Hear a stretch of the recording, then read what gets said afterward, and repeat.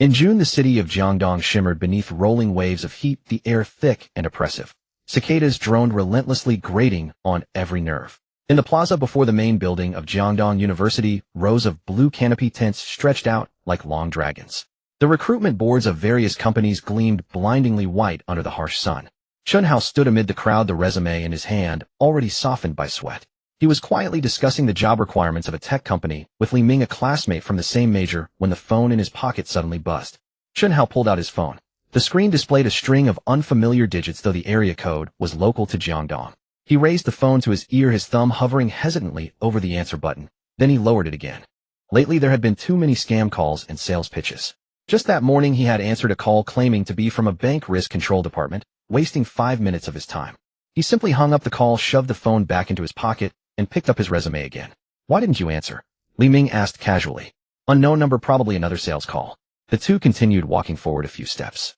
Just as Chen Hao picked up a flyer from an internet company, his phone buzzed again. It was the same number. Chen Hao knitted his brows, a hint of irritation rising within him. His job application rhythm had been off all day. 2 companies in a row had merely collected his resume and told him to wait for notice without even giving him an initial interview. He hung up again. This person is pretty persistent. Chen Hao muttered to himself, switched his phone to silent mode, and stuffed it back into his pocket. After about 3 or 4 minutes, Chen Hao was bending over a table filling out a job application form when his phone buzzed for the 3rd time. This time he did not hang up immediately. He stared at the flashing number on the screen for several seconds.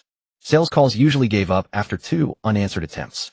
Scam calls certainly wouldn't be this relentless. What if it was an HR person from some company calling? After a moment's hesitation, he gestured to Li Ming, walked to a relatively quiet spot by a flower bed nearby, and pressed the answer button. "Hello?" Chen Hao had barely opened his mouth to say something. On the other end of the line, a female voice suddenly exploded, sharp and bright, brimming with uncontrollable fury. "You scumbag! How dare you hang up on me? Do you have any idea how many times I've called you?" Chen Hao was completely dumbfounded. He pulled the phone away from his ear to glance at the screen, confirmed he had not dialed the wrong number, then pressed it back to his ear. "What did you say? Who are you? Who am I? And you have the nerve to ask who I am?" The female voice gave him no chance to speak, her pitch climbing even higher. "Scumbag.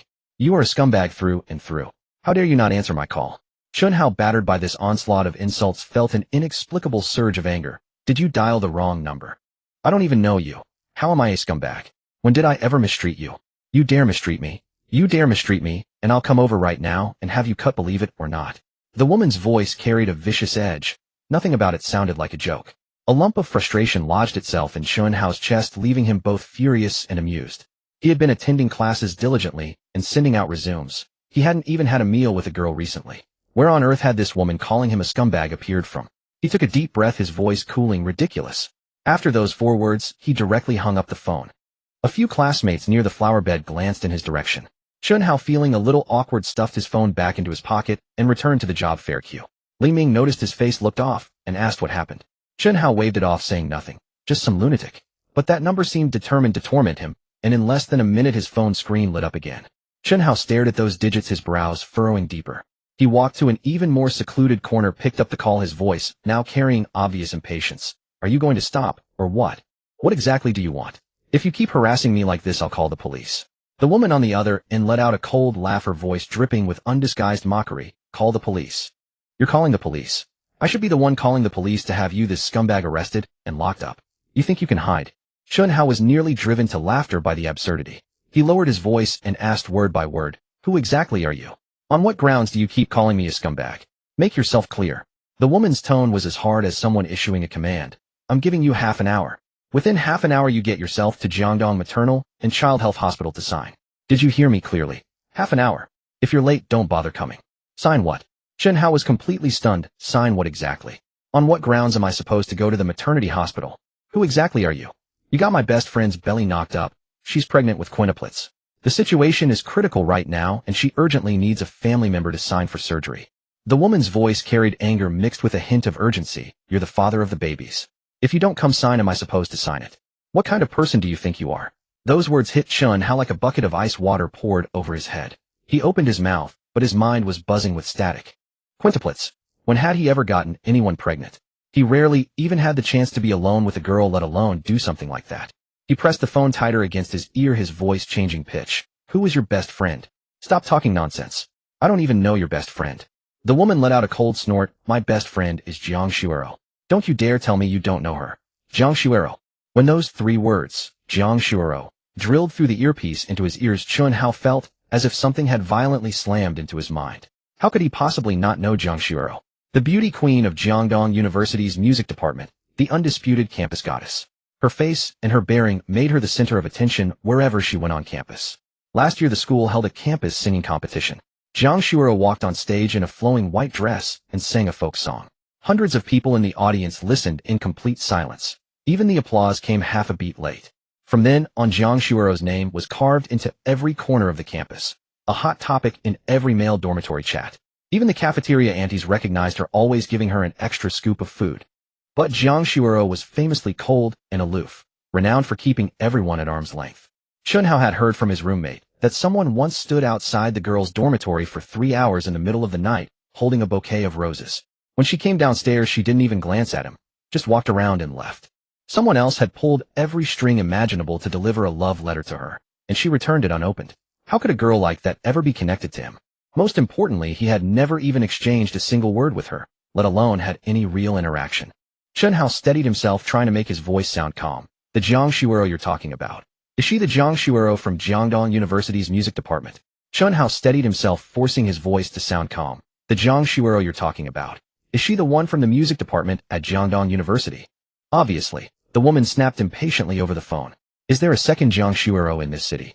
Stop stalling and get over here now. Hold on. Chen Hao raised his hand and made a pause gesture toward the empty air. I've never even met Jiang Shuero. I only saw her once at a school singing competition. I sat in the very last row and couldn't even make out what she looked like. I only remember she sang a song. Besides that, I never saw her a second time. How could I have gotten her pregnant? You've got the wrong person. The other end of the line went quiet for barely 2 seconds. Then the woman's voice rose again, each word ground out through clenched teeth. Fine. Wonderful. Just great. You're exactly the kind of scumbag who screws someone and then denies everything, aren't you? I'm telling you, if you dare not show up and sign, I'll post about how you got my best friend pregnant all over the internet. Tieba forums, Weibo, Douyin, everywhere. Let's see how you'll ever face anyone again. I'll make you infamous forever. Chen Hao's fingers tightened around the phone. He had always been a law-abiding person who had never even received a school disciplinary note. Suddenly being branded with such a label left him both furious and panicked. Although he knew he was completely innocent, he had seen plenty of online harassment cases over the past 2 years. A random screenshot on a forum could destroy someone's reputation. He is in his senior year, a critical period for job hunting. Many companies search applicants online. If this accusation spread, no matter whether it was true or not, his reputation would be ruined first. Which company would still want him? He gritted his teeth and decided to clarify things first. Fine, wait for me. I'm on my way. Chen Hao's voice dropped low. I'm going to see exactly what's going on over there. The woman immediately blurted out a ward number, inpatient building 7th floor room 713. Hurry up, don't dawdle. The call ended. Chen Hao took a deep breath, turned, and walked quickly toward the campus gate. Li Ming called out to him from behind. He waved without looking back and said he had something urgent to handle. Outside the gate, he pulled out his phone and booked a ride-hailing car. After about 5 minutes, a white Corolla pulled up in front of him. Chen Hao pulled open the car door and got in. He told the driver, Jiangdong Maternal and Child Health Hospital. The driver glanced at him in the rearview mirror without asking questions, then floored the accelerator and merged into traffic. The car drove for nearly 20 minutes. The scenery outside the window gradually shifted from university district shops to residential blocks and a few white medical buildings. The Maternal and Child Health Hospital building wasn't tall, but its facade looked quite grand. The plaza at the entrance was packed with parked cars. Chen Hao got out, walked quickly into the outpatient hall, where a rush of mingled disinfectant and air-conditioned cold air greeted him. He found the information desk. A nurse was filling out forms with her head lowered. Chen Hao asked how to get to the inpatient building. The nurse looked up, glanced at him, and pointed to the left. That way, elevator to the 7th floor. Chen Hao thanked her, walked through the corridor, found the elevator, and pressed 7. Inside the elevator were 2 young parents holding a crying baby. Chen Hao stood in the corner, his mind churning chaotically. Jiang Shuero. Quintuplets. Signature. These words churned round and round in his head. No matter how he thought about it, the whole thing seemed absurd beyond belief. His biggest hobbies were gaming and watching ball games. He had never even properly held a girl's hand. How could he possibly become the father of 5 children overnight? The elevator reached the 7th floor. Chen Hao stepped out, followed the signs along the corridor, and found room 713. The door was closed. A small card was pasted on it with the bed number and the patient's name. Chen Hao leaned closer to look. The 3 characters, Jiang Shuero, were printed clearly on it. His heart gave a sudden lurch. He raised his hand and knocked twice on the door. The door opened quickly from inside. A young woman stood behind it. She wore a light blue short-sleeve shirt with denim shorts, her legs long, and straight, her hair pulled into a high ponytail, revealing a smooth forehead and bright eyes. Her features were very delicate, her skin fair and clean, but at this moment that pretty face was full of rage. Eyebrows pinched together, lips pressed into a tight line. She sized up Chen Hao from head to toe and opened her mouth. "You scumbag, you finally showed up." Chen Hao recognized the voice immediately. It was the woman who had been cursing him on the phone. A surge of anger flared up inside him again. He stepped forward and raised his voice. "Can you stop calling me a scumbag?" "How am I a scumbag? Explain yourself to me clearly." The woman planted her hands on her hips, glaring at him without backing down, her voice even louder than his. "You got my best friend pregnant, and now she's lying in a hospital bed waiting for surgery. You still won't own up to it. If you're not a scumbag, then who is? I'm telling you, today if you don't sign that paper, you're not going anywhere." Chen Hao was about to open his mouth to retort when a weak female voice came from inside the room. Quiet with clear exhaustion and helplessness. "Xiaoyu, stop scolding him. Go call the doctor. Let him sign." Chen Hao followed the voice and saw someone lying in the hospital bed. He took 2 steps forward, walked around the screen by the door, and finally saw her face clearly. Although he had seen Jiang Shuoro once from afar at the campus singing contest, seeing her this close still struck him. Jiang Shuoro leaned against the headboard with 2 pillows behind her, wearing an oversized blue and white striped hospital gown. Her long black hair spread across the pillow, making her face look especially pale. Her features were as exquisite as a painting, with a fragile delicacy between her brows. Her lips had no color, but she was still heartbreakingly beautiful. But what drew Chen Hao's gaze most of all was the curve rising under her blanket. The arc was shockingly high, the blanket propped up into an exaggerated dome. Even through the fabric, it was obvious that there was far more than one child inside. Chen Hao's heart hammered wildly. An absurd thought crossed his mind. If those babies really were his, he would jump at the chance. The campus beauty Jiang Shuoro, something countless boys could only dream of.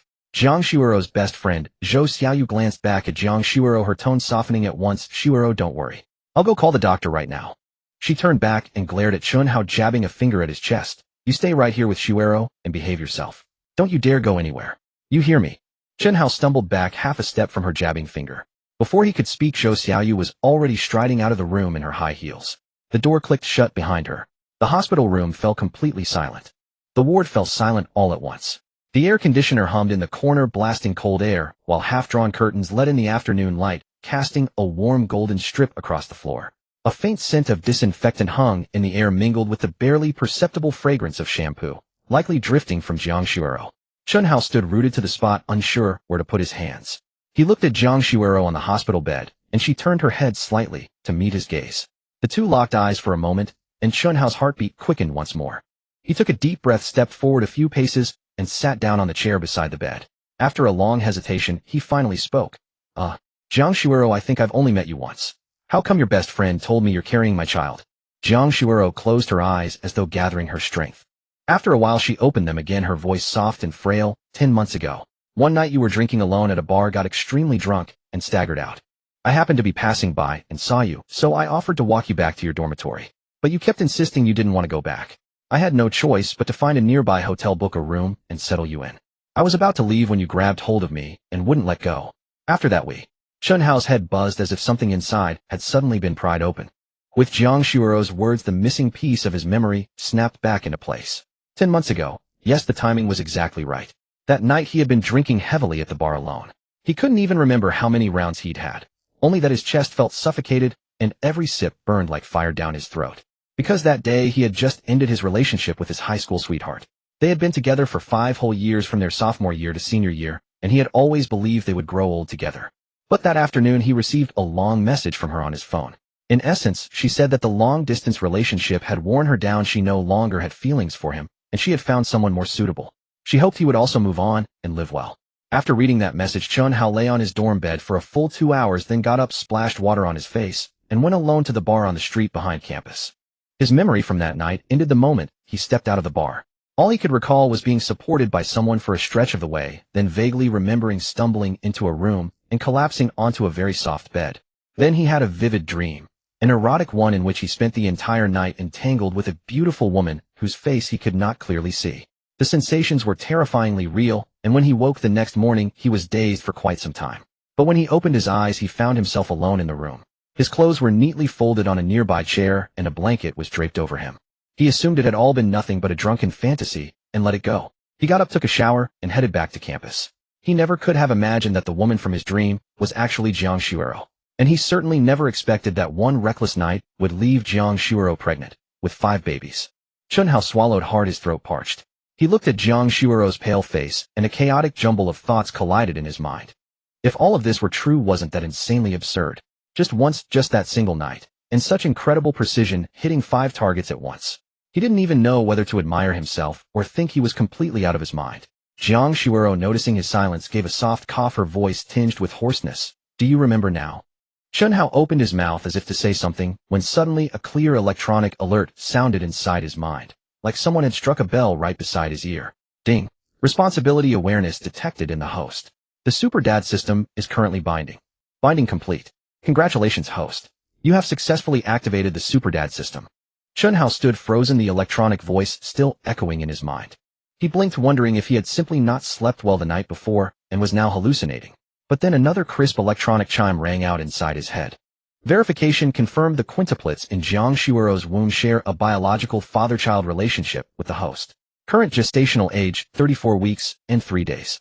Maternal health status, multiple gestation combined with mild gestational hypertension. The fetuses are developing well, but the uterus is excessively distended. Delivery should be induced as soon as possible. Novice Dad Quest issued accompany Jiang Shuero through her cesarean section. Quest requirements: the host must sign the surgical consent form before the mother enters the operating room and remain outside the entire time until she delivers safely. Quest reward 50000 RMB. Chen Hao stood paralyzed as if spellbound, his eyes fixed straight ahead, his mouth slightly agape, unable to close it for a long while. A system. He had actually acquired a system. Something he had only ever read about in web novels had truly appeared in his life. He pinched his thigh hard, wincing at the sharp pain. It was no dream. His mind raced. 500,000 yuan. Just by accompanying Jiang Shuero through her C-section, he could get that amount. He did a quick calculation. 5 children, 100,000 each. Was this money really that easy to come by? He was a senior about to graduate, and the best starting salary he could expect was 6 or 7,000 a month. How many years would it take him to save 500,000? Even living frugally without spending a dime, it would still take him 6 or 7 years. Now all he had to do was accompany Jiang Shuero through one surgery to get it in hand.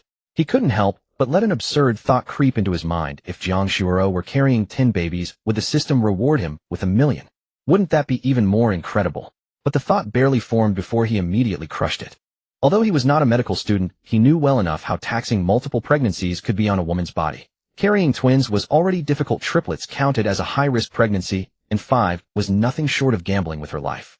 He glanced over at Jiang Shuero's pale, weakened face on the hospital bed, and an indescribable emotion welled up within him. 5 babies were already more than enough suffering for her. How could he even entertain the thought of more? All he wanted now was for her and the 5 babies to be safe and sound. Steeling himself, Chen Hao began to carefully examine the so-called Super Dad system within his mind. The system interface was refreshingly simple, resembling a clean smartphone home screen. In the upper left corner, the words Super Dad System were displayed with several category tabs beneath. He tapped the Quest tab and found the novice mission listed there, its status marked as in progress, with the reward amount clearly stated as 500 yuan. He then opened the Backpack tab, which was completely empty. Beside it was an Achievements tab which displayed the message, no achievements earned yet. The entire system appeared suspiciously minimalist, but after reading through the system's built-in instructions carefully, Chen Hao's mind gradually became clearer. The entire system seemed excessively simple, but after Chen Hao carefully read the accompanying instructions, he gradually grasped the situation. The system's main function was to grant rewards based on his completion of various dad behaviors, while caring for the 5 children and Jiang Shuero. The rewards were diverse, including cash, skills, items, titles, and so forth. For instance, changing a diaper might earn him the title Diaper Master. Lulling a child to sleep could grant him the skill Lullaby Proficiency, and preparing a nutritious meal for Jiang Shuero might award him the 5-star chef skill. In short, as long as he diligently fulfilled his duties as a husband and father, the system would continuously shower him with benefits. Chen Hao's heart stirred with excitement. He had never been a man of grand ambitions, thinking that finding a decent job and marrying a decent wife, living a peaceful life was enough. Now suddenly blessed with a system along with a campus beauty wife and 5 children, he felt as if he had won the lottery jackpot. He stood there in a daze for a long time, the corners of his mouth involuntarily lifting, wearing a foolish grin. On the hospital bed, Jiang Shuero saw Chen Hao's blank expression and completely misunderstood.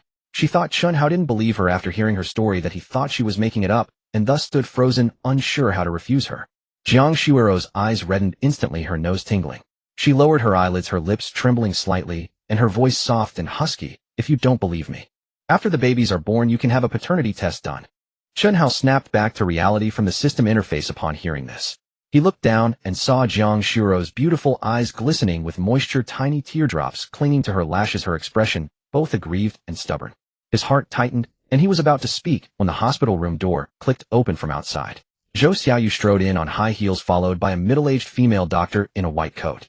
As soon as Zhou Xiaoyu entered, she saw Jiang Shuiro lying there with red-rimmed eyes, tears streaming down her cheeks. She instantly exploded, rushing over to Chen Hao in 2 or 3 steps, and pushing him. Chen Hao, you scumbag. You bullied Shuiro while I was away, didn't you? Are you even human? Chen Hao stumbled back from the push, his back hitting the nearby cabinet with a dull thud. He quickly raised his hands. I did nothing. Shuiro is crying, and you say you did nothing.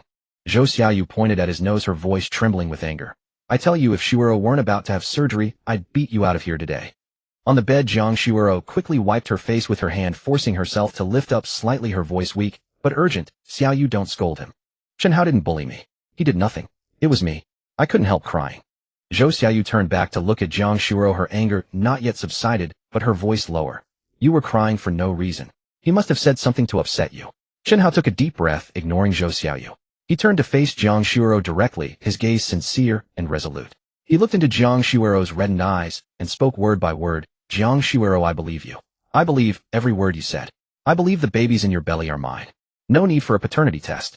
I trust you. Jiang Shuiro was stunned, tears still clinging to her lashes, but her eyes brightened like a sudden ray of sunlight breaking through a cloudy sky. Chen Hao's voice grew deeper, carrying a solemnity he hadn't expected. I will take responsibility. I will take care of you and these 5 children. You don't have to worry or be afraid. The room fell silent for several seconds. The hum of the air conditioner buzzed, and the faint chirping of cicadas seeped in from outside. Jiang Shuiro's lips moved as if she wanted to say something, but her throat seemed blocked, and no sound came out for a long time. Her tears welled up again, but this time she curled the corners of her mouth, her features bearing a joy that was both tearful and smiling. Zhou Xiaoyu stood by, looking from Jiang Shuiro to Chen Hao, her expression shifting from anger to skepticism, and finally, she pursed her lips, her tone carrying a reluctant approval. That's more like it. Finally, you said something decent. Jiang Shuiro sniffled and said to Zhou Xiaoyu, Xiaoyu, don't scold him anymore. He didn't know about my pregnancy before. He's not the kind of person who shirks responsibility. Zhou Xiaoyu snorted but didn't continue scolding. She turned and waved at the female doctor standing behind. Doctor, this is the father of the children. I brought him here. You can talk to him. The female doctor nodded, holding a folder, and stepped forward. She was in her 40s, wearing gold-rimmed glasses with a kind face but a serious expression. She opened the medical record, glanced at Chen Hao, and spoke at a measured pace, but with clear logic. Mr. Chen, I must explain Jiang Shuiro's current condition to you in detail. She is pregnant with quintuplets, which is an extremely high-risk pregnancy in medical terms. She is now just 32 weeks pregnant, but the burden on the uterus from quintuplets is too great. Her physical condition cannot sustain a full-term pregnancy. Our examinations show that her blood pressure is elevated, proteinuria levels are not ideal, and she has developed mild symptoms of preeclampsia. If the pregnancy is not terminated soon, both the mother and the babies will be in life-threatening danger. Chen Hao's heart clenched and his palms grew sweaty. He instinctively glanced at Jiang Shuiro's belly, the protruding curve making his chest tight. The female doctor continued, we recommend performing a cesarean section today. Although 32-week premature babies need incubators, the neonatal medical conditions are very good now, and the survival rate for all 5 babies is quite high. Of course, the surgery itself carries risks. Since it's quintuplets, the uterus is overdistended and the risk of intraoperative bleeding is much greater than with a singleton. So we need you as a family member to sign the consent form for the surgery. The female doctor opened the folder to the last page and handed over a pen. You can sign here. Chen Hao didn't hesitate. He took the pen, his hand trembling slightly. He glanced at the content beside the signature line, which was densely printed with surgical risk information. He took a deep breath, bent over, and wrote his name stroke by stroke in the signature line. The strokes were a bit crooked, but he pressed firmly. Done. He handed the folder back to the doctor. Doctor, I want to ask, when will she have the surgery? The female doctor checked the signature, nodded, and said, if all goes well, the operating room will be available in about half an hour. We'll arrange for her to go in then. You can wait outside the operating room. The nurse will call you if anything happens. The female doctor took the folder, checked the signature, and nodded. If no unexpected complications arise, the operating room should be available in about half an hour. Then we'll arrange for her to go in. You can wait outside the operating room, and a nurse will call you if anything comes up. After saying this, she closed the folder, glanced at both Chen Hao and Jiang Shuero, and added, "Relax. Our hospital has performed multiple cesarean sections for quintuplets before. The medical team is very experienced." Then she turned and walked out of the ward, the hem of her white coat stirring a faint breeze. The door clicked shut again, and the room fell silent once more. Chen Hao walked to the bedside and looked down at Jiang Shuero. She lay there nestled deeply into the white pillow, appearing especially frail and small, except for her belly, which rose high like a small hill. A wave of tenderness surged through Chen Hao's heart. He slowly reached out and took her hand, which rested on top of the blanket. Jiang Shuero's fingers were slender and long, her skin pale and delicate, soft and cool in his palm. Chen Hao's hand was large and warm, completely enveloping hers. Jiang Shuero's fingers curled slightly, but she didn't pull away. Instead, she gently squeezed his fingers in return. Chen Hao bent down, looking into her eyes, and said earnestly, "I'll be here with you through the whole delivery. Don't worry. I'll be waiting right outside." Jiang Shuero's eyes grew moist again. She nodded firmly, her lips pressed together, but a smile bloomed across her face. A smile tinged with relief, reassurance, and a barely concealed joy. Zhou Xiaoyu stood to the side watching the scene. The tension in her expression finally melted away. She crossed her arms and said with a deliberately exaggerated tone of disdain, finally acting like a man, "At least my trip here wasn't wasted." Jiang Shuero turned her head toward Zhou Xiaoyu and said, "Xiaoyu, please don't call Chen Hao a jerk anymore. He really didn't know I was pregnant, and he's not the kind of person who shirks responsibility." Zhou Xiaoyu walked to the other side of the bed, bent down to straighten the edge of the blanket, and muttered, I know. As long as he takes responsibility for you and treats you well, I won't call him that. But if he ever mistreats you in the future, I'll still call him a jerk as loudly as I want. I'm saving that label for him." She straightened up, her gaze shifting to Chen Hao, her expression turning serious. She stared into Chen Hao's eyes, her tone carrying an unmistakable warning. "Listen up, Chen Hao. Shuero is my best friend. We've been roommates since our first day of college. I know her temper. She's too soft-hearted and always swallows her pain. Today you said you'd take responsibility, so you'd better see it through to the end. If you ever dare to treat her badly or make her suffer the slightest grievance, Zhou Xiaoyu will be the first to make you pay. Do you hear me?" Chen Hao didn't release Jiang Shuero's hand. He looked at Zhou Xiaoyu with equal seriousness. "Shuero risked everything to carry my 5 children.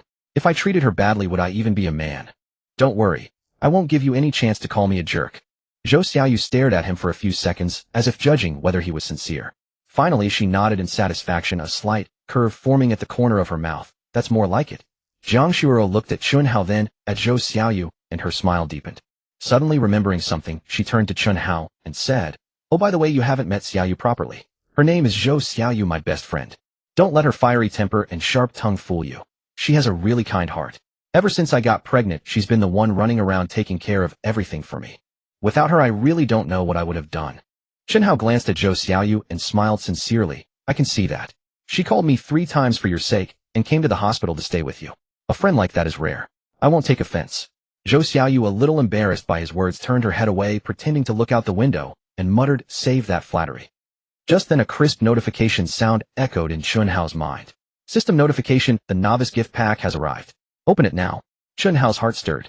Without hesitation, he silently said, "Open." Novice gift pack opened successfully.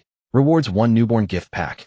Details of the pack contents are as follows. Newborn supplies 10 newborn gift boxes, each containing 2 pure cotton onesies, 1 hat, 3 bibs, 3 pairs of socks, 1 swaddle blanket, 2 sets in each of 5 colors to distinguish the 5 babies, 5 baby bathtubs, 2 water thermometers, 5 bottles of 2-in-1 shampoo and body wash, 5 tubes of diaper rash cream, 5 bottles of body lotion, 2 baby nail clippers, 2 forehead thermometers, 5 nasal aspirators, 2 postpartum hats.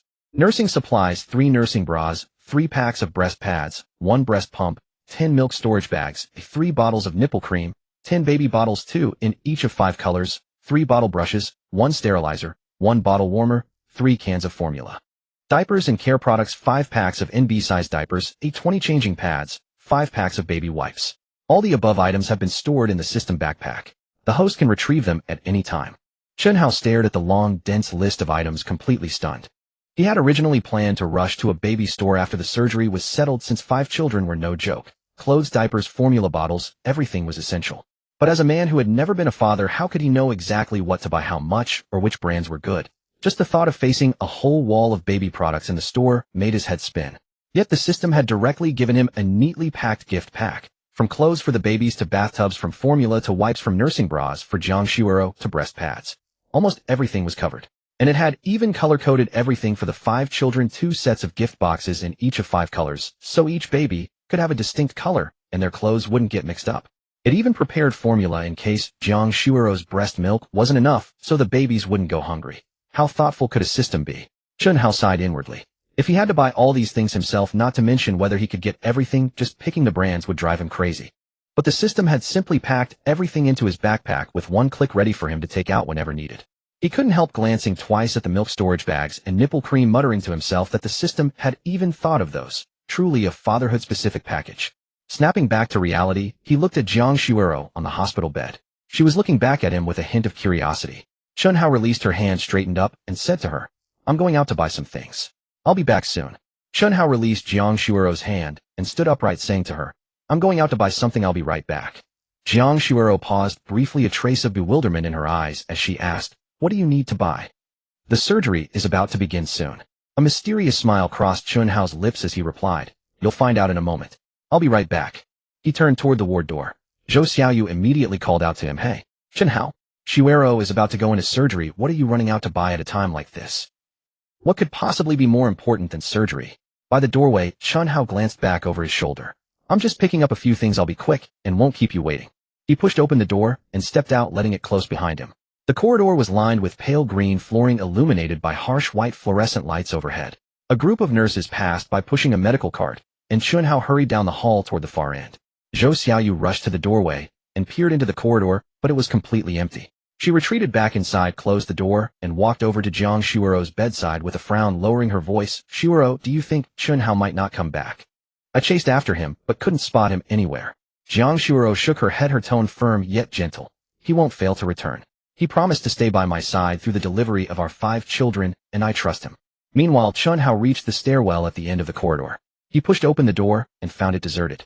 A thin layer of dust coated the concrete steps, and the fire extinguisher cabinet in the corner was also covered in grime. A clear sign this place rarely saw foot traffic.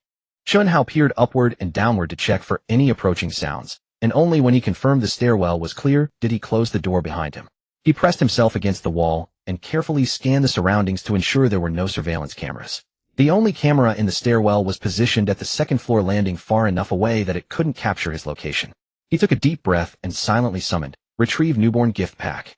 The air before him didn't warp like last time, but the space in front of Chen Hao shimmered faintly, as if viewing something through rippling water. 2 large storage bins materialized out of thin air on the ground before him. They were white with thick walls roughly half a meter tall, each capped with a gray lid.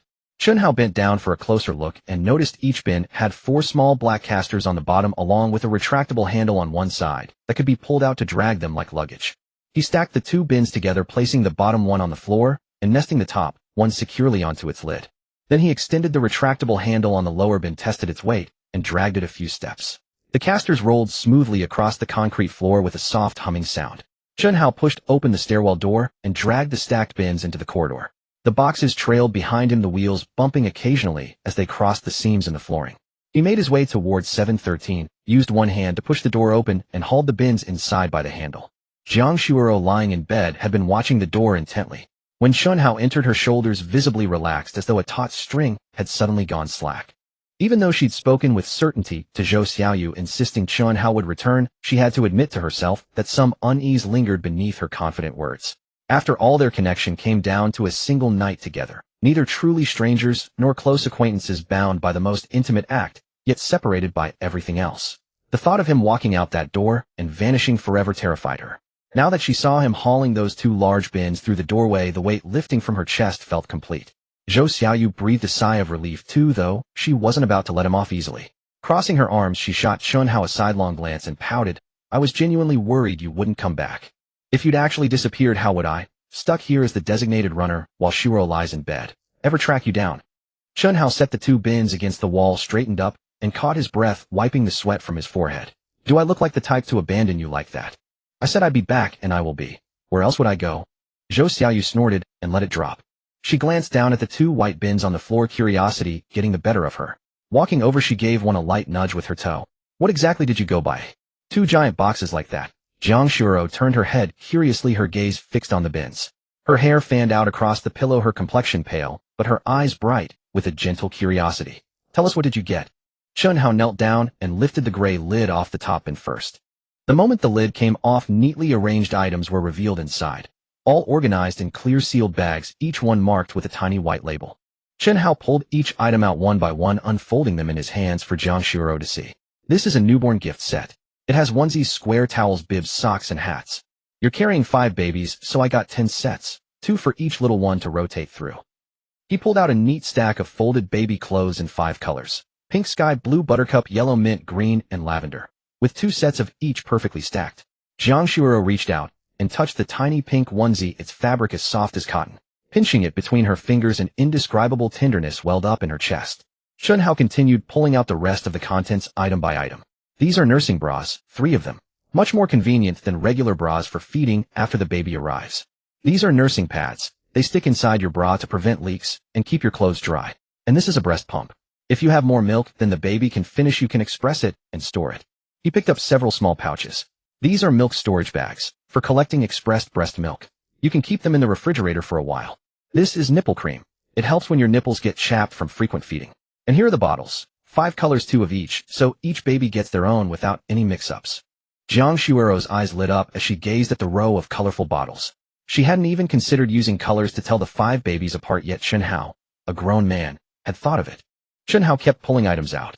A bottle brush for cleaning, a sterilizer pot to sanitize the bottles after use, and a milk warmer to gently heat breast milk straight from the fridge without scalding the baby. 3 cans of formula just in case your milk supply falls short. You can mix it for the babies. 5 packs of NB-sized diapers, the smallest size for newborns.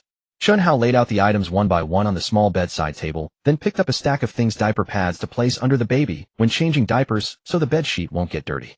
Baby wet wipes useful for cleaning the baby's bottom and hands. 5 collapsible baby bathtubs, compact and space-saving. 2 water thermometers for checking the bathwater temperature. 5 bottles of baby shampoo and body wash, a 2-in-1 product where 1 bottle is enough for both bathing and washing hair. Diaper rash cream to apply when the baby develops a red bottom. Moisturizing lotion to use after bathing. Chen Hao took out 2 small boxes: baby nail clippers. A baby's nails grow fast and need frequent trimming, otherwise they might scratch their own face. 2 forehead thermometers, no need to insert them into the bottom, just sweep across the forehead. 5 nasal aspirators for clearing the baby's stuffy nose. And 2 postpartum caps for you to wear during your confinement period to prevent catching a chill. He placed the last 2 postpartum caps beside Jiang Shuoro, looked up at her, and said, "I've bought everything, so you don't need to worry about it anymore." Jiang Shuoro looked at the table full of items of all sizes, and her nose suddenly turned sour with emotion. She hadn't made any preparations at all. After discovering she was pregnant, she had been in a panic, too afraid to tell her family, and unsure how to face what lay ahead. Zhou Xiaoyu had accompanied her to the hospital for prenatal checkups, but as first-timers neither of them had any experience and had never thought to buy maternity or baby supplies in advance. She had originally planned to wait until the baby was born and then buy whatever was needed. But she never expected that Chen Hao, a man, would have thought of everything so thoroughly, even buying postpartum caps for her confinement period. Her eyes reddened again, and her voice carried a nasal tone. "Chen Hao, thank you. I never thought about buying any of these things, yet you bought everything." Chen Hao smiled and began putting the items back into the box, saying as he worked, "No need to thank me. This is what I should do. You and the babies need these things, and preparing early will help you rest easier during your recovery." Zhou Xiaoyu had remained silent throughout, watching Chen Hao unpack each item. Her expression shifted from curiosity to surprise, and then to an indescribable scrutiny. She walked over to the table, picked up a tube of diaper rash cream, and examined it closely, then lifted a breast pump to weigh it in her hand before setting it down. She turned and stared at Chen Hao. "Hey Chen Hao." Her tone carried a hint of suspicion. "You've bought quite a comprehensive set of things here. You seem to know a lot about this stuff. Had you bought these things for another girl before? Did you have a child with someone else, which is why you're so experienced?" Chen Hao, who had been bending over to pack the box, straightened up abruptly, his face full of injustice. "How could that be? I've never bought these things for another girl, and I've never had a child with anyone else. This is the first time I've ever bought such things." Zhou Xiaoyu stepped forward 2 paces, hands on her hips, scrutinizing him from head to toe. "Then how does a guy like you know what to buy? And you've bought way too much. Let me tell you, many of these things are ones I've never even heard of as a girl. Breast pumps, milk storage bags, diaper rash cream, postpartum caps, forehead thermometers, bottle warmers. I've never even heard the names of most of these. How did you know about them?" Chen Hao felt overwhelmed by her barrage of questions. His mind raced, and he quickly explained, "I went to a maternal and baby store, and the staff there recommended everything to me. I told them about Shuero's situation, that she's expecting quintuplets and is about to have a C-section, and the clerk gave me a list saying all these items would be useful. I thought it made sense, so I bought everything. Jiang Shuoro, seeing Zhou Xiaoyu continue to interrogate him, quickly spoke up to defend him. Xiaoyu, stop being so suspicious. Chen Hao is a guy, and the fact that he thought to go to a maternal and baby store to buy all this is already impressive enough. Most guys wouldn't even know where a maternal and baby store is. Think about it. Even the two of us didn't think to buy these things in advance, yet you're suspicious of him after he went out of his way to do so. Zhou Xiaoyu considered her words and found them reasonable. From the moment she and Jiang Shuoro learned about the pregnancy until now, they had been so focused on hospital visits and prenatal checkups, worrying about the baby's health, that neither had thought to shop for all these supplies in advance. Although Chen Hao had bought everything, the maternal and baby store staff were professionals in this field, so their comprehensive recommendations made sense. She pressed her lips together, glanced at Chen Hao, and didn't press further, but muttered under her breath, I still don't believe a guy like you could have thought of all this on your own. Chen Hao was about to refute her when the ward door opened from the outside. A middle-aged female doctor in a white coat walked in, followed by two young nurses. One of them pushed a stainless steel medical cart covered with a white sheet. The female doctor carried a folder, approached the bedside, glanced at Jiang Shuoro, then at Chen Hao and Zhou Xiaoyu, and said in a calm tone, Jiang Shuoro, we're arranging your C-section now. The operating room is ready and the anesthesiologist and nursing team are waiting. The two nurses stepped forward and gently but efficiently lifted the blanket off Jiang Shuoro. One nurse supported her arm from the side, while the other bent down to carefully move her legs to the edge of the bed. Jiang Shuoro's body was heavy and her belly was so large that even slight movement left her breathless. The two nurses supported her on either side, slowly helping her sit up and then step out of bed. As her feet touched the floor, she swayed unsteadily, her belly pulling her waist forward so she couldn't stand straight. The nurses carefully guided her to the medical cart and helped her lie down on her side. The sheet on the cart carried the sharp scent of disinfectant. After Jiang Shuoro lay down, the nurses covered her with a thin blanket. One nurse pushed the head of the cart, while the other steadied the foot and rolling it toward the ward door. The female doctor led the way, pushing the door open. Chen Hao immediately followed, and Zhou Xiaoyu close behind. Chen Hao quickly moved to the left side of the cart, bent down to meet Jiang Shuoro's gaze at eye level, and spoke as softly and steadily as he could. Shuoro, don't be nervous. Once you're in the operating room, you'll just fall asleep, and Xiaoyu and I will wait for you outside. Jiang Shuoro turned her head to look at him, her lips slightly pale, but she nodded. Chen Hao quickly walked to the left side of the gurney, bent down, and looked eye level with Jiang Shuoro, who lay upon it, his voice as soft and steady as he could make it. Shuoro, don't be nervous. Once you're in the operating room, you'll simply fall asleep and wake up fine. Xiaoyu and I will be waiting for you outside. Jiang Shuoro turned her head to look at him, her lips slightly pale, but she nodded anyway. Zhou Xiaoyu stepped to the right side of the gurney and gently took hold of Jiang Shuoro's hand, which rested outside the blanket. Shuoro, you must come out of there safely. I'll be waiting for you outside. Those 5 little ones are still inside you. You can't afford to come to any harm. Jiang Shuoro's lips curled slightly at those words, and she replied weakly, I know. The nurse pushed the gurney down the hallway. The elevator happened to arrive at the 7th floor with its doors already open, and she guided it inside. Chen Hao and Zhou Xiaoyu squeezed in behind it, and the female doctor followed, pressing the button for the 1st floor. The elevator was cramped, with the gurney taking up most of the space. Chen Hao pressed himself against the wall and looked down at Jiang Shuoro's face. Her eyes were closed, her eyelashes trembling faintly, and her fingers gripped the edge of the blanket so tightly that her knuckles had turned white. Chen Hao knew she was afraid, but he didn't know what to say to ease her fears. All he could do was reach out and gently cover her hand with his own, murmuring, I'm here. The elevator reached the 1st floor, and the doors opened. The nurse pushed the gurney through the outpatient hall and along a covered walkway to a building at the rear, above the entrance of which hung red characters spelling out operating room. The walkway was covered with blue anti-slip flooring, and the smell of disinfectant was stronger here, the temperature several degrees cooler than in the outpatient department. In the corridor leading to the surgical area, the walls on either side were lined with various notices and promotional posters about surgery, and the ceiling lights cast a cold white glow. The nurse brought the gurney to a stop before a pair of double doors. A red light above them had not yet lit up. The female doctor walked up to the doors, swiped her badge, and the doors slid open on either side. The nurse pushed the gurney forward, ready to enter. Just as the gurney was about to glide past the doorway, Chen Hao bent down and drew closer to Jiang Shuoro's face. His voice was low, but every word was clear. Shuoro, I will always be waiting for you outside. You must come out of there safely, do you hear me? Jiang Shuoro lay on the gurney, looking up at him. Her eyes instantly welled up, tears sliding down from the corners of her eyes, but the corners of her mouth turned upward. She gave a forceful her voice hoarse and trembling. The nurse pushed the gurney through the doorway, and the double doors slowly closed behind her. The gap narrowed until, with a final click, it sealed shut. The red light above the door illuminated, displaying the words, surgery in progress. Chen Hao and Zhou Xiaoyu stood outside the door and exchanged a glance. Both of them wore similar expressions, brows knit and lips pressed into thin lines. Chen Hao's palms were slick with sweat. He shoved them into his pockets to wipe them, then pulled them out again, uncertain where to put them. Zhou Xiaoyu had her arms crossed, her nails digging into the flesh of her own arms, biting her lip in silence. A few rows of plastic chairs lined the corridor with a handful of people scattered across them.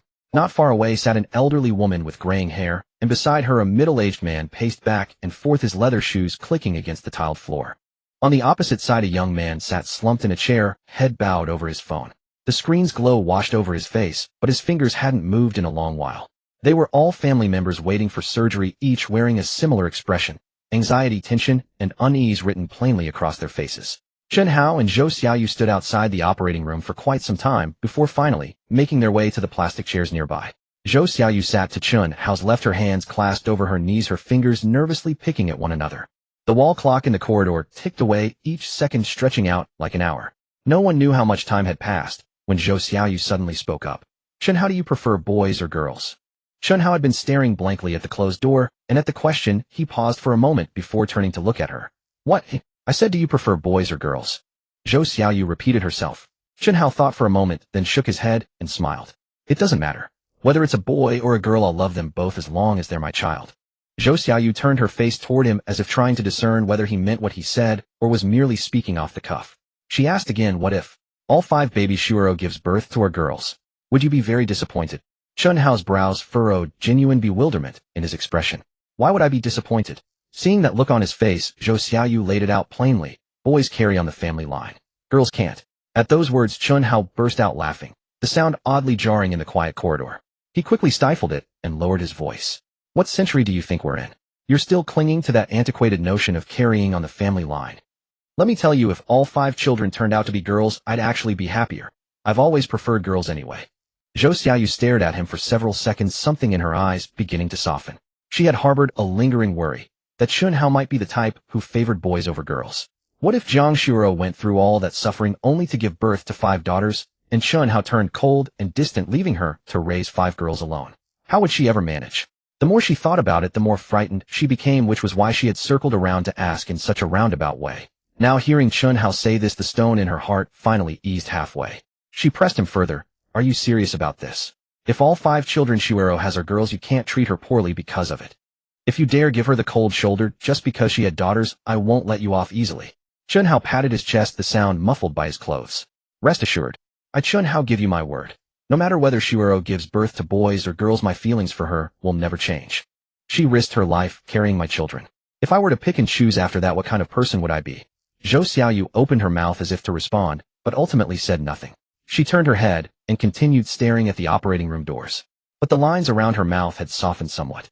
Silence fell over the corridor, once more broken only by the middle-aged man still pacing back and forth, the rhythmic click of his leather shoes growing fainter and louder as he moved. The minute hand on the wall clock crept forward tick by tick. Chen Hao leaned back in his chair, his gaze fixed unblinking on the white double doors. An indeterminate amount of time passed, perhaps half an hour, perhaps longer. Suddenly a ding echoed in Chen Hao's mind as though someone had struck a bell within his thoughts. Congratulations, host. Your 5 daughters have been born safely, both mother and children are well. The newbie father task, accompany Jiang Shuoro through her cesarean section, has been completed. Reward amount 500 yuan deposited into the host's bank account. The funds have been legitimately processed, so there is no need to worry about their origin. Chen Hao shot up from his chair in an instant, his face a mixture of surprise and excitement, and he blurted out, the baby's born. Zhou Xiaoyu, seated nearby, was startled by Chen Hao's sudden outburst and turned to stare at him with wide eyes. Then she turned her head to look at the firmly closed doors of the operating room. The red light above them was still glowing, and the 3 characters, surgery in progress, were clearly visible. Not a single sound came from within. Zhou Xiaoyu turned her face back to him, studying Chen Hao with an expression full of suspicion, her brows knit into a tight knot. The operating room door hasn't even opened. How do you know the baby's been born? The red light above the delivery room door remained illuminated. Zhou Xiaoyu fixed her gaze on Chen Hao, waiting for his answer. A nurse in pale green surgical scrubs pushed a medical gurney out through the double doors. On it lay Jiang Shuoro, quiet, and still, her eyes half open and half-closed, lips pale, her slight frame nearly swallowed by the white hospital sheets. Another nurse followed, pushing a stainless steel infant crib with transparent plastic guards on all sides. Inside lay 5 tiny swaddled bundles side by side, each wrapped in the pale pink blankets standard to the hospital. The 5 little ones kicked their limbs constantly, small fists clenched tight, arms shooting out and curling back in their wails, rising and falling in an overlapping chorus. Each cry louder than the last, sharp, clear, nasal, a tangle of different tones that suddenly filled the quiet corridor outside the operating room with an unexpected liveliness. The nurse pushing the infant crib glanced around and called out in a raised voice, "Is there any family of Jiang Shuoro here? Family of Jiang Shuoro." Chen Hao sprang to his feet at once, striding 3 steps at a time to the gurney and bending down to look at Jiang Shuoro. He did not look at the infants first. Instead, he leaned close to Jiang Shuoro's face, gently resting his palm on her shoulder, and called out anxiously, "Shuoro. Shuoro, how are you? Are you in pain?" Jiang Shuoro's eyes remained half open. Her pupils shifted slightly, but her gaze was unfocused, as though she were looking through a mist. Her lips parted briefly without sound, then closed again. The nurse pushing the gurney glanced at Chen Hao and explained gently, "The anesthesia hasn't fully worn off yet. She isn't fully conscious right now. She can't respond to you.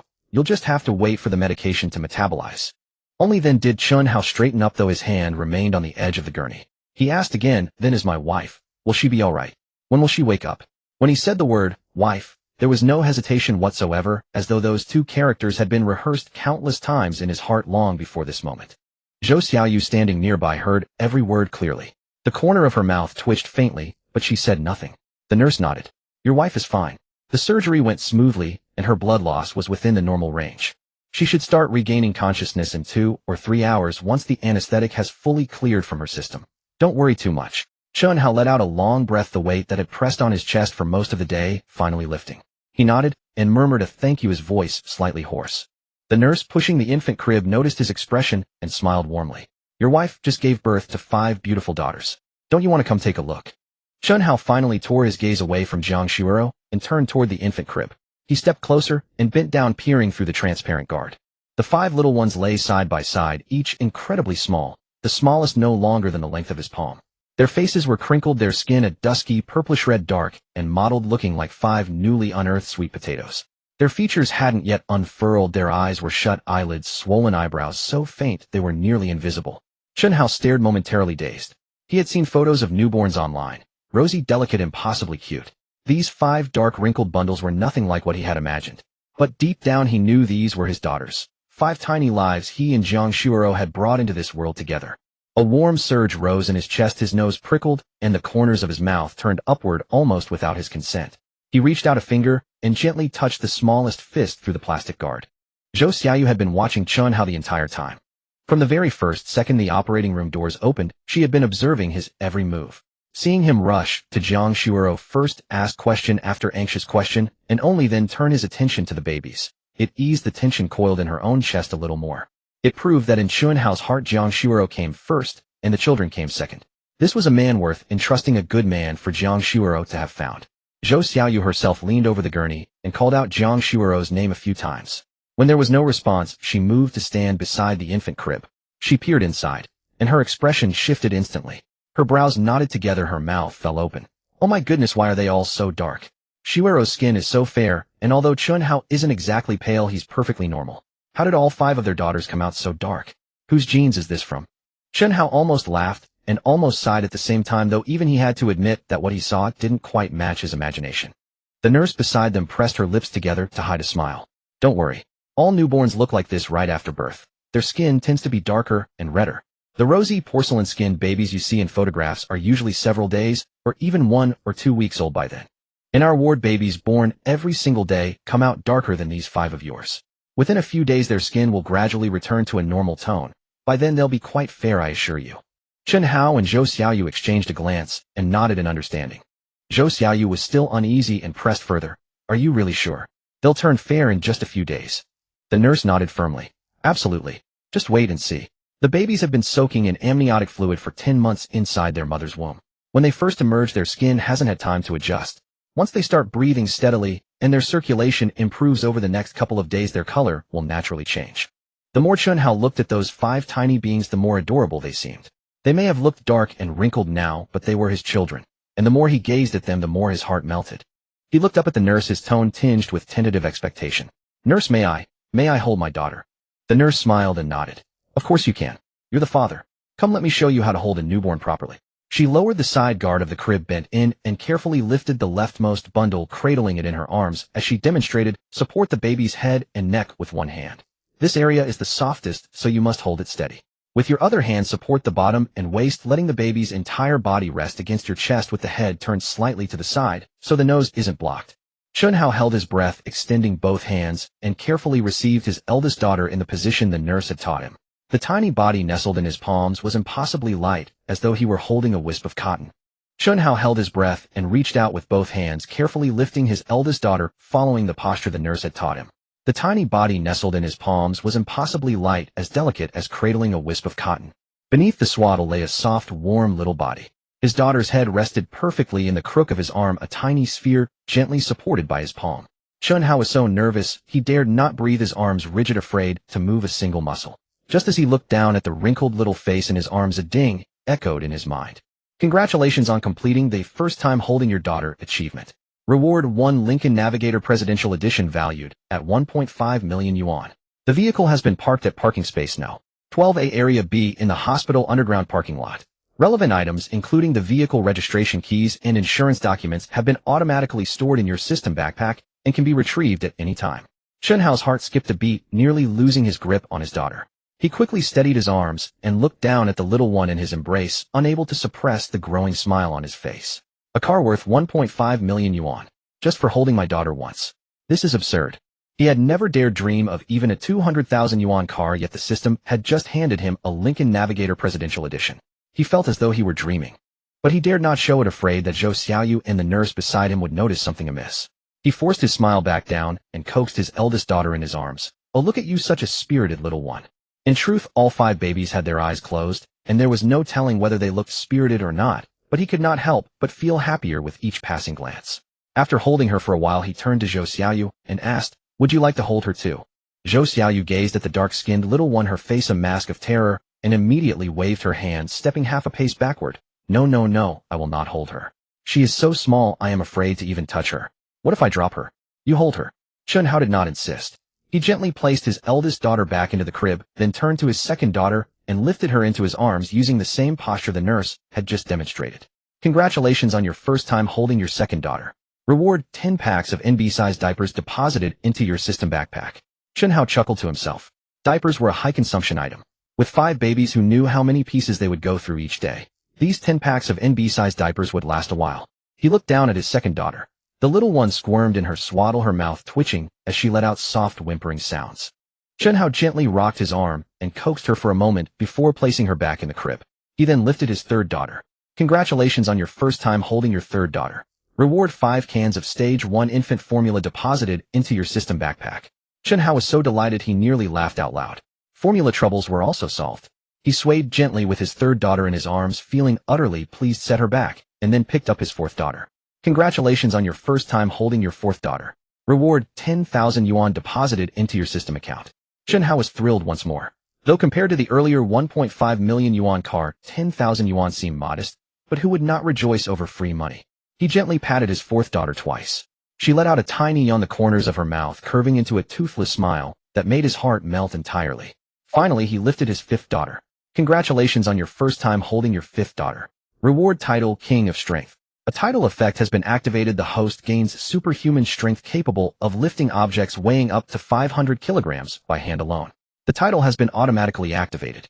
Chen Hao's mind went blank. 500 kilograms. That was 1,000 jin.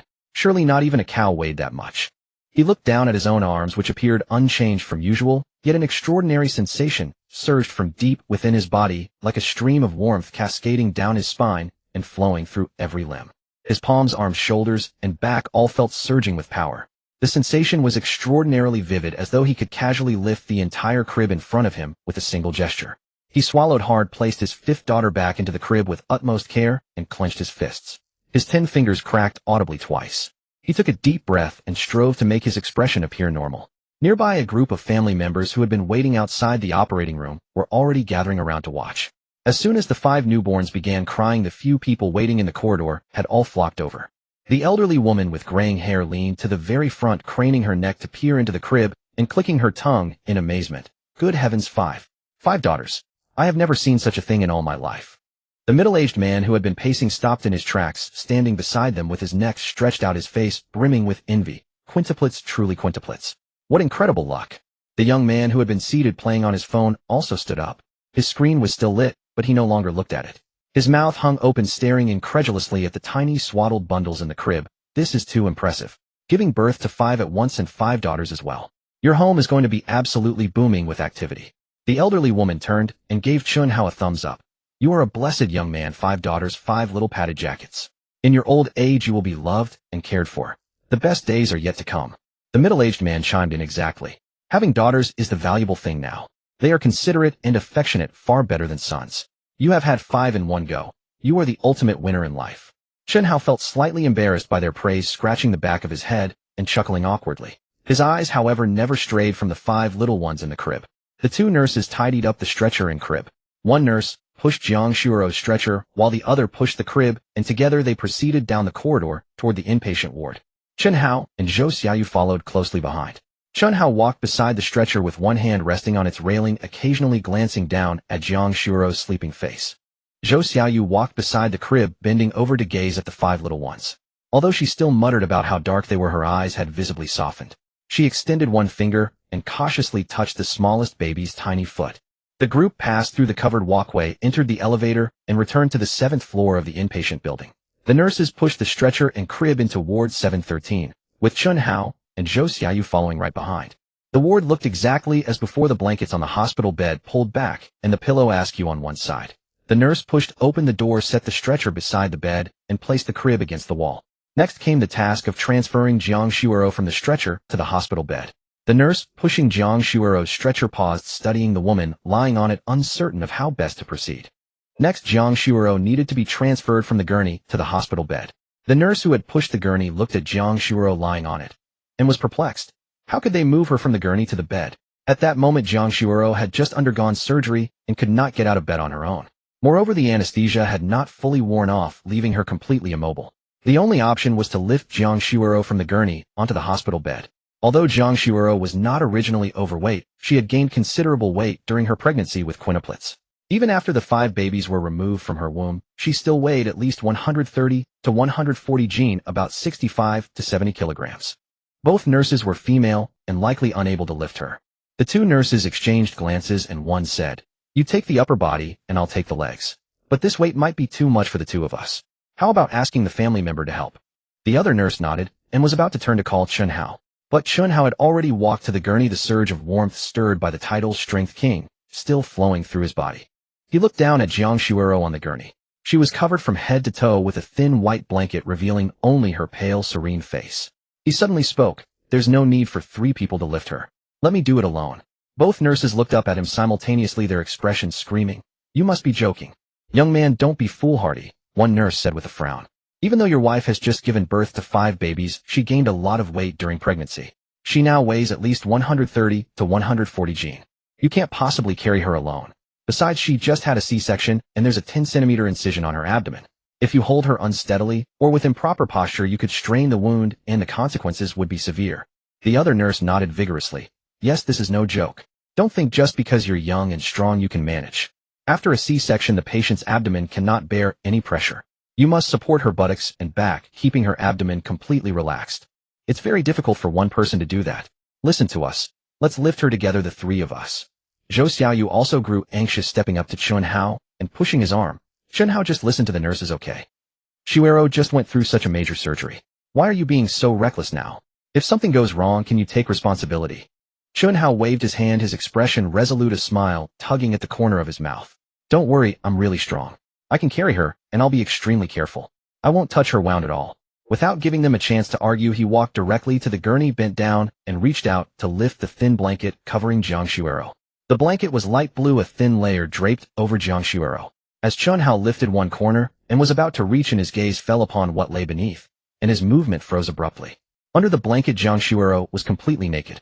Because of the surgery, her hospital gown had been removed before entering the operating room. After the procedure, the nurses had only covered her with a blanket before wheeling her out. Now, with the blanket lifted, Jiang Shuoro's pale white chest was exposed to the air without any concealment. 2 full curved mounds quivered slightly, their skin blindingly white, rising and falling with her shallow breaths. Chen Hao's mind went blank and blood rushed to his face in an instant. His hand trembled, and the blanket fell back down, covering her again.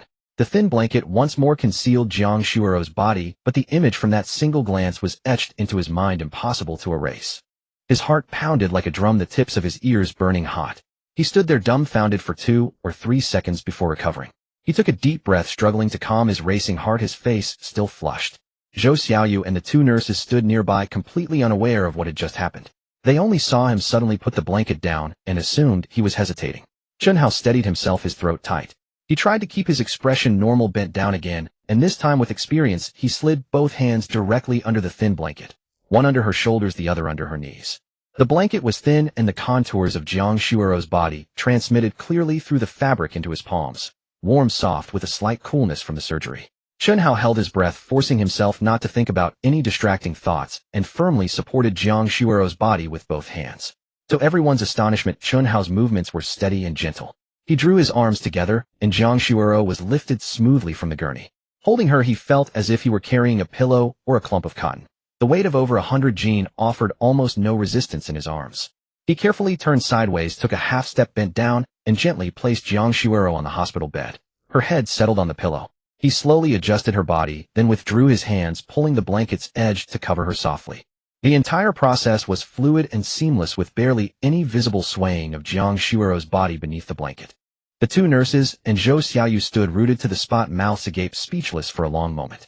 One nurse came to her senses, first looking at Jiang Shuirou lying peacefully on the bed, then at Chen Hao's composed face, and couldn't help asking, How did you lift her so easily? Your wife must weigh at least 130 to 140 Jin, right? You lifted her all by yourself. The other nurse nodded repeatedly. Exactly. Even the 2 of us wouldn't dare to guarantee we could lift her steadily. You did it alone, and so smoothly. Your strength is incredible. Zhou Xiaoyu blinked, looking from Jiang Shuirou on the bed to Chen Hao, her face full of disbelief. Chen Hao, how are you so strong?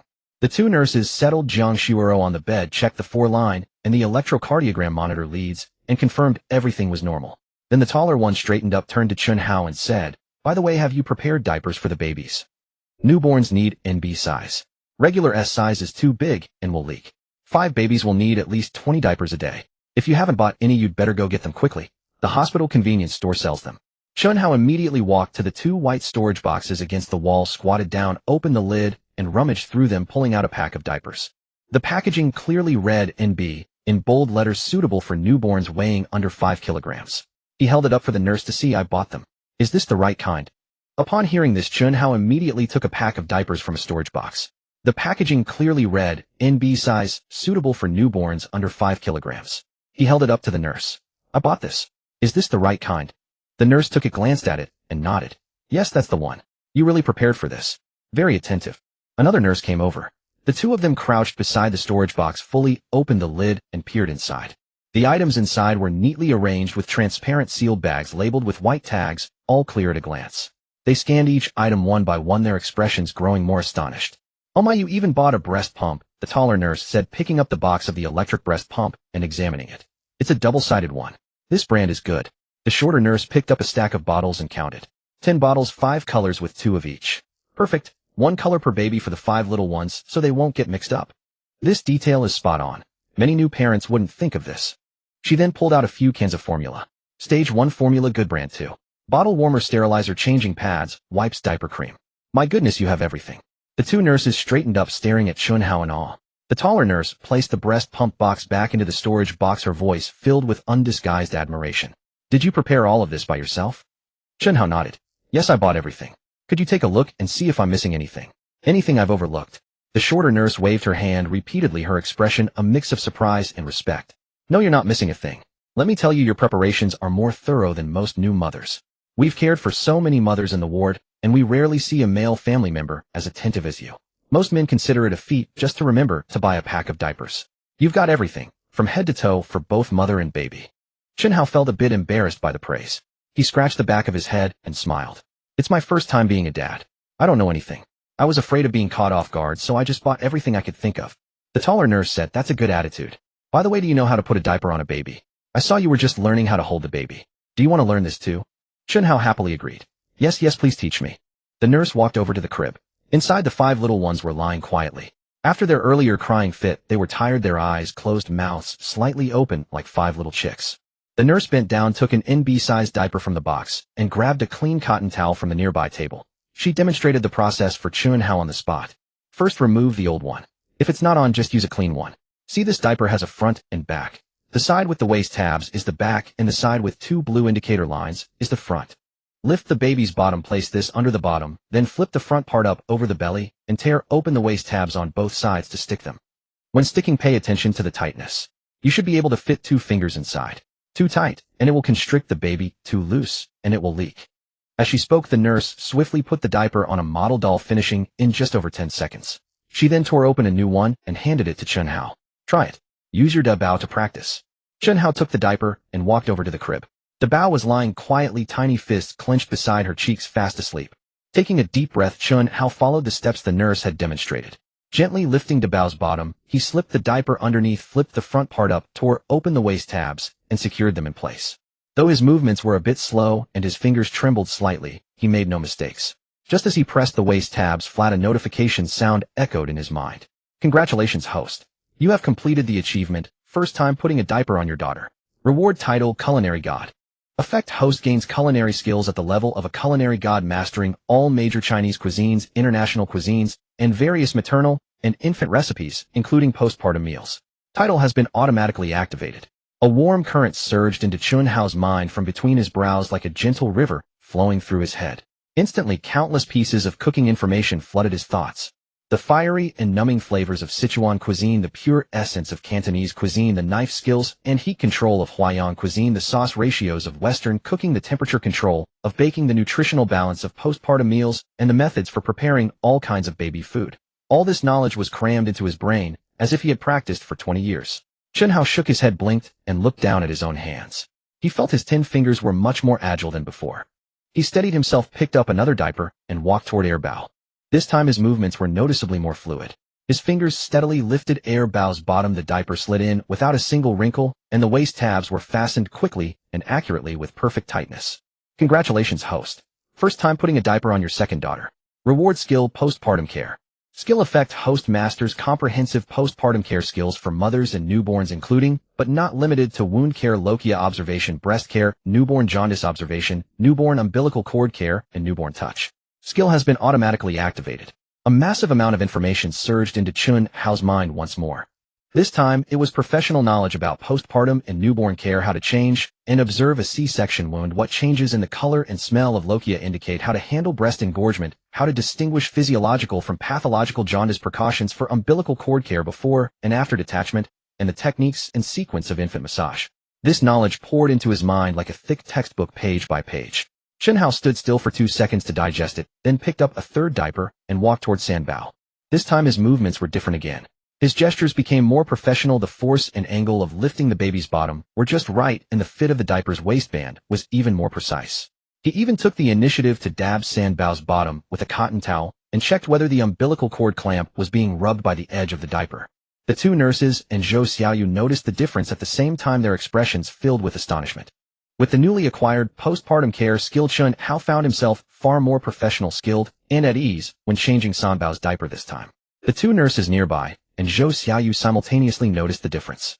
The tall nurse tilted her head, slightly puzzlement evident in her gaze.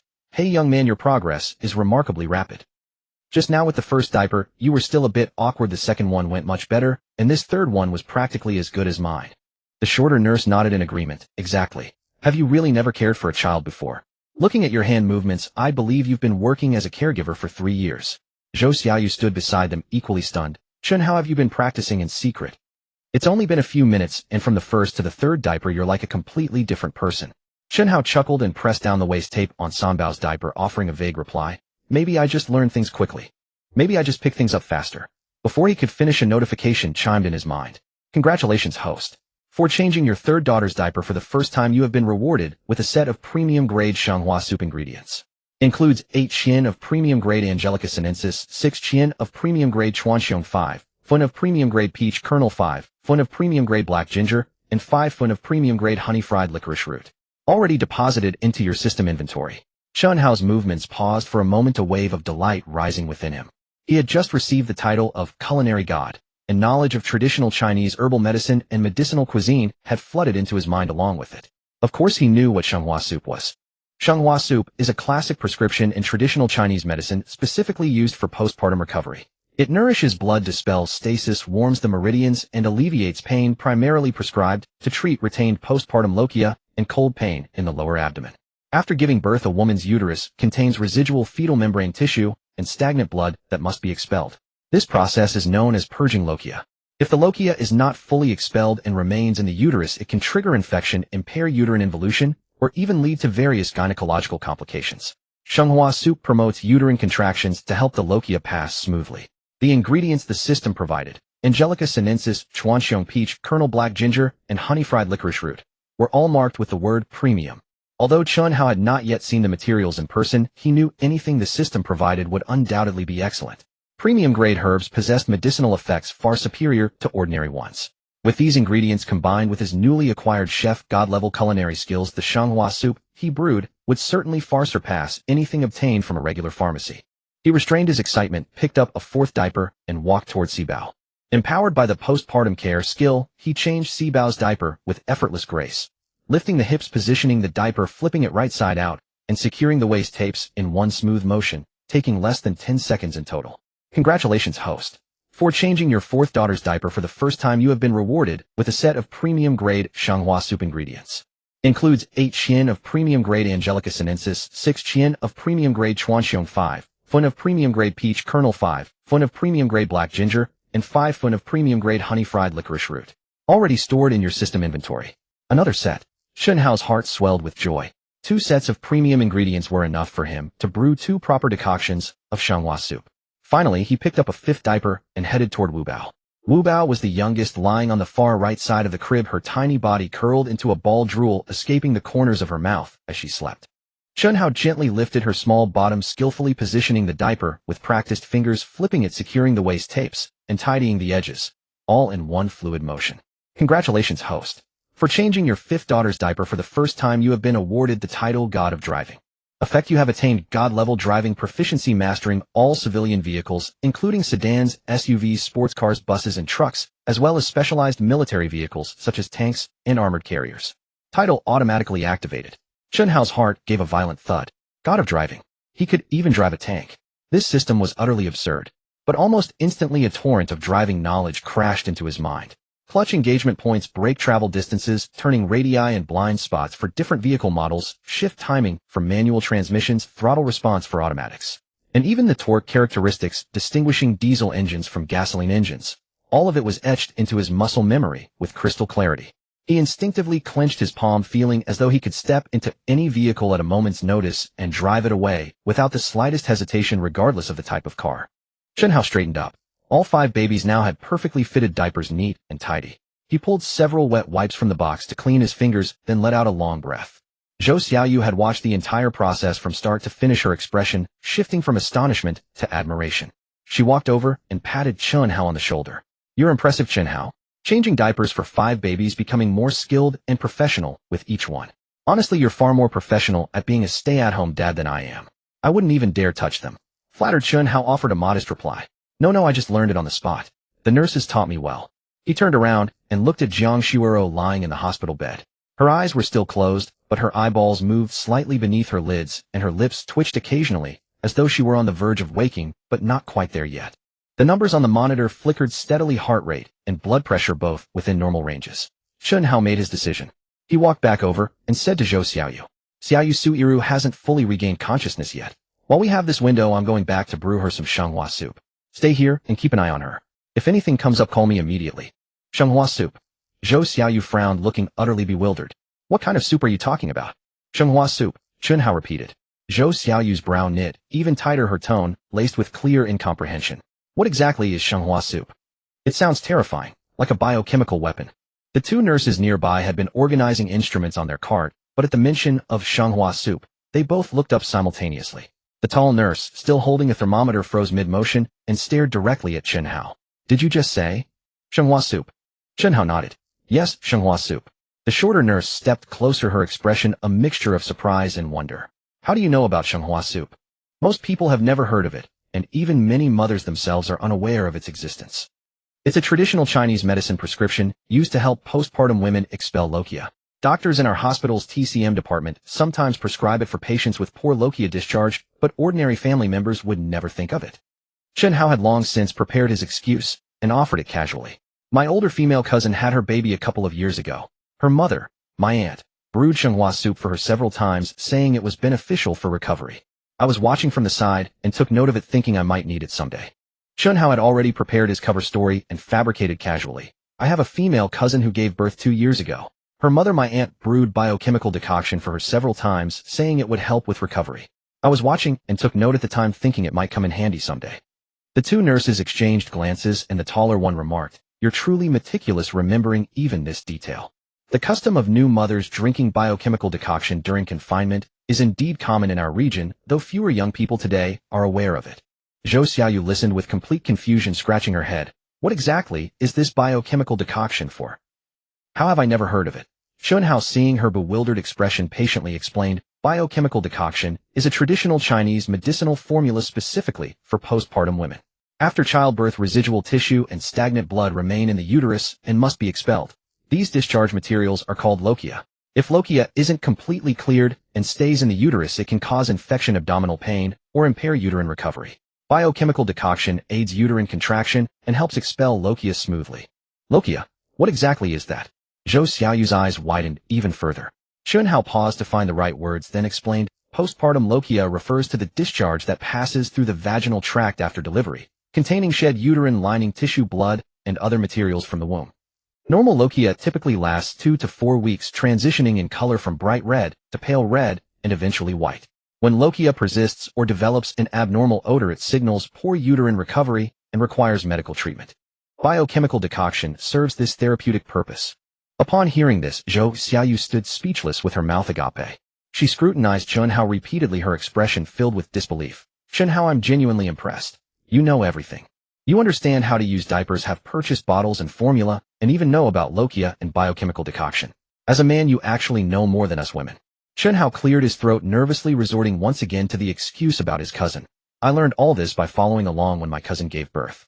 I found it fascinating and asked many questions at the time, never expecting I'd actually need all this knowledge today. He walked over to the hospital bed, where Jiang Shuoro lay quietly, her eyelids half closed with her lashes trembling faintly. She seemed to sense his presence nearby, her pupils shifting toward him, though her gaze remained unfocused, as if viewing him through frosted glass. Chen Hao leaned down close to her ear, speaking in an exceptionally gentle tone. Shiro, I'll go back and prepare something for you to eat. Rest well here and wait for me to return. Stay good, do you hear me? Jiang Shuoro's lips moved as if attempting to speak, but her tongue and throat proved uncooperative, producing only an indistinct murmur. Her eyelids flickered and her half-open eyes fixed on Chen Hao's direction as though straining to recognize him, yet her consciousness remained clouded and she couldn't form a single word. Chen Hao straightened up and turned to add one more instruction to Zhou Xiaoyu. Xiaoyu, keep an eye on the foredrip. Press the call button to summon a nurse if the bottle is running low. Also, once the anesthesia wears off, she may experience wound pain. Have the nurse administer the analgesic pump. I'll return as quickly as possible.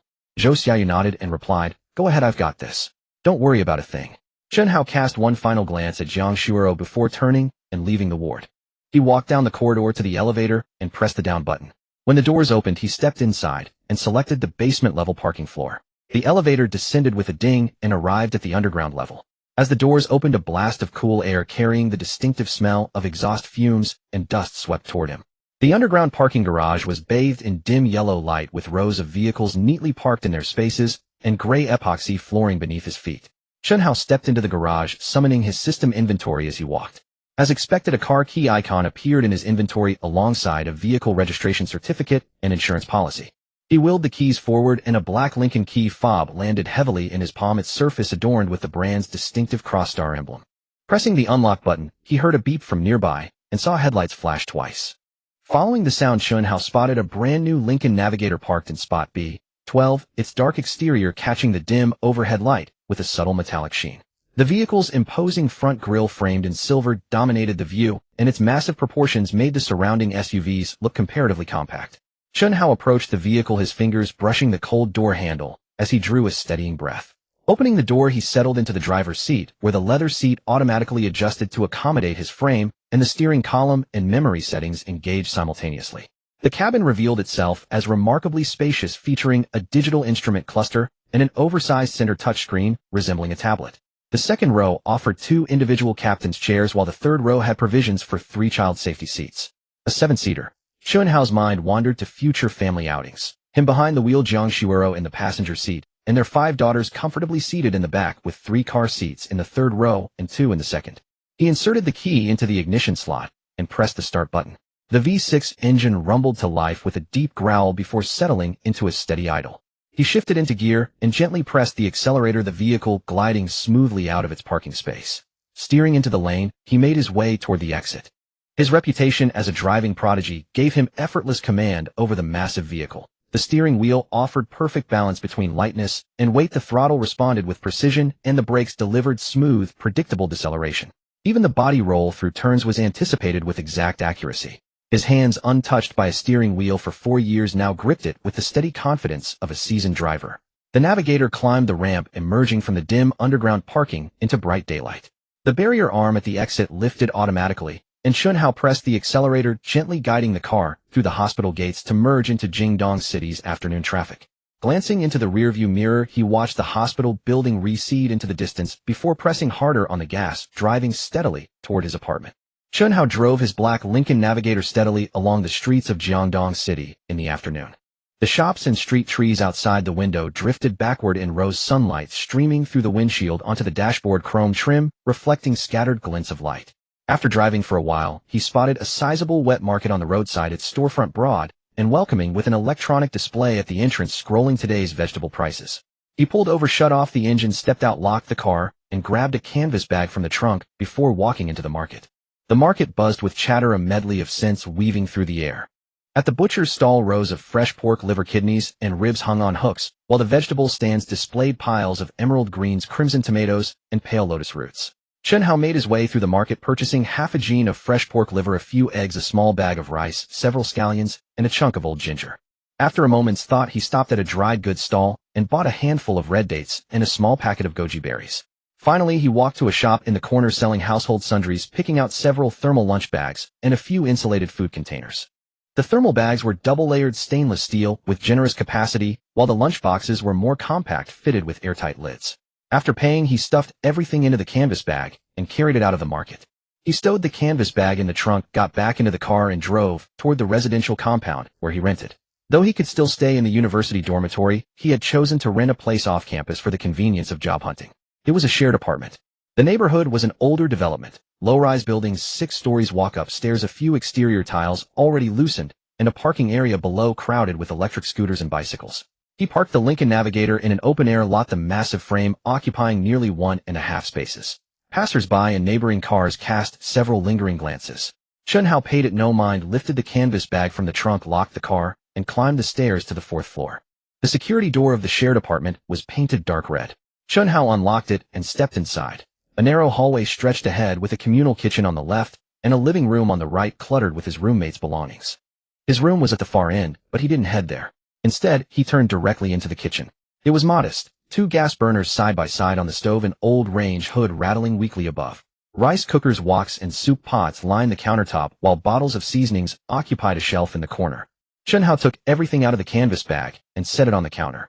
Then he opened a drawer and retrieved a brand new clay pot. He had picked it up casually during a supermarket visit and never used it. Today was the perfect opportunity. He began preparing the ingredients. The pork liver was sliced thin and soaked in clean water, rinsed twice until the blood was washed away. The rice was washed and set to soak as well. The eggs were beaten in a small bowl, the scallions minced, and the ginger flattened with the side of a knife. With everything prepped, Chen Hao stepped back half a pace, rested his hands on the edge of the counter, and silently murmured to himself, "Summon premium-grade biochemical soup materials." The space before him shimmered faintly, and 5 small cloth pouches materialized on the counter, each tied with hemp cord. White labels were pasted on them bearing the names Angelica root, Szechuan lovage root, peach, Colonel black ginger, and honey-fried licorice root. Chen Hao untied the pouch of Angelica root. Inside were several slices of dark brown herb, their grain patterns distinct, radiating a rich medicinal fragrance. He opened the remaining pouches one by one, inhaling deeply. The Szechuan lovage root carried a pungent heat, the peach kernel exuded a faint oiliness, the black ginger showed a charred exterior with amber interiors, and the honey-fried licorice root bore a subtle sweetness. All top-grade specimens. far surpassing anything he had ever seen at conventional Chinese medicine shops. He set the clay pot on the burner, poured in 3 bowls of water, added the 5 herbs in proportion, covered the lid, and turned the flame to high. Once boiling, he lowered it to a simmer. The medicinal broth bubbled gently within the pot, the liquid deepening to a rich brown as the fragrance of herbs gradually permeated the entire kitchen. At the same time, he ignited the other burner, set a wok on it, and poured in a spoonful of black sesame oil. Once the oil heated, he tossed in ginger slices to release their aroma, then added the drained pork liver, stir-frying quickly over high heat. The pork liver changed color instantly in the hot oil, edges curling slightly. With a practiced flick of his wrist, Chen Hao turned the contents of the wok, ensuring every slice was evenly coated in glistening oil. He added the soaked rice, and sufficient water covered the pot and reduced the heat to medium. Both burners worked in tandem, one bubbling away with the medicinal decoction, the other steaming thick porridge. Chen Hao stood by the stove, occasionally lifting the lid of the clay pot to check the broth's concentration, stirring the porridge now and then to prevent it from sticking. His movements were unhurried yet precise, carrying an almost rehearsed rhythm, as though he had done this countless times before. The biochemical soup in the clay pot had reduced from 3 bowls to approximately 1.5, its color deep and dark as soy sauce, its fragrance rich and intoxicating. In the porridge pot, the rice grains had bloomed open, the pork liver pieces soft and tender, floating atop the surface, the soup thickening gradually. Chen Hao turned off the heat, picked up the thermal container, and carefully poured the biochemical soup into it. The dark amber broth streamed smoothly into the inner pot, steam rising, the medicinal scent filling the air. He screwed the lid tight and set the container aside. Next, he opened the porridge pot and ladled the cooked pork liver and egg congee into another thermal container, garnishing the top with chopped scallions and a few goji berries, the red and green hues lending a bright, appetizing appearance. Chen Hao placed both thermal containers on the counter, ready to clean up, when his gaze caught the rice cooker. He lifted the lid and found about 2 bowls of leftover rice from the previous evening, still loose and perfectly fine. He glanced at the clock.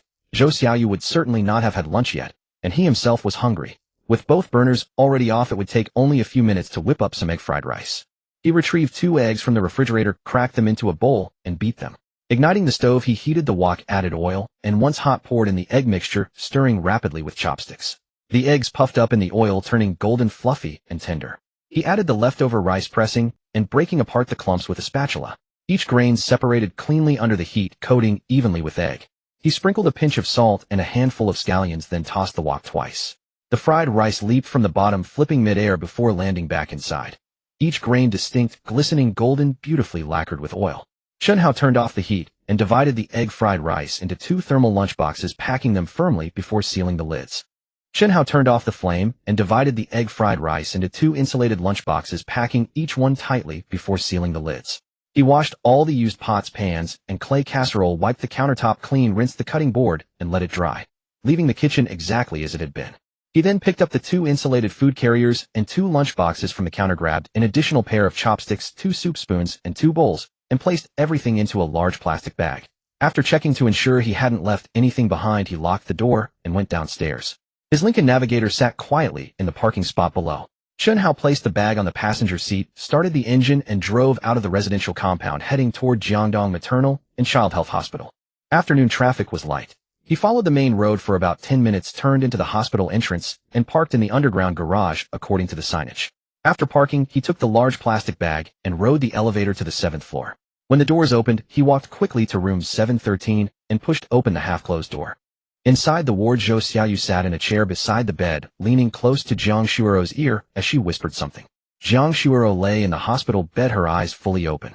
Though her complexion remained pale and her lips lacked color, her spirit was noticeably stronger than when she had just woken from surgery. At the sound of the door opening, she turned her head toward the entrance. Seeing Chen Hao, a faint smile softened her features. Chen Hao strode forward in 3 quick steps and bent down to look at her, his voice filled with quiet joy. "You're awake." Jiang Shuero nodded weakly, her voice soft and gentle. "I'm in your back." Chen Hao set the large plastic bag on the bedside cabinet. Inside, the insulated carriers and lunchboxes clinked softly against one another. As he began taking items out of the bag, he said to Jiang Shuero, "I made you herbal soup and pork liver egg congee. Now that you've woken up, it's the perfect time to eat something." Zhou Xiaoyu rose from her chair and leaned over to inspect the 2 insulated carriers Chen Hao was unpacking. He opened the carrier, holding the herbal soup first. The moment the lid came off, a rich medicinal aroma filled the air. He took a bowl and carefully poured nearly a full bowl of dark amber broth. The liquid was clear and glossy, with a thin sheen of oil floating on the surface. "Here, drink this first. This herbal soup is excellent. It helps clear out any blood stagnation in your uterus and will aid your recovery. He held the bowl and gently stirred it with a spoon to release the steam. Then he lifted a spoonful blew on it softly and brought it to Jiang Shuirou's lips. Jiang Shuirou looked at the bowl of dark brown medicinal soup, her eyelids fluttering, but she did not open her mouth immediately. She had already heard from Zhou Xiaoyu about the herbal soup and postpartum discharge. While Jiang Shuirou drifted in and out of consciousness, Zhou Xiaoyu had stayed by her side and poured out everything she knew in a steady stream, including how Chen Hao had learned to put on diapers from the nurses and how he had insisted on brewing the herbal soup for Jiang Shuirou. Jiang Shuirou had listened to every word, her eyes growing wet again and again. Chen Hao. She looked at his earnest face, her voice hoarse. Thank you. Thank you so much for treating me this well. Chen Hao smiled, his tone light and tender. Fool. You gave me 5 lovely daughters. Of course I'll treat you well. Drink your medicine before it gets cold. He blew on another spoonful and offered it to Jiang Shuirou's lips once more. Jiang Shuirou opened her mouth and slowly took the spoonful of soup. The medicine tasted slightly bitter at first, carrying the characteristic sweetness of angelica and the smoky fragrance of roasted ginger, but a faint afterglow lingered on her palate. It was not unpleasant at all. She swallowed and kept her eyes fixed on Chen Hao, her gaze soft and lingering as though she could never look her fill. Congratulations, host. You have completed the first feeding of the new mother achievement. Reward title singer. Effect: the host has mastered all vocal techniques, music theory, composition, and lyric writing, as well as the performance of all musical instruments. Title has been automatically activated. As with previous times, a flood of information poured into Chen Hao's mind. The methods for reading sheet music, the structure of scales, chord progressions, and the vocal techniques for every singing style, bel canto, folk, popular, and rock. Different resonance points and breath control methods. Piano key layouts, guitar fingering, and violin bowing techniques. The construction and playing essentials of every instrument. And even the structural arrangements of composition and the tonal patterns of lyric writing. All of it settled into him as though carved into his very body. He felt that as long as he touched any instrument, he could play a complete piece. Any melody he hummed could become a full song. This title proved highly practical. With it, he could effortlessly sing lullabies to help his 5 daughters fall asleep. Chen Hao felt a quiet surge of satisfaction, though his expression remained unchanged. He scooped another spoonful of herbal soup and continued feeding Jiang Shuirou. Each spoonful he blew on gently and reminded her, careful, it's hot. Jiang Shuirou drank bite by bite, her eyes never leaving Chen Hao. Her gaze was so tender it seemed to stretch like silk, brimming with indescribable emotion. Watching him bend over carefully cooling the soup, his brows slightly furrowed, his focus entirely on her. Something deep inside her trembled softly. This herbal soup. It's delicious, Jiang Shuirou said softly after swallowing another sip, her voice carrying a trace of amusement. Especially sweet. Sweet right to the heart. Chen Hao paused, glancing down at the dark amber liquid in the bowl. This was traditional Chinese medicine. Where was the sweetness coming from? But he quickly caught on to what she meant, and his lips curled upward involuntarily as he fed her another spoonful. Zhou Xiaoyu, who had been sitting on the chair nearby, could no longer contain herself. She crossed her arms over her chest deliberately, turned her face away, and made exaggerated clicking sounds with her tongue. Oh, come on. Have you two forgotten I'm even here? Can you stop showing off your affection in front of me? I'm starving over here, and this is too much to bear. Jiang Shuirou's delicate face flushed pink. Her eyelashes dropped, and she pressed her lips together, embarrassed. She glanced sideways at Zhou Xiaoyu with a mildly reproachful tone. Xiaoyu, don't talk nonsense. Zhou Xiaoyu chuckled twice and rubbed her stomach. All right. I won't disturb the newlyweds anymore. My belly's growling. I'm going out to get something to eat. Chen Hao, what do you want? I'll bring it back for you. Chen Hao set down the bowl and looked back at her, a smile playing on his lips. No need. I made food, and I saved a portion for you too. Why don't you try it? Zhou Xiaoyu's eyes lit up. You made something for me. What did you make? Chen Hao set down his bowl, turned to look at Zhou Xiaoyu, and said with a smile, there's no need. I made some food, and I made a portion for you too. Give it a try. Zhou Xiaoyu's eyes lit up. You made food for me. What did you make? Chen Hao turned around and pulled out an insulated lunchbox and a pair of chopsticks from his canvas bag, handing them to Zhou Xiaoyu. No need to go downstairs to buy anything. I made enough for you when I was cooking, so I brought it over. Zhou Xiaoyu took the lunchbox and chopsticks, curiosity flickering on her face. What did you make? There wasn't time to cook anything elaborate, so I just made some simple fried rice with eggs. Chen Hao said with a smile. When Zhou Xiaoyu heard it was egg fried rice, she pouted slightly, a hint of disappointment in her voice. Egg fried rice. I thought you'd made something special. Oh well, egg fried rice is fine. Better than going hungry, she muttered as she opened the lid of the lunchbox. The moment the lid lifted, a rich, mellow aroma of eggs filled the air. Zhou Xiaoyu looked down into the lunchbox and froze. It was packed full of egg fried rice. Every grain of rice golden and loose, glistening under the fluorescent light with a glossy sheen. Scrambled egg fragments coated each grain evenly with finely chopped green onions scattered among them. White, yellow, and green, the colors distinct, and the presentation as perfect as a photograph from a gourmet magazine. Zhou Xiaoyu swallowed hard. She picked up the chopsticks, took a small bite, and as the grains touched her tongue, that loose, grainy texture melted on her palate. Each grain carried the crispy fragrance of egg, perfectly seasoned, neither too salty nor too bland, with the refreshing scent of scallions spreading between her lips and teeth full of the fiery essence of the wok. She chewed a couple of times, and her eyes suddenly widened. Holy crap! Zhou Xiaoyu mumbled through a mouthful of egg fried rice, quickly swallowed, took another bite, and then looked at Chen Hao excitedly. This is amazing. I've never had egg fried rice this good. How did you cook it? Every grain is separate with that crispy fragrance. It's 100 times better than the egg fried rice from restaurants, she said while shoveling 2 more mouthfuls into her mouth, her cheeks bulging. Chen Hao watched her wolfing down the food and smiled. I just threw it together casually. Zhou Xiaoyu, with rice still in her mouth, pointed her chopsticks at Chen Hao and mumbled, tell me the truth. Did you really make this egg fried rice? Or did you bring it back from some restaurant? Chen Hao nodded. I really made it. The apartment I rent has a kitchen, and I usually cook for myself. After doing it so many times, practice makes perfect. Zhou Xiaoyu stared at him suspiciously for 2 seconds, but unable to resist the temptation of that lunchbox, she lowered her head and shoveled 2 more big mouthfuls. On the hospital bed, Jiang Shuoro caught the scent of the egg fried rice, and her stomach betrayed her with a grumble. She had just been fed a bowl of biochemical soup by Chen Hao, which had warmed her stomach, but also stirred up her hunger. Watching Zhou Xiaoyu eat so enthusiastically, she couldn't help but say, I want some egg fried rice too. Chen Hao turned to her and shook his head. Shuoro, you can't eat egg fried rice right now. The rice grains are too hard after frying. You just had a C-section and your digestive system hasn't recovered yet. Hard food will be difficult to digest.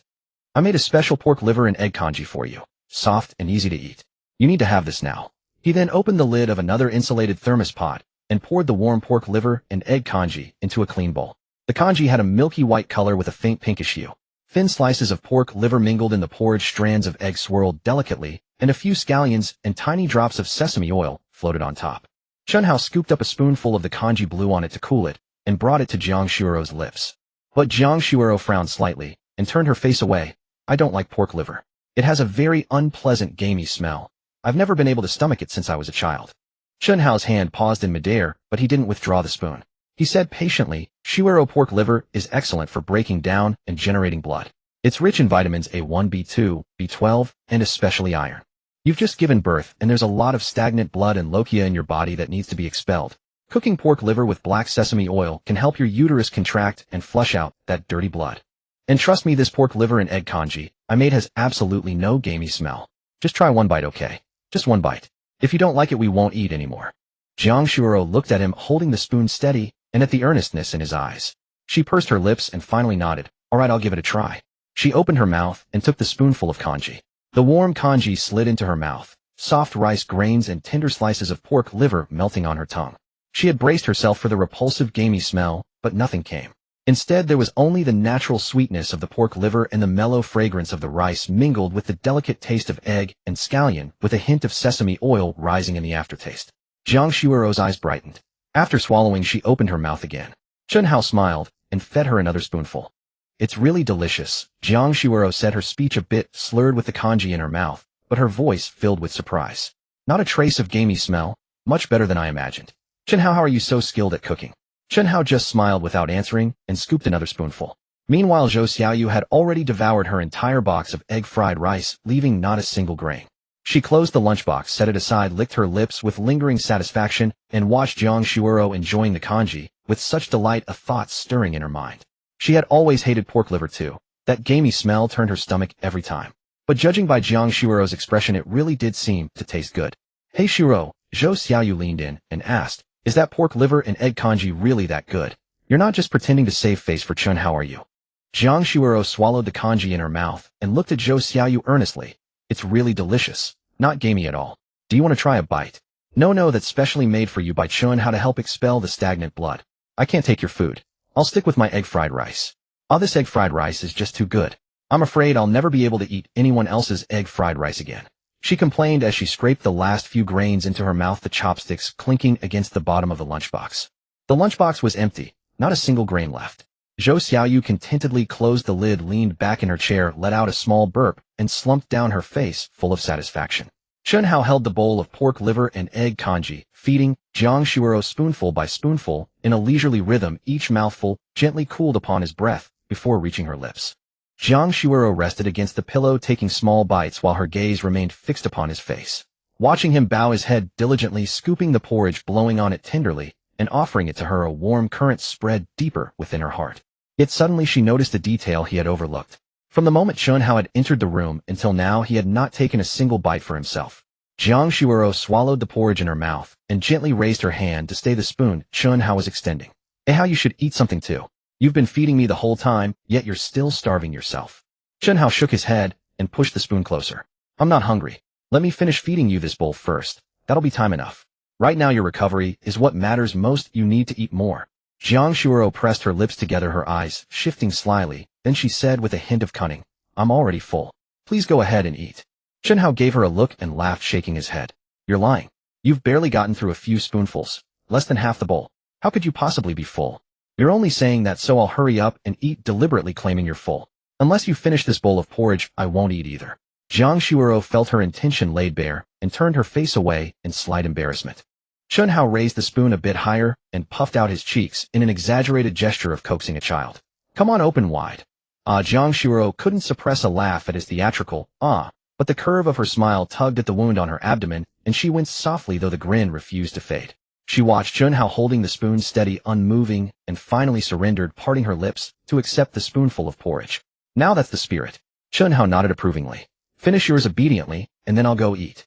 Zhou Xiaoyu sat nearby, witnessing the entire spectacle from start to finish. She set her empty lunchbox on the counter, rubbed her arms to chase away the chill, and gave an exaggerated shudder. "Oh my God, that was absolutely nauseating, Chen Hao. How have I never noticed you could be this ridiculously sweet? You two are trying to make me vomit right here, aren't you?" Chen Hao didn't even glance back, continuing to feed Jiang Shuoro as he quipped with a smirk. "What's wrong? Are you envious? Jealous? Is it bothering you that I get to be affectionate with my wife?" Zhou Xiaoyu rolled her eyes and crossed her legs. "Please, I'm neither envious nor jealous. Let me tell you something. If I had a boyfriend who dared to act this cheeseball, I'd punch him straight out the door, the farther the better." Chen Hao finally turned to look at her, studying her up and down with a teasing lilt in his voice. "Xiaoyu, you're so beautiful. How have you managed to stay single this long? Are your standards impossibly high, or what?" Zhou Xiaoyu smiled and flicked her ponytail over her shoulder. "Oh, so you're complimenting me now. I love hearing that. But honestly, I'm not into men." The spoon in Chen Hao's grip paused mid-air as he turned to stare at her, genuine disbelief etched across his face. "You're not into men? You mean, you like women? Obviously." Zhou Xiaoyu lifted her chin with unshaken conviction, then turned to Jiang Shuoro and tossed her a flirtatious wink. "I have the biggest crush on our Shuoro. Beautiful, gentle, and kind. So Chen Hao, take note, if you ever dare to mistreat Shuoro, I'll send you flying with one punch. Just a heads up, I'm a 6th-degree black belt in Taekwondo. Better watch yourself." Chen Hao studied Zhou Xiaoyu once more. She was slender with long, delicate limbs, appearing quite fragile. Her voice carried authority, but no matter how he looked at her, she didn't resemble someone trained in martial arts at all. He eyed her skeptically. "Really? You? A 6th-degree Taekwondo black belt? I'm not so sure about that." The moment Zhou Xiaoyu heard this, she shot up from her chair, backing away 2 steps and slipping into a fighting stance. Her feet spread slightly apart, knees bent, fists clenched at her chest, spine rigid, and her gaze sharpened instantly with a lethal edge. With a light pivot of her left toe, she launched a clean, controlled high kick. Her toe hovered at the height of Chen Hao's ear, less than 10 centimeters from his face, a gust of wind brushing past his cheek. Chen Hao instinctively jerked his neck backward. Zhou Xiaoyu retracted her leg, brushed imaginary dust from her trousers, and settled back into her chair as though nothing remarkable had occurred. "Well, want to try it?" Chen Hao swallowed hard and turned toward Jiang Shuoro on the hospital bed. She offered a faint smile and nodded. Hao Xiaoyu isn't lying. She truly is a 6th-degree black belt in Taekwondo. She's been training since her freshman year of college, and last year, she even represented the university at the provincial competition and took an honor. Chen Hao quickly tore his gaze away from Zhou Xiaoyu, lowered his head, and shoved a spoonful of porridge into Jiang Shuoro's mouth, muttering under his breath, "I believe what my wife says. Whatever she says, I believe." Jiang Shuoro nearly choked on the porridge when she heard the word wife. After swallowing, a visible flush rose across her cheeks, spreading from her ears down to the nape of her neck. She lowered her lashes, her voice soft and gentle with a touch of reproach. "Who's your wife? You should be ashamed." Chen Hao grinned at her and held out the spoon once more. "If you're not my wife, then how did you give birth to 5 lovely daughters for me? They're all lying over there. You can't deny it." Jiang Shuoro was rendered speechless by his words, the blush on her face deepening further. She wanted to argue back, but truly couldn't find the right response. The 5 children were sleeping soundly in the crib nearby, an irrefutable fact. She had no choice but to turn her head and pretend to gaze out the window, stubbornly shifting the subject. Hey, how don't you think it's time we gave our 5 daughters proper names? We can't keep calling them first, second, third forever. The moment Zhou Xiaoyu heard the word, naming, she perked up instantly, sitting bolt upright, as if springs had launched her from the chair, her hands slapping against her knees. Right. It's time to name the babies. Leave it to me. I'm incredibly talented at this. I'll help you pick. She stood and walked over to the crib, leaning in to peer at the 5 little ones lying side by side. Da Bao had his eyes wide open, scanning everything around him. Air Bao was yawning. San Bao slept soundly. Si Bao was stretching luxuriously. And Wu Bao was clenching his tiny fists, apparently squared off against someone in his dreams. Zhou Xiaoyu tilted her head in thought, cleared her throat, and declared with mock solemnity, Da Bao shall be Zhou Dahua Air, Bao shall be Zhou Erhua, San Bao shall be Zhou Sanhua Si, Bao shall be Zhou Sihua, and Wu Bao shall be Zhou Wuhua. What do you think? Easy to remember, easy to call out, and delightfully uniform. Chen Hao nearly choked on his own saliva. Jiang Shuero on the hospital bed felt the corner of her mouth twitch, her expression flat, as she looked at Zhou Xiaoyu. Xiaoyu. My surname is Jiang, Chen Hao's surname is Chen. Why do all 5 names you chose carry the surname Zhou? Chen Hao nearly choked on his saliva. Jiang Shuero, lying on the hospital bed, twitched her lips and stared at Zhou Xiaoyu with an expressionless face. Xiaoyu. My surname is Jiang, and Chen Hao's surname is Chen. How come all 5 names you picked are surnamed Zhou? Zhou Xiaoyu froze for a moment, then scratched the back of her head.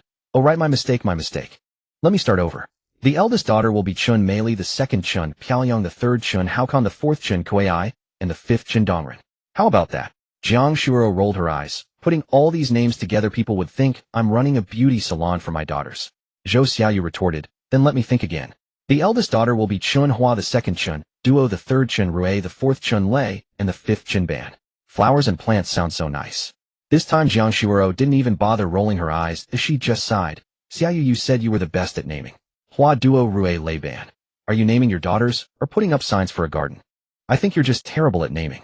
Zhou Xiaoyu pouted, looking aggrieved. Aren't these names nice? I think they're pretty good. Jiang Shuoro ignored her, turned to Chun Hao, her eyes full of anticipation. How I'm also terrible at naming. I really can't think of any good names. You name our 5 daughters. Go ahead. Zhou Xiaoyu muttered beside her. Chen Hao is a guy? What good names can he come up with? Don't let them be worse than my flowers and plants. Chen Hao put down the bowl in his hand and stood up. He walked over to the crib, bent down, and looked through the transparent barrier at the 5 tiny soft little ones inside. The 5 daughters lay side by side, some with eyes open, some closed. Their little hands and feet occasionally moved with shallow breaths, and bellies rising and falling. He gazed at their little faces, his mind racing. Let me think, he said softly. The ward fell silent. Only the low hum of the air conditioner and the occasional faint cooing from the crib could be heard. Chen Hao leaned over the crib, staring at the eldest daughter for a long time. The eldest was the quietest of the 5.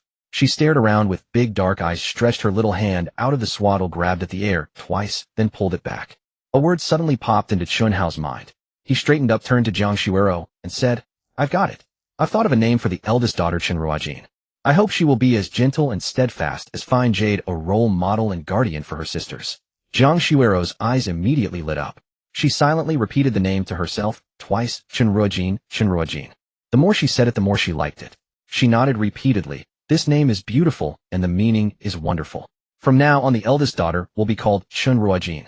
Standing nearby, Zhou Xiaoyu glanced at Chen Hao with slight surprise. Oh, Chen Hao, I didn't know you had that much learning in you.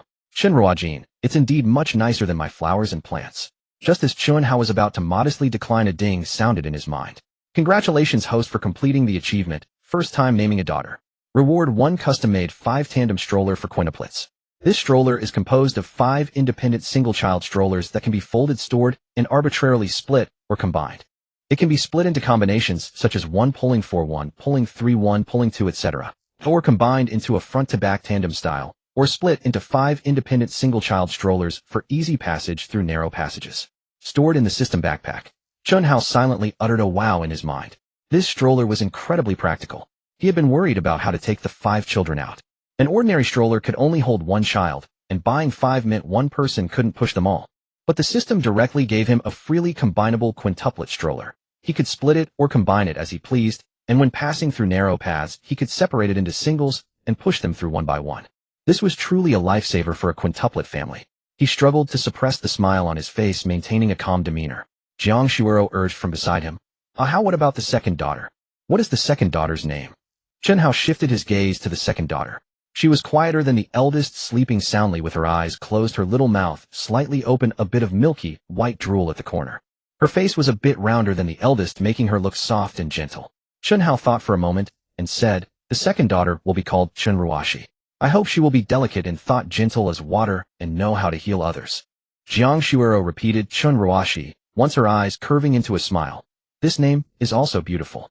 It matches perfectly with Ruojin, one firm, one gentle. Zhou Xiaoyu clicked her tongue twice. Chen Hao, your naming skills are far better than mine. I'm convinced. Just as Chen Hao was about to modestly decline, another ding sounded in his mind. Congratulations, host, for naming the second daughter. Reward 1 car child safety seat. This seat has superior safety protection and comfort, outperforming all similar products on the market. Suitable for newborns to toddlers. Stored in the system backpack. Another safety seat. Plus the previous 7-seat Lincoln Navigator. The 5 daughters would each have their own safety seat when going out. Chen Hao's heart was blooming with joy, but his face remained calm. He turned to the third daughter. She was awake now, her eyes wide open, little fists clenched and placed on either side of her head, as if she was fighting with someone. Looking at that stubborn little face, a tree image came to his mind. He said, the third daughter will be called Chun Ruodong, with the tong from the Chinese parasol tree. I hope she will be talented, independent, and as tall and excellent as the parasol tree. Jiang Shuero softly repeated the name, the smile on her lips deepening. Ruodong, the tong from the parasol tree. This name is also wonderful, with meaning and beauty. Zhou Xiaoyu nodded in agreement. This name is also not bad. Chen, how did you take some magical elixir today? How are you coming up with such good names one after another? The system prompt followed immediately. Congratulations, host, for naming the third daughter. Reward 1 car child safety seat. Stored in the system backpack. Zhou Xiaoyu was even more excited than Chen Hao, rubbing her hands to urge him. Hurry, hurry, what about the fourth daughter? Quick, give your fourth daughter a nice name too. Chen Hao unhurriedly walked to the other side of the crib and looked down at the fourth daughter. The fourth daughter looked the most like Jiang Shuero among the others. There was a hint of delicacy between her brows, and even in sleep she appeared elegant with her little lips pressed into a line. Chen Hao looked at her, and a word came to his mind. He said, the fourth daughter will be called Chen Ruolin, with the lawn from mountain mist. I hope she will be calm and wise, with keen observation, as elusive as the mist among the mountains. Chen Hao looked at his fourth daughter and quickly thought of a single character. He spoke up, let the fourth daughter be named Chen Ruolin, the lawn as in mountain mist. I hope she grows to be calm and wise, with keen perception, elusive as the fog among the hills. Jiang Shuero gently clapped her hands. Though her movements were restrained, her satisfaction was evident. Roland, I quite like this name as well. It carries an indescribable quality. Zhou Xiaoyu savored the name beside her, Chen Ruolin. Indeed sounds different from the previous ones. It has that refreshing, ethereal feel. Not bad at all. The system prompt sounded once more. Congratulations, host. Naming your fourth daughter rewards you with 1 car child safety seat. Stored in system inventory. In the crib, the youngest one remained. The fifth daughter lay curled on the far right, her tiny body drawn into a small cluster, her face nestled into the edge of her swaddle, revealing only half her forehead and a lock of fine, soft baby hair. Seeing her so diminutive, Chen Hao felt the softest part of his heart gently touched. He pondered for a moment, then said, the fifth daughter shall be named Chen Ruoxue, the shui, as in snow and ice. I hope she possesses both the pure, noble character of ice and snow and the fluid, flexible wisdom of water. Furthermore, the name Ruoxue shares the character shui with her mother's name. Hearing those final words, Jiang Shuero's nose tingled with emotion. Her own name carried the character shui, and now Chen Hao had chosen a name for their fifth daughter that echoed it. This small connection warmed her heart immensely. She nodded repeatedly, her voice trembling slightly. I especially love this name. Our fifth daughter shall be Chen Ruoxue. Even Zhou Xiaoyu, rare without criticism, gave a thumbs up. Chen Hao, that's a splendid finale to your naming. Ruoxue. Beautiful to hear, meaningful, and echoing your wife's name. Simply excellent. The system prompt resounded in Chen Hao's mind. Congratulations, host. Naming your fifth daughter rewards you with 2 car child safety seats. Stored in system inventory. Chen Hao quietly calculated in his heart. 5 safety seats, perfectly matching that 7-seat Lincoln Navigator.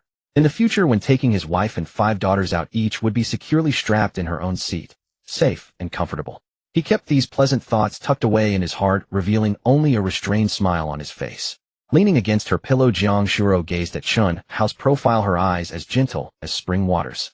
How I never expected you to name all 5 daughters such beautiful names. Each carries meaning, each is distinct, and together they flow so smoothly when read aloud.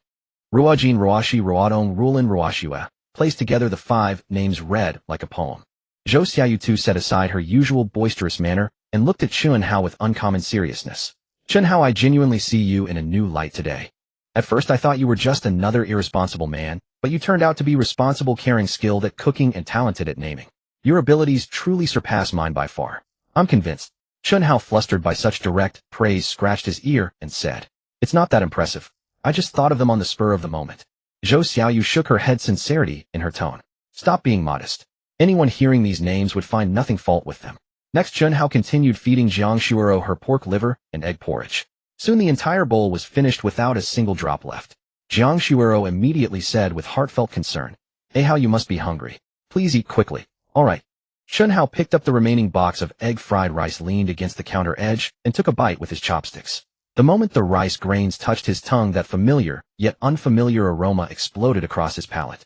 He chewed twice and paused in surprise. In the past he often made egg fried rice, but what he produced back then could only be described as edible. Simply not burning the wok was considered success. Now with this single bite the rice grains were loose and fragrant, each coated in a thin layer of egg. The freshness of the egg and the aroma of scallions merged perfectly, with just the right touch of wok hay clinging to every grain. He glanced down at the golden glossy fried rice in the container and took another 2 bites, unable to suppress his inner sigh. The title of divine chef was indeed well deserved. This skill alone would be more than sufficient to open a restaurant. In quick succession, he finished the entire box of egg fried rice, turning the container upside down with not a single grain remaining. Then he stacked all the used containers, chopsticks, spoons, bowls, and the 2 thermal food carriers together and carried them to the wash basin in the corner of the ward. He turned on the faucet, dispensed a little hand soap, and carefully scrubbed every piece of tableware until spotless. After rinsing and drying with the paper towels beside the sink, he neatly packed everything into the canvas bag. Returning to the bedside after washing, Chen Hao glanced at Jiang Shuoro and then at the 5 sleeping daughters in the crib. He ran through the postpartum care procedures in his mind and felt prepared. He spoke up, "Shuoro, it is about time to initiate lactation." Jiang Shuoro, who had been half dozing with her eyes closed, suddenly opened her eyelids wide. Her expression shifted from confusion to a blush of embarrassment. Though she did not know the precise meaning of initiating lactation, she could guess from the literal sense. It undoubtedly had something to do with her breasts. Her face flushed, her voice dropping to a whisper, "Initiate? What exactly?" Zhou Xiaoyu, equally curious, leaned forward from her chair. "Right? What is that? I've never heard of such a term before." Chen Hao pulled a chair beside the bedside and sat down, explaining with a serious demeanor. Initiating lactation means using the baby's suckling or other methods after childbirth to stimulate the mother's milk secretion and ensure a smooth flow. The key principle is to have the baby nurse as early as possible.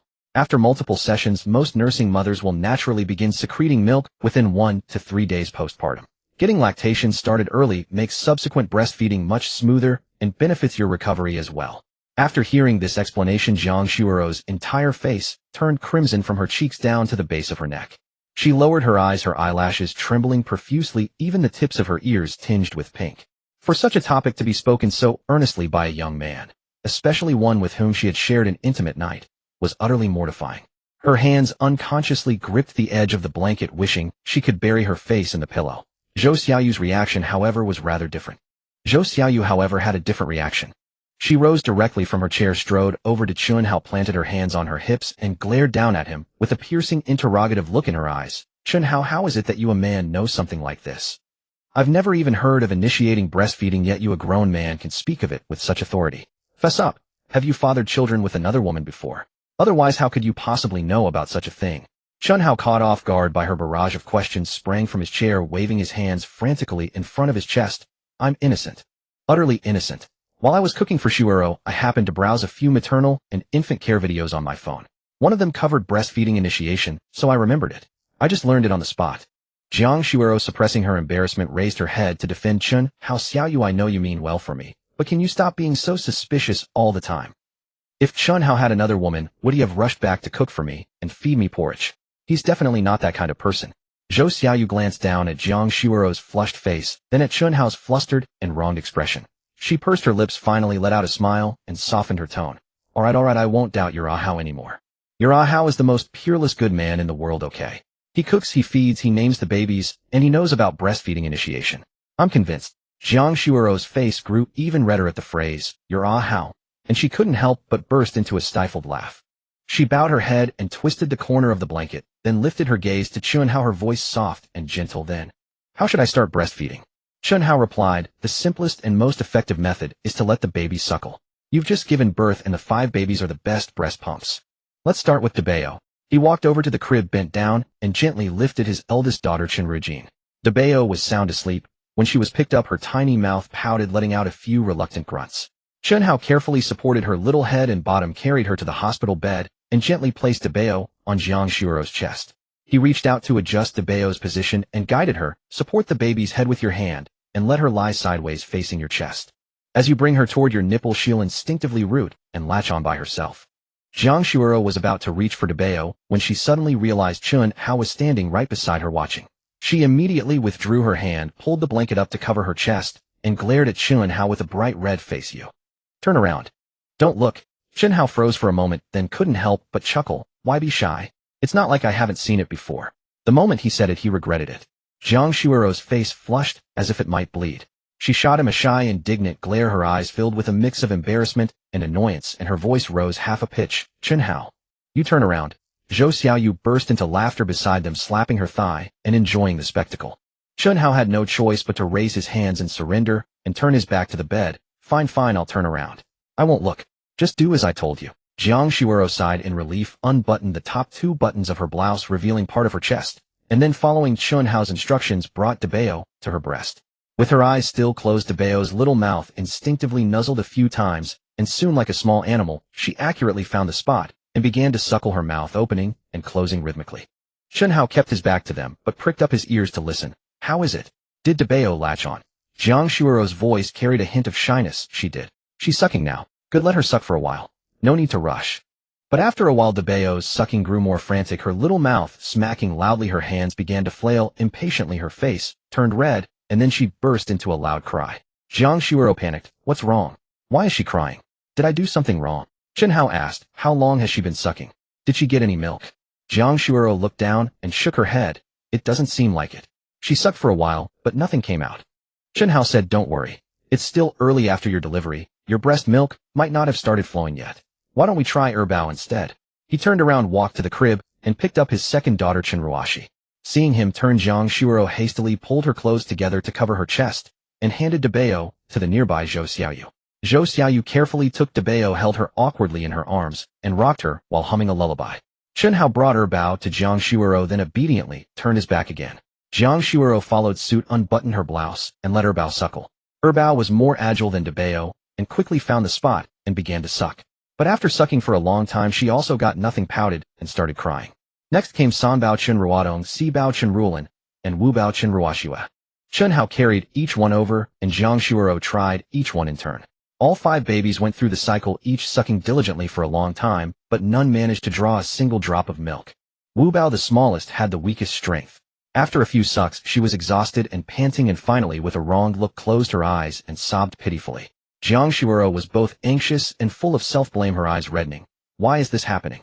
Don't I have any milk? Am I naturally unable to produce milk? Should I call the doctor to take a look? Zhou Xiaoyu, holding Debeo in her arms while the other 4 babies lay beside her flusteredly, trying to soothe them, chimed in. Yeah, Chen Hao, why don't you go get the doctor? At this rate, all 5 babies will starve. Chen Hao turned around, his expression calm. No need to call the doctor. I have a way to help Shuo initiate lactation. Jiang Shuo looked up, tears still glistening at the corners of her eyes, and asked in surprise, You have a way? What way?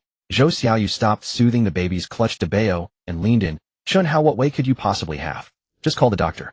What does a man like you know about this kind of thing? Chen Hao waved his hand dismissively. There's really no need to call the doctor for such a trivial matter.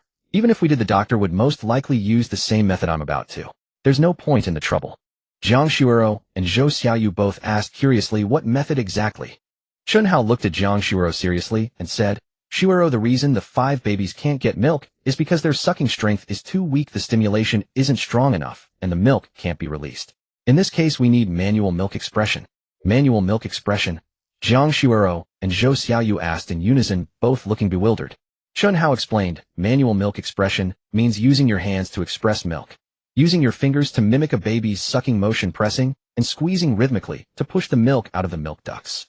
Once the flow starts, it will be much easier for the babies to suckle afterward. Chen Hao explained, manual lactation initiation means expressing milk manually using your fingers to simulate a baby's sucking motion, pressing and squeezing rhythmically to push the milk out of the milk ducts. Once it's cleared the first time, the baby will find it much easier to suckle afterward. Jiang Shuero's face flushed crimson again upon hearing this. Manual lactation initiation. That meant Chen Hao would have to use his hands. She couldn't even bear to think about it, her body temperature soaring several degrees, her heart pounding like thunder against her ribs. She lowered her head and remained silent for a long time, then, as if she had made a great decision, turned her face to Zhou Xiaoyu. Come and help me with the manual lactation initiation. Zhou Xiaoyu shook her head violently like a rattledrum clutching Debao, and stepping back 2 paces, No. I don't know how to do that. I can't even hold a baby properly, and you want me to do lactation initiation. I'm afraid I'll hurt you. Better let your Hao do it. He knows about these things, he can handle it. Jiang Shuero bit her lip, her face turning alternately pale and red. Letting Chen Hao help her with manual lactation initiation meant his hands would have to touch her chest. Although she and Chen Hao had shared that one night, she remembered very few details from it. And when she woke up the next morning, they had never faced each other soberly. Now she had to bare her chest in front of Chen Hao and let him express milk.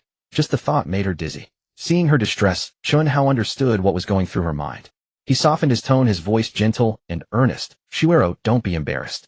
I know you feel awkward, but the most important thing now is to let the 5 babies get breast milk as soon as possible. The benefits of breast milk for newborns need no elaboration from me. The sooner they get it, the better it is for them. Trust me, I'll be very careful and professional. I won't make you uncomfortable. Jiang Shuero lowered her head, her fingers twisting the corner of the blanket until it was deformed. 2 voices were fighting in her mind. One said it was too shameful, the other said her 5 daughters hadn't had a meal yet, and she was still thinking about shame. She glanced at the 5 little faces in the crib who had cried themselves to sleep again, then at Chen Hao's earnest face, bit her lip, and finally nodded slightly. Chen Hao breathed a sigh of relief. He walked over to a chair by the hospital bed, sat down, and said to Zhou Xiaoyu, put Debao down first, then fetch a basin of warm water and a few clean towels. Zhou Xiaoyu quickly placed Debao gently back into the crib, then went to the sink to fill a basin with warm water and brought 2 clean towels from the hospital supply. Chen Hao first washed his hands in the warm water, then dried them with a towel. He turned to Jiang Shuero and said, Shuero, unfasten your clothes, relax, don't be nervous. It might be a little uncomfortable at first, but it'll be over soon. Jiang Shuero closed her eyes, her lashes trembling violently. She slowly unbuttoned her shirt one by one, revealing large expanses of fair skin. She kept her eyes tightly shut, her lashes moist, her lips white from biting, her heart racing, as if it would leap out of her chest. Zhou Xiaoyu stood nearby, craning her neck to watch. The moment she saw the first stream of milk, she cried out excitedly, It's coming. It's coming. The milk's coming. Chen Hao, you're amazing. Hearing this, Jiang Shuero snapped her eyes open and looked down. A mix of surprise and joy washed over her, pulling her out of the tense, shy state she had been in. The corners of her mouth curled up involuntarily. Just as she was about to lift her head and say something, her eyes met Chen Hao's gaze. Their eyes locked in midair. Chen Hao's face wore a relieved smile, his eyes bright, exuding the ease and satisfaction of having accomplished a major task. Seeing that expression, the joy in Jiang Shuero's heart hadn't yet faded, but the blush that had just subsided rushed back to her cheeks. Flustered, she averted her gaze, looked down at the milk spilling from her chest, her heart racing and her mind in turmoil, too embarrassed to say a word. Chen Hao picked up the clean towel beside him, carefully wiped away the spilled milk, then gently helped her straighten her clothes, his voice warm. All right, the lactation initiation is successful. In a little while, let the 5 babies try again. This time, they should be able to feed. Just as he finished speaking, the prompt tone sounded in his mind. Congratulations, host. Successfully initiated lactation for the mother. Reward, a luxury villa worth 30 million yuan. The villa is located in Rose Manor, Jiangdong City, with a total area of 900 square meters. It has 3 floors above ground and 1 below, with a private garden, swimming pool, and indoor garage. The property deed and keys have been automatically stored in the system backpack, ready for viewing and use at any time. Chen Hao's heart skipped a beat. A 900 square meter villa with a garden and swimming pool, and in Rose Manor. That area was the most upscale villa district in Jiangdong City. He had once glimpsed it from afar while passing by on a bus. The houses there were like castles, each one worth tens of millions. He never expected that by initiating lactation for Jiang Shuero, the system would throw him a villa worth 30 million yuan. His heart was a mix of shock and joy, and he couldn't suppress the expression on his face. Chen Hao used the towel to gently wipe Jiang Shuero's chest clean, then carefully gathered her clothes and fastened the buttons. He glanced at the 5 little ones fussing in the crib, then turned to Jiang Shuero and said, Shuero, your milk supply has just begun, and with 5 babies to feed, none of them should nurse too long, or the others won't get their colostrum. Colostrum is especially vital for newborns. It is rich in immunoglobulins and antibodies more precious than gold itself. Jiang Shuero nodded, her cheeks still tinged with a lingering blush, but her gaze had already settled on the 5 daughters in the crib. Her voice was gentle yet earnest. I understand. Then let me feed the eldest first.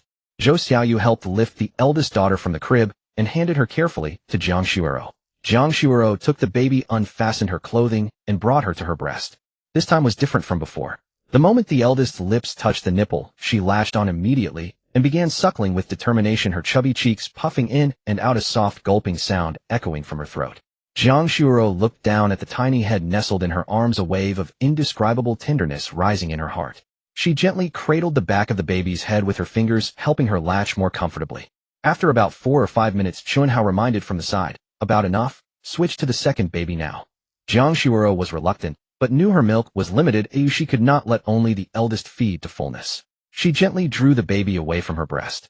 The little one's mouth lingered reluctantly, frowning and whining softly as she was separated, but she did not cry.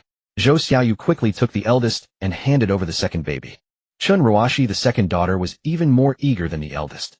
The moment the nipple brushed her lips, she clamped down firmly, her small hands gripping Jiang Shuoro's clothing, suckling swiftly and vigorously. Jiang Shuoro looked down at the second baby's voracious appetite and couldn't help but smile. A few minutes later, Chen Hao reminded her again to switch to the third baby. And so it went. The eldest, the second, the third, the fourth, and the fifth, each baby taking turns for a few minutes. Though Jiang Shuoro's milk supply was still modest, every baby managed to get some colostrum. The youngest, the fifth daughter, was the smallest and weakest of all. After nursing for a while, she grew tired and panted heavily, a fine sheen of sweat forming on her tiny nose, but at least she managed to swallow a few mouthfuls. After all 5 babies had had their turn, Jiang Shuoro fastened her clothing and looked toward the crib with a hint of apology. They don't seem satisfied. Look at their mouths still moving. They must still be hungry. Indeed, although all 5 had tasted colostrum, those few mouthfuls were far from enough to sate newborn appetites. The eldest could no longer hold back. Her lip quivered, and with a wail she burst into tears. Then the second began crying as well. The third, fourth, and fifth seemed caught in a chain reaction, each joining in one after another, their 5 tiny voices rising and falling throughout the ward in a cacophony loud enough to shake the roof. Chen Hao hurried to the crib and said, Now, don't worry. I'll prepare some formula so they can all have a proper fill." He turned to the storage box by the wall and retrieved a set of 5 baby bottles in different colors: pink, light blue, pale yellow, light green, and lavender, each corresponding to one of the 5 babies. He carried the bottles to the sink, squeezed a small amount of bottle-specific cleaning solution, and scrubbed each one thoroughly inside and out with a bottle brush, then placed them in the sterilizer nearby, added a bit of water, and pressed the switch. The sterilizer hummed to life, steam escaping from the seams of its lid. Taking advantage of the weight, Chen Hao took out the can of formula bestowed by the system and glanced at the instructions on the label. With the postpartum care skill installed, every step and ratio for preparing formula was etched clearly in his mind. The proportions of powder to water, the temperature control, the technique of shaking, all were second nature to him. The sterilizer beeped, signaling completion. Chen Hao removed the 5 bottles and dried them with a clean cloth. He poured an appropriate amount of warm water into each bottle, opened the formula can, scooped a level full spoon with the provided measurer, scraped off the excess against the rim, and poured it into the bottle. He screwed on the cap and shook the bottle firmly and evenly, ensuring the powder dissolved completely. 5 bottles, 5 portions, each step executed with identical precision. Zhou Xiaoyu watched him working alone and stepped over, offering to help. "Let me assist you. It's too much for one person to handle 5 bottles." Chen Hao smiled and shook his head. "No need, I can manage. Just don't mix up the order. These colors are intentional. Each baby has a fixed color, so there'll be no confusion later." Zhou Xiaoyu withdrew her hand and stood nearby, watching him expertly prepare all 5 bottles. She couldn't help but admire him silently. Chen Hao picked up the pink bottle and walked over to the crib, lifting the eldest daughter. He found a chair and sat down, cradling the baby diagonally across his arms, supporting her head with one hand so her upper body rested at a comfortable angle. He gently touched the nipple against the corner of her mouth. The eldest immediately opened her mouth and latched onto the nipple, her cheeks contracting rhythmically as she began to suck. The milk level in the bottle slowly descended, a soft hissing sound accompanying each pull. Jiang Shuoro lay on the hospital bed, turning her head to watch Chen Hao's feeding posture, growing increasingly puzzled. She finally spoke up. "Hao, this feeding position of yours. It looks surprisingly professional. Have you really never fed a child before?" Zhou Xiaoyu also leaned in to observe, murmuring in astonishment, "True. Look at the way you support her head, the angle, the tilt of the bottle. It's more precise than the mothers in those parenting commercials on TV. Chen Hao, be honest. Have you been secretly practicing?" Chen Hao kept a calm smile and replied, "I learned from videos. There are countless maternity and childcare tutorials online. Everything from feeding positions to diaper changing steps, all covered. I watched a few while cooking and gave it a try. I didn't expect it to come so naturally." Zhou Xiaoyu regarded him skeptically, but did not press further. Just then the ward door opened. A middle-aged nurse in a pink uniform entered, a clipboard in hand. Seeing Chen Hao holding a baby and feeding formula, she immediately furrowed her brow and strode over. Hey, hold on. Don't rush to feed formula just yet. The baby should breastfeed first to help establish the mother's milk supply. If you give formula now and the baby is full, she won't want a nurse, which will hinder lactation. Chen Hao looked up, his expression composed and amiable.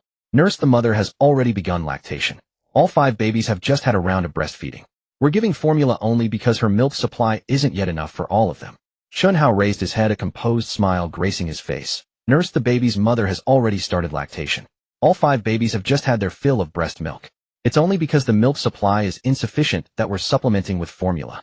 The nurse paused, turning to look at Jiang Shuero on the bed. You've started lactating. You have milk already.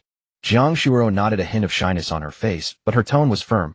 Yes, Chen Hao helped me manually initiate lactation just now, and then all 5 babies took turns feeding. The nurse's expression shifted from a frown to surprise. She walked over to the bed, glanced down at Jiang Shuero, then at Chen Hao and the eldest daughter he held, who was drinking heartily from the bottle. You actually knew to initiate breastfeeding before giving formula. Many new parents are unaware of this. Some go straight to formula, and as a result the mother's milk supply dwindles. Zhou Xiaoyu chimed in from the side. Actually, my best friend and I were clueless too. It was all thanks to the baby's father. He reminded us to start with breastfeeding before giving formula. As she spoke, Zhou Xiaoyu pointed at Chen Hao. The nurse followed her gaze to Chen Hao, gave him a once-over, her eyes mingling curiosity and surprise. Never expected a man to be knowledgeable about these things. Many fathers dare not even hold their own children. For you to think about initiating lactation and prioritize breastfeeding, that's truly commendable. She observed Chen Hao's feeding posture more closely, her astonishment deepening. Oh my, your feeding technique is quite professional too. The angle of your arms supporting the baby, the tilt of the bottle, the height of the baby's head, all perfectly standard. Is this really your first time being a father? Chen Hao smiled. Learned it from online videos. Just applying what I picked up. The nurse nodded, then looked down at the other 4 babies in the cribs. She walked over to the 4 stand, checked Jiang Shuro's drip, noted a few readings, gave some additional instructions, and left the ward with her clipboard. The bottle in Chen Hao's arms was nearly empty. The eldest daughter had downed almost 60 milliliters, her little belly round, her eyes half closed in drowsiness, a bead of white milk lingering at the corner of her mouth. Chen Hao placed the empty bottle on the nearby table, then gently lifted the eldest daughter upright, resting her head on his shoulder. He supported her bottom with one hand, while rhythmically patting her back with the other. Jiang Shuero and Zhou Xiaoyu both leaned in curiously. Jiang Shuero asked, How, what are you doing? While continuing to pat the eldest daughter's back, Chen Hao explained, burping her. When babies drink milk, they swallow air which accumulates in their stomachs and causes discomfort, leading to spit-up regurgitation and abdominal bloating. Patting after feeding helps expel the air, making the baby comfortable. He patted for over a minute. The eldest daughter nuzzled her head against his shoulder, then let out a crisp, loud burp. Chen Hao felt the little body on his shoulder relax noticeably. The eldest daughter's mouth curved into a faint smile, then she yawned and went limp, fast asleep against his shoulder. Jiang Shuero and Zhou Xiaoyu exchanged a glance. Zhou Xiaoyu scratched her head. There's so much intricacy involved. I thought after feeding you just put them down to sleep. Never knew you had to burp them too. Raising a baby is way more complicated. Jiang Shuero looked at the peaceful little figure on Chen Hao's shoulder, a smile curling at her lips. How you really know so much. If it weren't for you, Xiaoyu, and I would be completely flustered. Chen Hao carefully placed the eldest daughter back into the crib, saying, There are plenty of videos online. Watch a few and you'll learn everything. As soon as the eldest daughter was in the crib, a notification sound echoed in Chen Hao's mind. Congratulations, host. You have completed the achievement, first feeding of your daughter. Reward title, Craftmaster. Effect: the host is proficient in all kinds of children's handicrafts, including origami, paper cutting, squeezable toys, and turning waste into treasure. Handmade items produced will exert a strong attraction on the host's offspring. Title has been automatically activated. Chen Hao felt a surge of joy. The system's reward of the Craftmaster title seemed quite practical. In the future, he could fold little paper cranes and frogs for his 5 daughters, mold colorful clay animals. The little ones were sure to love them. He would never run out of things to entertain the children. He turned and picked up the light blue bottle, lifting the second daughter, Chenruashi. The second daughter had been the most vocal in crying, but now she was exhausted. When the nipple touched her lips, she sucked a couple of times before realizing it, then began drinking eagerly. Chen Hao steadily fed her, as before, then held her upright to burp her. The second daughter also let out a loud burp and fell asleep contentedly. Congratulations, host. For feeding the second daughter, you are rewarded with 1000 RMB. Deposited into system account. Chen Hao placed the second daughter back in the crib, a grin spreading across his face. 10,000 here, 10,000 there. It adds up. The third daughter Chen Hao was the slowest feeder. She took a sip, paused, then another sip like a little mouse nibbling slowly. Chen Hao was in no hurry. He let her take her time, and it took nearly 10 minutes for her to finish the bottle. After burping her and putting her back, the system notification sounded again.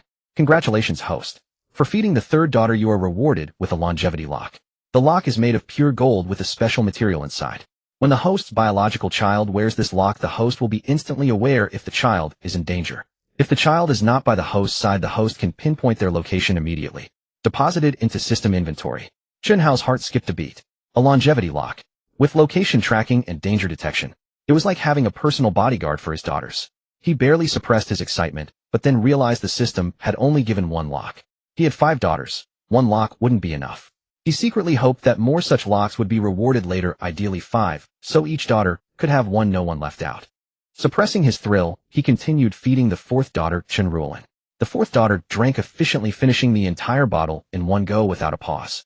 She cooperated perfectly during burping, falling asleep right after a burp. Congratulations, host. For feeding the fourth daughter, you are rewarded with 10,000 RMB. Deposited into system account. Another cash reward of 10,000 RMB. Though it wasn't a longevity lock, Chen Hao wasn't disappointed. 10,000 was free money, and he was quite pleased. Last was the fifth daughter, Chen Hao. The fifth daughter had the least strength. She took a few sips, paused to catch her breath, then a few more sips and another pause. It took nearly 15 minutes for her to finish the small bottle. The last one, the fifth treasure, named Chen Hao.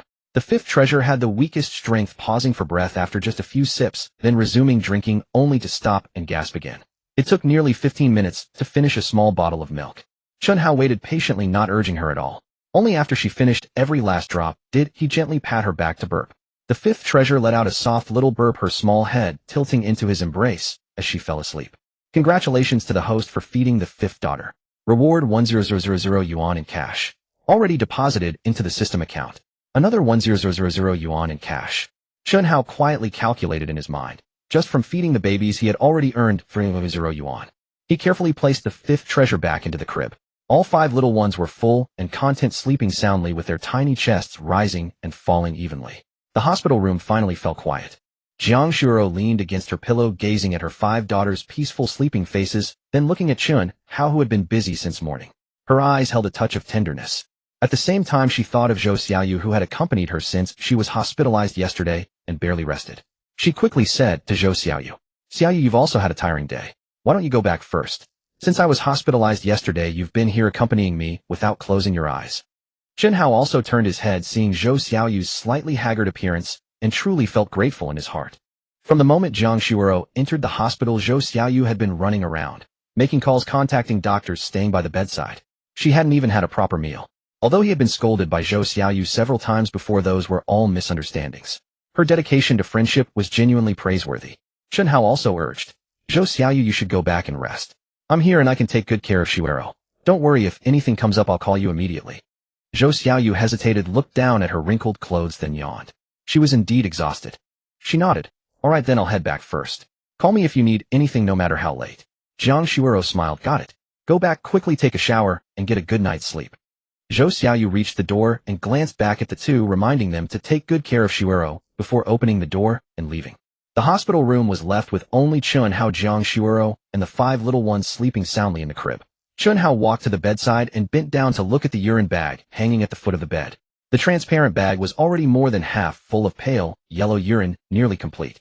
With his postpartum care skill, he understood clearly that on the day after a cesarean section, the mother couldn't get out of bed and needed to rely on a urinary catheter. When the urine bag was full, it had to be emptied promptly, otherwise urine backflow would cause infection. He bent down to remove the urine bag from the bedside hook, holding the drain spout at the bottom, and walked to the bathroom in the corner of the hospital room. He emptied the urine into the toilet and flushed it, then rinsed the drain spout with water, wiped it clean, and hung it back on the hook at the foot of the bed. The whole process was skillful and natural. Watching him complete the task in one smooth motion, Jiang Shuo felt a thin blush rise on her face again. Emptying urine was too private a matter. She felt embarrassed even thinking about it, but Chen Hao did it without any change in expression. Chen Hao walked back and stood beside the bed, observing Jiang Shuo's lying position. She had maintained the supine position for several hours, her body weight constantly pressing against her back and hips. He remembered from his postpartum care knowledge that after a cesarean section, if the mother stayed in the same position for too long, without moving it, could easily cause pressure sores on the skin. Chen Hao said, "Shuero, let me help you turn over. Lying in one position for too long can easily cause pressure sores on your back and buttocks." Jiang Shuero looked at him in surprise. "You even know about pressure sores?" Chen Hao smiled. "I've watched too many videos online, I know all sorts of things. Come on, relax, let me help you turn over." He walked to the left side of the bed, bent down, and with one hand supporting Jiang Shuero's shoulder and the other supporting her waist and hips, gently and steadily turned her entire body to the side, positioning her to lie on her right side. He placed a pillow behind her to support her lower back, then adjusted her arm position to make her posture more comfortable and relaxed. The entire process felt as effortless as moving a pillow with almost no movement of Jiang Shuero's body. Lying on her side, Jiang Shuero could feel that the discomfort from constant pressure on her back and buttocks had indeed eased significantly. Her heart felt warm, and she turned her head to look at Chen Hao with a slight smile on her lips. Chen Hao sat down by the bed, one hand resting on the bed rail to support Jiang Shuero's shoulder, preventing her from accidentally turning over in her sleep and putting pressure on the wound. Watching her peaceful profile, the question that had been lingering in his mind finally couldn't be held back any longer. "Shuero, I've always wanted to ask you something. When you first discovered you were pregnant, why didn't you have an abortion?" Chen Hao's voice was gentle, carrying a cautious quality. "We didn't even know each other back then. That night was just an accident. You're just a girl who hasn't even finished college, yet suddenly pregnant with quintuplets. Anyone in your situation would have gone to the hospital for an abortion immediately. But you actually gave birth to them." He looked into Jiang Shuero's eyes, his tone filled with genuine bewilderment. "I don't understand, why did you choose to bring them into the world?" He sat in the chair beside the bed, one hand still resting on Jiang Shuero's shoulder to help maintain her side-lying position, his gaze falling on her drooping eyelashes as he waited for her response. Jiang Shuero remained silent for a long while, her fingers gripping the corner of the blanket, her lips moving slightly before closing again, as if she was wrestling with something inside her heart. Finally, she took a deep breath, looked up at him, her voice not loud, but clear. "Hey Hao, actually, that night wasn't our first time meeting. What happened that night wasn't entirely an accident either." Chen Hao was stunned. He blinked, his brows furrowing slightly. "How is that possible? Before that night, we had never met before. You were so famous at school. If I had seen you, I would definitely remember." Jiang Shuero shook her head slightly, a faint smile playing on her lips. "Hey, how do you remember back in your freshman year when you once saved a girl who fell into the water?" Something exploded in Chen Hao's mind. Freshman year. The girl who fell into the water. That scene suddenly surfaced from the depths of his memory. It was early autumn, and a torrential rain had poured all day long. The water level of the river behind the school had risen to an alarming height. He had no classes that afternoon, and was walking back to the dorm alone along the riverside path under an umbrella when he suddenly heard splashing sounds in the water, followed by a girl crying for help. Freshman year. The girl who fell into the water. A scene from long ago suddenly surfaced from deep within Chen Hao's memory. It was early autumn, a rainstorm had rained all day long, and the river behind the campus had swelled to a frightening height. He had no classes that afternoon, and was walking back to his dorm alone along the riverside path with an umbrella when he suddenly heard splashing in the water, followed by a girl crying out for help. He threw away his umbrella and jumped straight in. The river water was murky and ice-cold. He groped through the current until he found the girl's arm and dragged her onto the bank. She coughed up several mouthfuls of water and lay on the shore, heaving for breath. Seeing she could still breathe and move and anxious to return to his dorm to finish an assignment due that very day, he hurried off. The rain was so heavy he could barely see through the downpour, and he never managed to catch a clear look at the girl's face. Afterward, he never mentioned the incident to anyone. On one hand, he felt that saving someone was simply the right thing to do. On the other, there seemed nothing particularly noteworthy about it. Chen Hao sat bolt upright, staring straight at Jiang Shuero, his voice cracking. "How do you know about this? This should be something known only to me and that girl who fell into the water.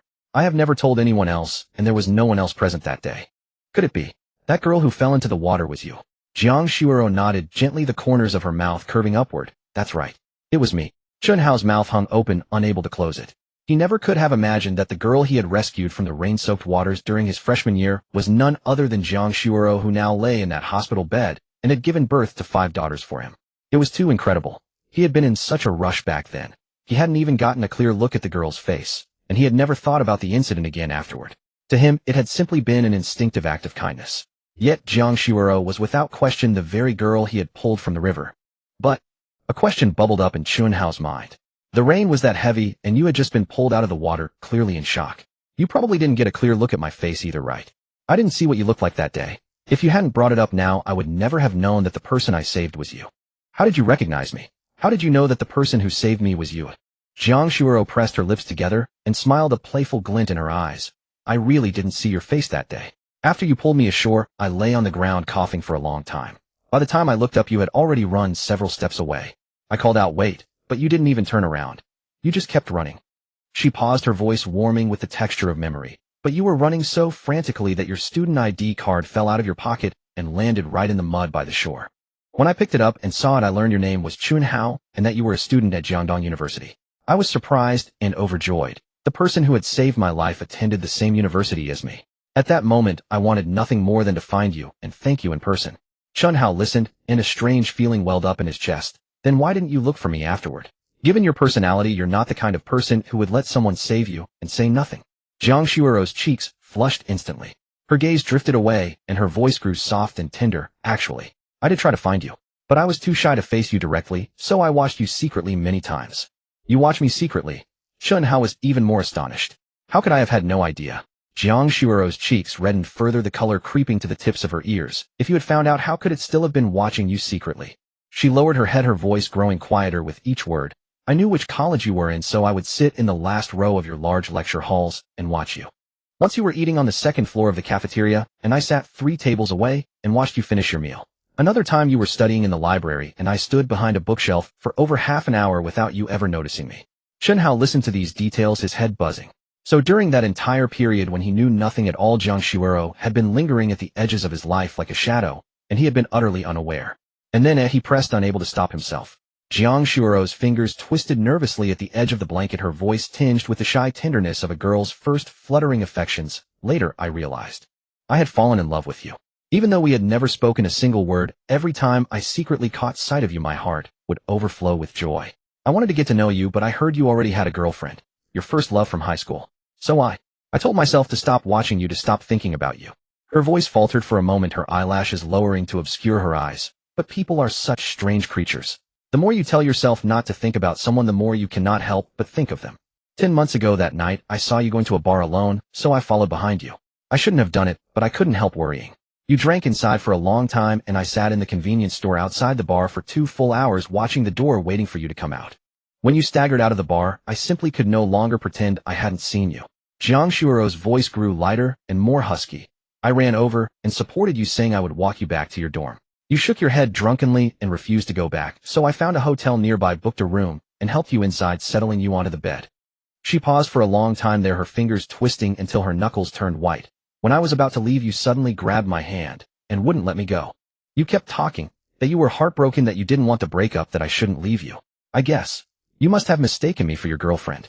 Chen Hao's throat tightened. That night he had just been broken up with by his first love, utterly drunk, and he had no memory at all of what he had said or done. Jiang Shuoro had been caught in that vulnerable state, unable to escape his grasp. My heart was pounding so violently that night. Jiang Shuoro's voice dropped to barely a whisper. My mind went completely blank and my feet felt nailed to the ground. I couldn't move. Later you pulled me onto the bed. You held me, holding on with all your strength, repeatedly saying you loved me. I don't know what came over me. I didn't push you away. And then The ward fell silent for several seconds. Chen Hao's chest felt as though something were pressing against it, heavy and burning.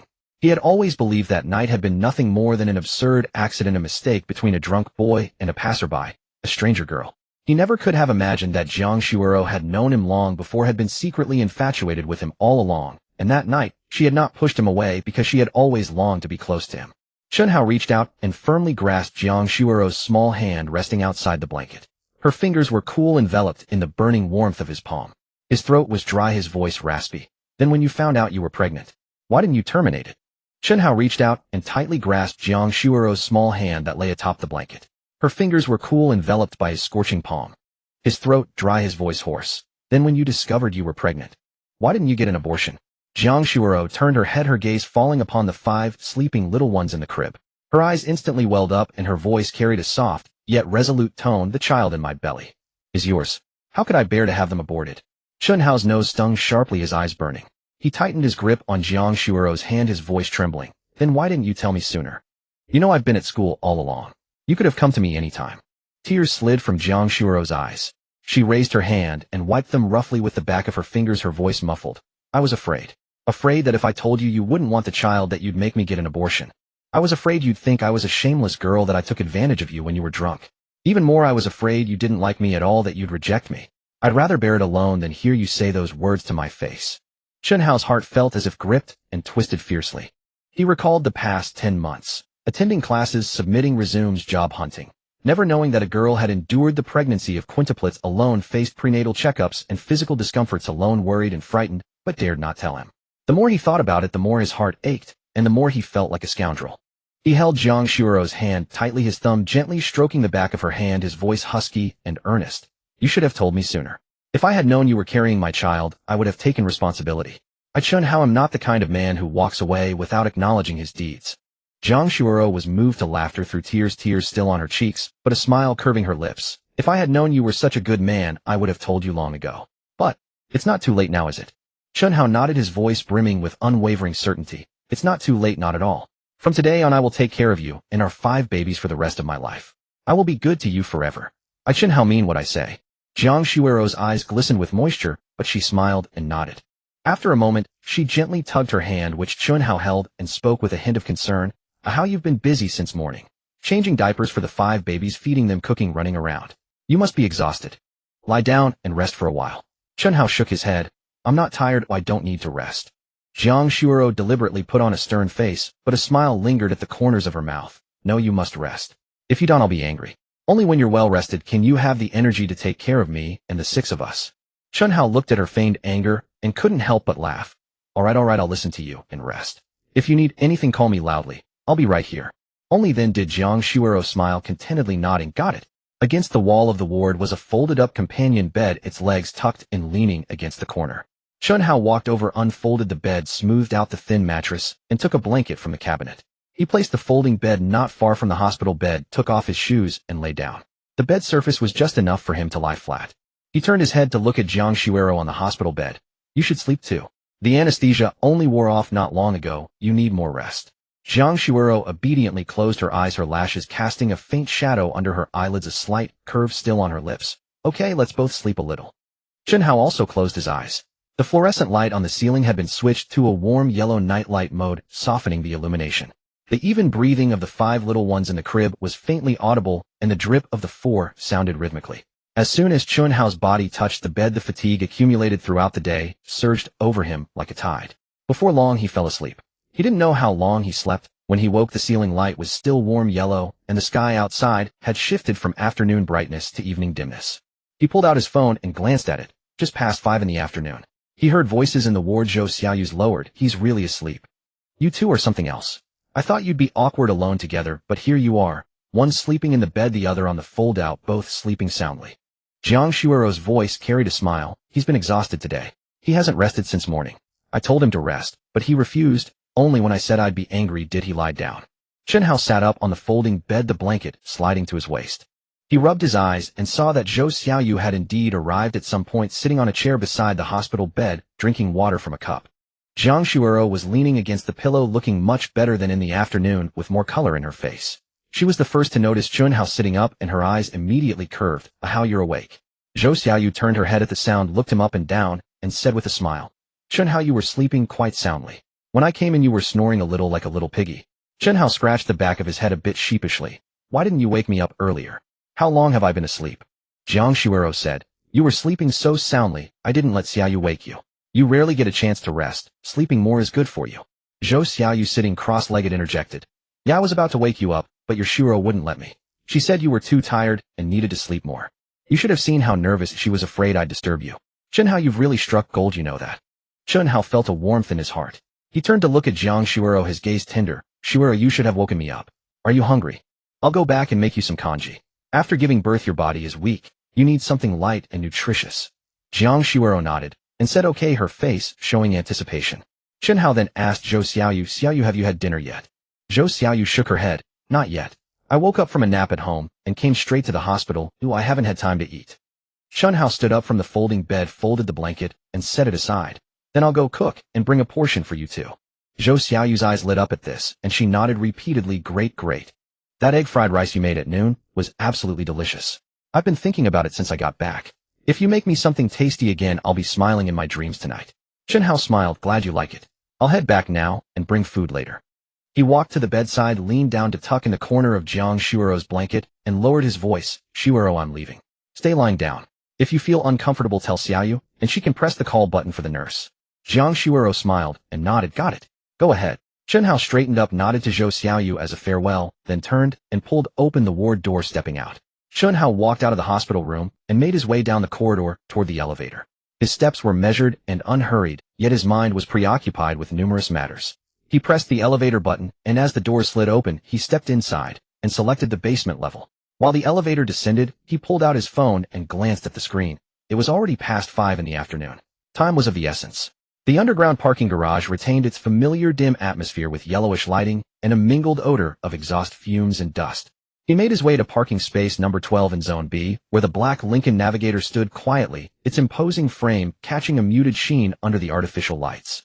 He pressed the key fob to unlock the vehicle, opened the door, and settled into the driver's seat, started the engine, and shifted into gear as he pulled out of the space. The car ascended the exit ramp to ground level, then turned right to merge into the evening traffic of Jiangdong City.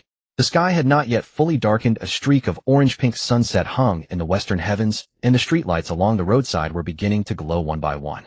When the car reached the entrance of Tiyuan Garden, Chen Hao found a temporary roadside parking spot, then climbed the stairs with his car keys in hand. The security door of the third-floor shared apartment remained unchanged. The lock cylinder was stiff, requiring a firm turn before it yielded. A stuffy, stifled odor permeated the room from a day of being sealed shut. His rented small bedroom door was unlatched, and upon pushing it open, he found a Spartan interior containing merely a bed, a desk, and a wardrobe. Several books were stacked on the nightstand, a schedule chart was affixed to the wall, and his laptop alongside several empty mineral water bottles rested on the desktop. Standing in the center of the room, Chen Hao surveyed its contents with a single glance. The belongings were indeed minimal. He retrieved several changes of clothing from the wardrobe, folded them neatly, and packed them into his suitcase. He then collected his laptop and charger from the desk, placing them into his computer bag, and stuffed 2 sets of graduation documents he found in the drawer into his bag as well.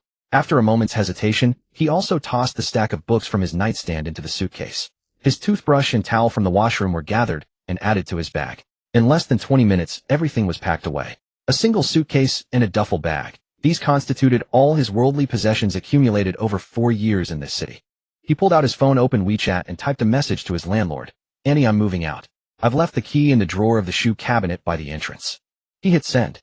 Then he slipped his phone into his pocket, one hand dragging the suitcase, the other carrying the duffel bag. He paused to cast one last look at the small room he'd called home for nearly a year, closed the door behind him, and stepped out. As for the security deposit, he doubted the landlord would return it even if he asked. After all, the lease term hadn't expired.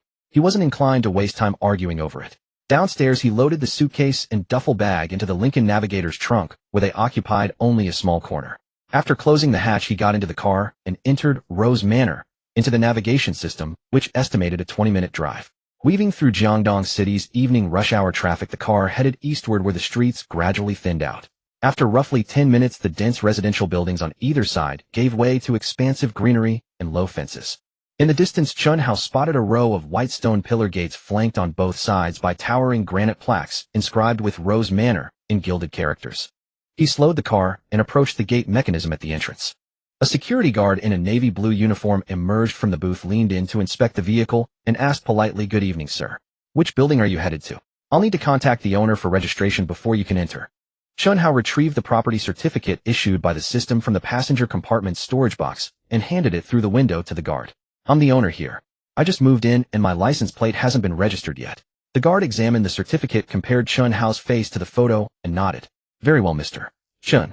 Please wait a moment while I register your license plate. Your vehicle will be recognized automatically henceforth." The guard returned to the booth, typed on his computer, then came back and handed over the certificate. "Registration complete, Mr. Chen. Please proceed. Your villa is number 7 in Zone C. Follow the main road to the end, turn left, and the 5th house on your right is yours." Chen Hao thanked him, and the barrier arm rose automatically as he gently accelerated into the residential community. Once inside, the scenery transformed completely. Tall parasol trees lined the main road, their canopies interlacing overhead to form a verdant corridor. Neatly trimmed hedges and flower beds appeared at regular intervals along the roadside, with the evening air carrying the fresh scent of recently manicured lawns. Several villas peeked through the foliage, each with its own courtyard walls and entrance gate. Their styles varied, some with European-style pointed roofs, others with modern minimalist designs, but all were impeccably maintained and elegant. Following the guard's directions, Chen Hao drove to the end of the road, turned left, and soon spotted the sign for number 7 Zone C. A black wrought iron gate appeared on his right, flanked by cream-colored stone walls topped with deep green climbing vines. The ironwork featured intricate scrollwork patterns. Through the gate's bars he could see a sprawling, meticulously kept lawn stretching toward the house, with a row of low rose bushes near the foundation and a substantial swimming pool catching the pale blue glow of the fading light.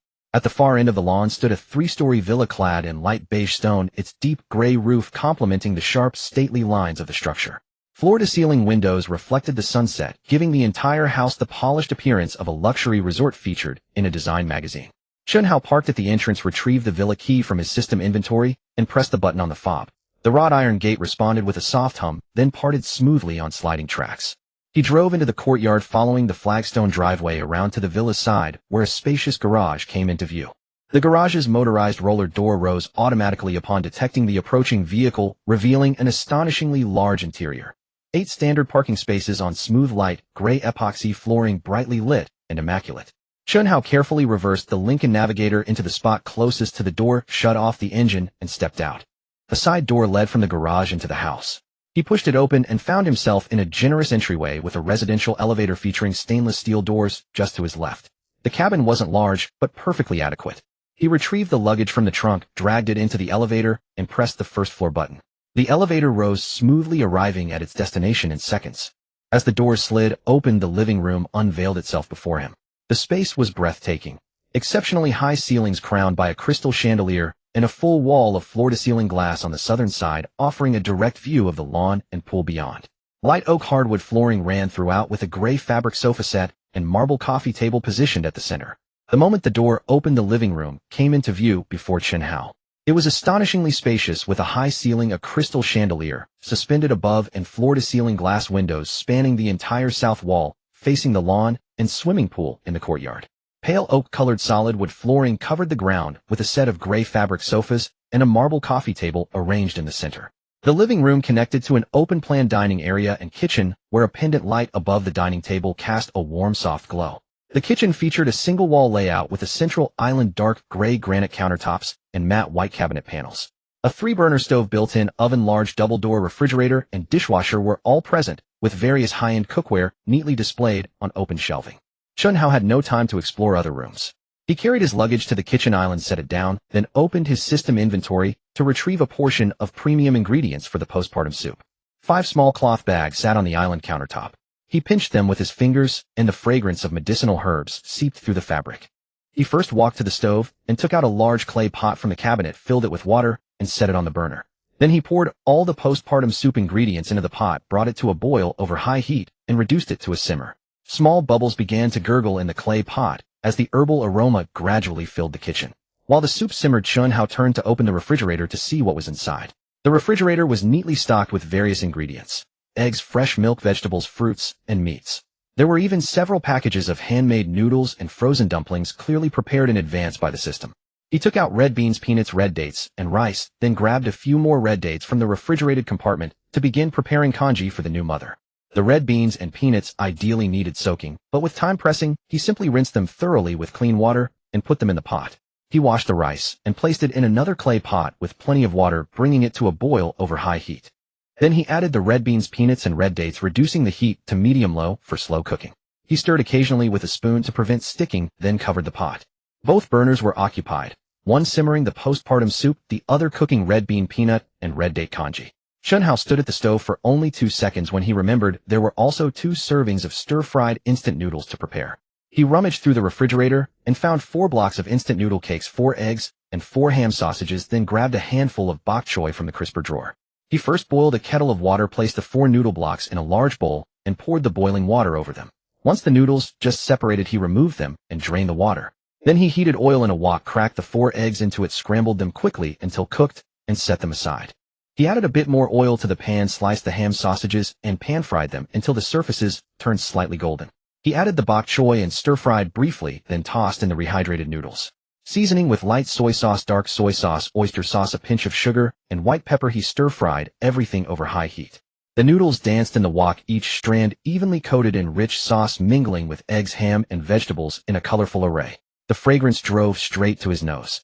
Chen Hao divided the stir-fried noodles into 2 insulated lunchboxes, sealed the lids, and set them aside.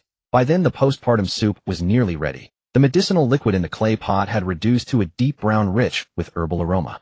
Chen Hao turned off the heat, used a fine mesh strainer to filter out the dregs, and poured the pure medicinal liquid into a large insulated thermal pot, screwing the lid tight. The moment he sealed the lid, a prompt sound echoed in his mind. Congratulations, host, for preparing postpartum soup for the new mother. Reward: 1 portion of premium postpartum soup ingredients has been deposited into your system inventory. Chen Hao felt a surge of joy. Another premium portion.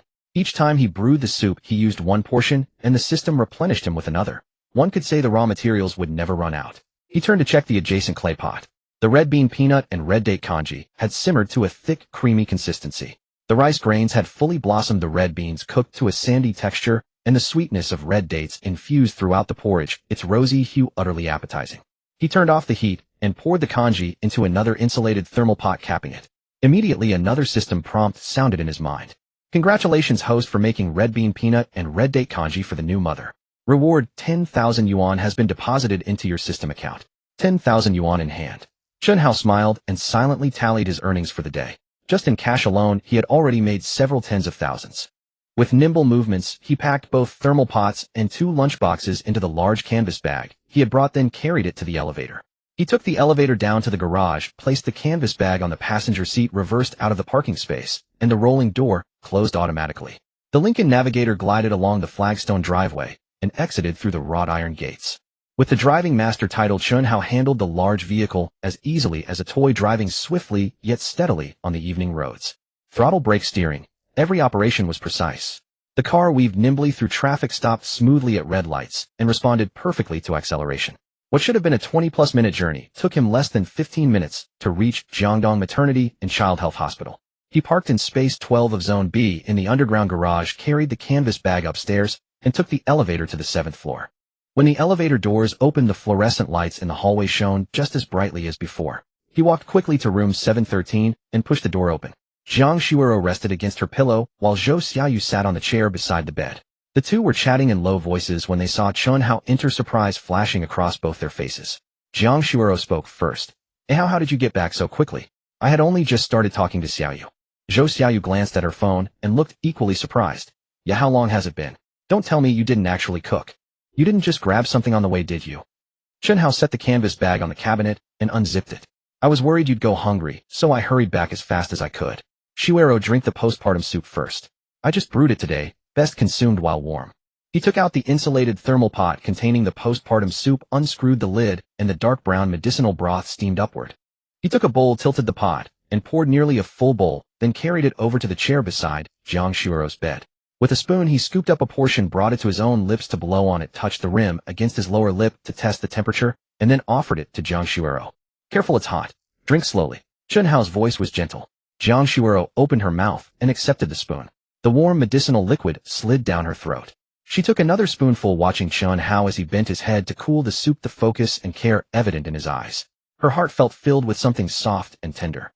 This man had been busy non-stop since morning, cooking for her, feeding her meals and medicine, helping her lactate, changing her diaper bag, turning her body. Every task performed with meticulous care and endless patience, without a single complaint. Jiang Shuero watched Chen Hao bend his head to cool the soup, saw the focused devotion in his eyes, and felt her heart softly swelling with something warm.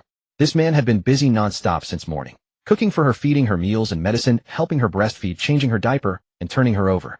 He did everything with meticulous care and boundless patience, without a single complaint. Zhou Xiaoyu sat beside them, watching Chen Hao feed Jiang Shuero her medicine, her gaze filled with deepening satisfaction. This man was truly nothing like the scumbag she had cursed on the phone. She felt relieved and turned to Chen Hao. Hey Chen Hao, what good food did you bring me? My stomach is growling with hunger. Chen Hao spooned another mouthful of herbal medicine to Jiang Shuero's lips and said it was too rushed to cook anything elaborate. I just threw together some stir-fried instant noodles. Zhou Xiaoyu's eyes lit up instantly. Stir-fried instant noodles. That's my absolute favorite. I go to that snack stall behind the school gate at least once every few days. I wonder how yours tastes. Chen Hao smiled. Try it and you'll know. The lunchbox is in the canvas bag. Help yourself. Zhou Xiaoyu eagerly dug into the bag and pulled out a thermal lunchbox, popping open the lid. A rich, layered aroma hit her nose, a fragrant mix of savory stir-fry sauce, charred egg, fatty sausage, and sweet greens. The scent wrapped around her senses and made her instinctively inhale deeply. The noodles in the box glistened with oil, each strand evenly coated in glossy sauce. The sausage slices had crispy, caramelized edges, the scrambled egg was golden and fluffy, and the greens were vibrant emerald green. The presentation far surpassed the street stall version. She picked up her chopsticks, scooped up a generous portion, and shoved it into her mouth. After just 2 chews, she froze. The noodles were perfectly chewy, the sauce a balanced umami brine with a whisper of sweetness and a faint kick of black pepper. The tender egg, crispy sausage, and crunchy greens layered beautifully on her tongue, each bite begging for another. Zhou Xiaoyu swallowed and immediately grabbed a second forkful, stuffing her cheeks until they puffed out. Mumbling around the food, she said, "Chen Hao, this is incredible. Better than the stall behind campus by 100-fold. Your skills are unreal. Absolutely unreal." She kept talking while shoveling in 2 more huge bites. On the hospital bed, Jiang Shuoro twitched her nose as the aroma of stir-fried noodles drifted over, stirring restless cravings deep in her stomach. She swallowed hard and watched Zhou Xiaoyu devouring the noodles with evident delight. Unable to resist, she said, "It smells so good. I'm kind of craving those noodles too." Chen Hao fed her the last mouthful of postpartum recovery soup, set the bowl aside, and said, "Shiro, you just gave birth. Your body is still healing. Those noodles are too heavy and greasy for you right now. When you've recovered more and your digestion has strengthened, I'll make you a proper bowl." Jiang Shuoro felt a pang of disappointment, but understood he was looking out for her. She nodded obediently. "All right then, it's a promise. You have to make me someone I'm better. Don't break your word." Chen Hao smiled and held out his hand, hooking his pinky finger. "If you don't believe me, we can pinky swear." Jiang Shuoro paused for a second, then burst into laughter. She raised her right hand and extended her pinky, linking it with his. Their pinkies intertwined as Chen Hao recited the classic rhyme, "Pinky swear, 100 years no backing down." Jiang Shuoro's smile widened, her eyes curving into crescents, her complexion noticeably brighter than before. Zhou Xiaoyu, who had been buried in her noodles, looked up with a chopstick dangling from her mouth. Seeing their linked fingers, she rolled her eyes dramatically, slurped her noodles down, and said in an exaggerated tone, "Oh my god, this is painfully cheesy. How old are you two doing pinky swears? Even kindergarten kids don't do that anymore. I'm getting goosebumps just watching." Chen Hao released his finger and glanced at Zhou Xiaoyu, a smile tugging at his lips. "Are you jealous? If you were just go find a guy to pinky swear with, isn't that easy?" Zhou Xiaoyu snorted, picked up another forkful of noodles, and chewed while rolling her eyes again. "Your memory is terrible. I already told you, I'm not into guys. Did you forget?" After finishing the recovery soup, Chen Hao set the bowl aside and opened the thermal pot containing red bean peanut and red date congee. The sweet fragrance immediately wafted through the air, carrying the rich, mellow essence of red dates. He took a clean bowl and tilted the pot, pouring nearly half a bowl of congee. The porridge was soft and viscous. The red beans had bloomed open, the peanuts were melt in the mouth tender, and the red date skins had split slightly, their flesh melted into the broth. The surface gleamed with a warm reddish-brown luster. He scooped a spoonful, brought it to his lips to blow, then lowered his head to test the temperature. Satisfied it wasn't too hot, he offered it to Jiang Shuoro. Jiang Shuoro opened her mouth and took the bite. She let the congee linger on her tongue for a moment before her eyes lit up, and she said, muffled but delighted, "This porridge is amazing. I've never had anything so good, so sweet, so soft, and the red date flavor is so rich." Chen Hao smiled and scooped a second spoonful. "Eat more if you like it. Red beans and peanuts nourish the blood, and red dates support qi. You've lost a lot after giving birth, so this is perfect for you." Jiang Shuoro obediently ate spoonful after spoonful, her expression gradually relaxing into contentment. The small bowl was empty almost too quickly. After the last sip, she licking her lips longingly and sank back against the pillow, thoroughly satisfied. Chen Hao gathered the empty bowl, but before he could start tidying, Jiang Shuoro reached out and gently pushed his arm. "Stop fussing over me. Hurry and eat yourself. You haven't rested since this afternoon. You must be starving." No sooner had she finished speaking than a chime echoed in Chen Hao's mind. "Congratulations, host. Feeding the new mother grants you a longevity lock. It has been stored in your system inventory." Chen Hao's hands paused mid-wipe and joy surged within him. Another longevity lock. Combined with the one he earned from breastfeeding his third daughter, he now had 2. He began calculating quietly. 5 daughters would need 5 locks, meaning he still needed 3 more. But since the system was dispensing them steadily, more should come. As long as he spent more time with his daughters and kept up his duties as a stay-at-home dad, gathering all 5 should be no problem. He tucked away his delight, reached into his canvas bag, and retrieved his own thermal lunchbox, popping the lid open. The fragrance of stir-fried noodles drifted up, still rich and potent despite having sat for a while. Chen Hao took out his thermal lunchbox from the canvas bag and opened the lid. The aroma of stir-fried instant noodles wafted out, still rich and intense despite having sat for a while. He picked up his chopsticks and stuffed a large mouthful into his mouth. He was truly hungry, having finished only a box of egg fried rice at noon, and then busied himself all afternoon into the evening. His stomach had long been empty. He began shoveling noodles into his mouth in large bites, eating with little grace. Jiang Shuoro watched him devour his meal with wolf-like appetite, her eyes filled with tenderness, her tone both scolding and soft. You claim you're not hungry, yet look at how you're eating. Next time don't fuss over me, she continued. Let me eat at my own pace. Make sure you're full first. With his mouth packed full of noodles, Chen Hao mumbled an indistinct sound and shook his head, clearly refusing, then bent back to his meal. He demolished more than half the box of stir-fried noodles in quick succession, then gradually slowed his pace, once satisfied, finishing the remainder leisurely. Wiping his mouth with a tissue, he exhaled a contented sigh. He gathered all the utensils, carried them to the sink, scrubbed them thoroughly with dishwashing liquid, rinsed clean, dried them, and neatly packed everything back into the canvas bag. The moment he zipped the bag shut, 2 knocks came at the ward door, and a nurse stepped inside. The nurse, clipboard in hand, approached Jiang Shuoro's bedside to check her complexion and the monitor readings, then nodded. The mother is recovering well. We can now remove the urinary catheter. After removal, you'll be able to get out of bed and move around for a while, which helps restore intestinal function and prevents deep vein thrombosis in the lower limbs. However, move slowly and don't rush it. For your first time getting out of bed, it's best to have someone support you.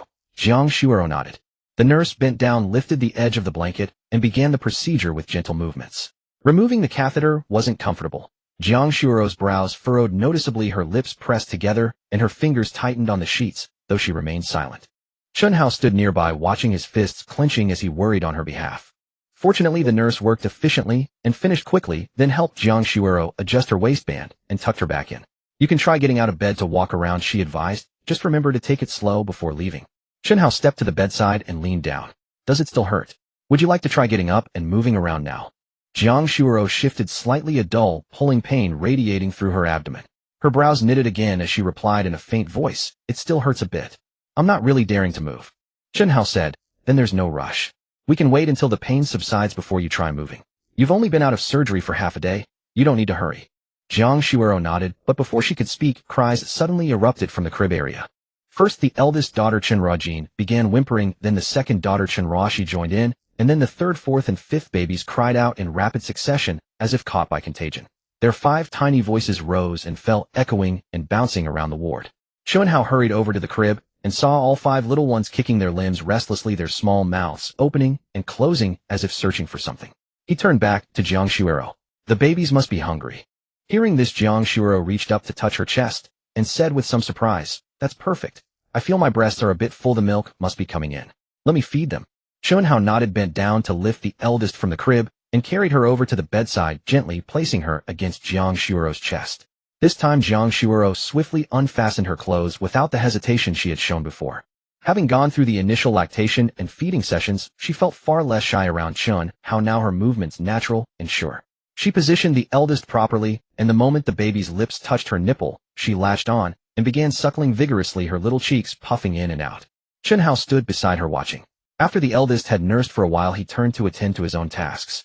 He retrieved 5 differently colored bottles from the storage box and began preparing the formula. As he poured water into the bottles, he reminded Jiang Shuoro, our milk supply is limited. All 5 babies need to nurse, but each one shouldn't feed too long. Short, frequent sessions will ensure they all get some breast milk. Jiang Shuoro looked down at the eldest nursing contentedly in her arms and murmured, I know. After about 3 or 4 minutes, she gently withdrew the eldest from her breast.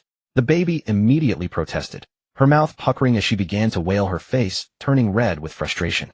Jiang Shuoro's heart ached watching her, but she knew 4 more daughters were waiting, so she could only firmly hand the eldest to Chen Hao. He had already prepared her bottle, a pink one filled with warm formula. He took the eldest, steadying her small head in one hand as he brought the nipple to her mouth. Still fuming from her interrupted feeding, the eldest paused when the nipple touched her lip, then latched on and sucked hard. Once she tasted the formula, her tears stopped immediately, and she began drinking eagerly. Zhou Xiaoyu moved over as well. She lifted the second daughter, Chen Ruoshi, from the crib and brought her to Jiang Shuoro's chest. Jiang Shuoro took the second daughter and unfastened the other side of her clothes to let her nurse. The second daughter was quieter than the eldest. After latching on, she fed peacefully, her tiny hand clutching Jiang Shuoro's clothes, looking thoroughly content. The pink bottle in Chen Hao's arms emptied quickly. After finishing the entire serving, the eldest's little belly swelled round her eyelids, growing heavy as sleepiness set in. Her suckling slowed, and she finally released the nipple. Chen Hao set the empty bottle aside, held the eldest upright against his shoulder, and rhythmically patted her small back. The baby let out a loud burp on his shoulder, then her head lolled to the side, and she fell into a deep sleep. Chen Hao gently placed the eldest back into the crib. A system notification chimed. Congratulations, host, for breastfeeding your eldest daughter. Reward 5 premium bananas. These bananas contain special nutrients. After consumption, they can quickly restore energy and help accelerate intestinal function recovery. Stored in system backpack. These bananas contain special nutrients. After consumption, they can quickly restore energy and help accelerate intestinal function recovery. Chen Hao's mind brightened. These bananas were practically tailor-made for Jiang Shuero. She had just undergone a cesarean section and her intestinal function had not yet fully recovered. These bananas would come in perfectly useful. He turned to take the second daughter from Zhou Xiaoyu. Chen Ruoxi had also just finished nursing and been switched by Jiang Shuero, her mouth opening and closing as if still searching for food. Chen Hao picked up the light blue bottle and slipped it into the second daughter's mouth. She latched on immediately and fell quiet. He fed her while walking over to stand beside the crib, humming softly to soothe her. The second daughter drank more slowly than the eldest, but she finished the entire bottle in one go. After burping her and placing her back in the crib, the system notification chimed again. Congratulations, host, for breastfeeding your second daughter. Reward 1 specially designed baby crib. This crib can accommodate 6 infants simultaneously. The safety rail height is adjustable, effectively preventing babies from climbing out and falling. The bottom is equipped with universal casters for flexible maneuverability. This crib can accommodate 6 infants simultaneously. The safety rail height is adjustable, effectively preventing babies from climbing out and falling. The bottom is equipped with universal casters for flexible maneuverability. Stored in system backpack. System notification. Congratulations on feeding the second daughter. Reward 1 specially designed baby bed. Chen Hao was overjoyed inside. This was incredibly practical. All 5 babies were currently sleeping in the ordinary baby beds provided by the hospital. They were a bit cramped, but still serviceable, though once they were discharged and returned home, they would certainly not be enough. The system sent a bed that could accommodate 6 babies at once. All 5 daughters could lie in it, and there would still be an empty spot.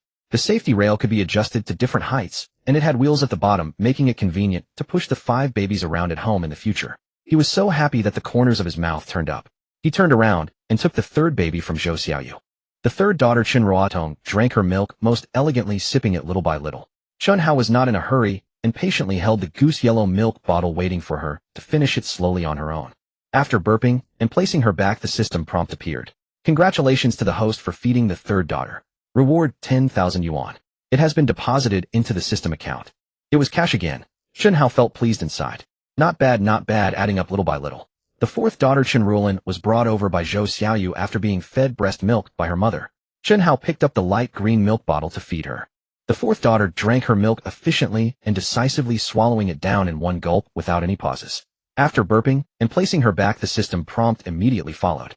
Congratulations to the host for feeding the fourth daughter. Reward 5 premium bananas. They have been stored in the system backpack. 5 more bananas. Chen Hao was thrilled. Including the previous 5, there were now 10 in total, enough for Jiang Shuero to eat for several days. Finally, it was the 5th daughter, Chen Ruoxua. The little one was the youngest and found feeding the most tiring, pausing after a few sips to catch her breath. Chen Hao looked down at her fragile appearance and felt his heart soften completely. He didn't rush her, simply holding the pale purple milk bottle as he waited patiently. It took the 5th daughter nearly 15 minutes to finish the entire bottle. Exhausted and drenched in sweat, she let out a soft little burp after drinking, then nestled her head into Chen Hao's arms and fell asleep immediately. Congratulations to the host for feeding the 5th daughter. Reward 1 tin of stage 1 infant formula. It has been stored in the system backpack. Chen Hao gently placed the 5th daughter back into the baby bed, thinking that the formula was quite good as well. He had noticed earlier that all 5 daughters particularly loved the formula provided by the system.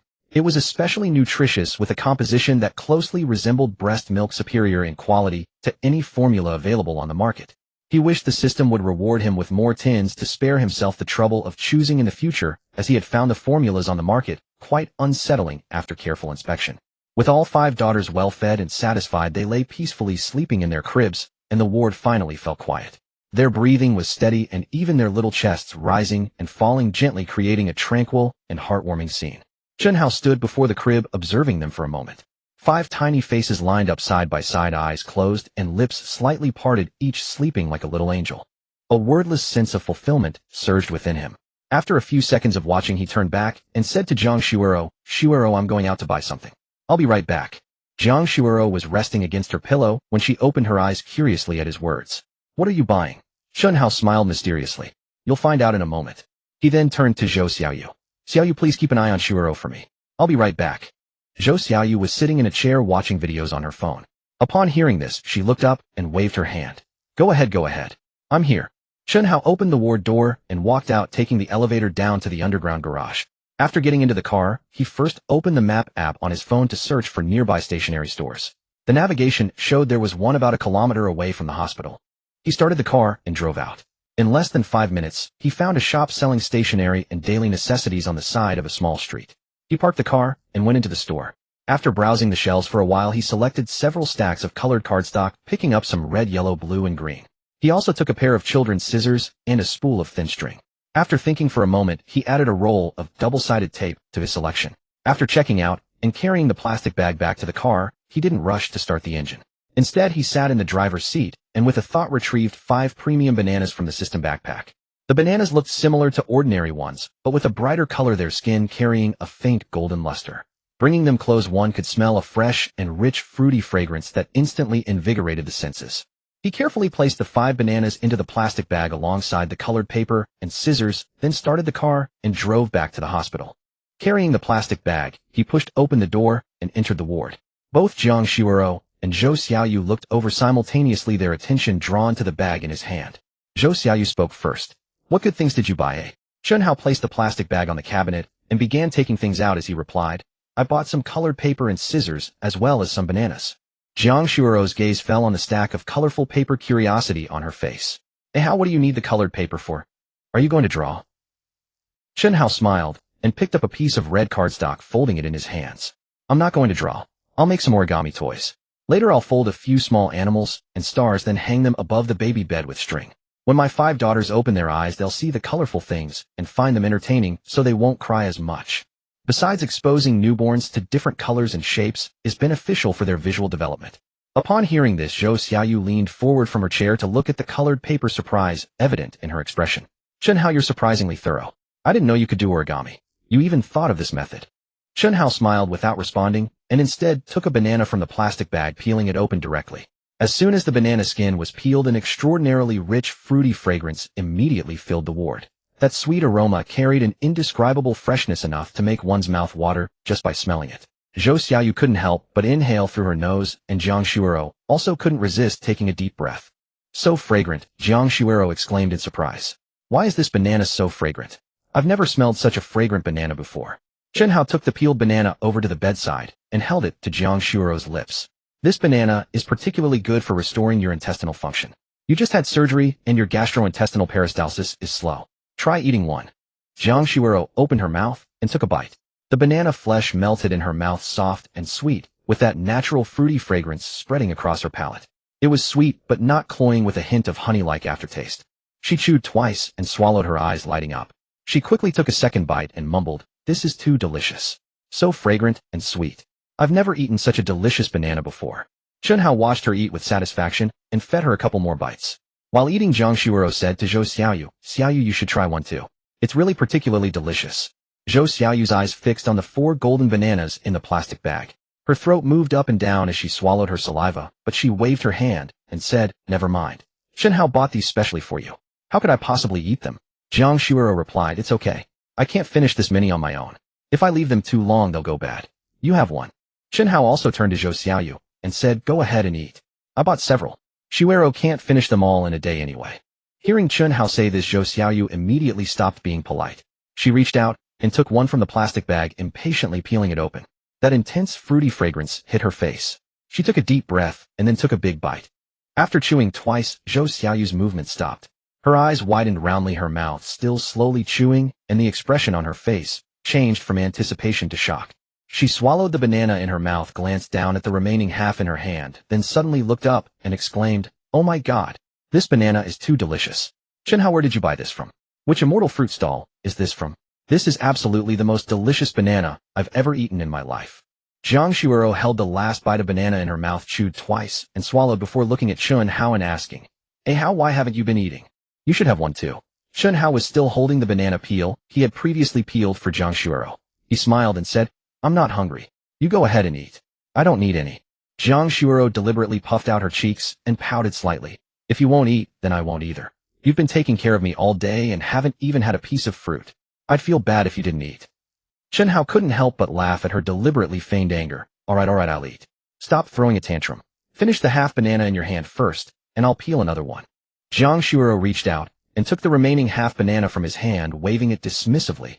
Go peel one for yourself. I'll eat it on my own. No need for you to feed me. Chen Hao chuckled, helplessly bent down and picked up a banana from the plastic bag, peeling it open. As soon as the peel was removed, the rich, fruity fragrance drifted out. Sweet and refreshing, instantly invigorating. He took a bite, and the flesh was dense, smooth, and tender in his mouth, with a moderate sweetness and a special refreshing quality. Unlike ordinary bananas that sometimes carried a slight astringency or mealy texture, this banana maintained consistent sweetness and softness from the first bite to the last. It was truly delicious. Items from the system were indeed different from those bought outside. Whether it was the milk powder earlier or the bananas now, their quality far surpassed similar products on the market. Jiang Shuoro saw the expression on his face after he took a bite and smiled triumphantly. See, I told you it was delicious. You wouldn't eat it, but now that you have, you know it's good, right? Chen Hao smiled and took another bite. It really is delicious. This banana is better than any I've had before. Zhou Xiaoyu, sitting nearby, had already finished her banana, stuffing the last bite into her mouth and chewing twice before swallowing. She leaned back against the chair, let out a long sigh, and suddenly realized something was different. She stretched her shoulders and twisted her neck, her eyes lighting up. Hey, do you guys feel it? After eating this banana, I feel so much more energetic. I was actually exhausted today. I got up early in the morning, kept watch over Shuoro throughout the day, and only napped for a little while at noon. My eyelids were practically fighting each other just now, but after eating this banana, I feel completely refreshed, as if I've had a full night's sleep. Hearing her say that, Jiang Shuoro also lowered her head and focused on the changes in her own body. She wiggled her toes and tentatively lifted her leg, then was pleasantly surprised to find that the constant dull ache from her incision seemed to have significantly eased. Before getting out of bed, she had been experiencing waves of dull pain in her abdomen. Though not severe, it had been persistent, like a fine needle pricking beneath her skin. Now that sensation had almost entirely disappeared, with only a slight pulling feeling when she deliberately exerted herself. Her eyes widened as she stared at Chen Hao. How my wound doesn't hurt much anymore. It was hurting just now, but now it's much better. It really doesn't hurt much at all. This banana is incredible. How can it relieve pain? Upon hearing this, Zhou Xiaoyu immediately bounced up from her chair and rushed over to Chen Hao, clasping her hands together. Chen Hao, tell me quickly which fruit shop you bought these bananas from. I'm going there right now. I'll buy every single one they have left. This is amazing, delicious, refreshing, and pain-relieving. It works better than any health supplement. Chen Hao felt a bit guilty under her bright-eyed gaze, his mind racing for an excuse. He then shook his head with an air of regret and began his fabrication. When I went to buy them, they said this variety just arrived today, and only 5 were left. I bought them all. The boss said this variety was a new strain personally developed through experimentation by a fruit farmer in Hainan. The yield is extremely low. They only produce a few clusters per year, and once they're sold out, they're gone. Zhou Xiaoyu's excited expression instantly collapsed. She slumped back into her chair like a deflated balloon, her shoulders drooping. They're all sold out. Such delicious bananas, and only 5. I might never get to eat them again in my life. She glanced down at the banana peel she had just tossed aside, her face filled with disappointment. This is so frustrating. Chen Hao suppressed his laughter, finished the banana in his hand, tossed the peel into the trash, wiped his hands, and walked over to Jiang Shuo. Shuo, do you feel more comfortable? Is the pain gone? Should we try getting up and moving around a bit? The nurse said that getting out of bed early after removing the catheter is beneficial for intestinal recovery. Jiang Shuo gently shifted her body again. Indeed, the incision didn't hurt much anymore. With Chen Hao's support, she slowly sat up, let her legs dangle over the edge of the bed, and placed her feet on the floor, testing her weight. When she stood up, she was still a little nervous, gripping Chen Hao's arm tightly. After a few seconds of confirming that no sharp pain came from her wound, she finally relaxed. It really doesn't hurt much anymore. Jiang Shuo looked down at her abdomen, then up at Chen Hao, her face lighting up with a pleased smile. Walking doesn't hurt much either. There's just a slight soreness, completely different from this afternoon. That banana is truly extraordinary. Chen Hao was supporting her as they headed toward the ward door when he suddenly remembered something and stopped. Wait. He released Jiang Shuo's arm, quickly walked over to the 2 storage boxes in the corner, squatted down, and rummaged through them for a moment before pulling out a light pink postpartum cap. It had come as part of the newborn gift pack from the system, specifically designed for new mothers to wear during their confinement period. The fabric was soft and thick with a rim of fine cotton fleece that could protect both the forehead and ears. Chen Hao returned to Jiang Shuo with the hat, held it open with both hands, and gently placed it on her head, pulling it down slightly to cover her forehead and sideburns, leaving only her eyes and half her face visible. Jiang Shuo stood there dazed, letting him finish adjusting the hat, blinking at him. Chen Hao stepped back, took a look, and nodded with satisfaction there. Now that you've just given birth and are in your postpartum confinement period, your body is most vulnerable to cold drafts. The ward is warm, so it's fine, but there might be cross currents of wind in the corridor as we walk back and forth. If you catch a chill, it wouldn't be good. Wearing the postpartum cap is safer.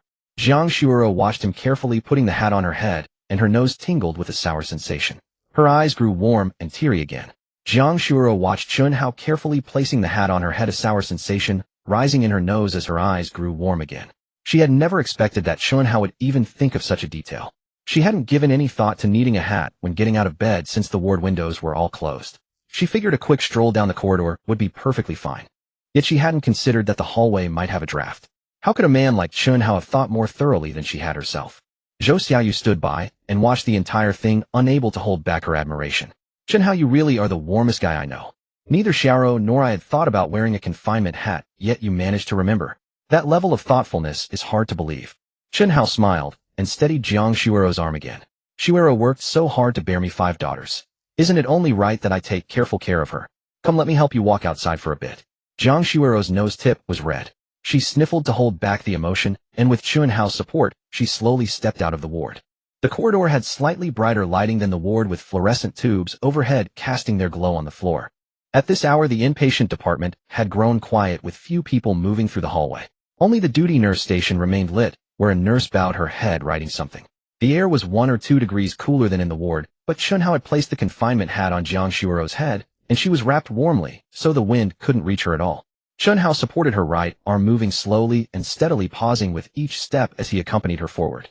After a few steps, Jiang Shuoro gradually found her balance, her gait becoming more steady than before. As she walked, she moved her arms and shoulders, and to her delight discovered that the incision on her abdomen hardly hurt at all. No sharp stabbing pain appeared whether she took a step or turned around. She turned to look at Chen Hao, her voice filled with disbelief. It really doesn't hurt anymore, eh, Hao? I thought I wouldn't be able to walk after standing up, but I've walked this far and everything's fine. That banana of yours is truly magical. Zhou Xiaoyu followed along and clicked her tongue in surprise upon hearing this. What a pity. There were only 5 of such useful things, and once they're gone, they're gone. Chen Hao, if only you'd found that fruit shop sooner. Chen Hao smiled without responding and continued supporting Jiang Shuoro as they walked back and forth twice more down the corridor. Jiang Shuoro's steps grew increasingly relaxed, from cautious and tentative at first to more confident. After completing 2 laps, she could let go of Chen Hao's arm and walk several steps on her own. When they reached the end of the corridor and prepared to turn back, Jiang Shuoro glanced up at the wall clock. It was nearly 8:30. She turned to Zhou Xiaoyu. Xiaoyu, it's getting late. You should go back. You've been with me all day today, barely closing your eyes from morning until now. Zhou Xiaoyu checked the time on her phone and confirmed it was indeed late. She looked at how Chen Hao was supporting Jiang Shuoro, then at her complexion. It was much rosier than in the afternoon, and her spirits had lifted considerably. Her worries finally eased completely. Chen Hao was genuinely thorough in his care, feeding her, administering medicine, helping her dress, assisting her walks. He anticipated everything, and she had nothing left to worry about. She nodded. All right, I'll head back then. Call me anytime if you need anything. I keep my phone on silent.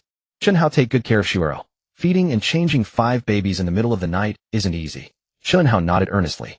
Don't worry, I'll take good care of her. You've worked hard too. Go rest early. Zhou Xiaoyu offered a few more parting words before waving to them both and heading toward the elevator at the far end of the hallway. Chen Hao watched until her figure disappeared around the corner, then turned his attention back to Jiang Shuoro. Shuoro, we should head back soon. We can't walk too long right after getting out of bed. Take it slow and gradually increase the distance each day. Jiang Shuoro obediently nodded and rested her arm back on his.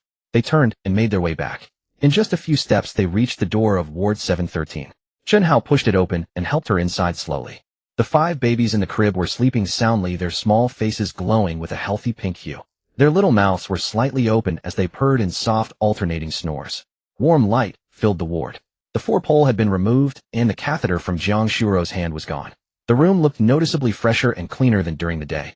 Chen Hao guided Jiang Shuoro to the bedside and was about to help her lie down when she suddenly paused, her expression shifting into something complicated. She bent slightly at the waist, pressed her lips together, and looked up at Chen Hao with a hint of embarrassment. Hey Hao, I need to use the restroom. Chen Hao said immediately. I'll help you to the bathroom. Jiang Shuoro's face flushed, her voice dropping to a whisper. No need, no need. I can go in by myself. Just wait here for me. Chen Hao shook his head firmly. Absolutely not. You're only a few hours post-surgery, and your body hasn't fully recovered yet. What if you slip or feel dizzy when you squat? You still have an incision on your stomach. Let me help you inside. Jiang Shuiro's face turned even redder, a shade comparable to when he'd assisted her with breastfeeding earlier while she ate the banana. She lowered her head, lips parting as if to argue, but she knew Chen Hao had a point. Though walking no longer caused much pain, her strength hadn't fully returned. She still needed something to lean on for stability, and attempting to squat down and stand back up alone was indeed risky. After several seconds of hesitation, she finally gave a slight nod. Then, "Please help me inside." Chen Hao didn't say another word, and simply supported her arm as they made their way to the bathroom. The bathroom was situated to the right upon entering the ward, neither large nor small, equipped with a white toilet, a sink, a mirror, and light-colored non-slip tiles covering the floor. Jiang Shuiro stood before the toilet, hesitating, her face burning. She faced away from Chen Hao and said, "You. Turn around." Chen Hao understood immediately and obediently turned his back to her, his gaze fixed on the white wall ahead. Standing before the toilet, Jiang Shuiro watched his broad back, her heart pounding rapidly. Biting her lip, she slowly reached down to the waistband of her hospital gown pants, preparing to bend over and remove them. But the moment she bent, the incision on her abdomen was pulled taut by the folded posture, sending a sharp stabbing pain shooting through the wound. She couldn't help but let out a soft hiss of pain. Chen Hao's ears perked up instantly. Though he didn't turn around, his voice carried clear tension. "What's wrong? Where does it hurt?" Jiang Shuiro barely bent down when the suture line across her abdomen tightened against the fold, sending a sharp stab of pain surging from the wound. She couldn't help but let out a soft hiss. Chen Hao's ears perked up immediately. Though he didn't turn around, his voice carried unmistakable tension. "What's wrong? Where does it hurt?" Jiang Shuiro straightened up and caught her breath, a hint of embarrassment coloring her voice. I was trying to bend down to take off my pants, and I pulled on the wound. It hurts a bit." Chen Hao barely hesitated before turning around immediately. "Let me help you take them off." Jiang Shuiro gasped and reached out as if to stop him, but she couldn't bend far enough to reach. Her gesture froze halfway through. Her face flushed crimson like a boiled shrimp. "And no, I can do it myself." Chen Hao watched her flustered and embarrassed appearance, his tone soft, yet resolute. "Shuiro, don't insist on handling this alone. Bending over is reopening your wound, and if you tear the sutures, it'll cause trouble. Let me help you. Just stand still." He didn't give Jiang Shuiro a chance to argue. Instead, he squatted down in front of her, gently gripping the waistband of her hospital pants on both sides and carefully pulling them downward. His movements were light and gentle. The pants slid smoothly down Jiang Shuiro's legs under his hands, pooling around her ankles. Throughout the process, his fingers never touched her skin. His grip was perfectly controlled, careful not to pull or strain her abdominal wound in the slightest. Jiang Shuiro stood frozen in place, her hands clutching the hem of her shirt, eyes squeezed tightly shut, her breath held entirely. In all her life, she had never let any man help her remove her pants. Even that one night with Chen Hao had passed in drunken haze and darkness, leaving her with no clear memory of the details. Now fully awake under the bright bathroom lights with a man crouched before her, helping her out of her pants, a wave of humiliation surged from the soles of her feet to the crown of her head. She felt as though her face could fry an egg. After helping her remove the pants, Chen Hao stood up. One hand supported her arm, while the other rested gently on her shoulder. He carefully turned her body around and guided her to sit slowly on the toilet facing it. Only when she was fully seated did he release her, turning his back to her once more. "All right, go ahead. Call me when you're done." His voice came from behind her, calm and natural, as if nothing unusual had happened at all. Sitting on the toilet, Jiang Shuiro held onto the side rails and glanced down at the pile of pants on her knees. The warmth in her face refused to subside for a long time. She bit her lip, feeling both ashamed and embarrassed, yet beneath it all stirred an indescribable sense of security. The man before her not only cooked for her, administered her medication, and cared for 5 babies, but was now willing to help with this most intimate and awkward of tasks. From start to finish, he hadn't uttered a single complaint, nor given her a single glance or gesture that made her uncomfortable. Her heart churned with a tangle of emotions, but one thing she was certain of: Chen Hao was genuinely kind to her. Not the kind of kindness that existed only in words, but one demonstrated in every single detail. But immediately after, she encountered a new problem. She was seated on the toilet now, and the pressure in her lower abdomen was growing more insistent. Yet she simply couldn't urinate. The bathroom was utterly silent save for the low hum of the exhaust fan overhead.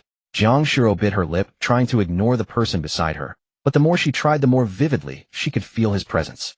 His back stood less than half a meter away, broad and steady, his breathing light and even. Ultimately, physiological need conquered her sense of shame. She closed her eyes and cleared her mind, letting her body finally relax. After a few seconds of silence in the bathroom, a soft pattering sound of water began to echo. Hearing that sound, Jiang Shuiro's heart instantly exploded with panic.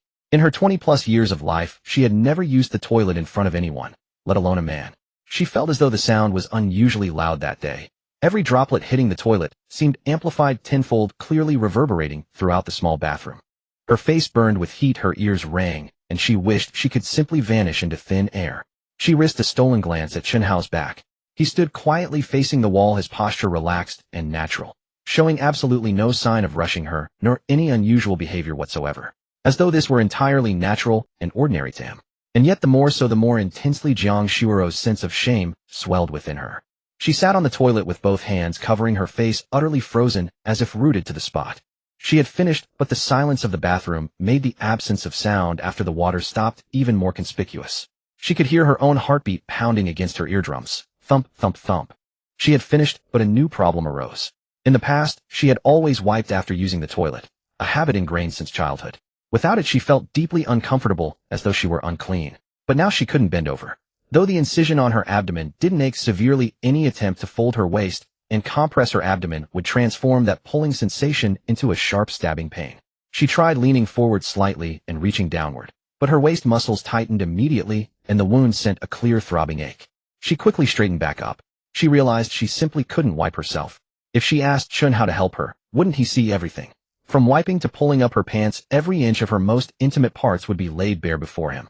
When he had helped with lactation, at least her clothes had covered her. He had only reached inside to operate. And while removing her pants had been embarrassing, at least she had been facing away from him. But if he wiped her, it would truly be face to face with absolutely nothing to shield her. Sitting on the toilet, two voices warred furiously within Jiang Shuiro's mind. One voice argued, forget it, just skip it this once. Nothing terrible will happen. Endure it, and it'll pass. The other voice countered, no, absolutely not. It would be terribly uncomfortable, damp, and unpleasant, and she'd lose sleep all night. She sat there torn back and forth, sometimes thinking forget it, sometimes unable to bear it. Shifting restlessly on the toilet seat, unable to get up. Outside, Chen Hao stood with his back to her, listening intently for any sound. He had noticed the water had stopped long ago, yet Jiang Shuiro hadn't stood up or spoken. After waiting a while, he couldn't help but ask, Shuiro, aren't you done yet? Jiang Shuiro was startled by his voice, shrinking back slightly. Her voice came out thin and small. I am done. Chen Hao replied, shall I help you pull up your pants? Chen Hao waited for a while, then couldn't help but ask Shuiro, are you almost done yet? Jiang Shuiro was startled by his voice, flinching as she replied in a voice so faint and delicate, why yes, almost. Chen Hao said, then let me help you pull up your pants. Jiang Shuiro hesitated for a long moment, her voice drifting out like the hum of a mosquito. I haven't wiped yet. Chen Hao was taken aback upon hearing this. As a man for over 20 years, he had simply shaken a couple of times after using the toilet, never once having the concept of wiping.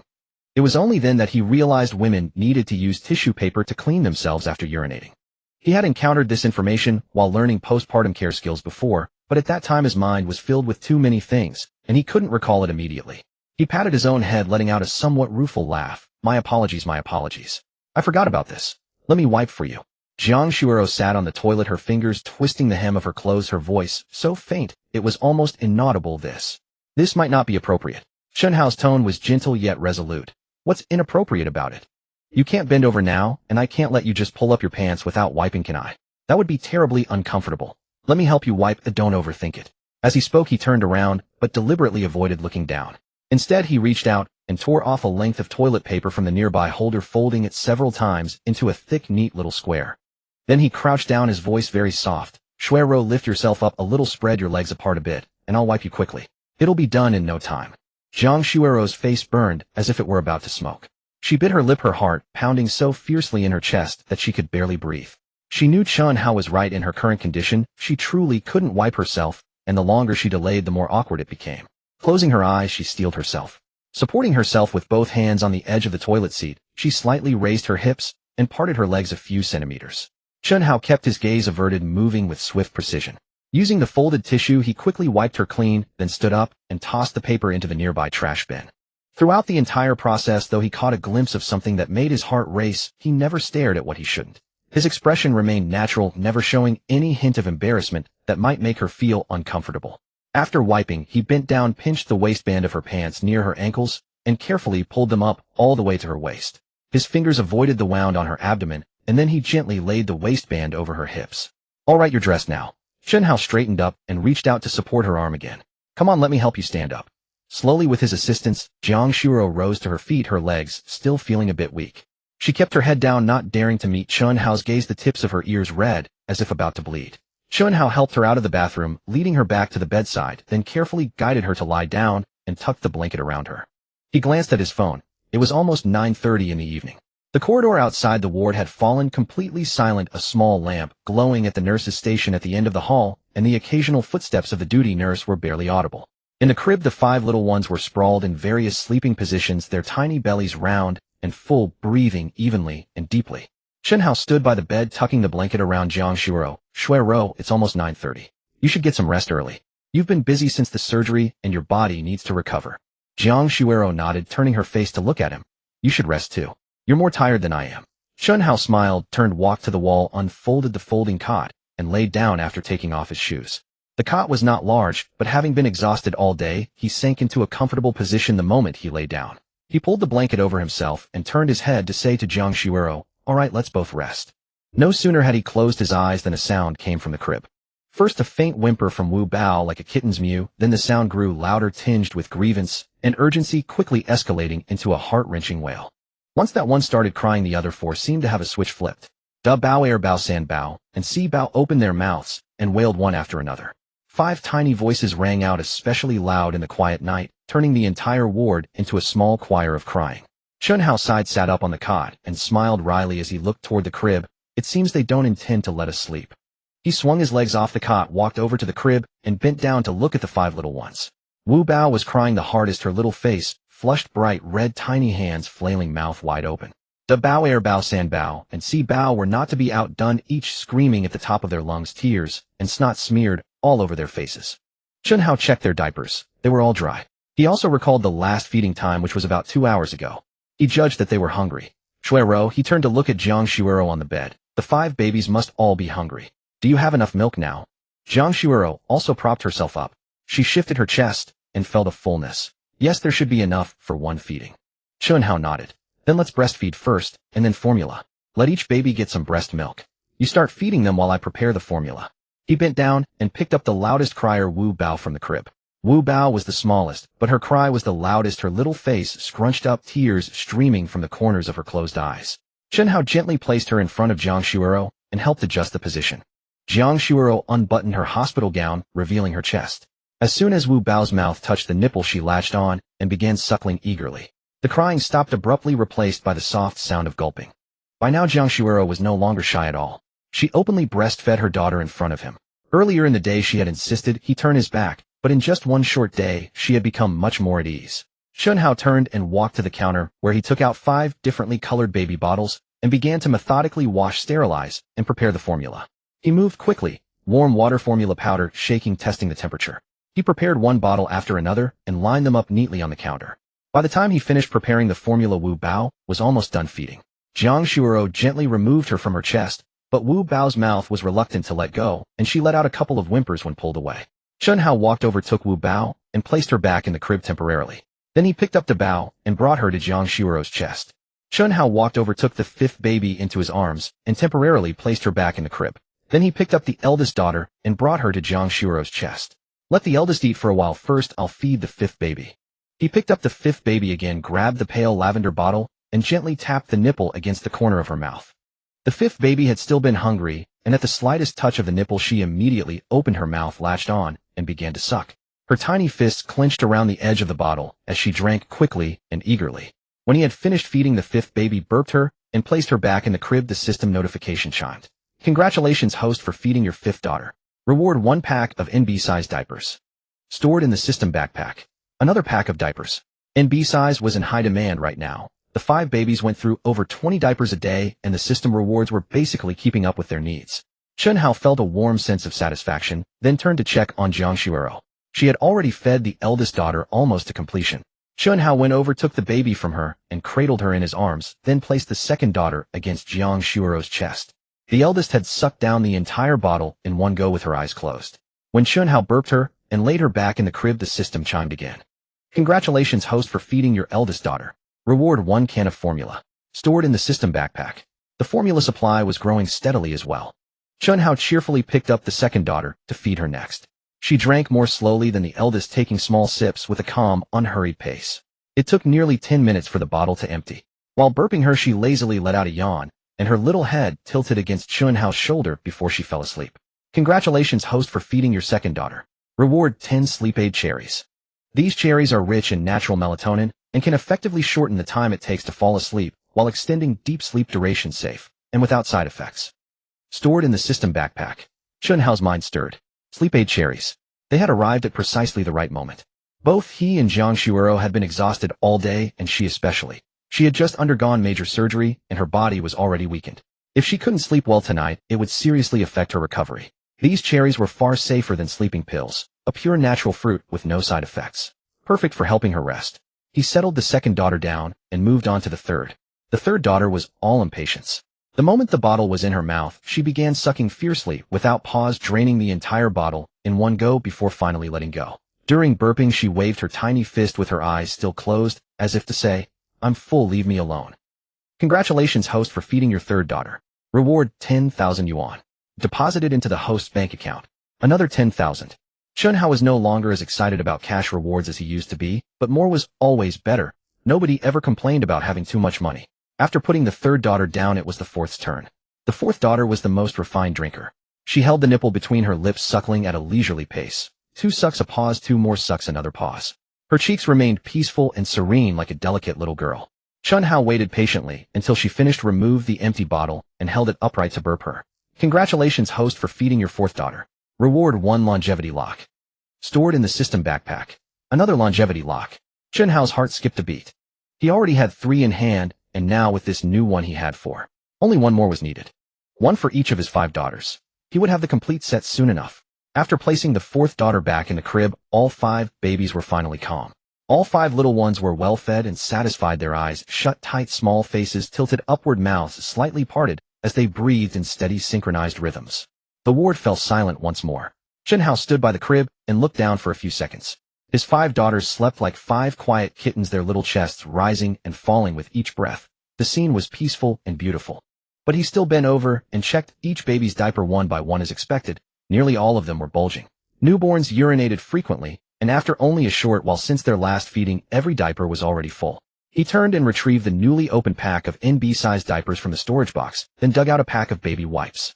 He found a convenient spot beside the crib, unwrapped the eldest daughter's swaddle, gently lifted her bottom, and slid out the soiled diaper. He cleaned her with a wipe, positioned a fresh diaper underneath, and fastened it securely. With the postpartum care, skill, and the practice he had accumulated during the day, he could now change newborn diapers at impressive speed. Lifting the bottom, removing the dirty diaper, wiping clean, placing the new one, securing the tapes. The entire process had become muscle memory, fast and precise. Congratulations, host, for changing your eldest daughter's diaper. Reward 10,000 yuan. Deposited into the host's bank account. Another system reward. Suppressing a grin, he continued to the second daughter's diaper, repeating the same steps. Congratulations, host, for changing your second daughter's diaper. Reward 10,000 yuan. Deposited into the host's bank account. The 5th baby had already been fed, so after all 5 were full, Chen Hao went to inspect each of their diapers again. As expected, after drinking so much milk, every diaper was swollen and heavy, sagging beneath the baby's bottoms. Some already showed faint yellow stains seeping through. The 3rd, 4th, and 5th babies, one by one. Each time he finished changing a diaper, the system would ding, and with every ding, another 10,000 yuan was added. After all 5 were changed, a total of 50,000 yuan landed in his account. He couldn't help but sigh inwardly. Being a stay-at-home dad was incredibly rewarding. Even changing diapers could earn him money. After getting into dry, fresh diapers, each of the 5 daughters cooed with comfort and wriggled a little before drifting back to sleep. The eldest's lips pouted twice, as if savoring the taste of her milk in a dream. The second daughter rolled onto her side, her tiny fist resting against her cheek. The 3rd, 4th, and 5th were cuddled together in a pile. The 5th, the smallest, was squeezed in the middle by her 3 older sisters, but didn't fuss at all. She slept spread-eagled and content. The ward was finally quiet once more. Chen Hao let out a long breath, returned to the folding bed, and lay down, turning his head toward Jiang Shuero on the hospital bed. The 5 little ones are finally settled, Shuero. You should sleep too. Jiang Shuero watched him lie down, his tired figure etched with exhaustion, and her heart ached for him. Hey, how you've had such a hard day. You haven't stopped from morning until now. Chen Hao smiled with his eyes closed. It's no trouble at all, not really.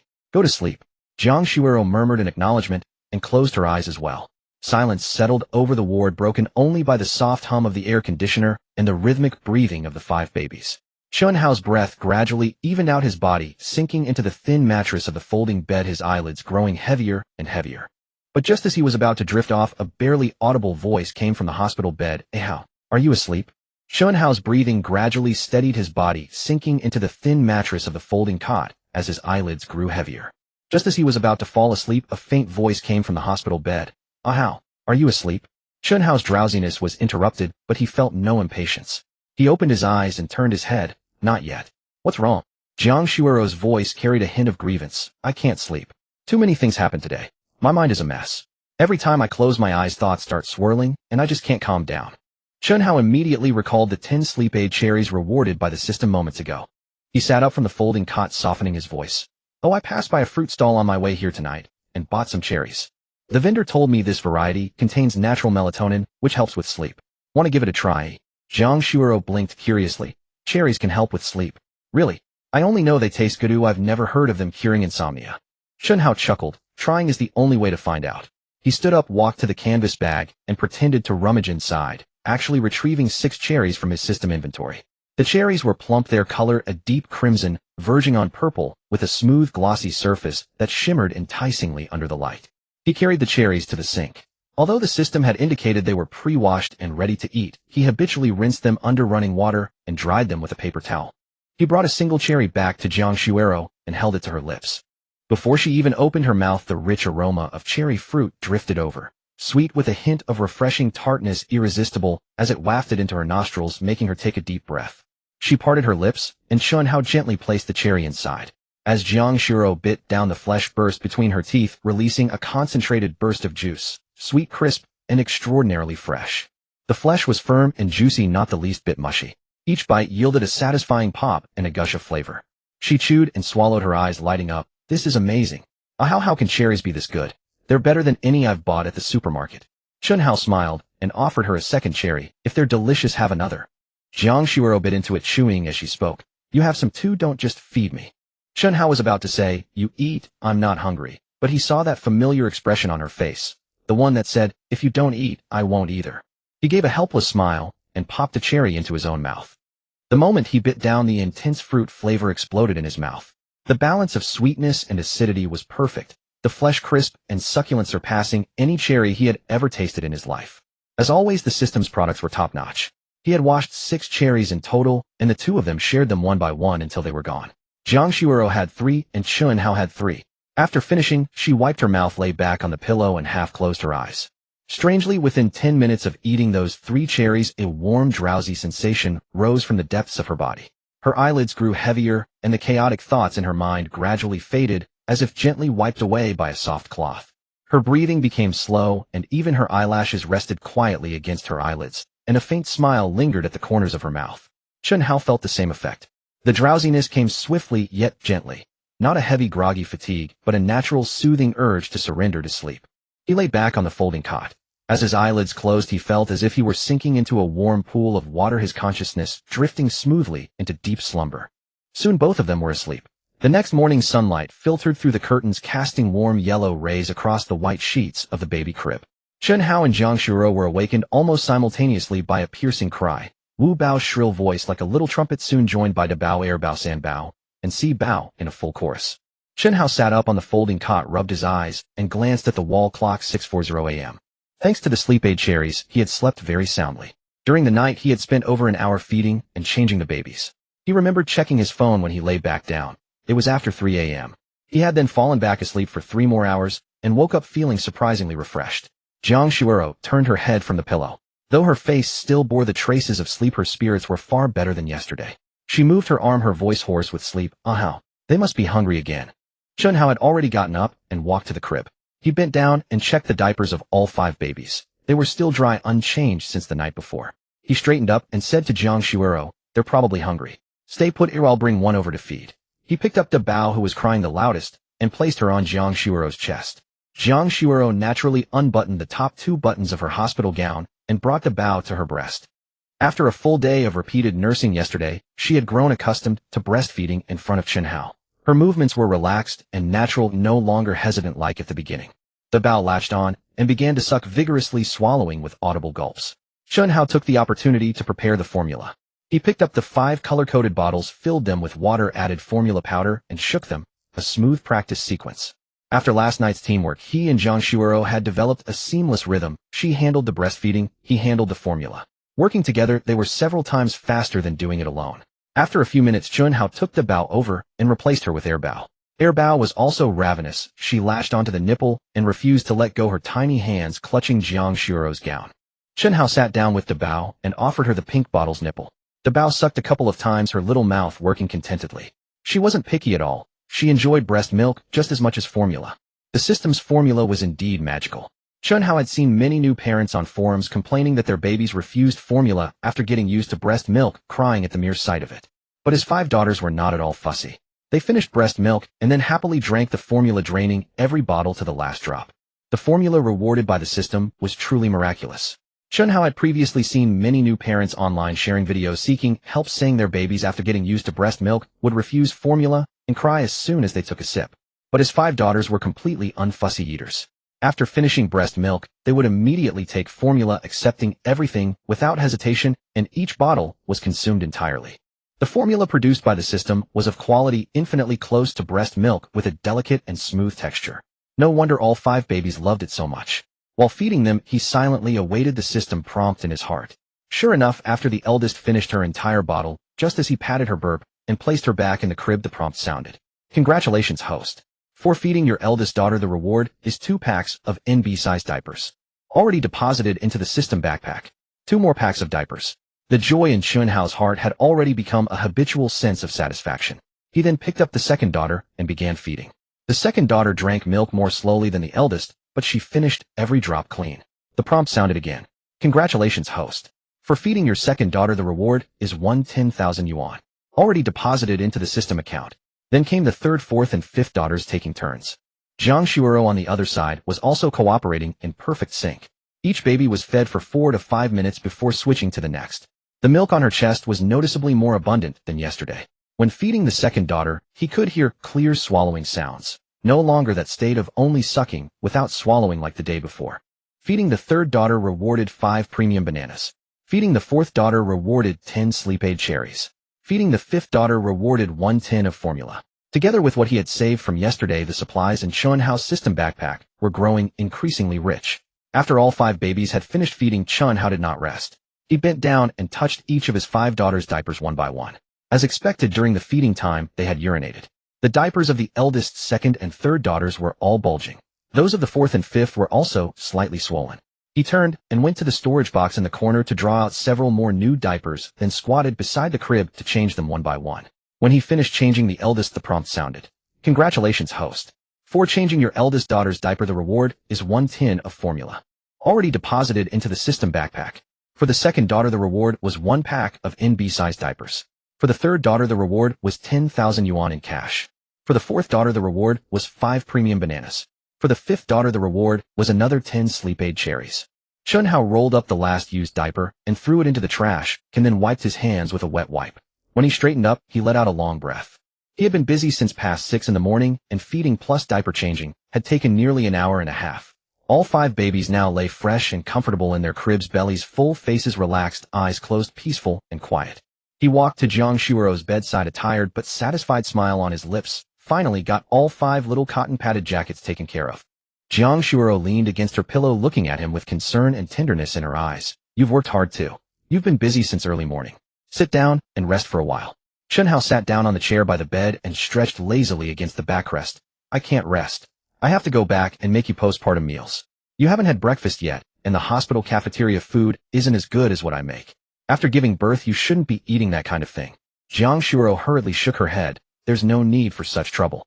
You've been at it since morning without even a moment to catch your breath. Just buy some porridge or buns from the hospital cafeteria. It's fine. No need to run all the way back to cook. Chen Hao was about to argue when a familiar voice suddenly came from outside the ward door. Chen Hao, you don't need to go back to cook postpartum meals. Before the words had fully fallen, the ward door was pushed open. Zhou Xiaoyu walked in carrying 2 bulging plastic bags, putting on shoe covers as she smiled and looked inside.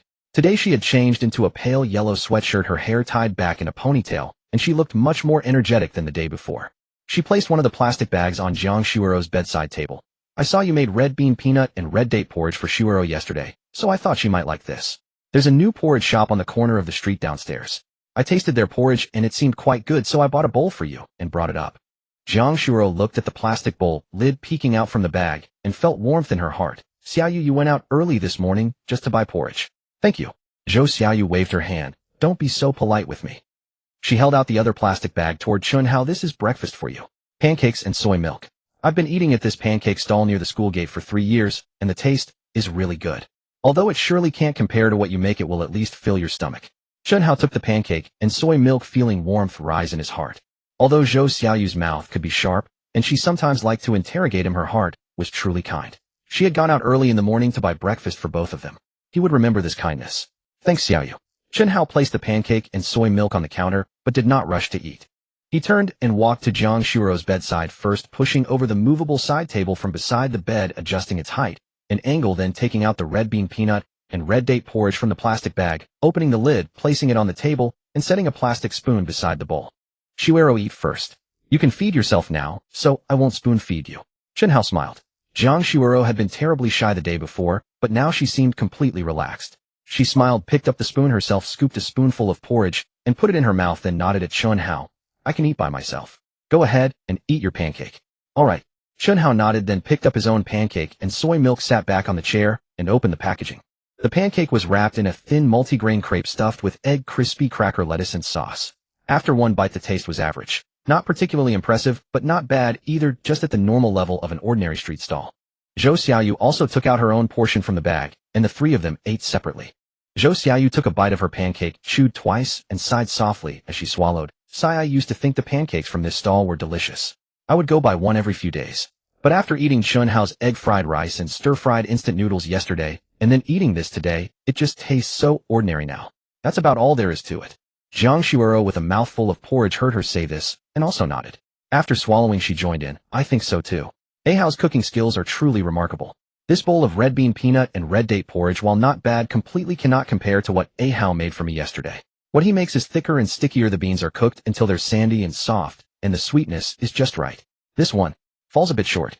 I agree. Hao's cooking is truly impressive. This bowl of red bean peanut and red date porridge isn't bad at all, but it simply can't compare to what he made for me yesterday. The porridge Hao made was thick and glutinous. The beans cooked until they fell apart into a sandy texture, and the sweetness was just right. This one, well, it's lacking something. Chen Hao was munching on a pancake when he heard the two of them praising his cooking in perfect harmony, and warmth spread through his chest. He swallowed the pancake in his mouth and turned to Jiang Shuero, saying, Shuero, since you enjoy my cooking so much, I'll make it for you every day from now on, breakfast, lunch, dinner, and late-night snacks. I could do it for the rest of my life. Jiang Shuero's spoon froze midair. She looked up at Chen Hao, her eyes sparkling with a mixture of delight and disbelief, her tone cautious. Is that really true? Are you really going to cook for me for the rest of my life? You better not be lying to me. Seeing her expectant yet wary expression, Chen Hao's lips curled into a smile. Of course it's true. I, Chen Hao, keep my word. If you don't believe me. He extended his right hand, curling his little finger upward. Let's make a pinky promise. Jiang Shuero paused for a moment, then a brilliant smile bloomed across her face. She set down her spoon and extended her right hand, hooking her little finger with Chen Hao's. Their pinkies intertwined as Chen Hao recited, Pinky promise, 100 years never break it. And Jiang Shuero echoed the words with him before they both burst into laughter. Seated between them, Zhou Xiaoyu had half a pancake still in her mouth. Watching this scene, she rolled her eyes dramatically, removed the pancake, took a bite, and mumbled, You two are at it again. You're treating your third wheel like we're invisible. How old are you still doing pinky promises all day? It's so cheesy. Chen Hao released his pinky and glanced sideways at Zhou Xiaoyu, a smug smile playing on his lips. We do what we please. If it's too much for you, just close your eyes and cover your ears. You won't see or hear a thing. Zhou Xiaoyu gave an indifferent sniff, stuffed another large bite of pancake into her mouth, her cheeks puffing out as she chewed, and refused to engage further. The three finished their breakfast shortly after. Chen Hao gathered the empty bowls and plastic wrappers, tossing them into the trash. He had just wiped his hands and stood up when movement came from the crib again. Wu Bao was the first to open her eyes. Her little mouth pursed, and then she let out a wail. Si Bao followed suit, then Dabao, Bao, and Sam Bao. As though some invisible signal had been given, all 5 babies launched into a fresh round of crying simultaneously. Jiang Shuero frowned. Why are they crying again? Hao and I just fed them not long ago. They shouldn't be hungry, should they? Zhou Xiaoyu set down her soy milk cup and leaned over the crib to peer inside. Are their diapers wet again? Jiang Shuero replied. Hao just changed their diapers. They couldn't have gotten wet that quickly. Zhou Xiaoyu scratched her head, confusion written all over her face. Then why are they suddenly crying again? They've eaten and their diapers are clean. What more do they want? Chen Hao also approached the crib and bent down to look at his 5 daughters. They were all kicking their tiny arms and legs about in the crib, eyes wide open, staring up at the white ceiling above, their faces flushed red from crying. Compared to when they were born the day before, the 5 little ones already looked much more pleasant. Their skin color was gradually shifting from that purplish red to a softer pinkish white, and their features had begun to relax and smooth out. Chen Hao thought for a moment when an idea suddenly struck him. He turned and retrieved from the plastic bag beneath the counter the stack of colored paper and 2 pairs of child-safe scissors he'd bought from the stationery store the day before, along with the roll of transparent fishing line and double-sided tape. Jiang Shuoro noticed his actions and tilted her head curiously. How, what are you getting the colored paper for? Don't tell me you're going to do origami now. Zhou Xiaoyu also looked deeply suspicious. What good is paper folding going to do? They're crying so loudly. Will a few folded paper figures really calm them down? Chen Hao spread the colored paper out on the counter, smiling as he replied. Let's give it a try. Maybe it'll work on them. He sorted the colored paper by hue, spreading them out in an orderly fashion. Purple, pink, blue, green, and yellow. Picking out several sheets of each. Known as a craftsman among his peers, the moment his fingers brushed against the paper, various origami techniques flowed naturally from his fingertips. He first picked up a square sheet of purple paper, folding it in half, flipping it over, and pressing the corners and edges, with his fingers flying deftly. A paper crane took shape. Wings spread, head pointed lifelike as it rested in his palm. Jiang Shuoro lay on the hospital bed, watching his fingers dance nimbly between the sheets of paper, blinking in astonishment. She had assumed Chen Hao could only manage basic paper cranes or boats, but as she observed him further, she realized she had been wrong. Chen Hao then took a blue sheet and folded it a few times, transforming it into a small paper boat complete with a canopy. Next came a pink sheet that, through folding and pressing between his nimble fingers, became a round, plump paper frog with stripes running along its back. A green sheet was folded into an endearing panda with a round head and characteristic dark eye circles. A yellow sheet was folded into a paper rose, its petals layered and curling outward from the center, bearing a striking resemblance to a real rose. Another purple sheet was folded into a long-eared rabbit with its ears standing straight upright. He continued folding one piece after another, each taking on a different form. Paper crane, paper boat, paper frog, paper panda, paper rose, paper rabbit, paper butterfly, paper star, paper windmill. 9 in total, each in a different color and form, arranged neatly on the counter. For each one he completed, he'd cut a length of transparent fishing line and secure it to the top with double-sided tape to create a hanging loop. Jiang Shuoro watched with her mouth slightly agape, utterly captivated. She had imagined Chen Hao could only manage basic paper planes, never expecting him to fold such a variety of intricate designs, and each rendered with such lifelike detail and graceful, precise lines that far exceeded a novice's abilities. Zhou Xiaoyu leaned over the counter to examine the row of origami creations, her eyes wide with amazement. Chen Hao, you're incredibly skilled. This paper rose looks almost like the real thing, and look at that rabbit. Those ears standing up so perfectly. When did you learn all this? How come I never knew you had such talent? Chen Hao finished folding the final petal of the paper pinwheel in his hand and smiled. I learned from online tutorials back when I had free time. After practicing enough, it just became second nature. He secured all 9 origami pieces with fishing line, then carefully lifted each of his 5 daughters from the crib one by one and positioned them lying flat on the wider section of the hospital bed near the window, giving himself ample room to work. Disturbed by the change in position, the 5 little ones began crying even more fiercely, their tiny arms and legs kicking with renewed energy. Standing beside the crib, Chen Hao used transparent adhesive tape to affix each of the 9 origami pieces to the top beam, spacing them evenly in an alternating color pattern, each suspended at a height roughly aligned with the baby's eye level when lying on their backs. Chen Hao stood by the crib, carefully affixing 9 origami figures one by one to the top beam, using transparent tape, arranging them in a color interval sequence. Each folded piece was suspended at a height just above the baby's line of sight when they lay flat on their backs. A paper crane hung over the firstborn's head, a paper boat above the second, a paper frog facing the third, a paper panda toward the fourth, and a paper rabbit over the fifth. The remaining few were scattered across different positions atop the crib, swaying gently in a riot of colors above the infants. In that very instant, something miraculous occurred. The first to quiet down was the 5th baby. She had been wailing at full volume when her gaze suddenly became captivated by the paper rabbit with long ears dangling above her. The fishing line holding the paper rabbit swayed softly, causing the rabbit's body to rotate slightly, casting a small patch of shadow in the morning light. The 5th baby's crying hitched, then turned into whimpers, and finally, even the whimpers ceased. Her little mouth hung half open, her eyes fixated on the paper rabbit, and her limbs gradually stilled. Then came the firstborn. The paper crane above her head slowly rotated in the air current, its red paper wings slightly unfurled. The firstborn's gaze followed the paper crane, her little head tilting slightly. Her tear-streaked, flushed face gradually relaxed, her brows no longer furrowed, replaced by an expression of curiosity and concentration. The 2nd baby spotted the paper boat above the 3rd, the paper frog, the 4th, the paper panda.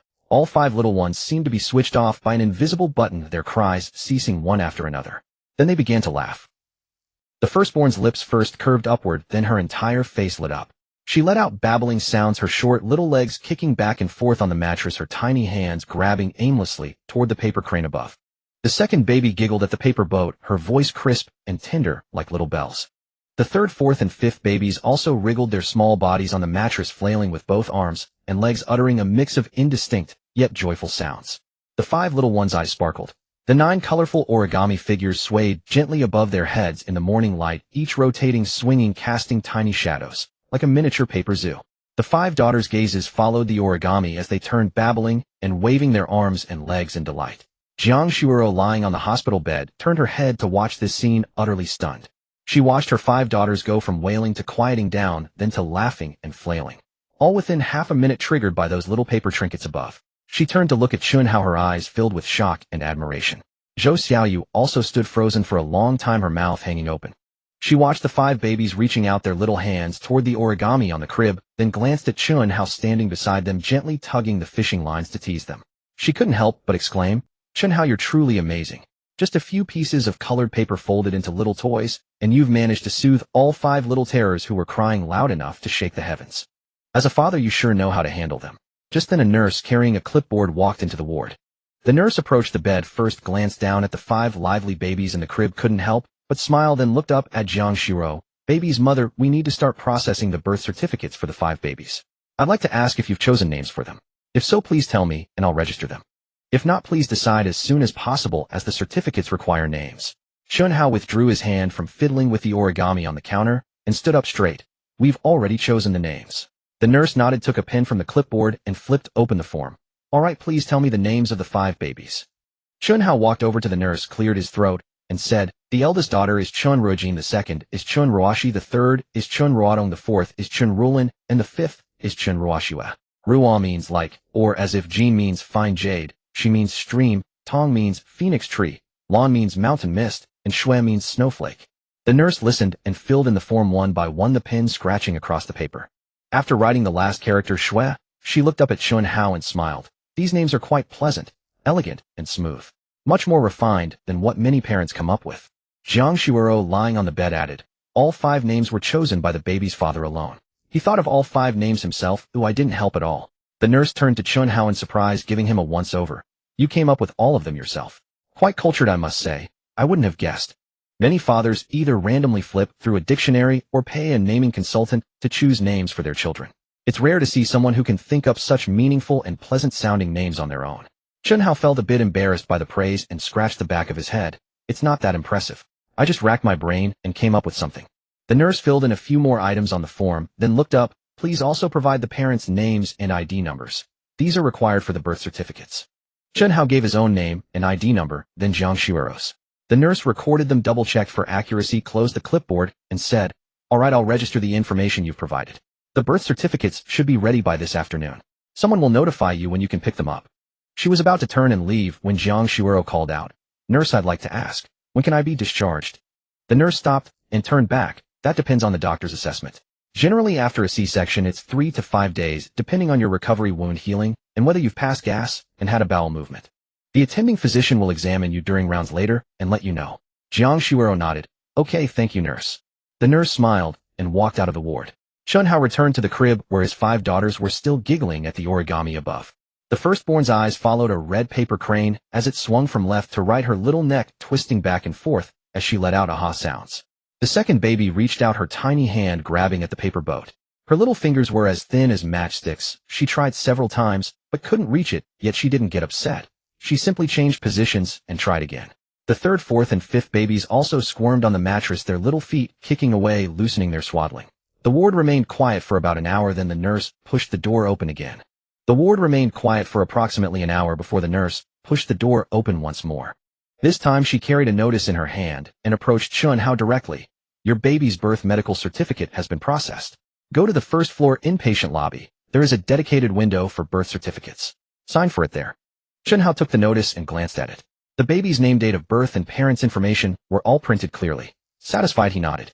"All right, I will go right away." He turned to Jiang Shuoro and said, "I will be right back." then gave a nod to Zhou Xiaoyu before pushing the door open and leaving the ward. He walked along the corridor to the elevator, pressed the down button, stepped inside when the doors opened, and pressed the first floor button. As the elevator descended, he glanced down at the notice in his hand again. The 5 daughters' names were neatly lined up. Chen Ruojin, Chen Ruoshi, Chen Ruodong, Chen Rulin, Chen Ruoshua. Each name had been carefully chosen by him. Now printed in clear black characters on white paper, a profound sense of satisfaction welled up within his heart. The elevator arrived at the first floor, and the doors opened to reveal a bustling outpatient lobby. Long queues formed at the registration windows, while several pregnant women with prominent bellies sat on chairs in the waiting area nearby. Chen Hao crossed the lobby and followed the signs on the wall to find the inpatient department. The inpatient lobby was quieter than the outpatient area, with only a few people waiting at scattered windows. He located the window displaying the sign reading, Birth Medical Certificate Processing, and walked over to join the end of the queue. The 2 people ahead completed their business quickly, and soon it was his turn. Behind the window sat a staff member in their 30s wearing glasses and focused on a computer screen. Here to collect a birth medical certificate. Please state the name. Chen Hao replied, Chen Hao. All 5 babies are mine. I had quintuplets. The staff member looked up at him, surprise evident in their eyes, but said nothing further. They typed a few keys on the keyboard, then pulled a stack of documents from the nearby printer, placed them on the counter, and pushed them forward. Sign at the designated places, and that will be all. Chen Hao picked up the pen and bent over the documents, signing each one in turn. There were 5 documents in total, and each required a single signature. He wrote swiftly and steadily. After finishing, he pushed the documents back. The staff member received them and checked briefly, then opened a drawer, took out 5 rectangular cardstock certificates, stacked them neatly, and extended them through the window. Chen Hao took them and looked down. Indeed, these were the birth medical certificates for his 5 daughters. Each certificate featured a pale green border. The national emblem was printed in the upper left corner, and a serial number appeared in the upper right. In the center were the baby's name, gender, date of birth, place of birth, parents' names, and identification numbers. Each sheet bore 1 daughter's name. Chen Ruojin, Chen Ruoshi, Chen Ruodong, Chen Rulin, Chen Ruoshua. 5 names, 1 per certificate, arranged in perfect order. His hands trembled slightly. These were the first official documents his daughters would ever possess in this world. White paper with black text stamped with the hospital's red seal, signifying that from this day forward they were recognized individuals. He carefully folded the 5 birth certificates and placed them in the inner pocket of his shirt, his heart overflowing with emotion. The moment he secured the last certificate, a rapid succession of prompts echoed in his mind. Congratulations to the host for successfully obtaining the birth medical certificate for the eldest daughter. Reward title, medical deity. Effect: the host has mastered comprehensive diagnostic and treatment skills in both traditional Chinese medicine and Western medicine, including, but not limited to, internal medicine, surgery, obstetrics, and gynecology, pediatrics, TCM, fundamentals, formula studies, acupuncture, and twinotherapy. The title has been automatically activated. An immense flood of medical knowledge surged into Chen Hao's mind like a tidal wave. Anatomical structures, physiological metrics, pathological disease mechanisms, pharmacological principles, Western medical test interpretations, imaging readings, surgical procedures, and precautions, all unfolded before him. The TCM practices of observation, listening, inquiry, and pulse diagnosis, the pathways of the 12 meridians and acupoint distributions, the 4 energies and 5 flavors of Chinese materia medica, with their meridian tropisms, hundreds of classical formulas, and their therapeutic indications, alongside specialized knowledge in obstetrics and gynecology, pediatric growth and development assessment, standards, and neonatal common disease management approaches. All of these knowledge unfolded page by page in his mind like a well-worn book, crystal clear, as if he were an experienced physician who had studied for decades. Chen Hao closed his eyes briefly, waiting for the torrent of information to subside before opening them again. He looked down at his own hands and felt that if handed a scalpel now, he could perform a proper appendectomy. He exhaled, his heart swelling with both astonishment and joy. With the medical deity title, he could now assess and handle any illness in his family immediately, never having to rush to the hospital in a panic again. Immediately after, a second prompt sounded. Congratulations to the host for successfully obtaining the birth medical certificate for the second daughter. Reward 1 longevity lock. It has been stored in the system inventory. That made the 5th longevity lock. Chen Hao quickly counted in his mind. He had received 1 for the 3rd baby, 1 for the 4th baby, 1 each when processing the 1st and 2nd baby's certificates, plus this one just now. Exactly 5. 1 for each of his 5 daughters, not a single one left out. The corners of his mouth involuntarily curled upward. A third prompt sounded immediately afterward. Congratulations to the host for successfully obtaining the birth medical certificate for the 3rd daughter. Reward 1 lullaby melody. The complete melody and humming method of this lullaby have been directly implanted into the host's mind. When the host hums this melody, it can effectively lull children under 10 years old to sleep within 60 seconds. Effect is enhanced when combined with the title Singing God. It also has a certain sleep-inducing effect on adults. A gentle and soothing melody emerged in Chen Hao's mind like a lullaby with its simple and melodious tune carrying a rhythm that radiated an extraordinary sense of peace. He tried humming a short segment in his mind, and merely imagining that melody made his own breathing feel noticeably calmer. With this lullaby, whenever his 5 daughters cried and refused to sleep in the middle of the night, he could simply hum a few lines to soothe them. It was nothing short of a miracle tool for calming infants. A fourth prompt sounded. Congratulations to the host for successfully obtaining the birth medical certificate for the 4th daughter. Reward title Story King. Effect: the host can spontaneously compose interesting and morally enriching fairy tales at any time. The story content effectively enhances children's knowledge, reserve, imagination, concentration, and language abilities. The title has been automatically activated. Another wave of information flooded his mind, but this time it was not medical knowledge. It was a collection of wonderfully crafted fairy tale frameworks. Plots involving various animals, forests, castles, and adventures strung together like pearls. He could draw out a complete and vivid tale with the slightest effort. When his 5 daughters grew up and begged him to tell them stories, he could recite them on the spot, never needing to search through his phone for those same worn-out picture books again. The 5th notification chimed. Congratulations, host. You have successfully obtained the birth medical certificates for your 5th daughter. Reward: 1 bottle of divine-grade skin beautifying cream. This cream is refined from natural herbal plant extracts and is safe and non-irritating.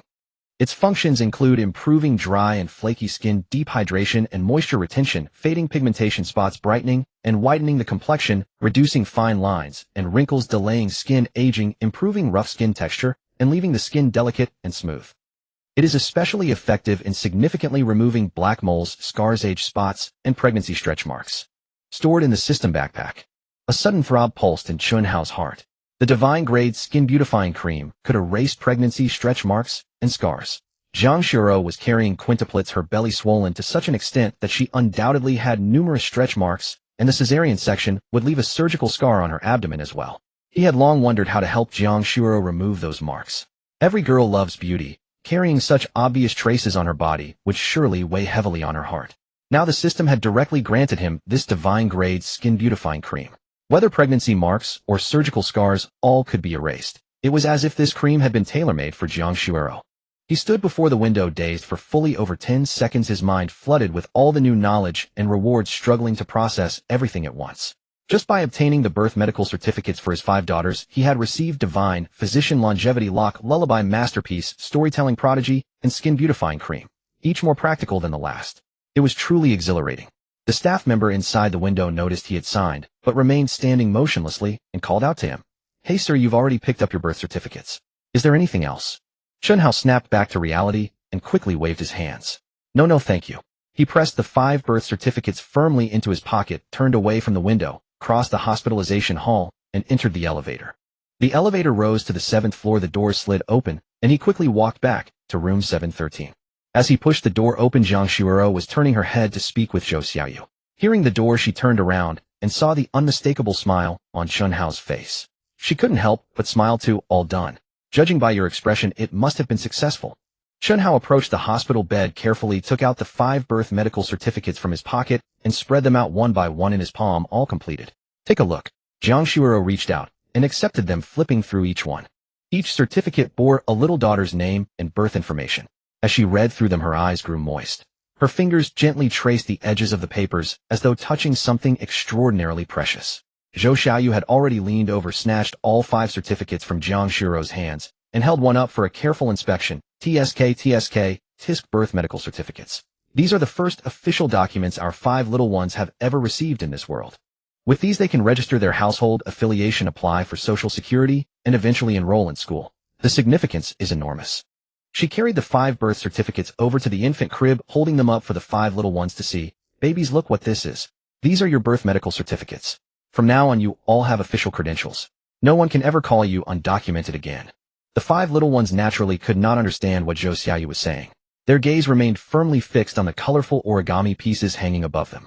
The eldest daughter's eyes followed a blue paper butterfly as it swayed from left to right, her small mouth slightly open, a glistening trail of drool clinging to the corner of her lips. The second daughter cooed and babbled below, her tiny hands extending and retracting as if waving hello to the paper frog dangling above. The third, fourth, and fifth daughters were each mesmerized by their favorite origami creations, their eyes sparkling, their little feet kicking with joy. Zhou Xiaoyu returned the birth certificates to Chen Hao, then turned back to the infants in the crib and chuckled. Hey, you little-hearted ones. I'm talking to you, and yet your eyes are glued to those paper scraps the whole time. Are they really that entertaining? The 5 babies, of course, gave no response. They continued babbling, laughing, and reaching toward the origami above them. At that moment, 2 knocks came from outside the ward door, followed by it being pushed open. A middle-aged female doctor in a white coat stepped inside carrying a folder. She approached the bedside, glanced at the medical record card hanging at the foot of the bed, then opened the folder to review the records inside. Raising her head, she said to Jiang Shuero, your recovery is going very well. I reviewed your vital indicators from yesterday. Your blood pressure has normalized, your blood routine tests are basically back to normal, your incision is healing well, and you passed gas and had a bowel movement this morning without difficulty. Based on your current condition, you may be discharged today. Jiang Shuero paused for a moment, then a radiant smile bloomed across her face. Discharged today? Are you serious?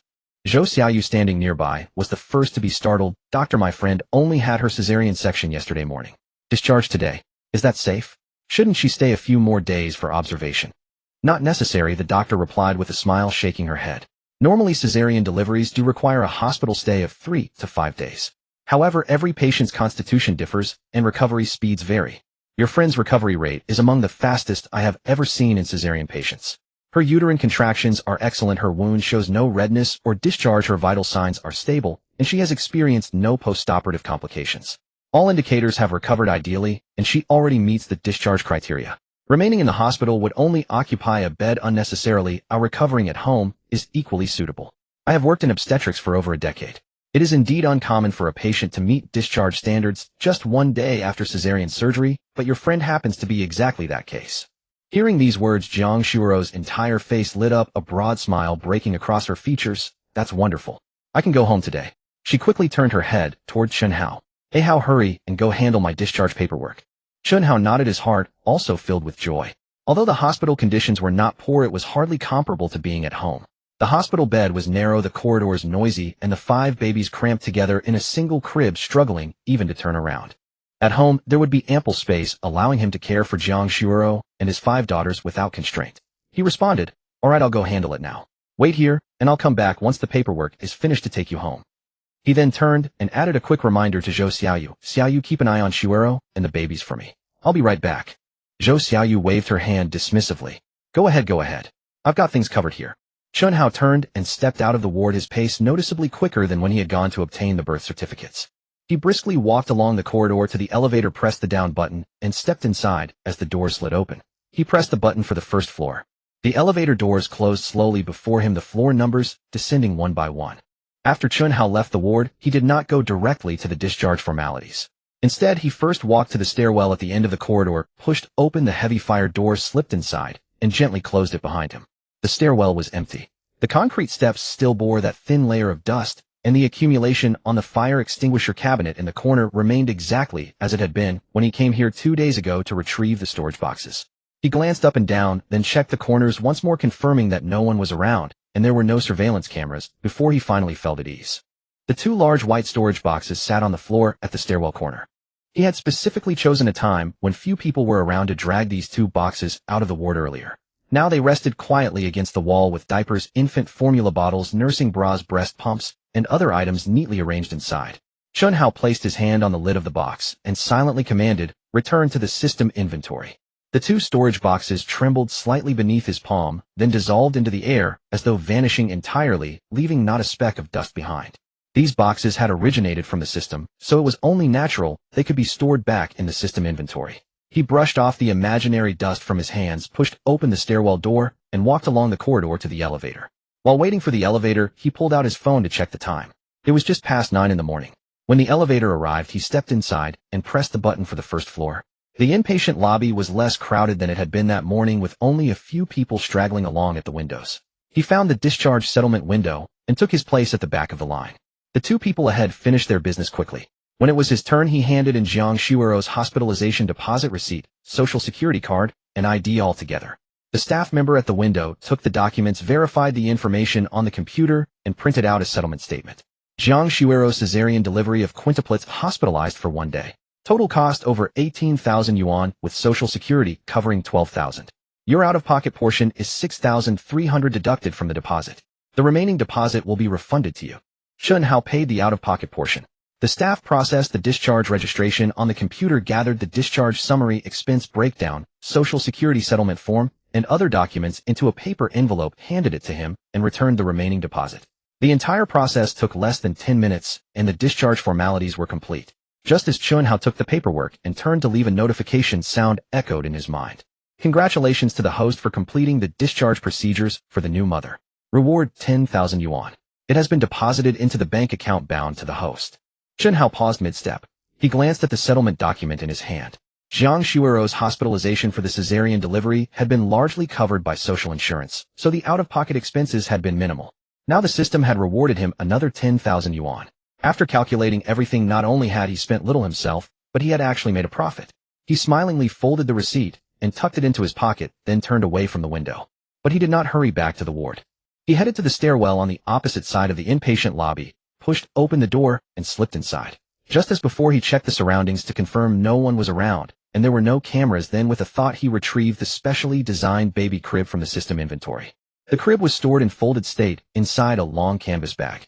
He unzipped the bag, revealing a silver-gray metal frame and dark blue mattress fabric inside.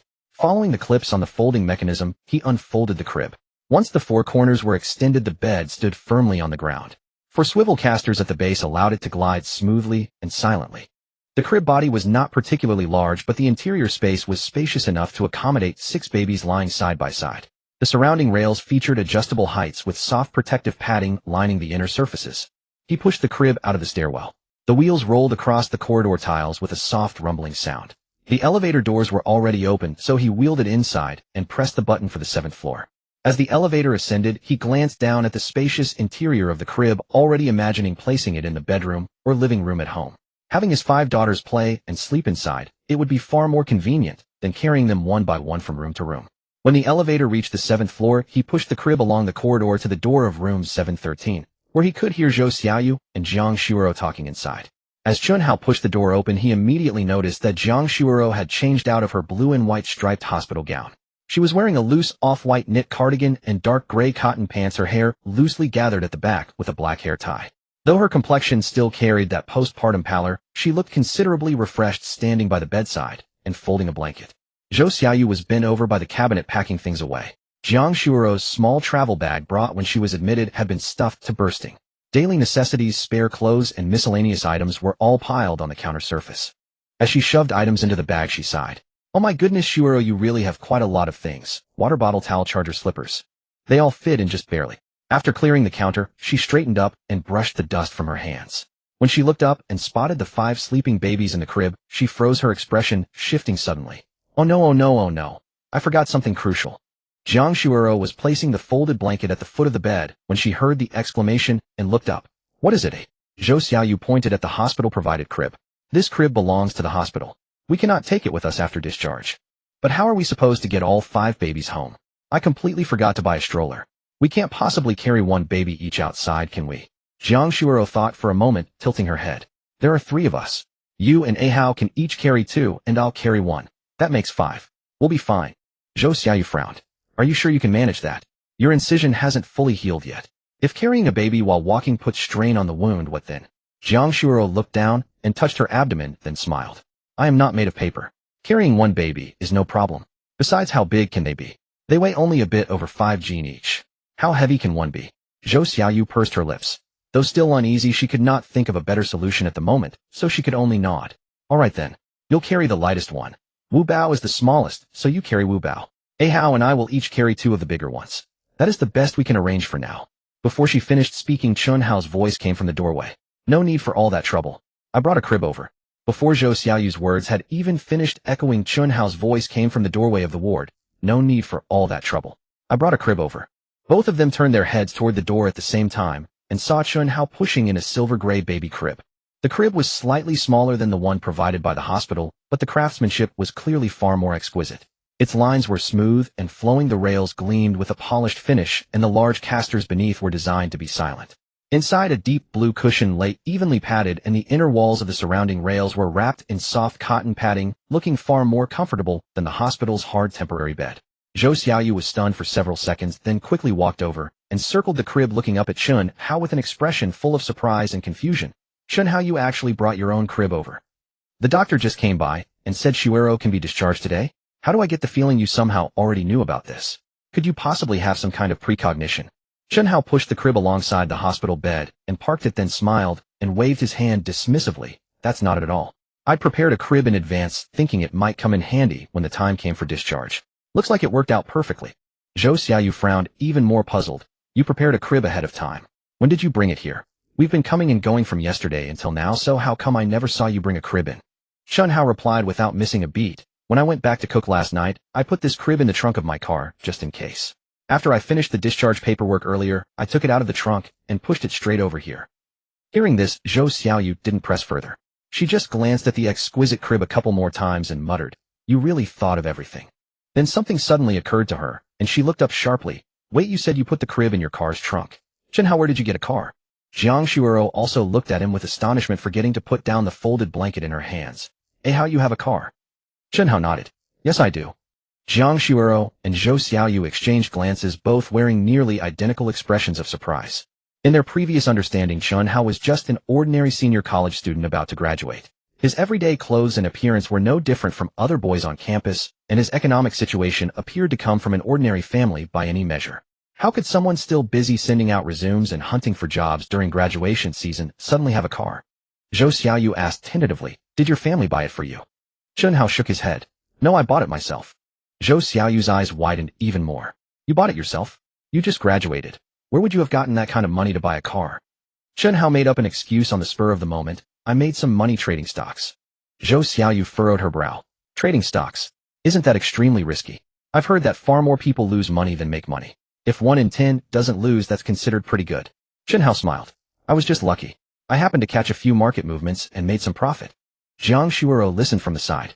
Although she was somewhat curious herself, her overriding feeling was worry. She took 2 steps forward and gently tugged at Chen Hao's sleeve, her voice tinged with concern. How the risks of stock trading are truly enormous. If you've already made money, don't touch it again. Preserving your capital is what matters most.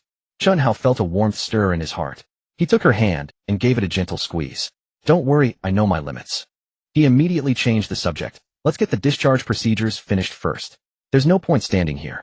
He let go of Jiang Shuero's hand, turned around, and walked over to the crib provided by the hospital. The 5 babies lay peacefully side by side. The corner of the eldest baby's mouth was slightly upturned, as though she were dreaming of something delightful. Chen Hao bent down and carefully lifted the eldest baby from the crib with both hands. He turned and gently placed her into the specially made crib he had brought. The blue cushion supported her tiny body. She shifted position inside it, pouted her little mouth briefly, and then went back to sleep. Then he picked up the 2nd, 3rd, 4th, and 5th babies in succession, moving each one into the new crib. All 5 little ones lay side by side on the deep blue cushion. The space was considerably roomier than the hospital's bed, with ample clearance on each side. Chen Hao then picked up the 9 origami toys from the nearby counter, reattached the fishing line to each one, and hung them from the bar above the new crib. The colorful origami pieces swayed gently, a riot of colors. When the breeze blew, they spun softly above the babies' heads. The 5 babies seemed to sense that their familiar toys were now within reach. Though their eyes remained closed, all 5 corners of their mouths curved upward in unison, and they settled into a deeper, more peaceful sleep. Chen Hao straightened up and turned to Zhou Xiaoyu. Xiaoyu, could you help me push the crib? I'll support Shuero and grab the luggage. Zhou Xiaoyu nodded, walked to the back of the crib, and grasped the pushing handle. Chen Hao picked up the bulging travel bag from the counter and naturally reached out with his other hand to support Jiang Shuero's arm. The 3 of them were about to head toward the door when Chen Hao suddenly stopped after just 1 step, his gaze falling on Jiang Shuero's bare head. She had changed out of her hospital gown and into her own clothes. Her moon-white knit cardigan gave her a soft, gentle look, but her long hair hung loose over her shoulders, her forehead and sideburns exposed with nothing covering her head. Wait a moment. Zhou Xiaoyu couldn't help but envy. Shuero, you are truly fortunate to have found such an attentive and considerate man who even thought to put a postpartum hat on you. I used to think this guy was unreliable, but now it seems I was completely mistaken. Jiang Shuero reached up to touch the hat on her head. The soft fabric clung to her forehead. She tilted her head to look at Chen Hao, her lips curved into a smile, and the joy in her eyes was so thick it seemed ready to spill over. She said nothing, simply leaning closer to Chen Hao, resting half her body lightly against his arm. The 3 of them walked out of the hospital room and along the corridor to the elevator lobby. The elevator doors opened. Chen Hao helped Jiang Shuero in, and Zhou Xiaoyu followed with the baby cot. The 5 babies lay peacefully inside with colorful origami swaying above them like a small, moving rainbow-colored canopy. The elevator descended to the basement level, and as the doors opened, the cool air of the underground garage mixed with the smell of exhaust rushed toward them. The dim yellow lights illuminated rows of cars parked quietly in their respective spaces. The 3 stepped out of the elevator and stood in the garage. Zhou Xiaoyu pushed the baby cot a few steps forward, then suddenly stopped, as if struck by lightning, turning around with a look of panicked urgency. Wait. No, I just suddenly thought of another problem. Chen Hao and Jiang Shuoro both stopped and looked at her. Jiang Shuoro asked, "What's wrong now?" Zhou Xiaoyu pointed at the 5 little ones in the baby cot. "We don't have child safety seats in the car." Shuoro, think about it. 5 babies riding in the car without child safety seats. How can that be okay? Moreover, the car's interior isn't big enough to hold this baby cot, so the 5 babies can't lie in the cot either. Then how are we supposed to take the 5 little ones home? Jiang Shuoro was taken aback by her words, thought for a moment, and then asked Zhou Xiaoyu, "Xiaoyu, did you drive here today?" Zhou Xiaoyu nodded. "Yes, I parked over in Zone F." Jiang Shuoro turned to Chen Hao and said, "How, why don't we leave your car here for now and take Xiaoyu's car back? The babies are still small, you can hold 3, and I'll hold 2. We'll leave the baby cot here for now and pick it up later. That should be fine." Zhou Xiaoyu frowned and shook her head. "How can that work? 3 adults plus 5 babies in one car. That's 8 people altogether. That's overloading, isn't it? Besides, if both of you are holding 2 or 3 babies while riding in the car, what if there's a sudden break or something? You won't be able to protect them properly." Jiang Shuoro said, "The babies are so small, it shouldn't count as overloading, right? If you just drive slowly, there shouldn't be any safety concerns." Zhou Xiaoyu wanted to say more, but she couldn't think of a better solution, so she reluctantly nodded. Fine. For now, this is the only way. I'll go get the car and bring it over, you wait here." She turned to head towards Zone F, but Chen Hao pulled out his car key from his pocket and pressed the unlock button. Not far away, a black SUV flashed its lights twice and let out a crisp beep as it unlocked. "No need for that trouble." Chen Hao pointed toward the black Lincoln Navigator. "My car has 7 seats. With me, Shuero, and the 5 babies, there's plenty of room. Besides, I've bought child safety seats for all 5 babies. They're already installed. Each baby has their own designated seat, so there's no need to worry about safety." Jiang Shuero and Zhou Xiaoyu both looked in the direction Chen Hao was pointing. Under the dim garage lights, the black Lincoln Navigator stood amid a row of ordinary family cars, its bulk clearly larger than the vehicles around it. The body was wide and imposing, and the massive chrome grille at the front gleamed coldly in the light. It didn't look like the kind of car a recent college graduate should be driving. Zhou Xiaoyu's mouth formed an O shape, and her eyes widened. 7 seats. Chen Hao, you drive a 7-seater, and you've already installed 5 child safety seats. Chen Hao nodded, walked to the car, and pulled open the rear door. Sure enough, the 5 rear seats were lined with 5 child safety seats, each in a different color. Purple light, blue pale yellow, light green, and soft pink. Exactly matching the colors of the 5 babies' bottles. Each seat was installed securely with safety straps neatly hanging on both sides. The cushions were thick and soft, and the sides had raised head protectors, clearly high-quality items. Zhou Xiaoyu leaned in and craned her neck to look for a long while. When she straightened up, her expression was one of pure admiration. "Chen Hao, you've prepared so thoroughly. A baby cot, a 7-seater car, 5 safety seats. Even I, a woman, didn't think of all this. You, a man, have arranged everything perfectly. I'm impressed, truly impressed." Jiang Shuoro stood by the car door looking at the colorful child safety seats arranged quietly in the spacious rear seats. Each seat corresponded to one of her daughter's names, and a warm surge filled her heart. She turned to look at Chen Hao, her eyes slightly reddened, but her lips curled high and her voice trembled a little. "How you are truly too good." Chen Hao, a bit embarrassed by the continuous praise from both women, reached out to open the rear door. All right, let's get the 5 little ones into the car first." The 3 of them began to divide the work. Zhou Xiaoyu was in charge of lifting the babies from the cot. Chen Hao was responsible for placing each baby into the safety seat and fastening the seatbelt, and Jiang Shuoro stood by the door assisting and keeping watch. The eldest daughter, Chen Ruojin, was the first to be lifted. The seatbelt passed between her legs and crossed over her shoulders, securing her tiny body snugly. Her little fists rested beside her cheeks, and she didn't wake up at all. Then the 2nd, 3rd, 4th, and 5th babies were each lifted and settled into the car one by one. The 5 safety seats were neatly arranged in the 2 rear rows, and the 5 little ones sat in their own designated color seats, sleeping like 5 kittens nestled in little baskets. After settling all 5 babies, Chen Hao closed the rear door, opened the trunk, folded the special baby cot, and stowed it away. The trunk was surprisingly spacious. After folding, the baby cot occupied only a small corner. He closed the trunk lid, walked back to the front, opened the passenger door, and turned to support Jiang Shuoro's arm as he carefully helped her into the front passenger seat. Jiang Shuoro sat down. The angle of the backrest and the height of the seat had been adjusted beforehand, perfectly suiting her current physical condition. Chen Hao then bent down to pull out the seatbelt and buckle it for her, adjusting the strap so it wouldn't press against her collarbone. Only then did he straighten up and close the door. Zhou Xiaoyu stood by the passenger door watching Chen Hao settle Jiang Shuoro into the seat, fasten her seatbelt, close the door, then circle around to check the 5 babies in their car seats in the back, confirming they were all sleeping peacefully before he finally relaxed. She turned and walked 2 steps toward Area F where her car was parked, then suddenly slapped her forehead and came back to Chen Hao. Hey Chen Hao, I almost forgot. You don't know where Shuoro and I live, do you? I need to send you the location of our place, otherwise you won't know where to drive with Shuoro and the babies. She pulled out her phone from her pocket, opened the map app, found a saved address, tapped the share location button, and sent it to Chen Hao's WeChat. Alright, sent. Just follow this location. Chen Hao took out his phone and glanced at it. The screen showed an address in an old residential area near the university town. Before he could say anything, Jiang Shuoro in the passenger seat spoke first. How that address is the place Xiaoyu and I have been renting for the past few months. Once my belly got too big to stay on campus, I applied for a 1-year leave of absence from school and asked Xiaoyu to help me rent a place outside. I've been living there ever since. Chen Hao looked at the address on the phone screen, nodded to show he understood, then put the phone away.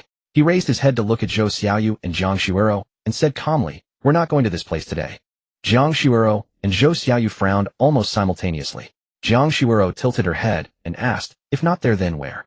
Zhou Xiaoyu echoed, "Yeah, where else?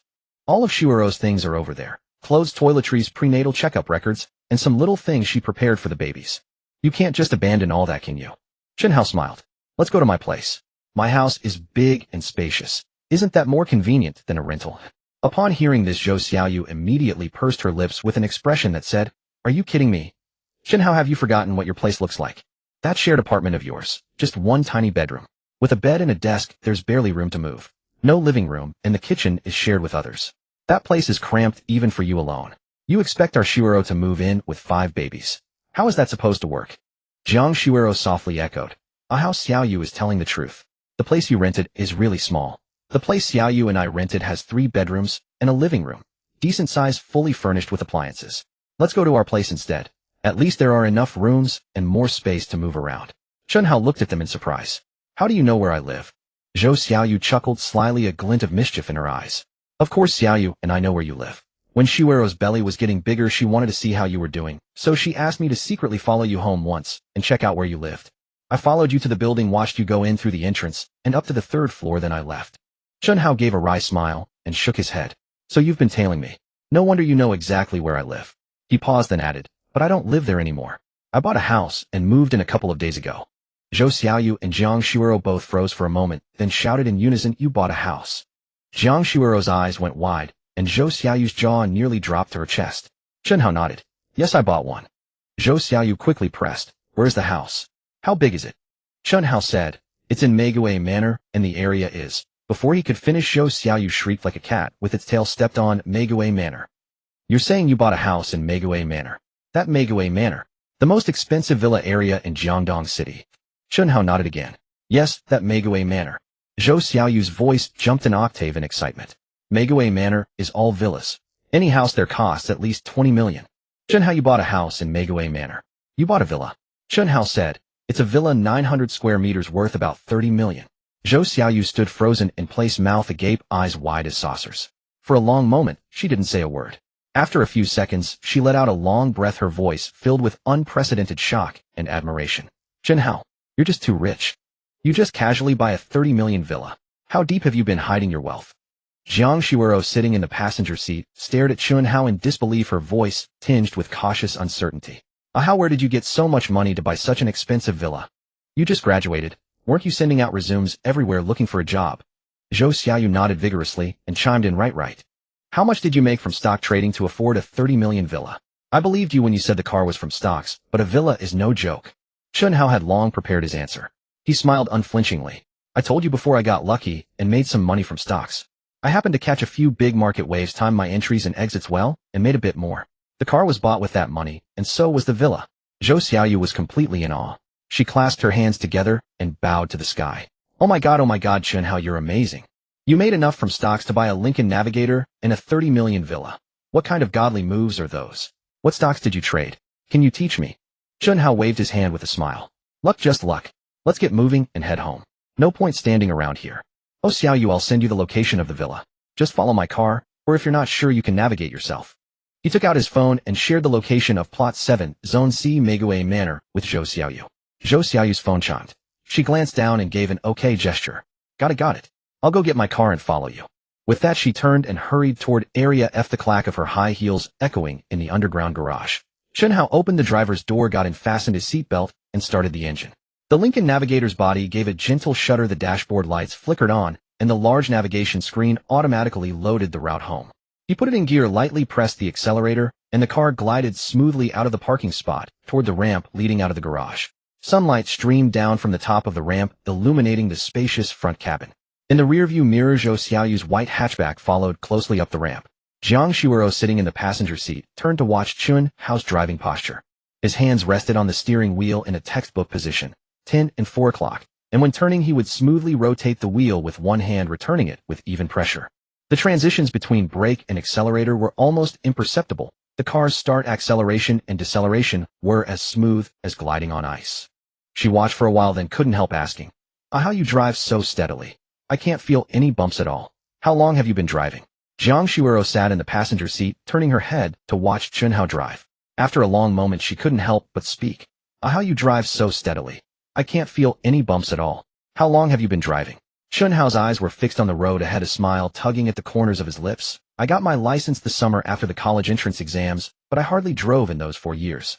I've been driving more these past 2 days, and I'm gradually getting the hang of it. Only 2 days, and you're already this good. You're amazing. Jiang Shuuro couldn't help but praise him. She leaned back in her seat, turning her head to watch the street scenes receding outside the window, a reassuring smile curving at the corners of her lips. After about 20 minutes of driving, the car turned off the main road of the city onto a quiet street lined with tall plane trees on both sides. The walls on either side gradually disappeared, replaced by stretches of neatly trimmed greenery and delicate wrought iron gates. The white stone gatehouse of Rose Manor appeared ahead. Chen Hao slowed down as the car approached the guardhouse. The barrier automatically recognized his license plate and lifted.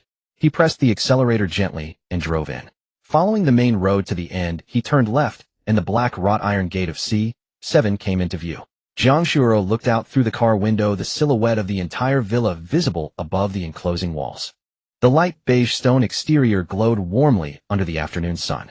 The dark gray roof lines were clean and sharp, and large floor-to-ceiling glass windows reflected the blue sky and shadows of clouds.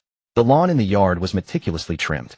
Roses were in full bloom beside the low hedges. The swimming pool water was a clear, sparkling blue, shimmering with tiny flecks of light under the sun. She couldn't help but sigh.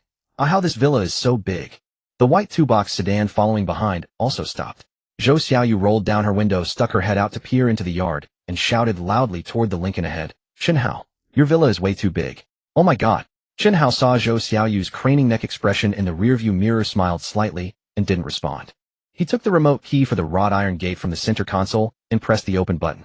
The black gate emitted a faint hum of the motor and slowly slid open to both sides. He drove into the courtyard, and Zhou Xiaoyu followed closely. The two cars, one after the other, wound along the stone driveway to the side of the villa. The garage roller door sensed the car approaching and automatically rose. Chen Hao backed the Lincoln Navigator into the large parking spot nearest the door and parked steadily. Zhou Xiaoyu parked in the adjacent empty spot, turned off the engine, and got out. As soon as Zhou Xiaoyu pushed the door open, she looked around in all directions. The interior space of the garage was much larger than she had imagined, tall enough to fit a small truck. The floor was paved with light gray epoxy, so clean it was reflective. 8 parking spaces were neatly lined up. At the moment, only one black Lincoln and one white compact car were parked, leaving the other 6 spaces empty, making the garage feel especially spacious. She walked around the empty spaces, clicking her tongue in admiration. This garage is huge. You could easily park 7 or 8 cars without feeling cramped. Chen Hao, this garage is bigger than the apartment I live in. Jiang Shuuro, supported by Chen Hao, got out of the passenger seat. She held the door with one hand and gently pressed her abdomen with the other. After steadying herself, she too looked around the garage. The light gray floor glowed softly under the overhead lights. The air was free of dust, dry and cool. She also remarked, it really is huge and exceptionally clean. Chen Hao walked to the rear of the car, lifted the trunk lid, took out the folded baby crib, and placed it on the ground to open it. The clips snapped out, the crib body unfolded, and the 4 wheels touched the floor.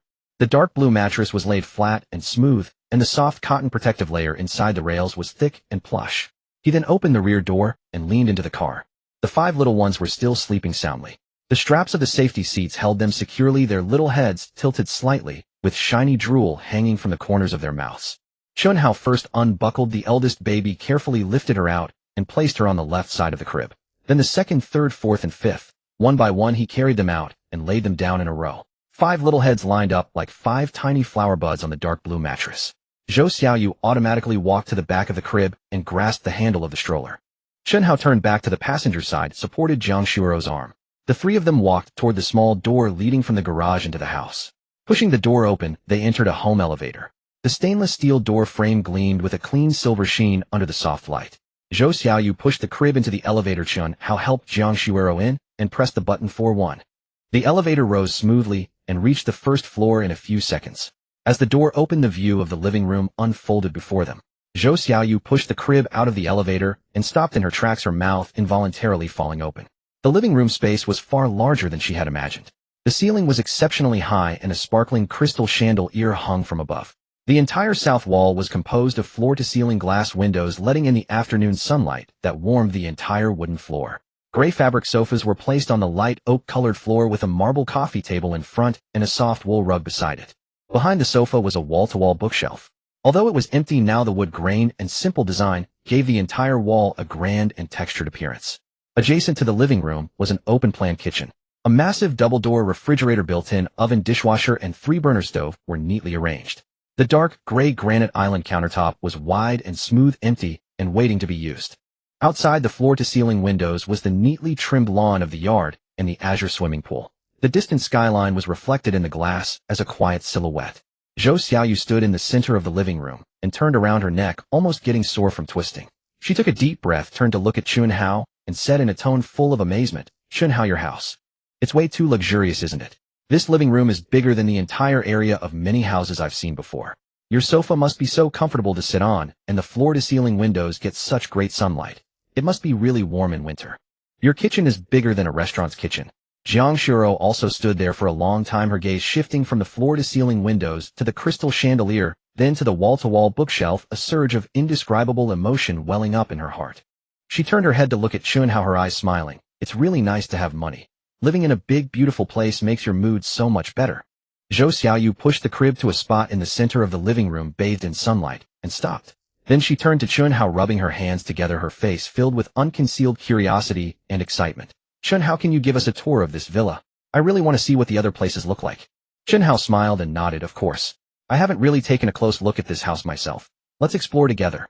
He again supported Jiang Shuo's arm, and Zhou Xiaoyu pushed the crib beside them. The 5 babies lay quietly in the crib's sunlight streaming through the floor-to-ceiling windows onto their little faces, their pink cheeks glowing brightly. They first looked at the first floor.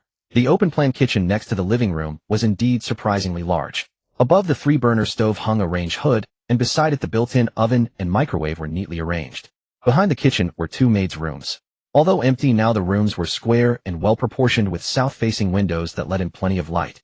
There was also a public bathroom on the first floor with separate wet and dry areas, and the walls were tiled with light gray marble. At the end of the hallway was a small meeting room furnished with a small round table and a few chairs. The window looked out onto the rose garden in the courtyard. After touring the first floor, the 3 of them took the elevator with the crib to the second floor. The second floor had 6 bedrooms, each with its own bathroom. The master bedroom was at the far end. The space was so spacious that even a 2-meter bed left plenty of room. Connected to it was a walk-in closet with cabinets, all made of light-colored wood, already equipped with hanging rods and drawer dividers. The master bathroom was even more impressive. A bathtub that could fit 2 people was placed by the window with a separate shower and a double vanity sink beside it. The other 5 bedrooms, though not as large as the master, were also bright and airy, each with large windows and plenty of sunlight. Zhou Xiaoyu pushed open the doors one by one, muttering non-stop, "This is too comfortable. My rental is like a pigeonhole compared to this." Jiang Shuo, supported by Chen Hao, walked through each bedroom. Her gaze fell on the empty closets and clean bedboards, already mentally planning how to arrange the rooms for the 5 babies when they grew up. The 3rd floor was the functional level. As soon as they stepped out of the elevator, they saw a spacious study. One wall was lined with floor-to-ceiling bookshelves, and in the center was a large solid wood desk, clean and empty. Next to it was a gym with dark blue sports flooring and floor-to-ceiling mirrors on several walls, spacious enough to hold a full set of fitness equipment. Further in was a media room with soundproofing on the walls and a reserved spot for a projector on the ceiling. At the top of the 3rd floor was a rooftop terrace. The moment they pushed open the glass door to the terrace, the view opened up expansively. The entire rooftop terrace was designed as an open lounge area with an outdoor sofa set and a glass-top coffee table in the center and a barbecue grill to the side. But what was most breathtaking was the gigantic swimming pool at the center of the terrace, its crystal-clear water shimmering in layers under the afternoon sunlight. Above and around the pool, a retractable glass roof had been installed. At the moment, it was fully retracted to both sides, leaving the terrace open to an unobstructed sky of blue and white clouds. Zhou Xiaoyu pushed the baby crib to the edge of the terrace and stepped up to the railing, looking down. The entire garden lawn and rose flower beds were spread out beneath her feet. A little farther away, she could see the quiet platin tree-lined road between the villas, and even further the artificial lake of Meigui Manor, its surface reflecting silver-white light in the sun. She took a deep breath. The faint chlorine scent from the pool water mingled with the fresh fragrance of the distant grass, and she felt utterly refreshed and at ease. Zhang Shuoro was also helped to the terrace edge by Chen Hao, where she stood beside the railing gazing at the lake in the distance. A gentle breeze lifted the ends of her hair, and the sunlight warmed her cheeks to a soft rosiness beneath the brim of her confinement cap. She glanced down at the garden below, then lifted her eyes to the boundless blue sky above and let out a long, lingering sigh. Zhou Xiaoyu stood nearby, one hand on the crib handle, the other gesturing into the wind, as she exclaimed, "Chen Hao, this terrace of yours is absolutely incredible. You can swim, you can barbecue, you can admire the lake view, and at night, you can sit here stargazing. What a comfortable life." Then she glanced at Zhang Shuoro again, her voice filled with genuine emotion. "Shuoro, I really think you are so blessed. Those 5 babies of yours chose their mother exceedingly well. With such a capable father, they were born right into a grand villa." Zhang Shuoro said nothing, merely turning her head to look at Chen Hao beside her. The sunlight fell upon his face from the side, gilding his profile in a thin layer of gold. She lowered her gaze and looked back at the distant lake. The warmth that had stirred in her heart lingered long, sweet as melted honey. After touring the terrace, the 3 of them stood by the railing for a while longer. The 5 babies slept soundly in the crib, the sunlight warming their little faces. Chen Hao checked the time and decided it was about right to go downstairs. He gently supported Zhang Shuoro's arm. "There might be a draft up here. Let's go back inside. It's not good for you to catch a chill just after leaving the hospital." Zhang Shuoro nodded and turned to walk back toward the terrace's glass door. Zhou Xiaoyu pushed the crib behind her, carefully lifting it slightly as she crossed the threshold to avoid jolting the babies inside. The 3 took the elevator back to the first-floor living room, where sunlight poured through the floor-to-ceiling windows on the south side, warming the entire expanse of wooden flooring. Chen Hao guided Zhang Shuoro to the gray fabric sofa in the center of the living room, helped her sit down slowly, then bent to place a cushion behind her back for extra comfort. Zhou Xiaoyu pushed the crib onto the carpet in front of the sofa and parked it. The 5 little ones were still breathing evenly in their sleep, their small chests rising and falling, completely unaware that they had been moved to a new place. Zhou Xiaoyu sat down on the other end of the sofa, leaned against the soft backrest, and stretched out a long, satisfying yawn. She glanced around the bright, spacious living room, then looked down at the 5 peacefully sleeping babies in the crib. Suddenly something occurred to her. Her brows furrowed slightly, and she turned to Zhang Shuoro. "Shuoro, now that you've moved here, won't I be living all alone from now on? That would be so boring and lonely. Living by myself in that huge 3-bedroom apartment. It's enough to make one feel desolate just thinking about it." Zhang Shuoro, who had been watching the babies in the crib, turned her head at Zhou Xiaoyu's words and smiled. "Xiaoyu, you could move in here too. This villa is enormous. There are plenty of rooms. You can pick whichever one you like. It's no trouble at all." Zhou Xiaoyu's eyes flickered. She unconsciously cast a glance at Chen Hao, her tone carrying a hint of hesitation. "Would it be appropriate for me to move in? This is Chen Hao's home. It would feel awkward for an outsider like me to stay here." Zhang Shuoro knew exactly what she was worrying about. She turned to look at Chen Hao, who stood beside the sofa, tilted her face up, and spoke with a soft, imploring tone. "How could Xiaoyu move in here with us?" Chen Hao hardly hesitated before nodding immediately. "Of course. This is such a big house. I couldn't possibly live in it alone. Leaving all those rooms empty would be a waste. It's perfect that Xiaoyu can move in. We can look out for each other, and she can help take care of the babies. I'll feel more at ease when I have to go out for business." Hearing this, a radiant smile instantly bloomed on Zhou Xiaoyu's face. She bounced up from the sofa and clapped her hands. "That's wonderful. I'll go back and pack my things right away. Since it's still early, I'll bring over the daily essentials that Shuoro and I use most, and the rest can follow later." Zhang Shuoro thought for a moment and said, "We have quite a lot of things. Clothes, daily necessities, prenatal records. Should I let Hao drive you to help move them?" Zhou Xiaoyu quickly waved her hands. No. You just got out of the hospital and need someone to take care of you. And with 5 babies, someone needs to keep an eye on them. It's far more important for Chen Hao to stay and look after you. I'll just bring the essentials first, and the rest can come later. Besides, my rental contract doesn't expire for several more months anyway." Jiang Shuero nodded. That works then. Drive carefully on the way. Got it, Zhou Xiaoyu replied and hurried toward the elevator. She pressed the button, stepped inside when the doors opened, waved to the living room, and the doors closed behind her. The elevator numbers began to descend. The first-floor living room fell quiet save for the occasional birdsong outside the floor-to-ceiling windows and the even breathing of the 5 babies in the crib. Chen Hao glanced at the wall clock. It was past 10 in the morning. He turned to Jiang Shuero. Shuero, you still need another dose of the postpartum herbal soup to help expel the lochia completely. I'll go to the kitchen and brew it for you now. Sit here for a bit. Jiang Shuero leaned back against the sofa and nodded. All right. Chen Hao turned and walked into the open kitchen.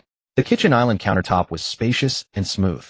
He first opened the overhead cabinet to look inside. The cookware was all there, and a brand new clay pot sat quietly on the middle shelf. He took the clay pot out and set it on the stove, then opened his system inventory bag and withdrew a premium-grade portion of herbal soup ingredients. 5 small cloth sachets were laid out in order on the island countertop.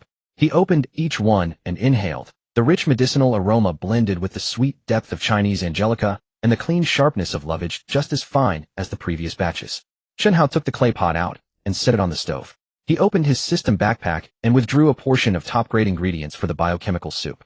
5 small cloth pouches were lined up on the kitchen island in order.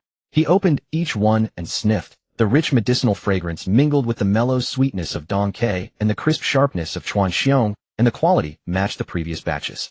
He filled the clay pot with plenty of water, dumped all 5 kinds of herbs inside, covered it with the lid, and cranked the heat to high. Blue flames licked the bottom of the pot, and the water within quickly began to churn.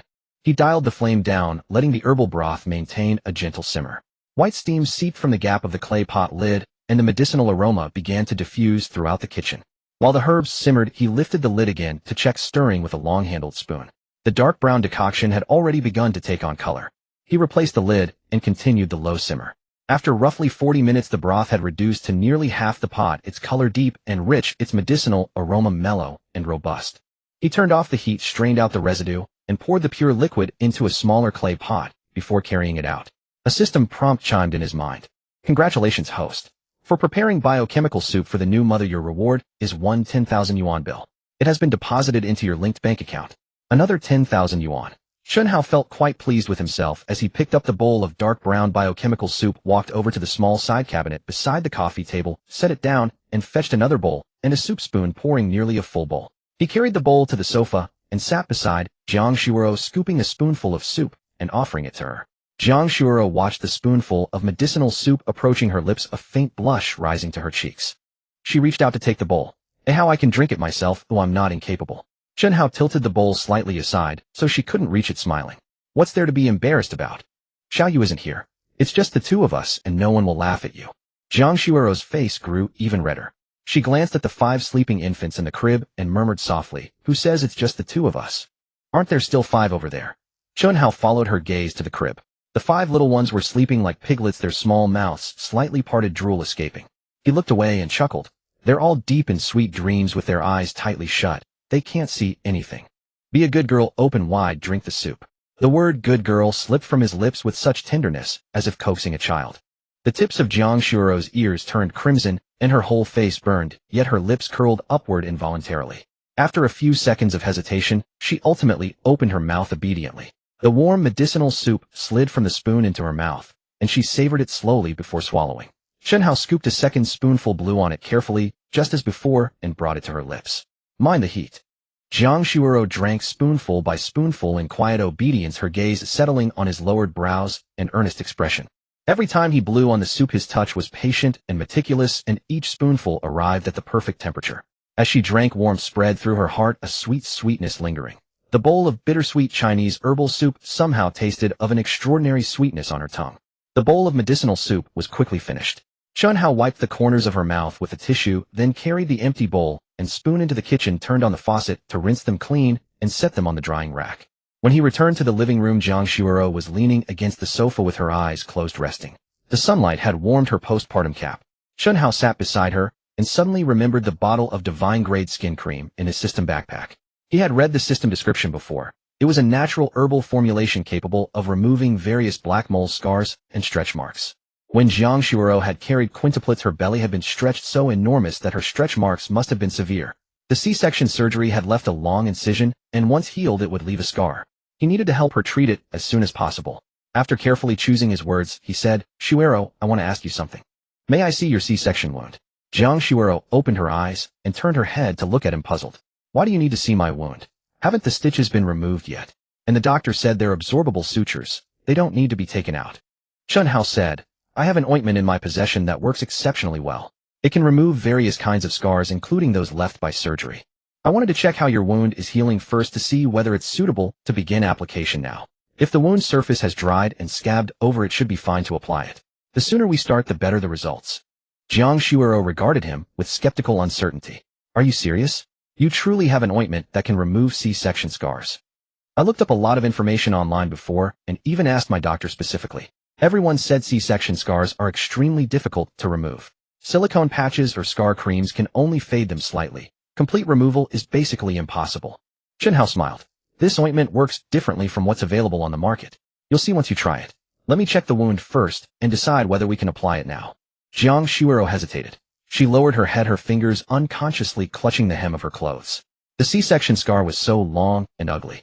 She herself barely dared to look at it when changing her dressings. The mere thought of exposing that gruesome wound to Chen Hao made her apprehensive.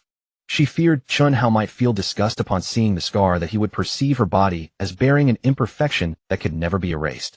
But as she looked up at Chen Hao's earnest face and recalled everything he had done for her over the past 2 days, feeding her meals and medicine, helping her turn over, placing the cap on her head, supporting her while she walked, each gesture thoughtful and meticulous, never a hint of distaste in his expression, she felt Chen Hao was not that kind of superficial man. Biting her lip, she finally nodded lightly. "Then, go ahead and look." She leaned back against the sofa, grasped the hem of her knitted cardigan with both hands, and slowly lifted it upward. The cream-colored fabric rolled up inch by inch, revealing her flat lower abdomen. Her skin remained the color of ivory, but her abdomen was crisscrossed with a dense network of stretch marks. Dark red striations spread thickly around her navel, like a spiderweb, extending from below her sternum down to her lower belly, with deeper lines where one could even feel the depressions. Those markings crept across what had once been smooth, fair skin, and the sight made one's heart tighten. Directly below the center of her abdomen, near the pubic bone, a horizontal incision approximately 12 or 13 centimeters long lay exposed. The edges of the incision still bore visible suture marks. The wound was slightly raised with a ring of pale red inflammation surrounding it, and the thread ends resembled small black stitches arranged at either extremity of the wound. The entire wound spanned the center of her abdomen, interwoven with the surrounding stretch marks, presenting a sight that was exceptionally striking and distressing to behold. The entire wound stretched across the center of Jiang Shuero's abdomen, intertwining with the surrounding stretch marks, presenting a visually striking and distressing sight. Chen Hao's gaze fell upon those dense stretch marks and the long scar, and a wave of indescribable tenderness surged within him. On the outside, Jiang Shuero remained the beautiful campus belle, fair-skinned with delicate features.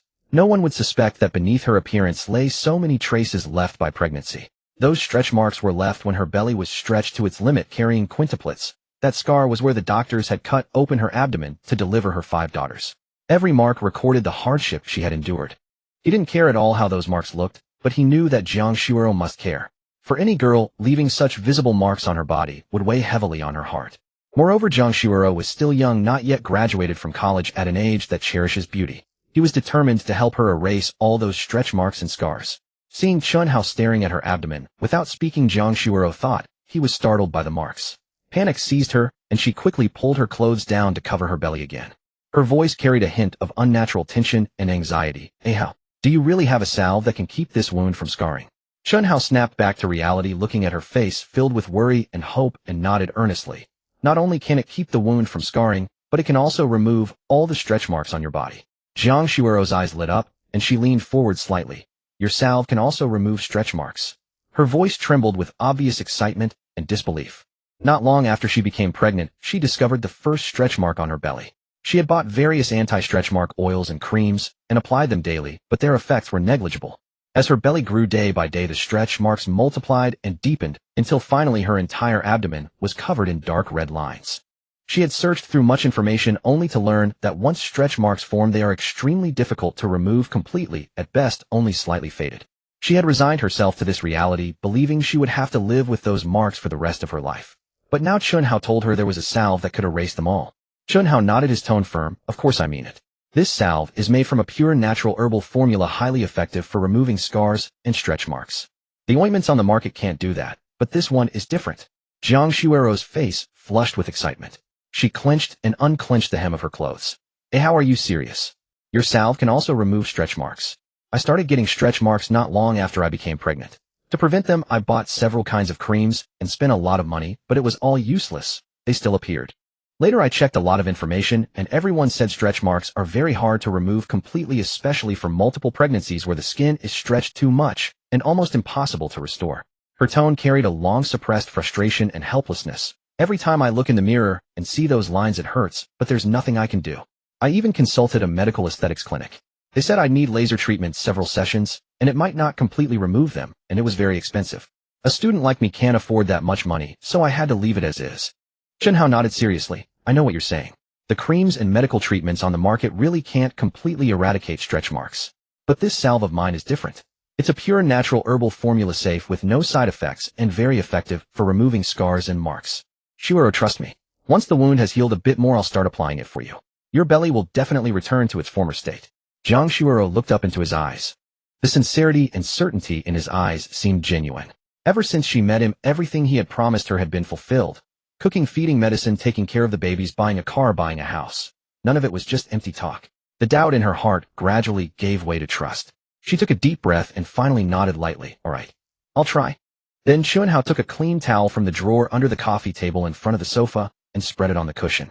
He reached into the side pocket of his jacket as if retrieving something, pressed his fingers lightly against the bottom of the pocket, and with a thought, the divine skin elixir from his system inventory silently fell into his palm. When he withdrew his hand, the bottle was already securely grasped between his fingers. The bottle was small, slightly smaller than an ordinary hand cream container. Its round ceramic body felt warm to the touch, finished in matte ivory glaze. Delicate dark green patterns were printed on it, resembling the intertwining branches and leaves of a vine, carrying a hint of ancient Eastern charm. The mouth of the bottle was tightly sealed with a cork, and a thin layer of wax was applied over the cork. Jiang Shuero's eyes fell on the little bottle, and she looked at it with curiosity. Before she could ask further, Chen Hao placed the bottle on the coffee table, patted the edge of the sofa cushion. Shuero, lie down, and I'll help you apply it. Jiang Shuero sat on the sofa, looked at him, and then at the small porcelain bottle, hesitated for a moment, then slowly turned sideways, and carefully laid down on the sofa, her back against the soft cushion, her head resting on the armrest. Once she was lying flat, she gently folded her hands over her lower abdomen and took a deep breath. Chen Hao sat down beside her, leaned over, lifted the hem of her loose knit cardigan, and pulled it up to just below her chest. Jiang Shuero closed her eyes slightly without flinching.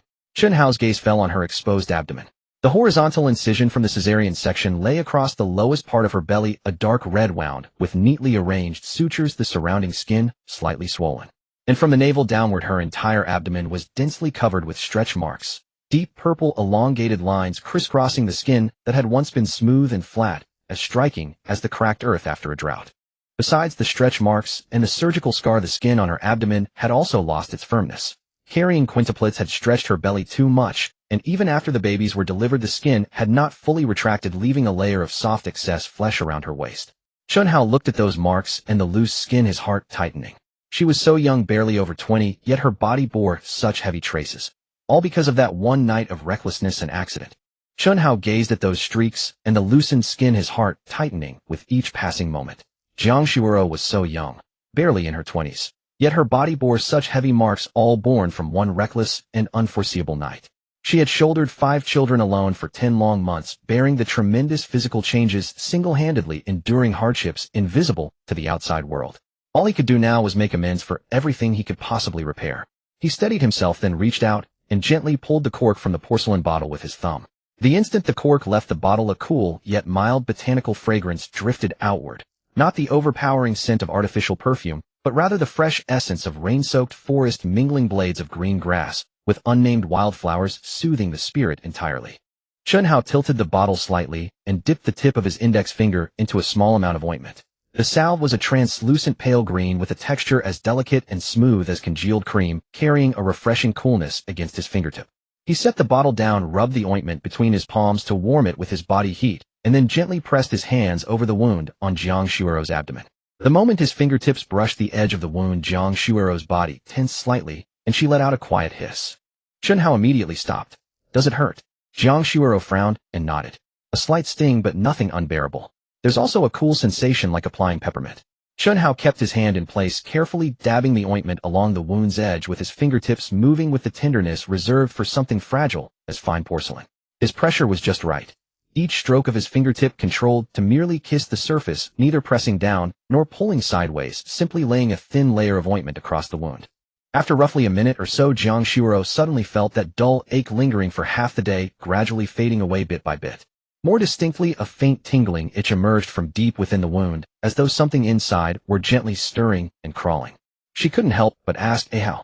Why does the wound feel so itchy? It doesn't hurt. It's just an itch, a persistent itch. Chen Hao's fingers paused, and a look of delight spread across his face. Itching is a good sign. It means the ointment is working and the wound is healing rapidly. That tingling sensation is your skin tissue and blood vessels regenerating. Jiang Shuoro lowered her eyelids with an expression of half-doubt. Are you sure?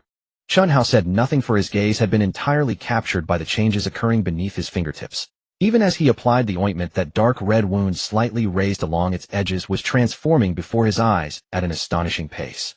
The color shifted from deep crimson to a lighter pink, the swelling around the edges receded, and even the marks of the dissolvable sutures visibly faded. Within mere minutes, that shocking gash had closed into a neat pale pink line, and the surrounding skin had grown considerably smoother. The Divine Tear Beauty ointment exceeded even his expectations. True to form, the system-produced salve was no ordinary substance. The pale green paste seemed to absorb into the skin little by little, healing as it spread.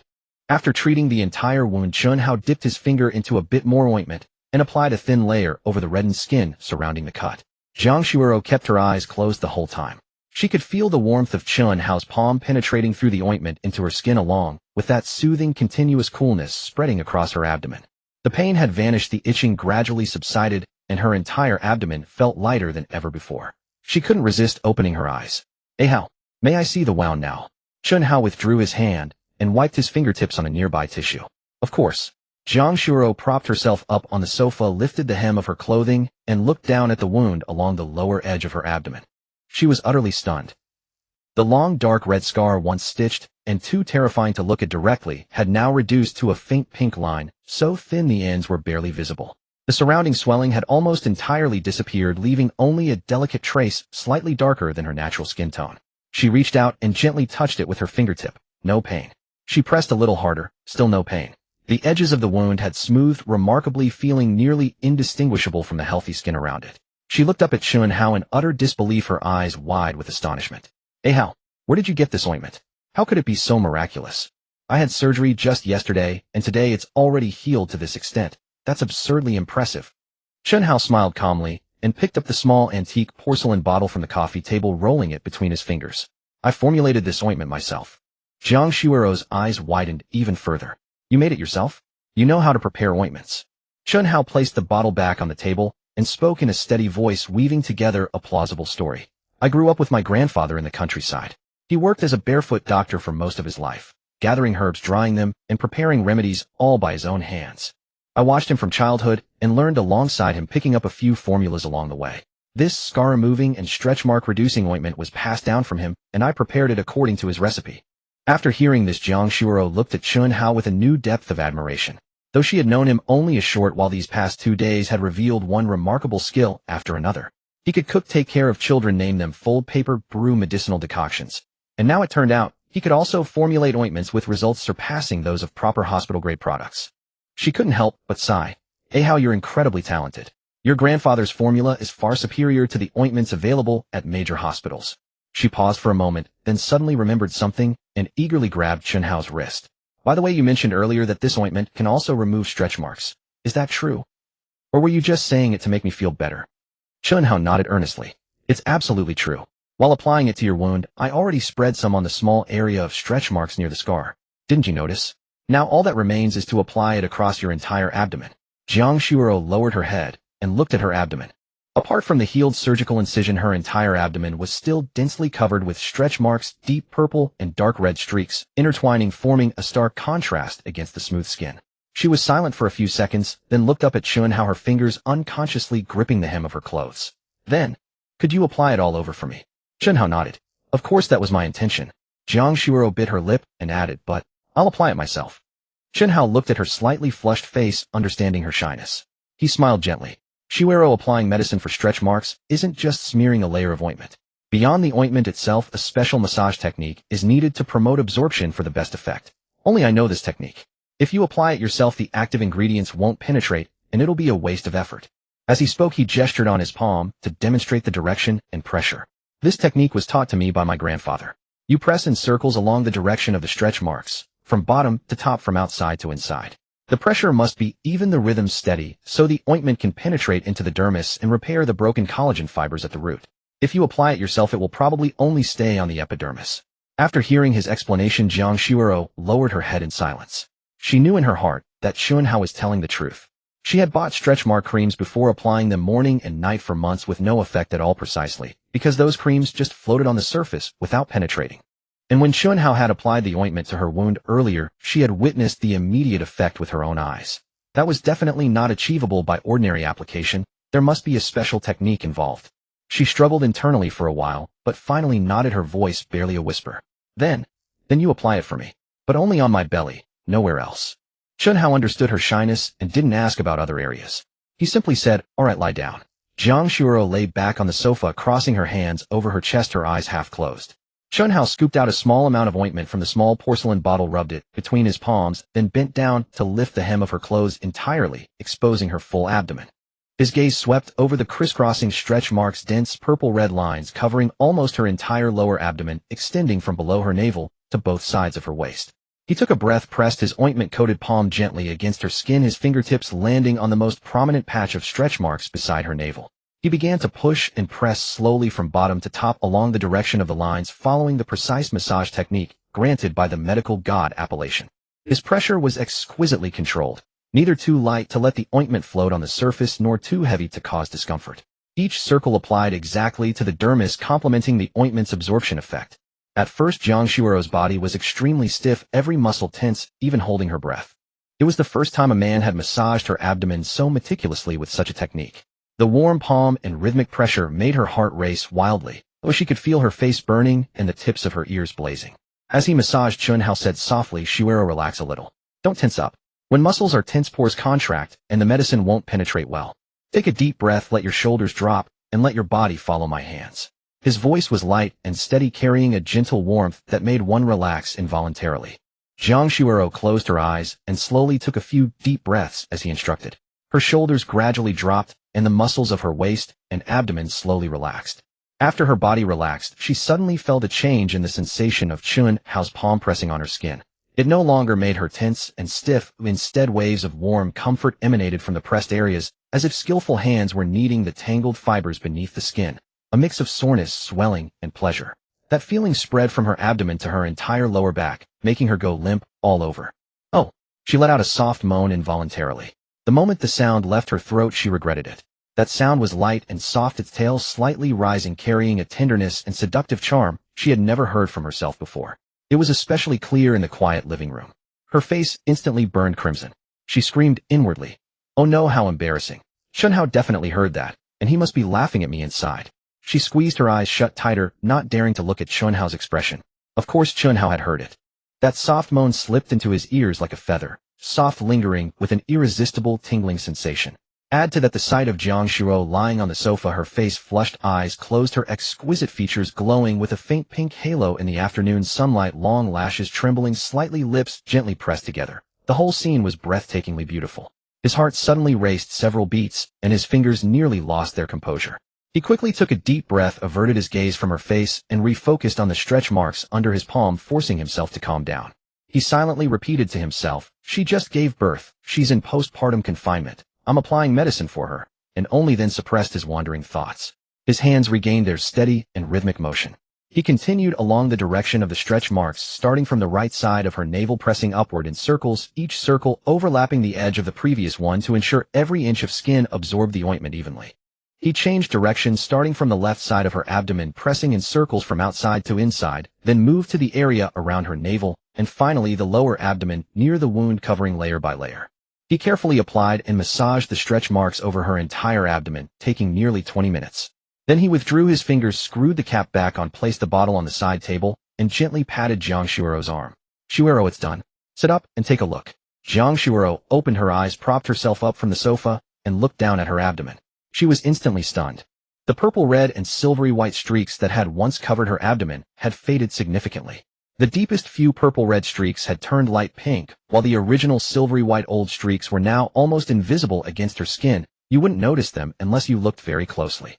Jiang Shuoro opened her eyes, sat up, and as she glanced down at her abdomen, she was instantly stunned. The purplish red and silvery white patterns that had once covered her belly had faded significantly in color.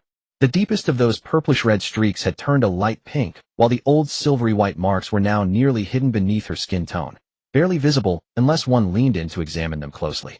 The skin across her entire abdomen also appeared noticeably more even and smooth than before, with much of that fine roughness and looseness diminished. Jiang Shuoro reached out to touch the area where the marks had been, finding the skin beneath her fingertips flat and smooth, without any trace of unevenness. She leaned in closer for a better look, and though faint traces of those marks were still visible, they had faded far beyond recognition compared to before. Her eyes glistened with unshed tears of excitement as she looked up at Chen Hao, her voice trembling yet bright with wonder. "Ah, how it's really faded so much.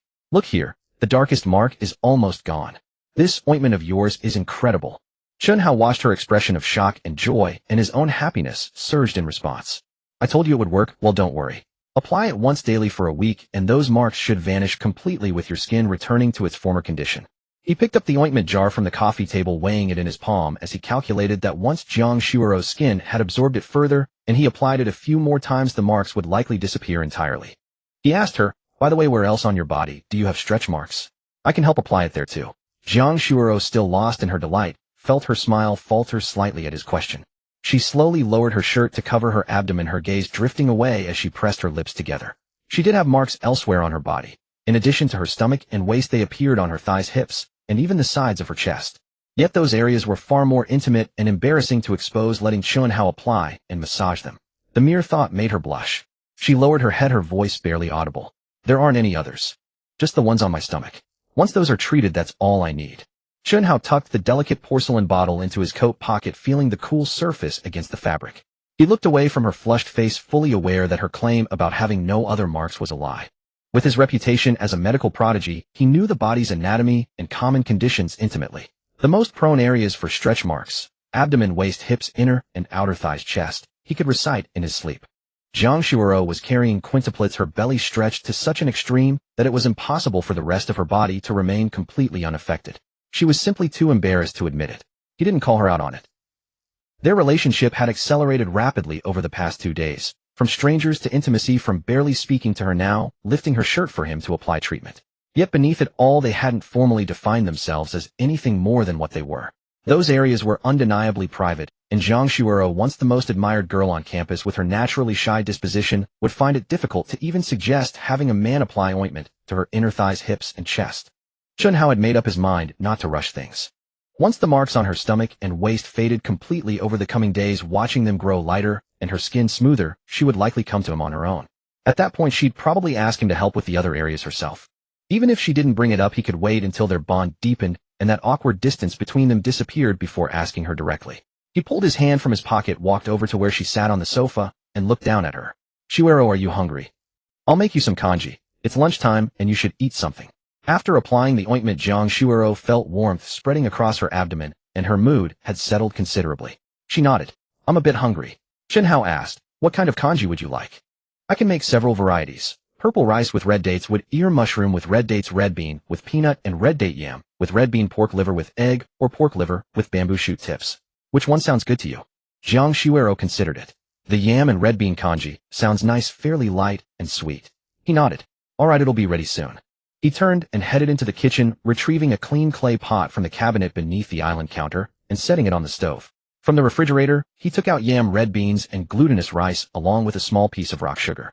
He began preparing the yam, peeling and dicing it with swift, precise cuts, each piece uniform in size. The red beans had been soaking overnight and were now plump and full. After rinsing the glutinous rice thoroughly, he added it to the pot with the red beans and enough water, bringing it to a boil over high heat. Once boiling, he reduced the heat to a simmer and added the diced yam, stirring gently twice with a wooden spoon to prevent sticking, then covered the pot to let it cook slowly. The kanji bubbled gently in the pot, the white rice broth gradually taking on a pale reddish tint from the beans. The sweet aroma of yam and the rich scent of red beans blended together, wafting from beneath the lid. While the kanji simmered, Chen Hao opened the refrigerator again. The cold compartment was well stocked with vegetables, meats, eggs, and dried goods neatly arranged. He took out a piece of tenderloin, sliced it into thin strips on the cutting board, then grabbed a handful of green beans from the container, trimming and washing them. From the vegetable drawer, he selected a white radish and some scallions. He planned to prepare 2 dishes and a soup. For the first dish, he'd make stir-fried green beans with shredded pork. He cut the beans on a diagonal into thin pieces, marinated the pork strips in soy sauce and cornstarch, then heated oil in a wok over high heat. The pork was stir-fried until just cooked through and set aside, then minced garlic and dried chilies were fragrant.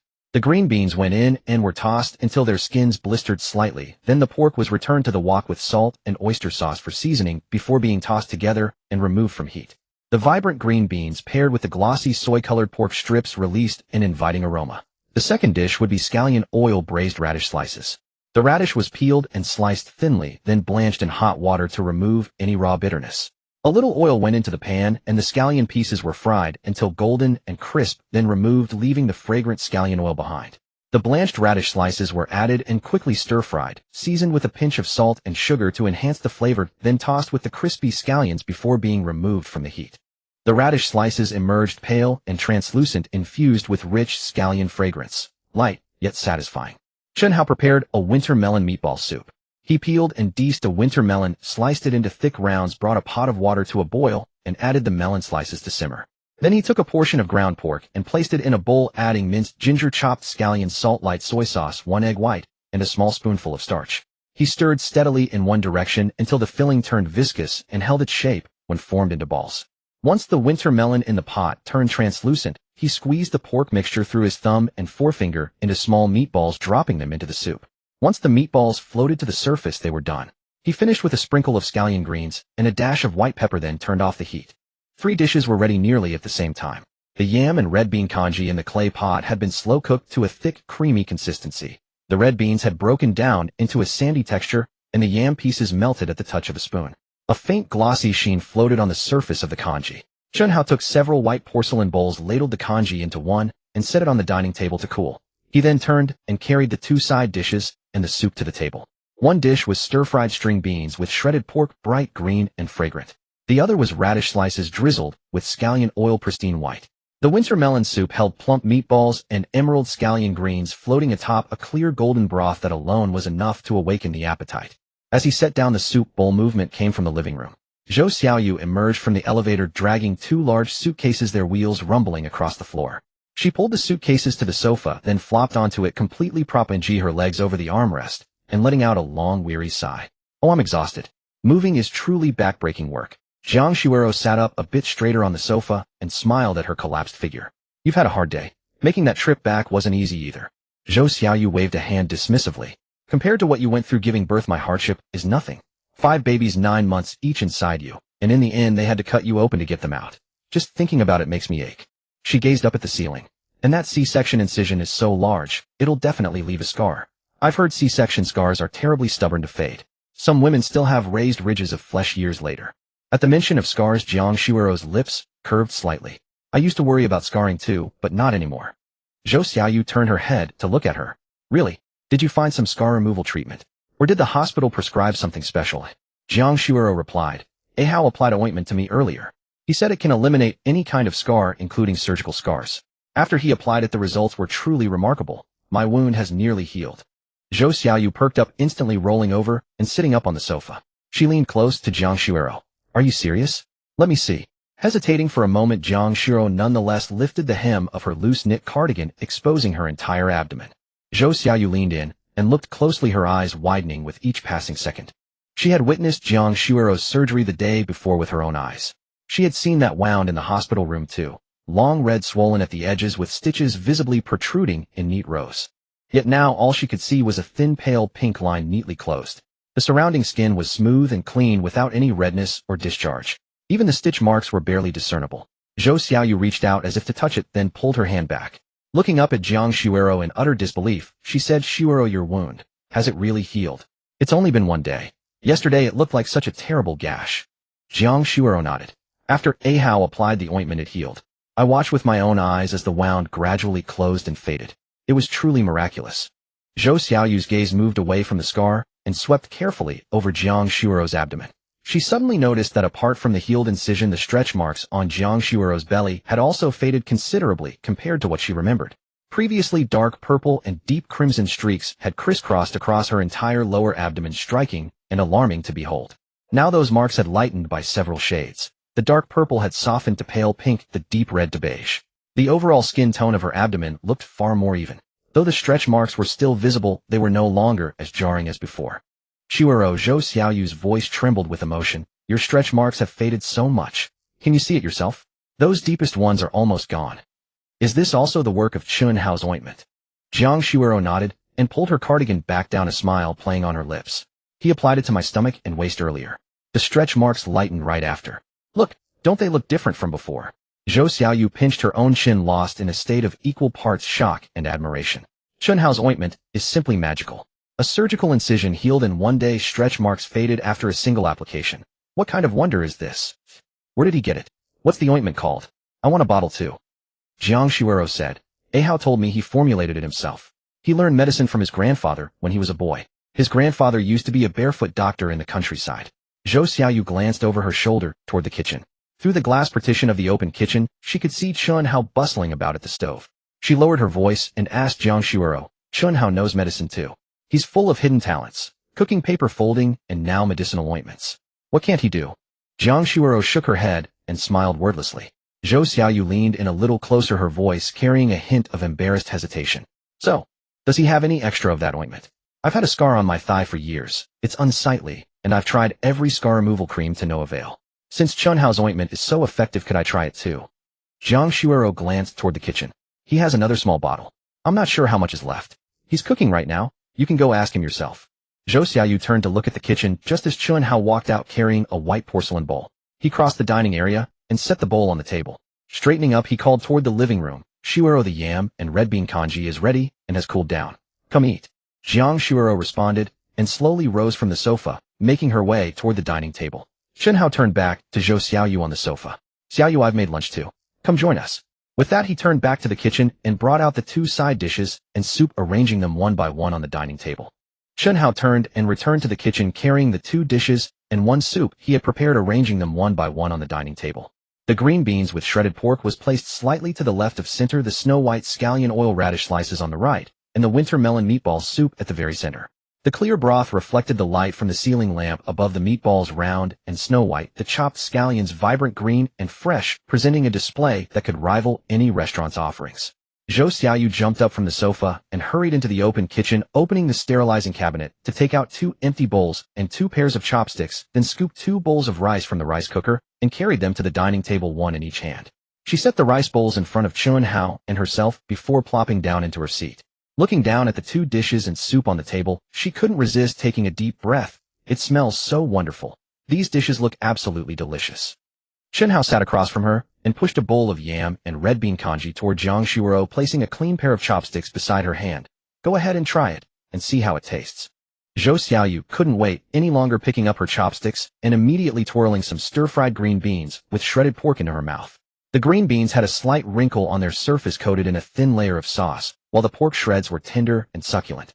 The aroma of garlic and dried chili blended perfectly, achieving a balanced seasoning with a touch of sweetness from the oyster sauce. After chewing twice and swallowing, her eyes instantly lit up. She grabbed another forkful and stuffed it into her mouth, her cheeks bulging. Chen Hao, your cooking skills are incredible. With her mouth full, Zhou Xiaoyu mumbled, these green beans taste even better than my mom's. The pork is tender and flavorful, and it's better than yesterday's egg fried rice and instant noodles. Did you really just throw this together? Chen Hao chuckled. It's just simple home cooking, nothing special. After swallowing, Zhou Xiaoyu turned her attention to the scallion oil white radish dish, picking up a slice with her chopsticks and putting it in her mouth. The radish was paper thin and refreshing, with the scallion oil aroma seeping deep into its fibers. Despite being the most ordinary white radish dish, it tasted like a carefully seasoned course at a high-end restaurant. Light, yet not bland, with every bite revealing the natural sweetness of the ingredient and the rich mellowness brought by the scallion oil. She took another sip of the winter melon meatball soup. The broth was crystal clear, and the winter melon had been simmered until translucent and tender. The meatballs were firm yet springy, with a subtle heat from the white pepper enhancing the overall umami. One bowl later, warmth spread from her stomach throughout her entire body. Zhou Xiaoyu set down her soup bowl and gave Chen Hao a thumbs up, her expression dead serious. Chen Hao, I'm thoroughly convinced. If you opened a restaurant, people would line up from the beginning of the street all the way to the end. Seriously, if you ever open a restaurant, I'll be your daily customer. Jiang Shuero sat at the other side of the table, watching Zhou Xiaoyu praise the food endlessly, and as the aroma of the dishes wafted over, she couldn't help but swallow hard. Before her was that bowl of yam and red bean congee with steam gently rising from its surface. Soft chunks of yam sank into the reddish broth, making it look quite appetizing. Yet the fragrance from the two dishes and soup on the table drifted over in waves, stirring her hungry stomach relentlessly. She murmured softly, "It smells so good. I really want to taste it." Chen Hao glanced up at her, his gaze settling on the loose-knit cardigan she wore, his tone gentle yet resolute. "You can't have those two dishes yet. Stir-fried food is heavy on oil and salt, and the seasonings are quite strong. You're still in your postpartum recovery period and your digestive system hasn't fully healed, so avoid these for now." He picked up a white porcelain spoon beside his soup bowl, ladled 2 spoonfuls of clear broth from the winter melon meatball soup, and added 2 pieces of winter melon and a meatball into the bowl. "But you can drink this soup. The winter melon clears heat and promotes diuresis, the meatballs replenish protein, and the broth is light and non-greasy. Perfect for you right now." He pushed the prepared soup bowl toward Jiang Shuero and handed her a spoon. "Try it, and see how it tastes." Jiang Shuero looked down at the clear broth in her bowl, with vibrant green scallions floating on the surface, then picked up the spoon and scooped a small sip into her mouth. The warm broth slid smoothly down her throat, the natural sweetness of winter melon and the savory richness of the meatballs unfolding across her palate.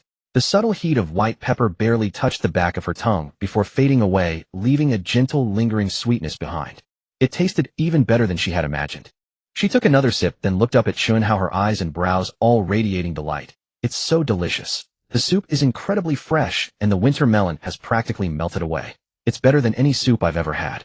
Chen Hao watched Jiang Shuero bow her head to drink the soup, her hands cupping the bowl, sipping carefully. Her eyelashes hung half lowered, the corners of her mouth curved upward, and after a few spoonfuls her complexion had improved noticeably compared to before. He smiled and said, "If it tastes good, have more. There's still some in the pot. I'll serve you another bowl when you finish this one." Jiang Shuero glanced up at him, her brows and eyes curved with happiness, and gave a contented hum before lowering her head again to scoop another spoonful of soup into her mouth. The winter melon in the soup bowl had been simmered until nearly transparent, the meatballs round and snow white. She took a gentle bite, finding the meat tender yet bouncy, the juices bursting in her mouth, and drank another sip of the clear broth, feeling warmth spread from her stomach all the way to her limbs. Zhou Xiaoyu sat across from him, still chewing a piece of scallion oil radish. After swallowing and setting down her chopsticks, she looked at Chen Hao with an expression that was both curious and expectant, and spoke up first. "By the way, Chen Hao, I just heard Shuero say you applied some healing salve to her wound, and it healed so quickly. And that salve can also remove stretch marks and scars. Is that really true?" Chen Hao set down his own bowl and chopsticks and nodded. "It's true. That salve is one I formulated myself, and its scar-removing and stretch mark-reducing effects are indeed quite good." Zhou Xiaoyu's eyes lit up immediately. She put down her bowl and leaned forward eagerly. "I have a scar on my thigh from a fall when I was a child. It's been there for years, and I've tried countless scar-removing creams with no effect. Could your salve remove this scar of mine too?" Chen Hao smiled slightly. "It should be able to. The formula was specifically designed to address various skin scars and marks. As long as you apply it consistently, most scars can gradually fade and eventually be removed." Excited by this news, Zhou Xiaoyu pressed further. "Do you still have any of that salve? Any extra? Could I use some?" Chen Hao quickly ran the numbers in his mind. The bottle of divine-grade beauty salve was actually quite full. Though the container was small, the texture of the salve was remarkably refined. A mere nail-sized amount was enough to cover a large area of skin. He had used less than half a spoonful to apply it across Jiang Shuero's entire abdomen, and waist barely reaching the bottom of the bottle. At this rate of consumption, one bottle would last him an extremely long time. Zhou Xiaoyu only had a single scar on her thigh, requiring far less product, so giving her some was no problem at all. He nodded. "There's still some left. I'll get it for you after we finish eating." Zhou Xiaoyu only had a scar on her thigh, so the amount needed shouldn't be much. Giving her a little would be no problem at all. Therefore Chen Hao nodded. "Also, I'll bring it to you after we finish eating." Zhou Xiaoyu was overjoyed, bouncing her chopsticks in her hand. "Great. I'll try it as soon as I finish eating. This scar has followed me since I was a child. I've always wanted to get rid of it. I've tried all sorts of ointments and even asked at the hospital, but nothing worked. If your ointment can really remove it, I'll treat you to a year's worth of meals."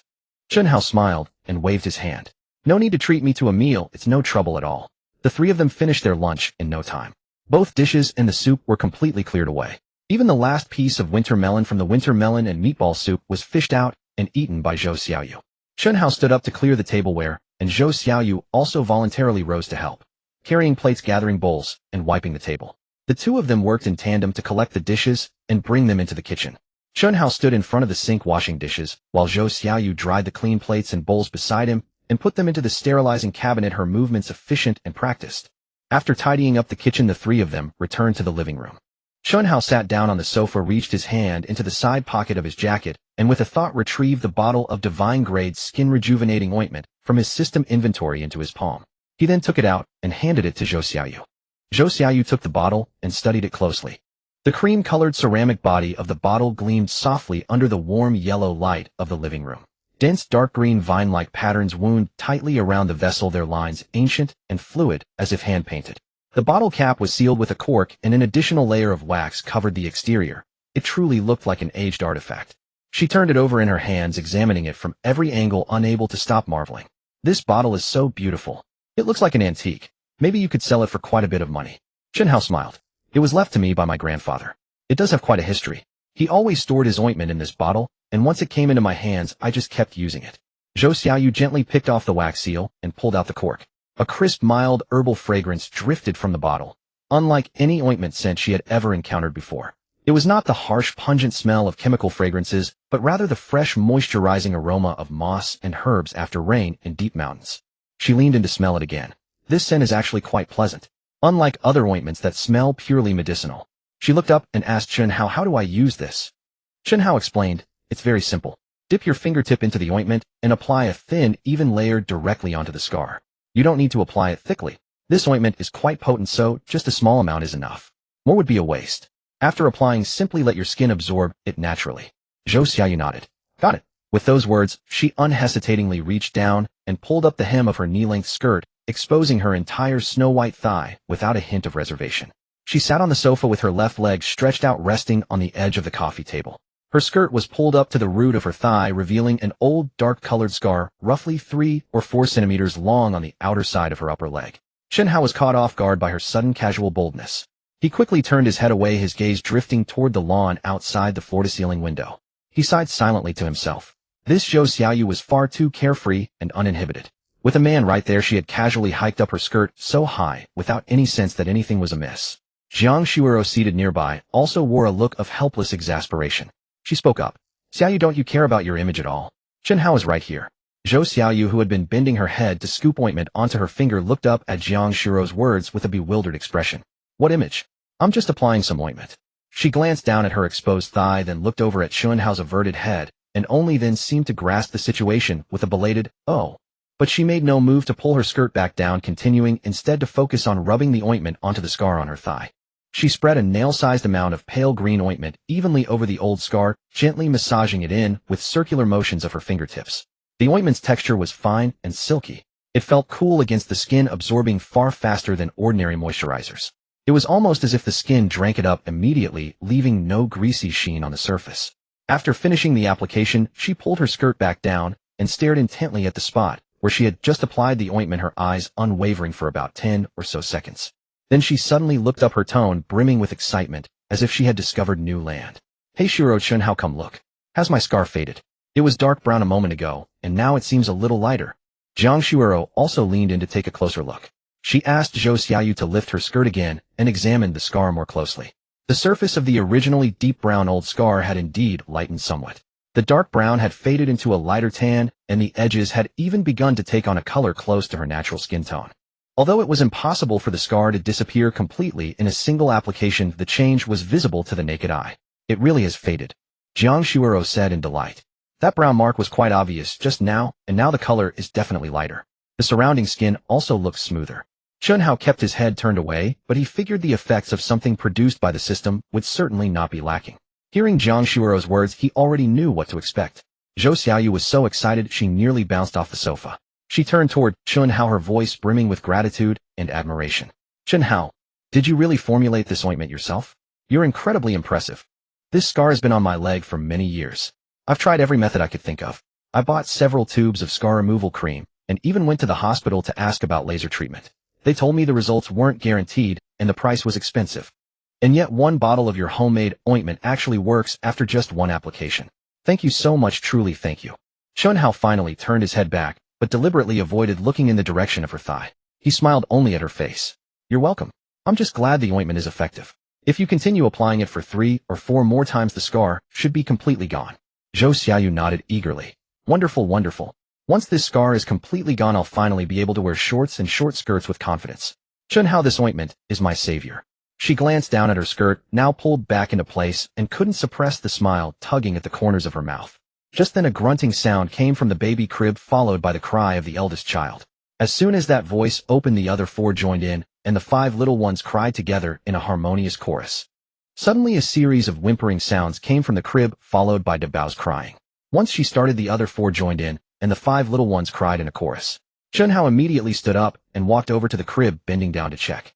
The 5 babies all had their eyes open, their little arms and legs flailing, and their mouths opening and closing as if searching for something. He turned to Jiang Shuero and said, "It's time to feed them, they're all hungry." Jiang Shuero also stood up and walked over to the sofa, positioning herself. "Just in time, I feel my breasts are full and should have plenty of milk." The 3 of them began to divide the tasks. Chen Hao first lifted Dabao, who was crying the loudest, out of the crib and handed her to Jiang Shuero. Jiang Shuero sat on the sofa, deftly unbuttoned her blouse, and began breastfeeding. Dabao latched onto the nipple and started sucking.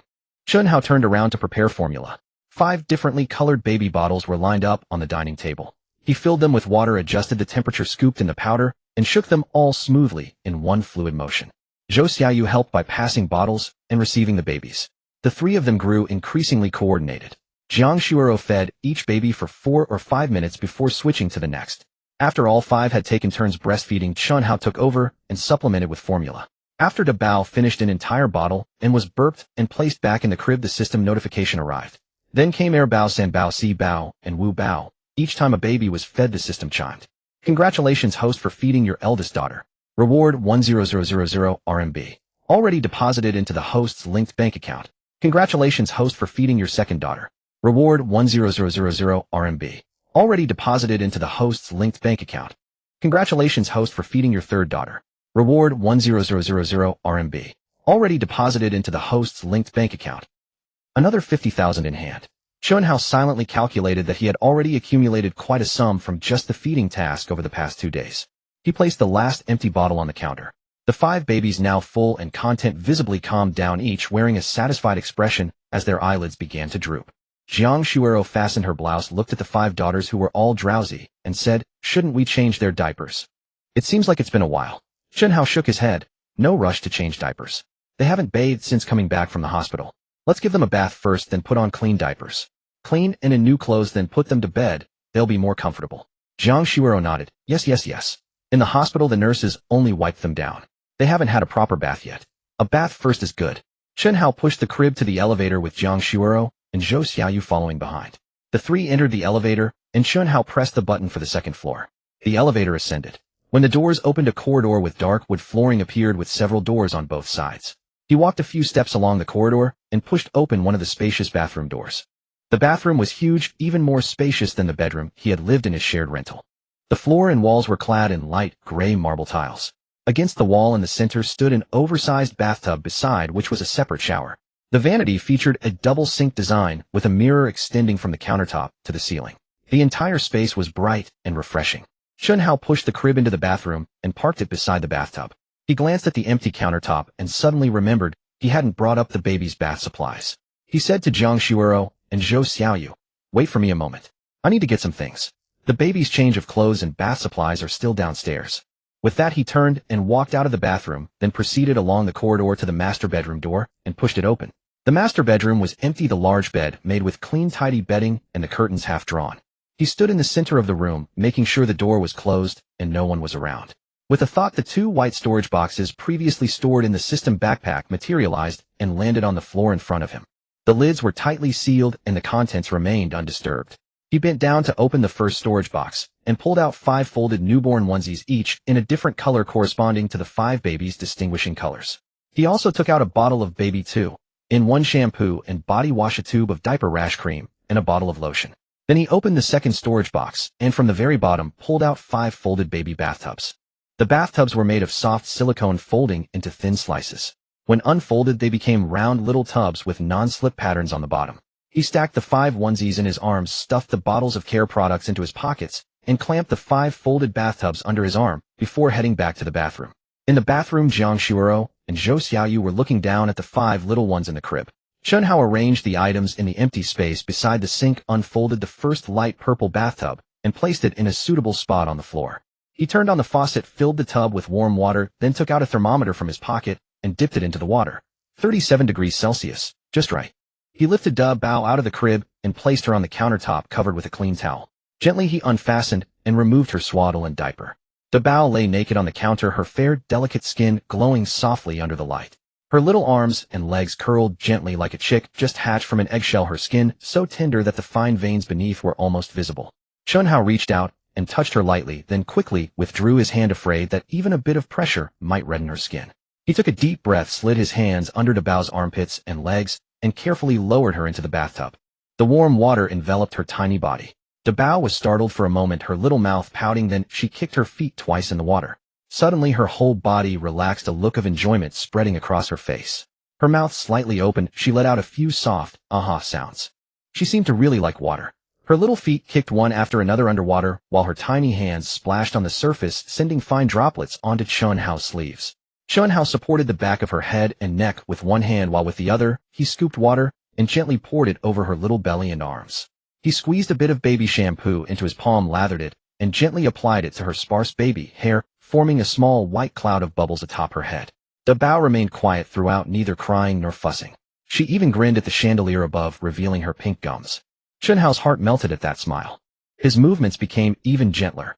After rinsing off the bubbles, he wrapped her in a soft baby towel, dried her off, then turned her over onto his knees, and used a small cloth to blot the moisture from her back. He applied diaper rash cream, then dressed her in a clean new onesie. Just then a chime sounded in his mind. The entire routine flowed with effortless grace, while Zhou Xiaoyu stood nearby, handing him towels and lotion, marveling at his skill. The moment Chen Hao gently placed the spotlessly clean eldest daughter back into her crib, a prompting voice suddenly echoed in his mind. Congratulations, host, for completing the achievement. First bath for your daughter.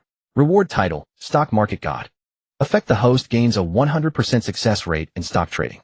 No investment operation will ever result in a loss, ensuring stable profits with zero risk.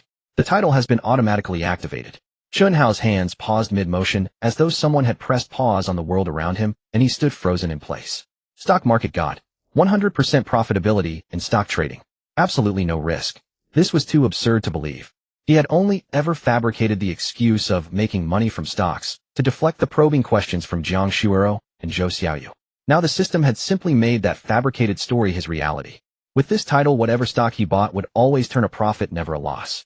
Wouldn't that mean he could generate endless wealth through the stock market at any time? His heart swelled with both astonishment and delight, the corners of his mouth curling upward against his will. The timing of this title was impeccable.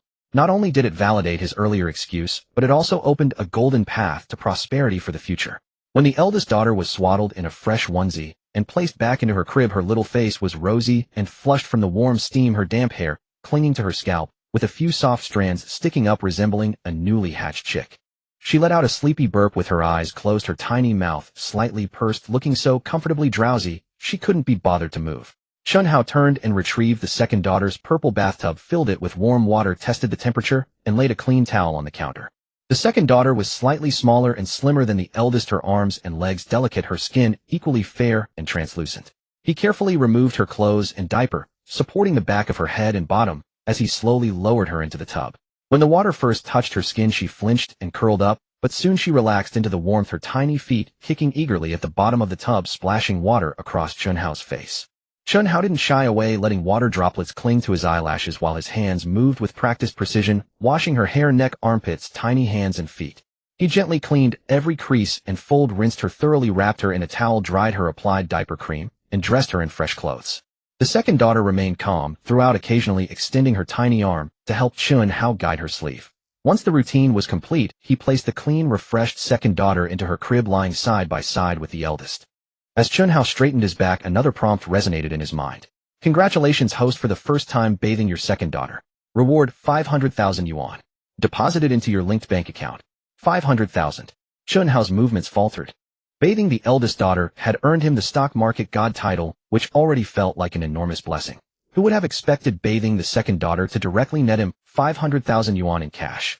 He kept his expression composed, barely suppressing a laugh, then bent down and picked up the third daughter. The third daughter's bathtub was butter yellow, the same size as the previous two when unfolded. He filled the water, tested the temperature, undressed her, and lowered her in. The routine had become second nature. The third daughter was plumper than her two elder sisters, with a round doughy belly and little arm segments like baby lotus roots, soft and squishy to the touch. She seemed to adore the water. The moment she entered the tub, she began splashing her short legs, kicking furiously, sending water spraying across the floor. Chen Hao quickly steadied the back of her head with one hand and rapidly splashed water over her body to rinse off the soap, afraid her vigorous movements might cause her to choke. After wrapping her in a towel, drying her, applying cream, and dressing her, the third daughter continued to babble, her tiny feet kicking against Chen Hao's palm. Congratulations, host, for the first time bathing your third daughter. Reward: 1 bottle of divine-grade skin cream. Stored in the system inventory. Yet another bottle of divine-grade skin cream. Chen Hao felt considerably more at ease. He had planned to save the first bottle for Jiang Shuero to use up, and now with a backup in hand, he would have supplies ready for anyone who needed scar or stretch mark removal in the future. The fourth daughter's bathtub was pale green. The fourth daughter had a quiet disposition. Placed in the water, she barely moved, simply lying on her back with her tiny fists curled beside her ears, her half-open eyes gazing up at the ceiling light, exuding an air of serene composure. Chen Hao found bathing her remarkably easy. No chasing after splashing water, just a quiet baby lying still while he gently washed her. Congratulations, host, for the first time bathing your fourth daughter. Reward: 500,000 yuan. Deposited into your linked bank account. Another 500,000. Chen Hao's initial jubilation had settled into a steady, contented thrill. He was increasingly convinced that this system existed solely to deliver wealth to him. For simply bathing his daughters, each one earned him a substantial reward. Where on earth could one find such a marvelous opportunity? Lastly came the fifth daughter with her lavender-colored bathtub. The fifth daughter was the smallest and lightest, her weight noticeably less than her sisters, curled in his arms like a small cluster of cotton. Chen Hao handled her with extra care as he lowered her into the water, one hand supporting her head from start to finish, while the other scooped water to pour over her body. The fifth daughter shrank her neck slightly upon touching the water, gave a small shiver, then slowly relaxed the corners of her mouth, curving upward, as if smiling. Congratulations, host, for the first time bathing your fifth daughter. Reward: 1 guitar. This guitar is valued at 8 million yuan, handcrafted by a master luthier using century-old rare wood. Its tone is pure and resonant, making it a collectible heirloom of generational significance. Stored in the system inventory. Chen Hao froze for a second. A guitar worth 8 million. His mind raced through the calculations. 8 million was enough to buy a fine property in a prime area of Jiangdong City, or several Lincoln Navigators like the one he drove. A single guitar worth 8 million. He could hardly believe it. Was this system pulling his leg? But then he reconsidered. All the system's previous rewards, the divine-grade skin cream, the custom baby cribs, the Lincoln Navigator, the Rose Manor Villa, had all been undeniably genuine treasures. The system had never deceived him. If the system marked this guitar at 8 million, it was undoubtedly worth 8 million. He simply hadn't seen the physical item yet, which is why his heart still harbored a flicker of doubt. He set aside his lingering questions, wrapped the fifth daughter in a towel, dried her, applied cream, dressed her in fresh clothes, and placed her back into her crib. All 5 little ones were spotlessly cleaned, their hair fluffy, their faces rosy, each wearing a onesie in its corresponding color. Lined up neatly on the deep blue mattress, they looked from afar like 5 tiny flowers freshly kissed by morning dew. Yet not a single one of them was asleep. The 5 little ones had been washed until sparkling clean, their hair fluffy and cheeks rosy. Dressed in matching onesies of different colors, they lay neatly side by side on the deep blue mattress, looking from afar like 5 tiny flowers freshly kissed by morning dew. Yet not a single one of them was sleeping. Wide-eyed and wide awake, the 5 little ones kicked and flailed their limbs against the crib mattress, cooing and babbling in a remarkable display of boundless energy. Jiang Shuero glanced at the time and said to Chen, how shouldn't they be asleep by now? They've already had their bath and still won't sleep. They'll be crying again later. Chen Hao nodded, walked over to the crib, and bent down to pick up the third daughter. He smiled at Jiang Shuero and said, let me put her to sleep. You two just watch. He rested the little one on his shoulder, gently patting her back as he began to hum softly. The tune was precisely the sleep-inducing melody that the system had rewarded him with. As the melody flowed from his throat, it was even more tender and mellow than what he had heard in his mind. Blessed with the vocal prowess of a god of song, every note was as steady and smooth as a cradle swaying gently beneath moonlight, soothing in rhythm and warm in tone. There were no words, only a simple, lingering hum reminiscent of the hazy tunes his grandmother used to hum while rocking in her chair on summer nights in childhood. The third daughter had been kicking on his shoulder, but by the 3rd second of humming, she gave a single kick. By the 5th second, her movements slowed. By the 10th second, her little legs went still, and by the 15th second, her breathing grew even. In less than a minute, her small head lolled against Chen Hao's shoulder, and she fell into a deep sleep. Chen Hao gently placed the sleeping third daughter back into the crib and tucked the blanket around her. Just then the system prompt chimed in. Congratulations, host. You have put your third daughter to sleep. Reward 10000 RMB. The amount has been deposited into the bank account bound to your identity. Meanwhile, on the other side, Jiang Shuoro and Zhou Xiaoyu were also attempting to soothe their babies. Jiang Shuoro held the eldest daughter walking back and forth while rhythmically patting her back. Zhou Xiaoyu held the second daughter humming a children's song in a halting, uneven manner. Both women simultaneously glanced at the crib where the third daughter was already fast asleep and exchanged bewildered looks.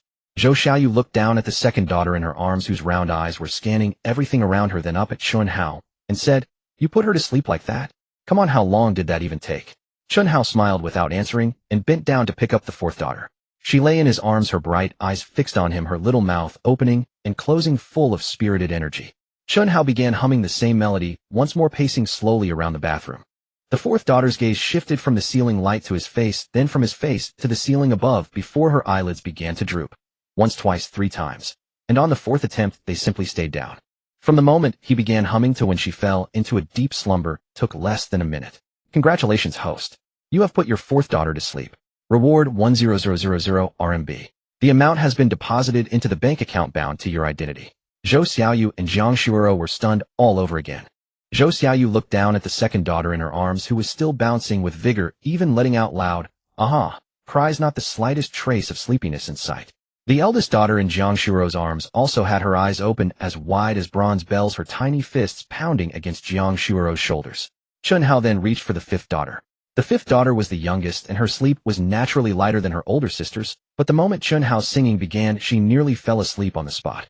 Eyelids fluttering, head tilting sideways, all within 30 seconds. Congratulations, host. You have put your fifth daughter to sleep. Reward 10000 RMB. The amount has been deposited into the bank account bound to your identity. Zhou Xiaoyu was completely convinced. She looked at the 3 babies already sound asleep in the crib, then down at the second daughter in her arms who was still energetically squirming, her expression etched with a touch of heartbreak. Chen Hao, what magic are you using? I've been soothing the second daughter for ages, and the more I coax her, the more wide awake she gets. You just hum a little tune, and she falls asleep. Chen Hao walked over to Zhou Xiaoyu and held out his hand. Let me have the second daughter. I'll put her to sleep. Zhou Xiaoyu hesitated for a moment. The second daughter is particularly energetic. I tried for a good while earlier, and she wouldn't close her eyes at all. Are you sure you can do it? Chen Hao smiled. Give it a try. If it doesn't work, you can take over again. Zhou Xiaoyu, half in doubt, handed the second daughter over to him. Chen Hao took the second daughter and let her rest against his chest, one hand supporting her back as he began humming the melody once more. His voice resonated from deep within his chest, echoing softly through the quiet bathroom. The second daughter initially fussied and resisted, kicking her little legs twice, and then, as though someone had pressed pause, her movements gradually diminished, her blinks grew slower and slower, and even the corners of her mouth curled upward slightly. In less than a minute, she tilted her head and fell asleep in his arms. Congratulations, host. You have put your second daughter to sleep. Reward 10000 RMB. The amount has been deposited into the bank account bound to your identity. Zhou Xiaoyu's mouth hung open at the sight, unable to close it for a long while. She rubbed her eyes hard to confirm she wasn't imagining things. The second daughter, who had resisted her for so long, had fallen into a dead sleep in Chen Hao's arms in under a minute. The contrast was simply staggering. After gently placing the second daughter back into the crib, Chen Hao turned and walked over to Jiang Shuoro, extending his hand. Let me have the eldest daughter as well. Jiang Shuoro didn't hesitate at all and immediately handed over the eldest daughter, who was still fussing in her arms. Having just watched Chen Hao put all 4 babies to sleep one after another, she was completely convinced of his knack for lulling them to sleep. Suspicion was the last thing on her mind. In fact, she was eagerly hoping he would finish off the eldest daughter just as quickly. Chen Hao took the eldest daughter. Among the 5, she was by far the most restless, her tiny fists clenched tight, her mouth opening and closing as she wailed, showing absolutely no sign of wanting to sleep. Chen Hao shifted to support the back of her head with his other hand, letting her cheek rest against his chest, and began humming the sleep-inducing melody once more. His singing rose and fell in gentle, steady waves, every note carrying a rhythm that was both stable and reassuring. The eldest daughter's crying, transformed into soft whimpers by the first loop of the melody, fell silent by the second, and by the time the third loop reached its halfway point, her tiny fist had loosened, her fingers grew soft and drooped against Chen Hao's collar, her mouth slightly parted, and a trail of drool seeped onto his shirt. She was asleep. Congratulations, host. You have put your eldest daughter to sleep. Reward 10000 RMB. The amount has been deposited into the bank account bound to your identity. Chen Hao gently placed the eldest daughter into the crib as well. All 5 daughters now lay side by side, their breathing, even their rosy little faces glowing peacefully under the warm yellow night light. Their tiny chests rose and fell in unison, and their little mouths moved occasionally, as though savoring some delicious treat in their dreams. Jiang Shuoro and Zhou Xiaoyu stood nearby, having watched the entire process, neither able to find a single word to say. Jiang Shuoro and Zhou Xiaoyu stood by, watching the entire process unfold, utterly speechless. The 5 little ones in the crib slept peacefully and soundly, a world away from the chaotic commotion just 10 minutes prior. Chen Hao pushed the crib from the bathroom over to the large bed in the master bedroom and positioned it securely, confirming it was safe and stable. The master bedroom was indeed spacious. The 2-meter-wide bed in the center left ample walking space alongside, and placing the crib there neither blocked the passage nor interfered with opening the cabinet doors. The location was perfect. The 3 of them withdrew from the master bedroom, gently closing the door behind them. Once in the hallway, Zhou Xiaoyu could no longer contain herself. She grabbed Chen Hao's arm and shook it vigorously twice. "How on earth did you manage that? We tried soothing them for so long without any success, yet the moment you picked them up and hummed a few notes, they all fell asleep. What song is that exactly?" Jiang Shuoro leaned in, as well, her eyes bright with curiosity. "Exactly. That melody you hummed just now, I've never heard it before. It didn't sound like a children's song or any pop tune, but it was incredibly soothing. I almost drifted off to sleep myself." Chen Hao smiled and explained, "It might have something to do with the tune I was humming. The rhythm is quite slow, the melody steady without any sudden rises or falls.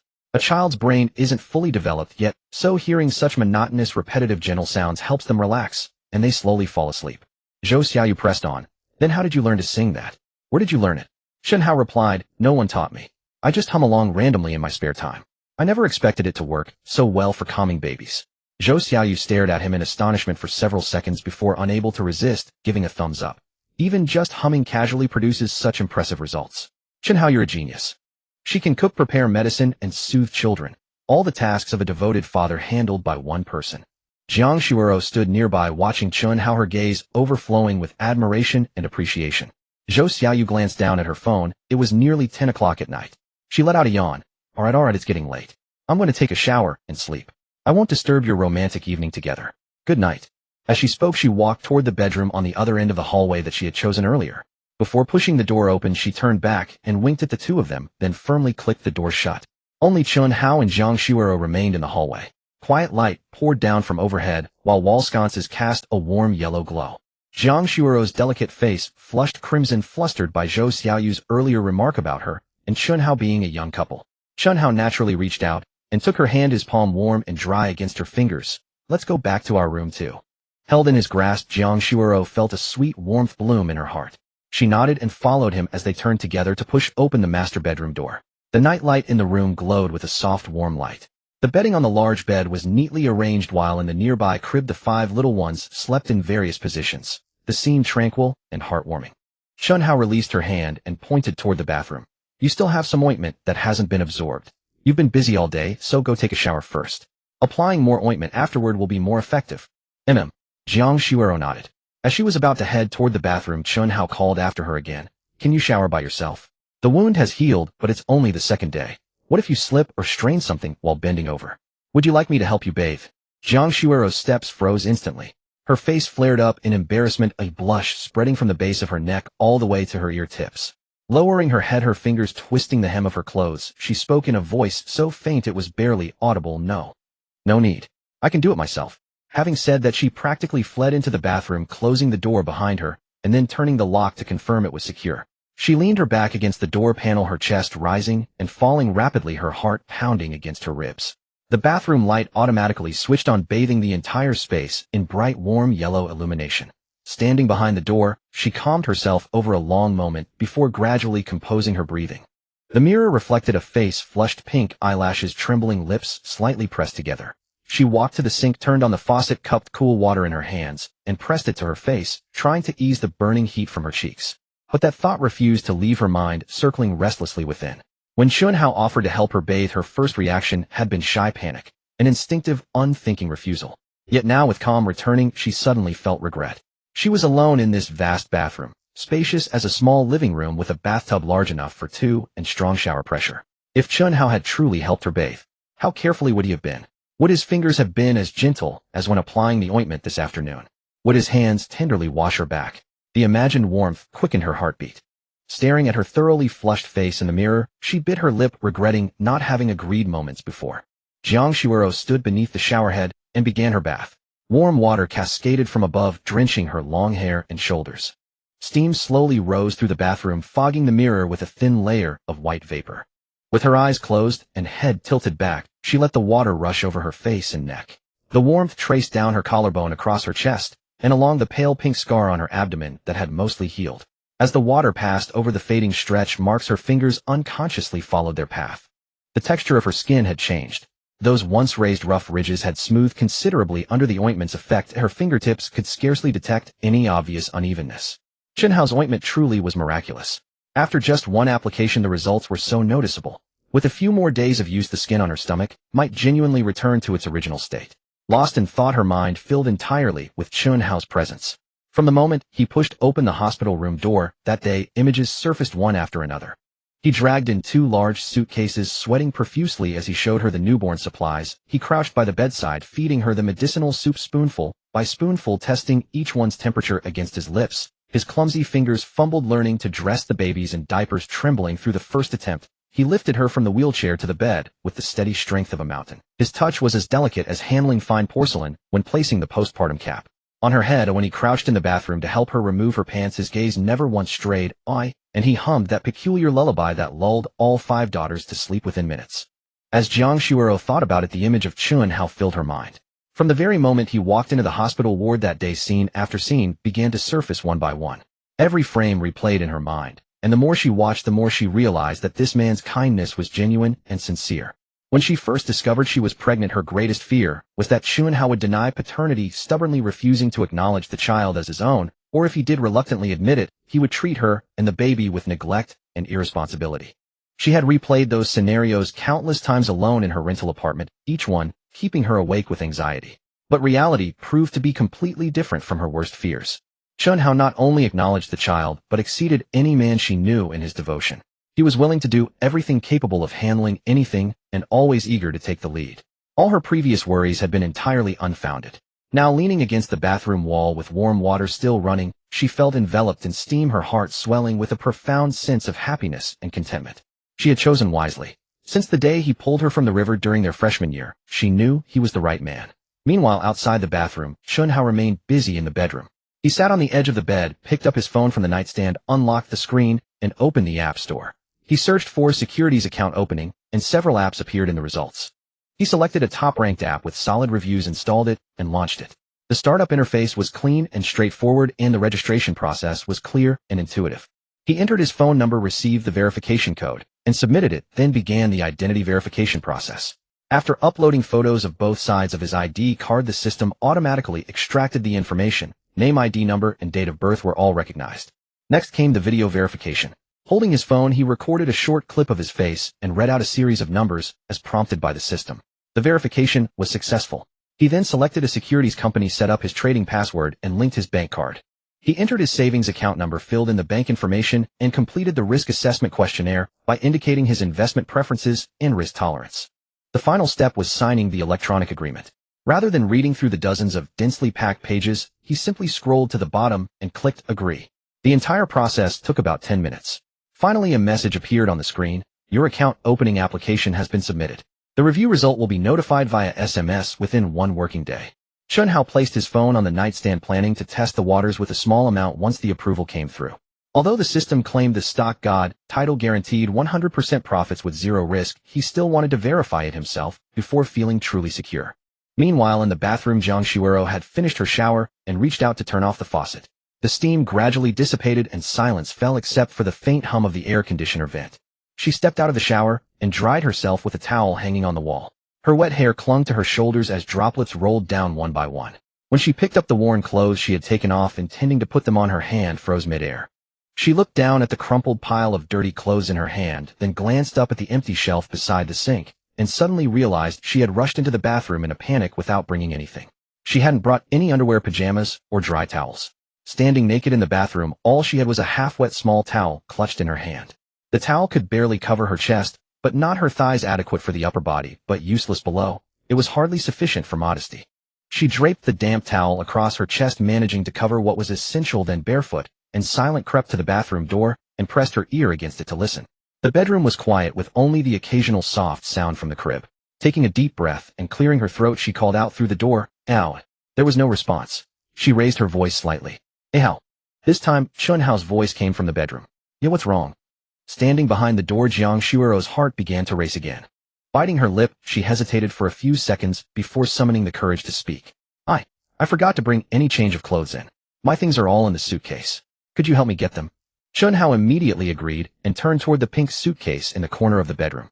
The case was still zipped, the pole facing upward.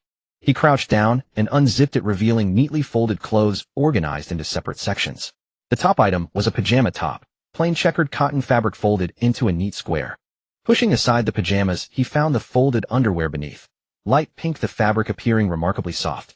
Trying hard not to dwell on where each garment belonged, he quickly gathered them all into his arms along with the pajamas and pants.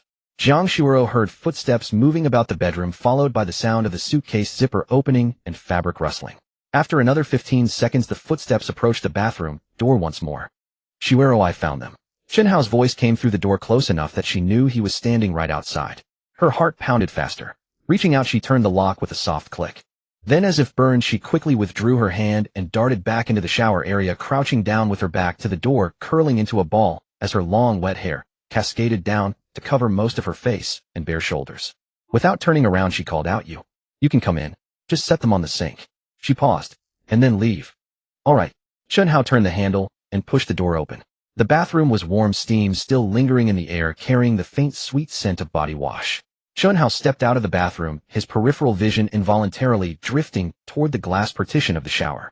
Mist clung to the glass, half-transparent and hazy, yet the silhouette behind it still faintly emerged. Jiang Shuero crouched inside with her back to the glass door, using the corner of the bathroom tiles to obscure her body. The curve of her shoulders was smooth and graceful, the line from her neck to her waist soft, and unbroken patches of fair, flawless skin faintly visible behind the frosted glass, glowing with a dewy radiance after the steam. Chen Hao's heart gave a violent thump. He quickly averted his gaze and hurried out of the bathroom, closing the door behind him. Standing outside, he took a deep breath and called out, "Shuero, I'm coming out." Jiang Shuero finally exhaled slowly, cautiously, turning her head to glance toward the doorway. The door was shut tight, warm yellow light seeping in from beneath the gap onto the bedroom floor. She rose and stepped out of the shower, approaching the washstand where a neat stack of pale pink garments awaited. On top lay a pure cotton bra, beneath it matching panties, and at the bottom a set of plain check pajamas. When she reached for the bra, the fabric at her fingertips still carried a trace of warmth from Chen Hao's palms. He had carried her clothes in his hands. This intimate garment pressed against his skin. A sudden flush rose to her cheeks, and all manner of strange thoughts flooded her mind. They had already shared intimacy, and she had borne him 5 daughters. She knew clearly in her heart that she loved him and wanted to spend her life with him. Yet why did she still blush so easily? When Chen Hao helped her breastfeed, he had seen and touched every part of her breasts. What was there left to be shy about now? She stood before the washstand, hesitating for several seconds, then lifted the bra closer to her nose. The fabric was clean, carrying only the faint trace of laundry detergent. A subtle soapy scent, nothing extraordinary. Yet with her eyes closed, she imagined Chen Hao's fingers, just having held this bra, pictured him bending over his suitcase, searching through it, possibly brushing against this garment, felt the warmth of his body transferring through the fabric in that fleeting instant. She smelled nothing distinct, but in her heart, she felt as though the fabric carried his essence, sending a pleasant tingle through her chest. She jerked her eyes open and saw her flushed reflection in the mirror. For a moment she froze, then quickly set the bra down and scolded herself inwardly for being so foolish. This was utterly embarrassing. Blushing, she dressed quickly, then picked up the panties. Her face grew even hotter as she put them on. These panties had also been handled by Chen Hao moments ago, retrieved from his suitcase, gripped in his hand, then placed on the washstand. Now wearing them, the fabric pressed against her most intimate areas, as if indirectly touching his fingers. The thought sent a buzzing through her mind, her entire face burning with heat. Scolding herself for her wandering thoughts, she hastily finished dressing in the panties, then pulled on her pajamas, buttons askew and unbothered. Grabbing her dirty clothes, she opened the bathroom door. Chen Hao sat on the edge of the bed, phone in hand, its screen glowing. At the sound of the door, he looked up, and when his gaze fell upon Jiang Shuero, he froze as though time had stopped. Fresh from her bath, her hair dripped wetly over her shoulders, water beads tracing paths down her neck and into the collar of her pajamas, leaving glistening traces along her collarbones. Her face glowed with a soft pink hue from the hot shower, her skin plumper and more radiant than during the day. Her eyes shone bright from the steam, tiny droplets clinging to her lashes. The loose check pajamas hung loosely on her frame, yet the sash tied at her waist cinched her slender figure. Bathed in the warm yellow glow of the night light, she looked almost unreal in her beauty. Chen Hao gazed until he was entranced, forgetting even to turn off his phone screen. Uncomfortable under his steady stare, her blush refusing to fade, Jiang Shuoro could only feign annoyance and shoot him a look. What are you staring at? Is there really that much to see? Only then did Chen Hao snap back to reality, a smile tugging at his lips as his eyes never left her face. You're so beautiful. Should I not be allowed to look? Her heart swelled with sweetness as if drenched in honey. She fought to keep her composure, smooth talker. She paused, wrinkling her nose at him. You reek. Go take a shower already. Chen Hao immediately rose from the bed, setting his phone on the nightstand. All right, I'm going now. He retrieved his clothes from the wardrobe and paused as he passed Jiang Shuoro, glancing at her damp hair. Remember to blow dry your hair, or you'll get a headache tonight. The hairdryer is in the drawer under the washstand. With that, he disappeared into the bathroom and closed the door. Jiang Shuoro stood in the bedroom, listening to the water start running before finally walking to the nightstand to plug in the hairdryer. Standing before the mirror, she dried her hair while catching sight of her own face in the reflection, her lips still curving upward despite her efforts to suppress them. The sweetness in her heart refused to dissipate, no matter how hard she tried. Chen Hao emerged from his shower much faster than Jiang Shuoro, only about 10 minutes later. Dressed in dark gray cotton pajamas, his hair partially dried, with the towel droplets still clinging to the nape of his neck. By the time he stepped out, Jiang Shuoro was already reclining half on the bed against the headboard, her hair completely dry and her pajama buttons neatly fastened. Chen Hao sat on the edge of the bed and turned to face her. Shuoro, your bath washed away all the ointment from your stomach and waist. Let me reapply it for you. The absorption will be best before sleep. Jiang Shuoro didn't hesitate, giving a soft affirmative hum. She lifted the blanket, lay flat on the bed, and raised the hem of her pajama top with both hands, exposing her entire abdomen and waist. The cesarean scar had faded almost completely, leaving only a thin pale pink line on her skin, a mark that seemed to have been there for years. The stretch marks had lightened further since the afternoon, their pinkish hue beginning to shift toward cream, no longer standing out so starkly from a distance. She closed her eyes, lying relaxed with her hands resting naturally at her sides. Chen Hao took the bottle of divine-grade skin cream from the pocket of his jacket resting on the bedside table, removed the cork, and scooped a small dollop of pale green ointment onto his fingertip, melting and blending it evenly in his palm. Then he bent forward, pressing his warm palm against Jiang Shuoro's abdomen, gently stroking upward along the grain of the stretch marks with a steady, even pressure.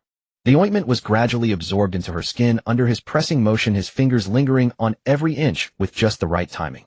Neither too hurried nor too slow. He began at her waistline, working in concentric circles toward the center, carefully massaging along the lines of the marks, shifting direction each time to cover the area anew. His warm palm, carrying the cool essence of the cream, glided across her belly, that simultaneously warming and moistening sensation seeping layer by layer from the skin's surface deep into the underlying tissue. Chen Hao's touch was exquisitely calibrated, firm where it should be, gentle where needed. Each pressing point landing precisely at the junction of acupoints and meridians, producing that satisfying ache as comforting as the afternoon application had been. Jiang Shuoro half closed her eyes, an unconscious smile gracing her lips, her entire body gradually relaxing inch by inch beneath Chen Hao's hands. She lay there completely still, her abdomen enveloped by warm palms soaked in the ointment, kneaded with perfectly measured force, so comfortable that she could not be bothered to move a single finger. Eyes closed, her expression serene and fulfilled, her breathing grew longer and more even, the corners of her mouth curving into a tender arc.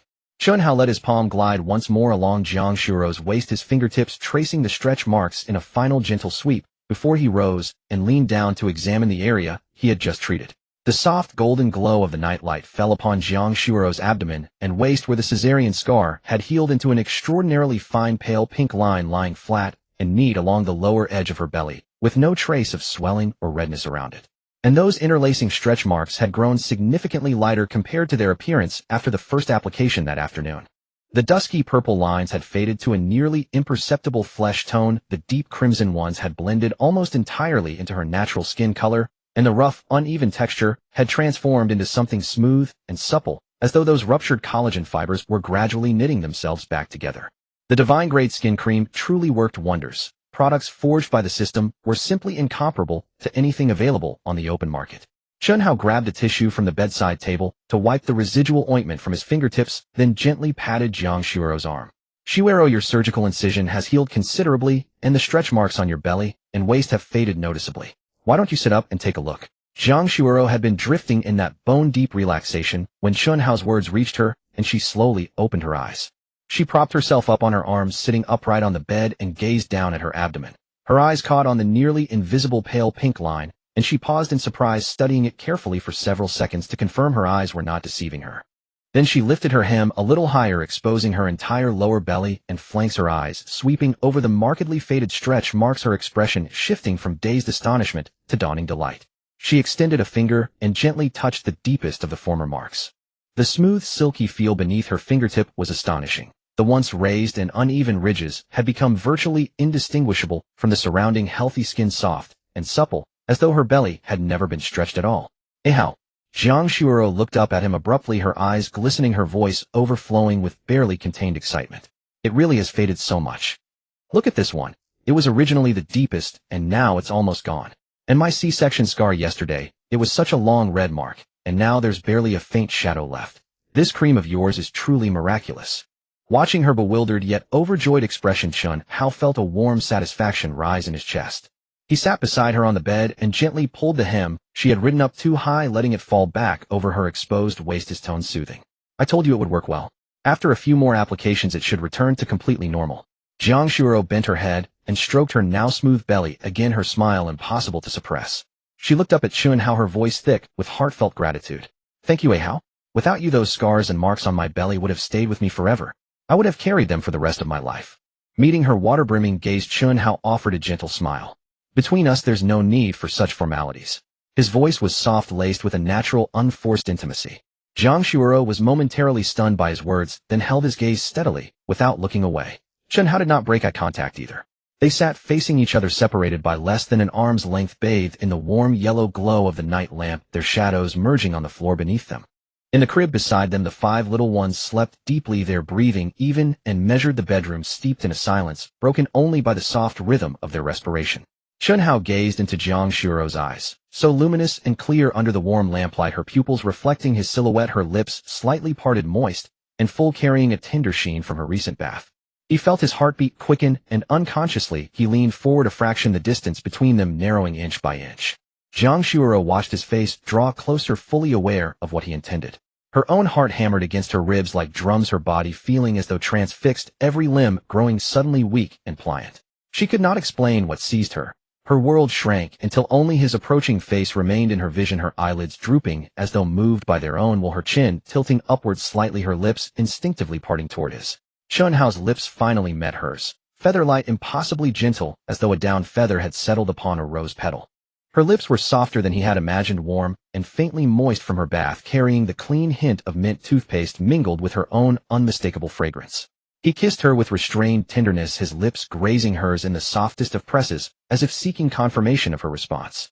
At first Jiang Shuoro remained entirely passive, her arms hanging limp at her sides, her body stiff, her lips pressed tightly together, unsure of how to respond.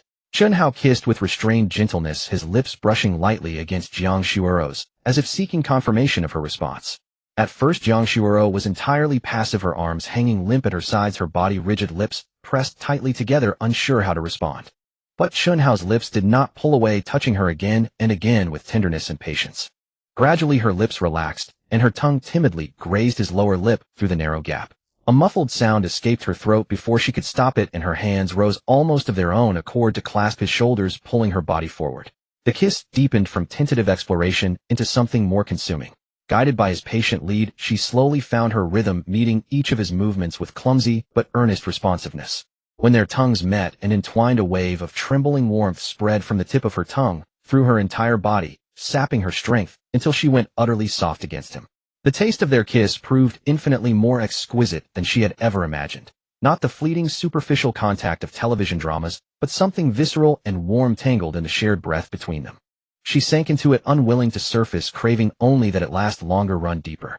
Her arms wound tighter around him, their bodies pressing closer with each passing moment. The thin fabric of his sleepwear offered little barrier. Through that cotton layer, she could feel the heat radiating from his chest, a warmth that spread through her like fire. Her fingers drifted from his shoulder to his collar, gripping the button of his nightshirt with a drowsy determination.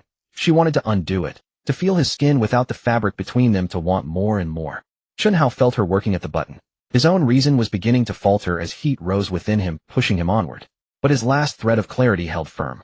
He broke away suddenly, pulling his mouth from hers, gasping for breath, before gently capturing her hands in his own.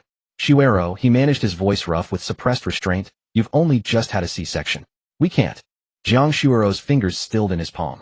As her eyes opened clouded and hazy with lingering heat, his words washed over her like cool water, drawing her back from that fevered state.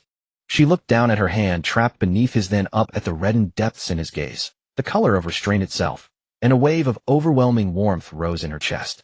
She had been so lost to impulse that she'd forgotten entirely, but he remembered. Even caught in that moment, he had chosen her body above his own desire. She didn't pull away. Instead, she turned her hand to grasp his fingers, leaned closer, and buried her face against his chest. Hao, she murmured into the fabric. Thank you for considering me. You're so good to me. I'll love you forever. Chen Hao looked down at her dark hair nestled against his chest, and smiled softly, reaching up to stroke her hair. I love you too. It's getting late. Let's sleep. Jiang Shuero lifted her head and nodded. They released each other and settled back into their separate sides of the bed. The bed was spacious enough, yet Jiang Shuero shifted toward him anyway, drawing the covers between them before turning to face him on her side. Chen Hao turned to face her, as well, their bodies aligned across half a pillow's distance. Jiang Shuero crept closer until her forehead rested beneath his chin. Chen Hao reached beneath the covers to wrap an arm around her waist, drawing her gently against him until his chin rested atop her head. They held each other like that and drifted quickly into deep sleep. Before long, a chorus of crying roused them from slumber. Chen Hao opened his eyes to the glow of the nightlight, his hand finding the phone on the bedside table. 307 a.m. Inside the crib, all 5 little ones had launched into a lively concert. Debao's voice booming loudest, Erbao's piercing the highest, while Sanbao, Sibao, and Wubao added their layers from low to high. 5 different pitches wove together, turning the master bedroom into a bustling market. Chen Hao sat up, rubbing his eyes as he checked his phone. They must be hungry. It's been over 3 hours since the last feeding, he told Jiang Shuero beside him. Jiang Shuero woke, fully propping herself up on her arms to glance at the phone. They are hungry. Let's get up and feed them. They rose from bed. Chen Hao walked to the crib and lifted the wailing Debao, carrying her to the bedside to pass to Jiang Shuero. Jiang Shuero took Debao and deftly unbuttoned her sleepwear, bringing her daughter to her breast. Debao latched on immediately, her little cheeks puffing with eager suction as the crying ceased. Chen Hao turned and walked to the small table in the corner of the bedroom. Earlier that day, he had already organized everything needed for feeding. The temperature-controlled kettle sterilizer, 5 color-coded bottles, and open formula can, arranged neatly on the table within easy reach. He selected the pink bottle designated for Debao, poured in warm water, tested the temperature against his wrist, then scooped a level measure of formula from the can. After smoothing it at the rim, he poured it into the bottle, capped it, and shook it evenly until the powder dissolved completely. By the time he returned to the bedside, Jiang Shuero had nearly finished feeding Debao. Chen Hao took Debao from her arms and offered the prepared bottle. With eyes closed, Debao latched onto the nipple and began drinking eagerly. Meanwhile, Jiang Shuero lifted Erbao from the crib and unfastened the other side of her blouse to nurse. Her movements came naturally and unself-consciously now. Through days of frequent feedings and the intimacy they had just shared, some protective shell had fallen away. Where she had once been shy and hesitant, she now fed their daughter with openness and ease. Unbuttoning, without hesitation, drawing close, without reservation, her expression serene and tender. Watching Jiang Shuero nurse Erbao, while holding Debao, Chen Hao felt warmth and tenderness bloom in his chest. After a moment, he grinned mischievously. Watching Erbao eat so heartily, I'm starting to get hungry myself. Jiang Shuero, still focused on Erbao at her breast, didn't register his words at first. 2 seconds later, she looked up sharply, her face flushing crimson, and shot him an exasperated glare. How dare you? You're too old to be jealous of your daughter's milk. There's barely enough for all 5 of them. What would I find extra for you? Chen Hao leaned in shamelessly, continuing his teasing. Then we just feed all 5 little ones with formula, right? That way there'd be extra milk for me to drink. Jiang Shuero's face turned even redder, a blush spreading from her cheeks all the way to her ears and down her neck. She spat out in mock disgust, in your dreams. Chen Hao watched her flustered and exasperated expression and couldn't help but burst out laughing. In his arms, Debao had already nearly finished the formula in the bottle. After sucking it dry, the nipple made a squishing sound. He placed the empty bottle on the small table and held Debao upright against his shoulder, gently patting her back. After letting out a loud burp, Debao went limp and fell back asleep. He put Debao back into the crib. Just as expected, a system prompt chimed in his mind. Congratulations to the host for feeding the eldest daughter. Reward 100,000 yuan. The funds have been deposited into the bank account bound to the host. He turned and went to prepare formula for Erbao. He mixed warm water and formula powder in a pale blue bottle, shaking it until well blended. By the time he was ready, Jiang Shuero had already finished breastfeeding Erbao. So, he took the baby over and switched to the bottle.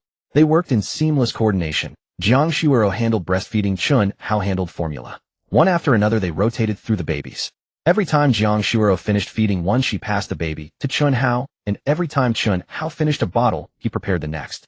One by one San Bao, Si Bao, and Wu Bao were fed. Once all 5 babies had had their fill, silence settled back over the cribs, broken only by the sound of satisfied little snores. Chen Hao set the last empty bottle on the small table, and the system prompt chimed 4 more times in succession. Congratulations to the host for feeding the second daughter. Reward 100,000 yuan. The funds have been deposited into the bank account bound to the host. Congratulations to the host for feeding the third daughter. Reward 100,000 yuan. The funds have been deposited into the bank account bound to the host. Another 5,000 from the system. Chen Hao did a quick mental calculation. This round of feeding alone had brought in 5,000, and combined with what he'd accumulated before his system account, now held a fairly substantial sum. But he kept the calculation to himself. Instead, he bent down and checked each of the 5 babies' diapers one by one. As expected, all of them were full. He turned and pulled fresh NB-sized diapers from the storage box, squatting beside the crib to change them one by one. After changing Da Bao, he was rewarded with a can of formula. After Air Bao, a pack of diapers. After San Bao, another pack of diapers. After Si Bao, yet another pack of diapers. And after Wu Bao, yet another pack of diapers. Chen Hao rolled up the last used diaper and tossed it into the trash, feeling quite pleased with himself. 1 can of formula and 4 packs of diapers, enough to last a good while. It seemed he'd never need to buy formula and diapers for the 5 babies himself. The system kept rewarding him generously, more than enough. He straightened up. The 5 little ones were now clean and comfortable in their crib. He picked each one up in turn, humming the same lullaby, until within a minute all 5 had drifted back to sleep. Jiang Shuero leaned against the headboard, watching him complete the entire routine, from feeding to diaper changes to lulling them to sleep. Everything was done in an orderly, efficient manner. She glanced at her phone. Nearly 4:30 in the morning had already passed. She couldn't help but sigh. Taking care of the kids is exhausting. Over an hour just slipped away. If it had just been me, I would have been in a complete mess, and probably broken down long ago. Thank goodness you were here to help. Chen Hao checked the crib rails one final time to make sure they were all locked, then walked back to the large bed, lifted the covers, and sat down. He turned on his side, facing Jiang Shuero. Jiang Shuero also turned to face him. The 2 of them lay on their sides face to face, separated by only the width of a pillow. Chen Hao looked into her eyes and suddenly said, Shuero, you should have told me when you found out you were pregnant. If you had told me earlier, I would have taken good care of you. I wouldn't have let you carry that burden alone for so long. Carrying 5 children, those months must have been incredibly tough for you. At the mention of her pregnancy, Jiang Shuero's gaze dropped slightly. Her fingers nervously gripped the edge of the blanket beneath the covers. After several seconds, she spoke softly. It was indeed very hard. For the first 3 months, I couldn't keep anything down. Every bite came right back up. I lost several gene. Then my belly kept growing, and no matter how I turned at night, I couldn't find a comfortable position. My back and waist ached endlessly, and my feet swelled so badly, I couldn't even slip on my shoes. And I had to hide it from everyone. Couldn't let my classmates know, couldn't let my family find out. I was living in constant fear, too scared to go out and face people. The hardest part was the prenatal checkups. I'd always have to ride in the car with Xiaoyu, heavily pregnant, then register, queue up, take ultrasounds, pay, and collect reports. Everyone else had their husbands accompanying them, and I only had Xiaoyu by my side. Sometimes people would glance at me, not saying anything, but that look in their eyes. Hearing her words, Chen Hao felt a sharp pang of heartache. He tightened his arm around her and pulled her closer. Resting his chin on top of her head, he said in a low voice, from now on you won't ever have to face anything alone. I'll accompany you to every checkup, handle every troublesome matter. You won't have to take the bus by yourself anymore. I'll drive you everywhere. Jiang Shuero's eyes grew damp. She nodded against his chest, rubbing her face against the fabric of his sleep shirt, her voice thick with emotion. Chen Hao went on, if I had known back then that the person at the hotel that night was you, and that you were carrying my child, I would have come looking for you the very next day. You wouldn't have had to bear all of that alone. Her voice grew quieter, tinged with a long-suppressed bitterness. The reason I didn't tell you was because I was afraid you wouldn't believe the child was yours. I was scared that once you knew you'd run away, that you'd make me terminate the pregnancy, that you'd disappear from my life entirely. I really couldn't bring myself to take that risk. Hearing her recount those hardships during her pregnancy, in such a calm tone, Chen Hao felt as though someone were squeezing his chest, tightening until it ached. He couldn't fathom how a girl in her early 20s had endured those 5 pregnancies alone, without family beside her, without a boyfriend to care for her, having to live in constant fear of others' judgment. How had she gotten through those months? He reached out and drew Jiang Shuero closer, letting her press her whole body against his chest. Her face nestled into the crook of his shoulder, her warm breath fluttering against his neck. He lowered his head, pressing his forehead against hers, his voice low and earnest. How could I not believe you? Actually, when you told me about that night in the hospital room, I already believed you completely. A girl like you. If you hadn't truly been with me that night, if you hadn't truly been carrying my child, how could you have risked so much to give birth to 5 babies? He paused and tightened his arms around her, but all of that is in the past. From today onward, I will take good care of you and our 5 daughters. All the suffering you endured alone, I'll make up for every bit of it. Jiang Shuo buried her face in his chest, her nose brushing against the fabric of his sleep shirt, and nodded firmly. She could hear the steady, powerful rhythm of his heartbeat, each beat striking her eardrums like a promise that would never cease. The next morning, when Zhou Xiaoyu awoke, the sky outside the window was already bright. She sat up from the large bed in the bedroom she had chosen, stretched her arms, then threw off the covers, and got out of bed. Sunlight filtered through the gap in the curtains, casting a narrow golden strip of light across the floor. Still in her pajamas, she walked to the sink, squeezed out some toothpaste, and began brushing.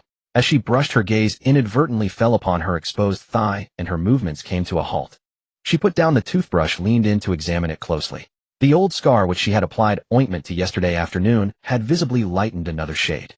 The edges of the originally dark brown mark were now approaching the color of her skin, and the entire scar seemed to have shrunk in size. When she touched it, the texture was much smoother, no longer hard, and slightly raised as before. She was so excited she nearly dropped the toothbrush. Hastily rinsing her mouth and wiping her face carelessly, she didn't even bother to change out of her pajamas before pushing open the door and running into the hallway. She hadn't expected Chen Hao's ointment to be so effective. She wanted to share the good news with Chen Hao and Jiang Shuo. Rushing all the way to the master bedroom door, she pushed it open without hesitation. Inside the room, Chen Hao and Jiang Shuo were busy feeding the 5 babies. Jiang Shuo sat on the bed holding Debeo, her shirt open, as Debeo sucked vigorously at her breast. Chen Hao stood by the small table, holding a pink baby bottle, while preparing formula steam rising from the thermos. When they heard the door open, both looked up at the entrance. Zhou Xiaoyu stood at the door, her face brimming with excitement, as she cried out, "Chen Hao, Shuero, look at the scar on my thigh. It's so much lighter than yesterday. See." Without any modesty, she lifted the hem of her nightgown, revealing her entire snow-white thigh from knee to groin.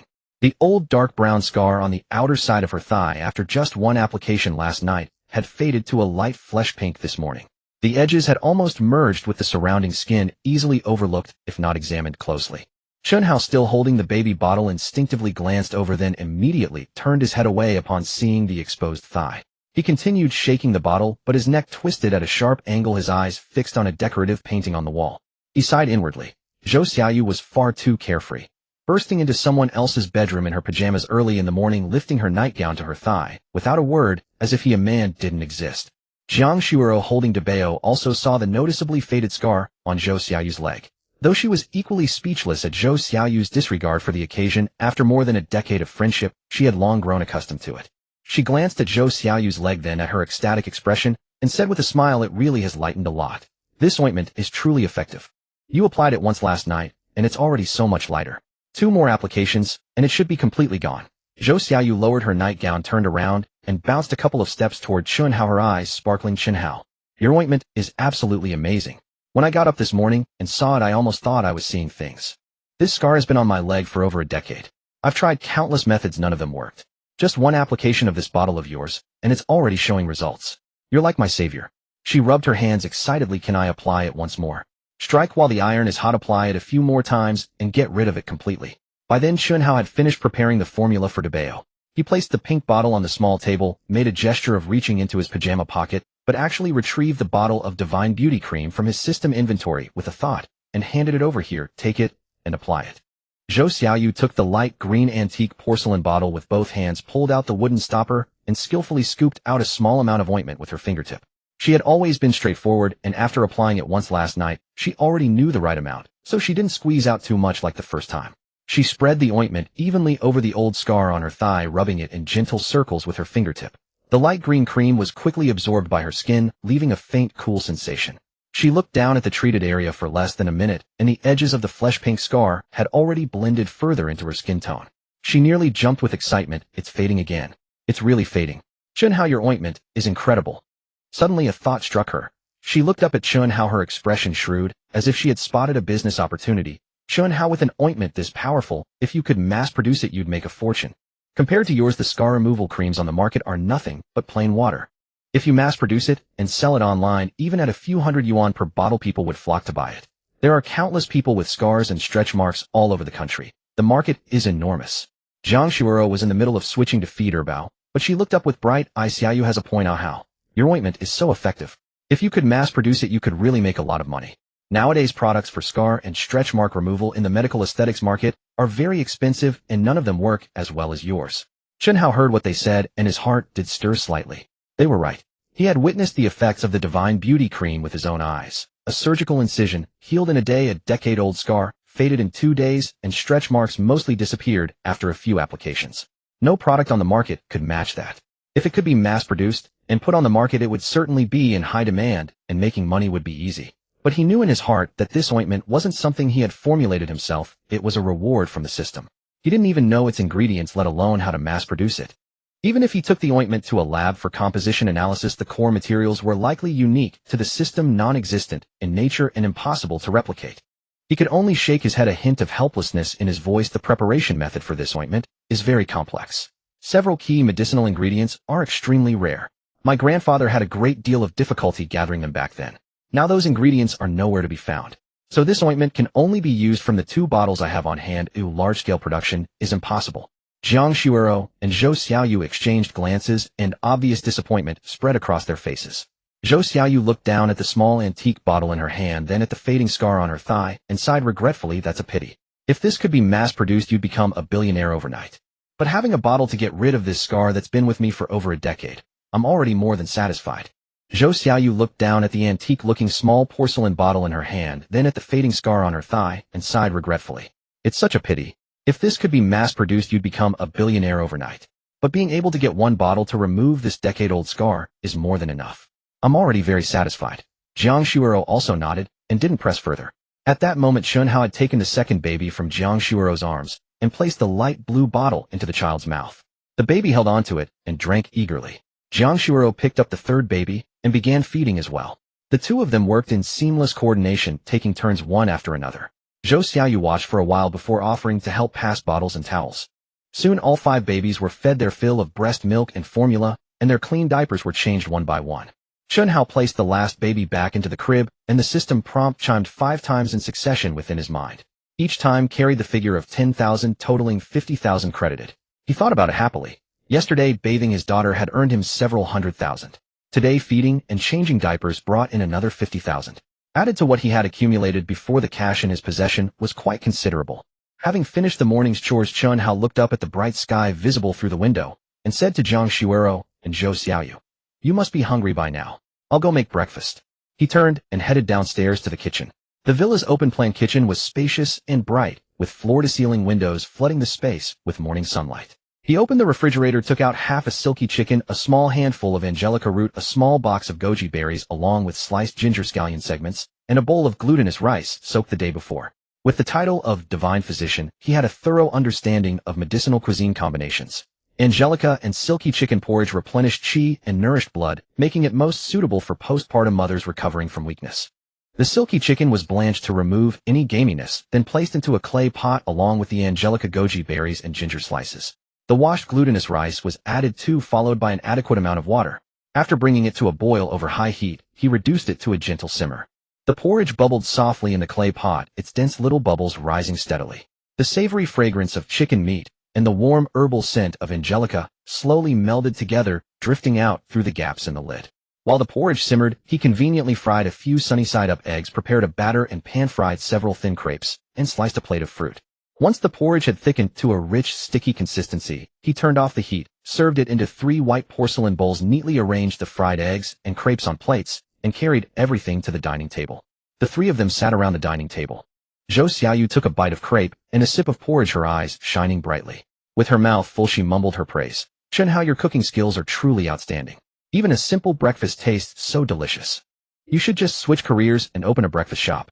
I guarantee I'd eat there every day." Chen Hao shook his head with a smile. "Running a breakfast shop is too exhausting.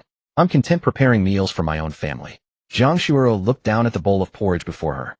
The porridge was thick and glossy. The glutinous rice grains had all bloomed open, and the shredded silky chicken had dissolved almost entirely into the broth. The aroma of angelica was faint and warm, not bitter at all, but instead carrying a pleasant aftertaste. She scooped a spoonful with her small spoon and brought it to her lips. The smooth, warm porridge slid down her throat, and a comforting warmth spread from her stomach throughout her body. She looked up at Chen Hao and asked curiously, "Hey Hao, what kind of porridge is this? It's quite different from what I had yesterday." Chen Hao said, "This is Angelica and silky chicken porridge. Angelica nourishes and invigorates the blood, while silky chicken strengthens the body. You're currently in your postpartum confinement period suffering from qi and blood deficiency. This porridge will help restore your constitution." Jiang Shuiro's fingers holding the bowl tightened slightly, and a sour feeling rose in the tip of her nose. She had been pregnant for 10 months and underwent a cesarean section, leaving her body severely depleted. She herself had never specifically thought about how to recuperate, yet Chen Hao had anticipated her needs. He had even specially prepared this medicinal porridge for her breakfast. When she scooped a second spoonful into her mouth, the corners of her mouth curved upward and her eyes grew misty. A lump formed in her throat, and no matter how she tried, she could not find the words to speak. She could only take another spoonful of porridge and then softly say, "Eh Hao, this is truly delicious." Chen Hao smiled. "If it tastes good, eat more. I made a large batch." After the three of them finished breakfast, Chen Hao and Zhou Xiaoyu cleaned up the dishes together. Zhou Xiaoyu voluntarily carried the plates into the kitchen and stood by the sink helping to rinse them. The two worked in tandem, washing and drying all the pots, bowls, and utensils before returning them to their places. The kitchen countertops were soon restored to neatness. When they returned to the living room, Jiang Shuiro was sitting on the sofa. The five little ones in the crib were wide awake and full of energy, their round eyes darting around in all directions. Their tiny hands and feet kicked about on the mattress, and they made various babbling sounds. Their moods were excellent, with none of them crying. The five little ones entertained themselves while lying there, occasionally kicking each other's legs. Zhou Xiaoyu walked over to the crib and bent down to tease the eldest baby, who grinned widely, revealing pink gums, and let out a happy giggle. Zhou Xiaoyu felt healed by that smile. She turned to look at Chen Hao and said, "Hey Chen Hao, that lullaby you sang to help them fall asleep yesterday was so lovely. You must sing well too, right? Sing us a song, please." Chen Hao sat on the other end of the sofa. Hearing the request, he smiled and glanced at Jiang Shuiro sitting nearby. Shuiro is a top student in the music department and famous across campus for her singing ability. Showing off my modest skills in front of her would be like teaching fish to swim. Quite embarrassing. Jiang Shuiro gently shook her head, her tone carrying sincere anticipation. "Eh How, I could tell when you hummed that lullaby yesterday. Your vocal foundation is exceptionally good and your breath control is very steady. I really want to hear you sing a complete song." Zhou Xiaoyu joined in from the side. "Look, Shuiro has spoken. Stop making excuses. Just sing one." Chen Hao hesitated for a moment, then finally nodded. "Since you both want to hear it, I'll oblige. But what song would you like?" Zhou Xiaoyu thought for a moment. "Just sing any song you're comfortable with. We can't think of any specific titles." Chen Hao considered this. "Then wait for me a moment. I need to fetch something." He stood up and headed toward the staircase. Zhou Xiaoyu asked curiously, "Where are you going?" Chen Hao replied without looking back, "I'm going upstairs to get a guitar." He climbed the stairs and entered the master bedroom, closing the door behind him. The bedroom was quiet. The crib had been moved to the bedside position, and the five little ones downstairs were being entertained by Zhou Xiaoyu. He made sure no one was around. Then, with a thought, he retrieved the guitar from his system inventory, the same one the system had rewarded him with when he bathed the five babies the day before. The bedroom was quiet. The baby crib had been pushed to the side of the bed, and downstairs the five little ones were playing with Zhou Xiaoyu. Chen Hao made sure no one was around, and with a thought, he took out from his system backpack the guitar that the system had rewarded him when he gave the five babies a bath the day before. After saying that, he sat back on the other side of the sofa, re-unlocked his phone, and first opened the mobile banking app. After logging in, he glanced at his account balance, and his finger paused. The moment the guitar was in his hands, he could feel its weight. The body was crafted from dark matte, with the grain as fine as silk, shimmering with a warm luster in the morning light. The neck was smooth and perfectly straight, with frets inlaid evenly, and the tuning knobs made of golden brass, turning with a silky feel. The entire guitar had no superfluous decoration, but an exquisite sense of craftsmanship radiated from every detail. Anyone could tell at a glance it was far from ordinary. He carried the guitar downstairs. Jiang Shuiro and Zhou Xiaoyu's gazes simultaneously landed on the instrument in his hands. Jiang Shuiro, with her music background, had a sensitivity to instrument quality far beyond that of ordinary people. Her eyes locked onto the guitar the moment she saw it, and her body instinctively leaned forward. The shape of the headstock, the curve of the body, the grain of the wood, the craftsmanship of the frets. Every detail told her this guitar far surpassed any she had ever seen at school. Zhou Xiaoyu, on the other hand, simply thought it looked beautiful. "Wow, this guitar is so pretty. That would look so textured." "Chen Hao, when did you buy it?" Chen Hao stood in the center of the living room holding the guitar across his body. "I've had it for a while." Jiang Shuiro asked softly, How much was this guitar?" Chen Hao looked down at the guitar in his arms and said calmly, "A bit expensive. 8 million. The living room went silent for 2 seconds, followed by 2 simultaneous gasps. Zhou Xiaoyu bounced up from the sofa. 8 million. A guitar costs 8 million. Chen, how are you serious? Jiang Shuoro also looked utterly disbelief, her voice filled with shock. An 8 million guitar. That's a collector's instrument. Usually only master luthiers' pure handmade legacy pieces command such a price. How you actually bought an 8 million guitar? Chen Hao smiled without further explanation, simply holding the guitar, close, resting his fingers on the strings, and giving a gentle pluck. A stream of clear, transparent notes flowed from the guitar's body, the tone as pure as mountain spring water dripping onto rocks, each note carrying a slightly undulating resonance. Just that single test note was enough to change Jiang Shuoro's expression. She could tell how rare this guitar's sound was. Chen Hao's fingers settled on the neck, and he began to play. He played a folk song with a soothing, gentle melody. His technique wasn't particularly complex, but every note fell precisely on beat. His voice was completely different from the lullaby he had hummed the night before. Clear, yet carrying a warm, rich quality with fluid and natural vibrato, steady and sustained breath control. There was no deliberate showmanship, just quietly playing, quietly singing. The living room was left with nothing but his guitar and voice. Jiang Shuoro sat on the sofa, watching him, her eyes filled with a growing bright surprise.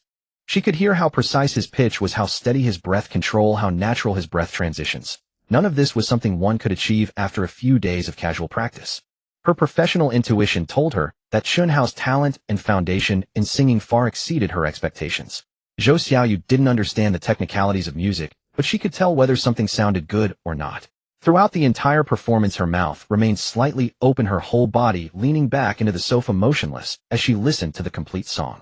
After the final note fell, the living room stayed silent for several seconds before she burst into enthusiastic applause, her voice rising. "Chen Hao, you sing so beautifully. Better than those people on talent shows." Jiang Shuoro also applauded, her gaze toward Chen Hao filled with a mix of surprise and admiration. How you really sing exceptionally well. Your pitch, breath control, and emotional expression are all spot on. If you had participated in campus singing competitions in university, you surely would have taken honors. I can't sing as well as you do. Chen Hao felt a bit embarrassed by their praise, lowering his head to gently press the guitar strings. Not at all. Compared to someone with your professional background, I'm just singing randomly. Zhou Xiaoyu quickly shook her head. No. Sing another one. That last one was so beautiful, I didn't get enough. Another one. That's all for today, I'll sing next time. Just as Chen Hao was about to press the strings and put away the guitar, his phone in his pocket suddenly vibrated, emitting a brief beep. He set down the guitar and took out his phone to check. A notification popped up at the top of the screen from the securities app he had registered with yesterday. Your securities account opening application has been approved and is now activated. You can proceed with trading operations normally. He paused for a moment, then an uncontainable wave of excitement surged through him. It had been approved so quickly, and he just wanted to verify whether the title of stock god truly worked. He didn't rush to make any moves, instead locking his phone screen first, then looking up at Jiang Shuoro and Zhou Xiaoyu. I need to handle something. You two chat first. That string of numbers on the screen, he counted over twice. Ones, tens, hundreds, thousands, 10,000s, 100,000s, millions. The long row before the decimal point totaled over 51 million. He remembered clearly. Before obtaining the system, his bank card held less than 10,000 yuan, all the savings he had scraped together from part-time work and strict frugality. But now the screen clearly displayed 51 million, meaning over these past few days the system had been rewarding him step by step through feeding, diaper changes, baths, naming ceremonies, and various procedures, accumulating a full 51 million in cash. Holding his phone, he leaned back against the sofa cushion, took a deep breath to steady himself. Though his heart was bursting with joy, he didn't show too much on his face. Only the corners of his mouth unconsciously curled upward. He exited mobile banking and opened the securities app. After logging in, the main interface showed the account status as activated, with all trading permissions enabled. Shanghai Stock Exchange, Shenzhen Stock Exchange, and Hong Kong Stock Connect, all available. He was about to transfer funds directly into the account for live trading, but restrained himself. Although the system claimed the stock god title could achieve 100 profitability with zero risk, he had never personally verified it, so some skepticism still lingered. Let's start with a simulation to test, see if it truly lives up to the system's claims. He exited the securities app and searched for simulation trading in the App Store with several options appearing. He selected the highest rated one, downloaded, and installed it, then registered a demo account. Chen Hao exited the securities app and searched for stock simulation software in the App Store. Several applications appeared. He selected the one with the highest ratings, downloaded, and installed it, then registered a demo account. The demo account came equipped with 10 million in virtual funds, more than enough for his testing purposes. He opened the trading interface and selected Hong Kong Stock Connect. Hong Kong stocks supported T0 trading, meaning shares bought today could be sold the same day, the fastest way to validate his ability. He stared at the constantly scrolling real-time quotes on his phone screen and began browsing stocks across various sectors. Just as his gaze swept across the flashing red and green numbers and candlestick charts, a strange sensation rose from within his mind. The stock price fluctuations that had previously seemed chaotic and incomprehensible suddenly became clear and orderly. His brain felt as though it had been seized by some external program processing at blinding speed. The volume turnover rate, PE ratio, earnings per share, technical indicators, recent news, capital flows, institutional holding changes, and countless other data points for every single stock. All this information seemed to pour into a supercomputer within his mind, computing at an almost inconceivable speed. Within seconds, he could produce a probability assessment of a stock's trajectory over the coming hours. He quickly filtered down to 3 Hong Kong stocks. The first was Wanlian Holdings, a company specializing in new energy battery materials. His mental analysis concluded that the stock had been unfairly battered for nearly a month due to adverse news about falling raw material prices, yet the company's fundamentals and order volume had not shown any significant deterioration. Trading volume over the past 3 sessions had been contracting, indicating that bearish momentum was exhausted and the bottom support held firmly. He estimated a rebound within the next hour with gains expected between 1.8 and 2.2. The second was Jinghua Technology, a maker of smart security equipment. The company had just released a third-quarter earnings report that significantly exceeded expectations, with net profit surging more than 30% year-on-year. Yet the stock had not rallied immediately, instead it had been dragged down by a weakening broader market. His analysis indicated that such a divergence between performance and price was unlikely to persist. The market would correct the mispricing in the short term, and he expected a catch-up rally in the afternoon with gains of approximately 1.5. The third was Hongxing Real Estate, a commercial property operator. This stock had been highly volatile, dropping 4% the previous day on news of a failed land auction. But according to his analysis, the impact of that news had already been fully absorbed. There were early signs of capital moving in to accumulate shares after the open, with ample short-term upward momentum. He projected gains of over 2 within the next 2 hours. Chen Hao reviewed the analysis results in his mind, then began operating on the simulated trading interface. He divided the 10 million in virtual capital into 3 equal portions, allocating 1 million to each stock, and left the remaining 7 million untouched. After placing the orders, he kept his eyes fixed on the price movements in his watch list. 30 minutes passed. Wanlian Holdings had risen to 1 above his entry price, generating a floating profit of over 21,000. Jinghua Technology gained 1.6 for a floating profit of over 16,000. Hongxing Real Estate performed best, climbing nearly 2.5, yielding a floating profit of over 25,000. Combined, the 3 positions produced a floating profit exceeding 60,000, which would still be over 50,000 after deducting transaction fees. But what amazed him most was that the actual gains of all 3 stocks fell almost exactly within his predicted ranges. Wanlian Holdings landed squarely inside his forecast, and neither Jinghua Technology nor Hongxing Real Estate exceeded his expected bounds. His last lingering doubt vanished completely. The title of stock god was genuine. The promise of 100% profitability with 0 risk was real. The automatic market analysis ability residing within his mind was undeniably present. With this ability, he only needed to find those high-confidence opportunities in the market, deploy his capital, and the profits would follow steadily. He exited the simulation app and reopened his securities application. His mind began turning over plans. Although the system rewarded him daily with various cash and material bonuses for caring for his 5 daughters, what if the system suddenly disappeared one day? What if those rewards ceased altogether? He could not stake his entire future on the system alone. Jiang Shuero and his 5 daughters needed a secure life ahead. He had to make the most of this stock god ability while he still had it, earning as much as possible and laying down multiple safety nets for the days to come. He opened his mobile banking app and looked at the balance of 1.51 million. With a decisive motion, he selected the transfer option. He entered his securities account number and broker information, filled in the transfer amount of 1.5 million, typed his payment password, and confirmed. Within seconds, a confirmation SMS arrived. The balance in his securities account jumped from 0 to 1.5 million. He switched back to the securities app, opened the Hong Kong stock quotes page, and began scanning sectors once more. The super analysis engine in his mind activated again, running through every Hong Kong stock on the screen one by one. A few minutes later, his gaze settled on a technology stock named Yunshuang Zhilian. His mind produced a detailed analysis report. The company provided cloud computing infrastructure services and had recently announced a strategic cooperation agreement with a major internet firm. The contract value was substantial, but the market had reacted conservatively since the supporting funds for the agreement had not yet been finalized. However, Chen Hao's mind synthesized public information industry trends, institutional research reports, and recent capital flow data to calculate a greater than 90% probability that the agreement would materialize. Once executed, the stock would embark on a significant catch-up rally. His more precise projection indicated a cumulative gain of approximately 6.5 over the next trading session. Such a gain was already quite respectable for short-term trading, and after deducting stamp duty and commissions the net return would be equally substantial. Chen Hao did not hesitate long. He placed a market order for all 1.5 million yuan in his account to buy Yunchuang Jillian, and the transaction executed smoothly within his expected price range. After the purchase, he gazed at the newly executed order in his position list and exhaled. Seated on the other side of the sofa, Jiang Shuoro had been scrolling through her phone, occasionally glancing up at the babies in the crib. She had noticed that Chen Hao had been fixated on his phone screen since earlier, his expression serious and focused, his fingers darting across the display from time to time. It was quite different from his usual relaxed and carefree demeanor. Curious, she tilted her head and asked, "Hey Hao, what are you doing? What's got you so absorbed?" Chen Hao lifted his gaze from the phone screen and smiled. "I'm trading stocks." Jiang Shuoro tilted her head curiously and asked, "Hey Hao, what are you doing? What's got you so absorbed?" Chen Hao lifted his gaze from his phone screen and smiled. "I'm trading stocks." "Stock trading?" Before Jiang Shuoro could speak, Zhou Xiaoyu beside her showed interest first. She raised her head from her phone and leaned closer to Chen Hao. "You mean that kind of stock trading? The kind that makes you enough to buy a car and a house?" Jiang Shuoro also chimed in. "How is stock trading really that profitable? I've heard many people lose money trading." Chen Hao turned off his phone screen and placed it on his lap, launching into his practice speech.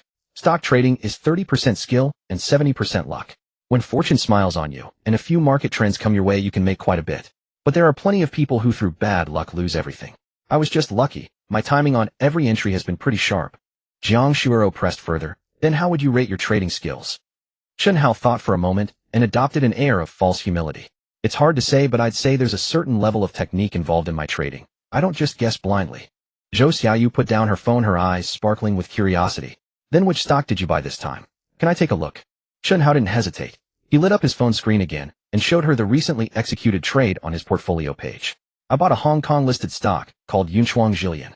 Zhou Xiaoyu immediately picked up her own phone, opened the Doubao AI assistant app, and used voice input to ask, "Help me predict the recent trend of this Hong Kong stock Yunchuang Jillian." Seconds later, Doubao displayed a paragraph of analysis. Zhou Xiaoyu leaned in to read it, then looked up at Chen Hao with a trace of confusion. "Chen Hao," Doubao said, "the stock's outlook isn't great lately. All the indicators show capital is flowing out, and there's no sign of an uptrend in the short term. Why are you still buying it?" A faint smile crossed Chen Hao's lips. If Doubao could accurately predict stock prices, wouldn't everyone just use Doubao for trading? Wouldn't everybody make money? But in the stock market, 7 out of 10 people lose, 2 break even, and only 1 profits. If AI could really predict stock movements accurately, how would the other 9/10 still lose? So you can't fully trust Doubao's predictions.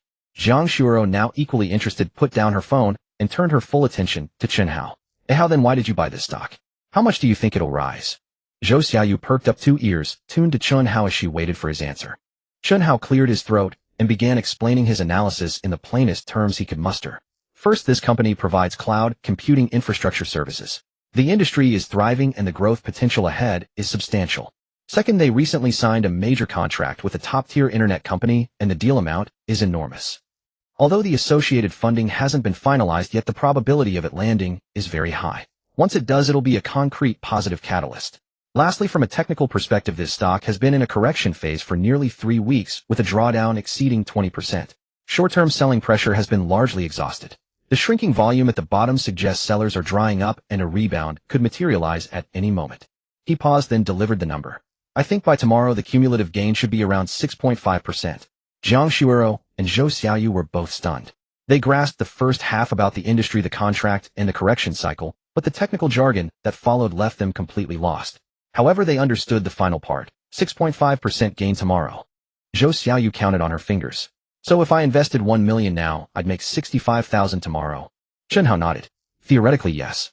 But in practice, you'd need to deduct commissions, stamp duties, trading levies, and other fees. What remains is your net profit." Jiang Shuoro nodded understandingly. Though she knew nothing about stock trading, hearing Chen Hao lay out so many reasoned arguments made her feel for some reason that he likely knew what he was talking about. Just as Chen Hao was about to continue explaining basic stock market concepts, a loud cry rang out from the crib. The eldest baby opened her mouth first, and then, as if they'd planned it together, the second, third, fourth, and fifth babies joined in one after another. All 5 little ones wailed simultaneously, their overlapping cries making the entire living room buzz with noise. Chen Hao immediately set his phone aside, stood up, and walked over to the crib. He bent down to check the eldest's diaper. It was already full. He checked the second babies, and that one was full too. Turning back to Jiang Shuero, he said, "They're probably hungry and their diapers need changing." Jiang Shuero also rose and came over.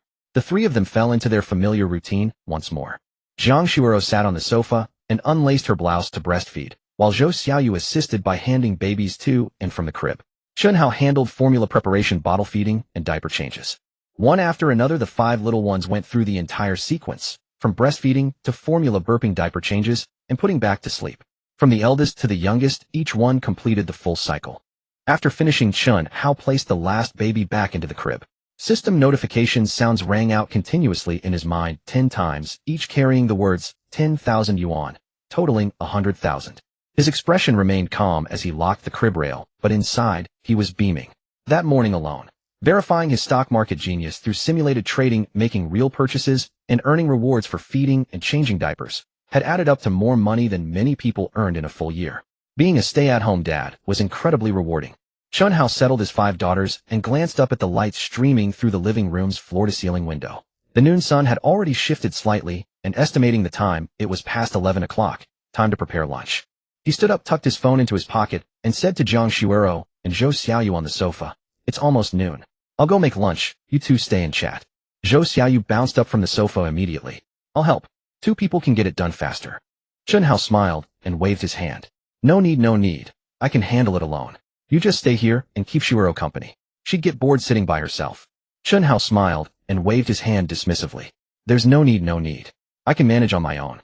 Just stay here and keep Shuero company. It gets dull sitting by herself." He turned toward the kitchen, but halfway there he glanced back and added, "Besides, I know exactly where every stove and spice jar is. You coming in would only make things more chaotic." Hearing this, Zhou Xiaoyu let it go and settled back onto the sofa, picking up her phone to scroll. Jiang Shuero leaned against the armrest, her gaze following Chen Hao's figure as he disappeared into the kitchen, a faint smile lingering on her lips. The kitchen was brighter still, the lights spilling in from 3 floor-to-ceiling windows that welcomed the midday sun hole. The dark, gray granite countertops gleamed with a soft, warm luster. Chen Hao opened the double-door refrigerator and found the refrigeration compartment packed with ingredients, fresh vegetables, meats, eggs, and soy products, all neatly arranged. He quickly calculated in his head 3 dishes, and 1 soup would be just right for 3 people. He pulled out a portion of fresh loach, roughly half a jean uniform in size, and still wriggling inside the bag. He also gathered tofu, scallions, ginger, a bunch of leafy greens, half a chicken, a wedge of pumpkin, and several eggs. Bearing the title of culinary deity, he knew well that a nursing mother needed plenty of lactation-boosting soups, and loach and tofu soup was an excellent choice. Loach was rich in protein and trace minerals, while tofu offered high plant-based protein. Simmered together, the broth turned milky white and mellow, delivering a gentle, yet noticeable lactation-boosting effect, far better suited to Jiang Shuero in the early postpartum period than those overly nourishing soups. He dumped the loach into a basin of water to let them purge the sand from their bodies, then turned to processing the other ingredients.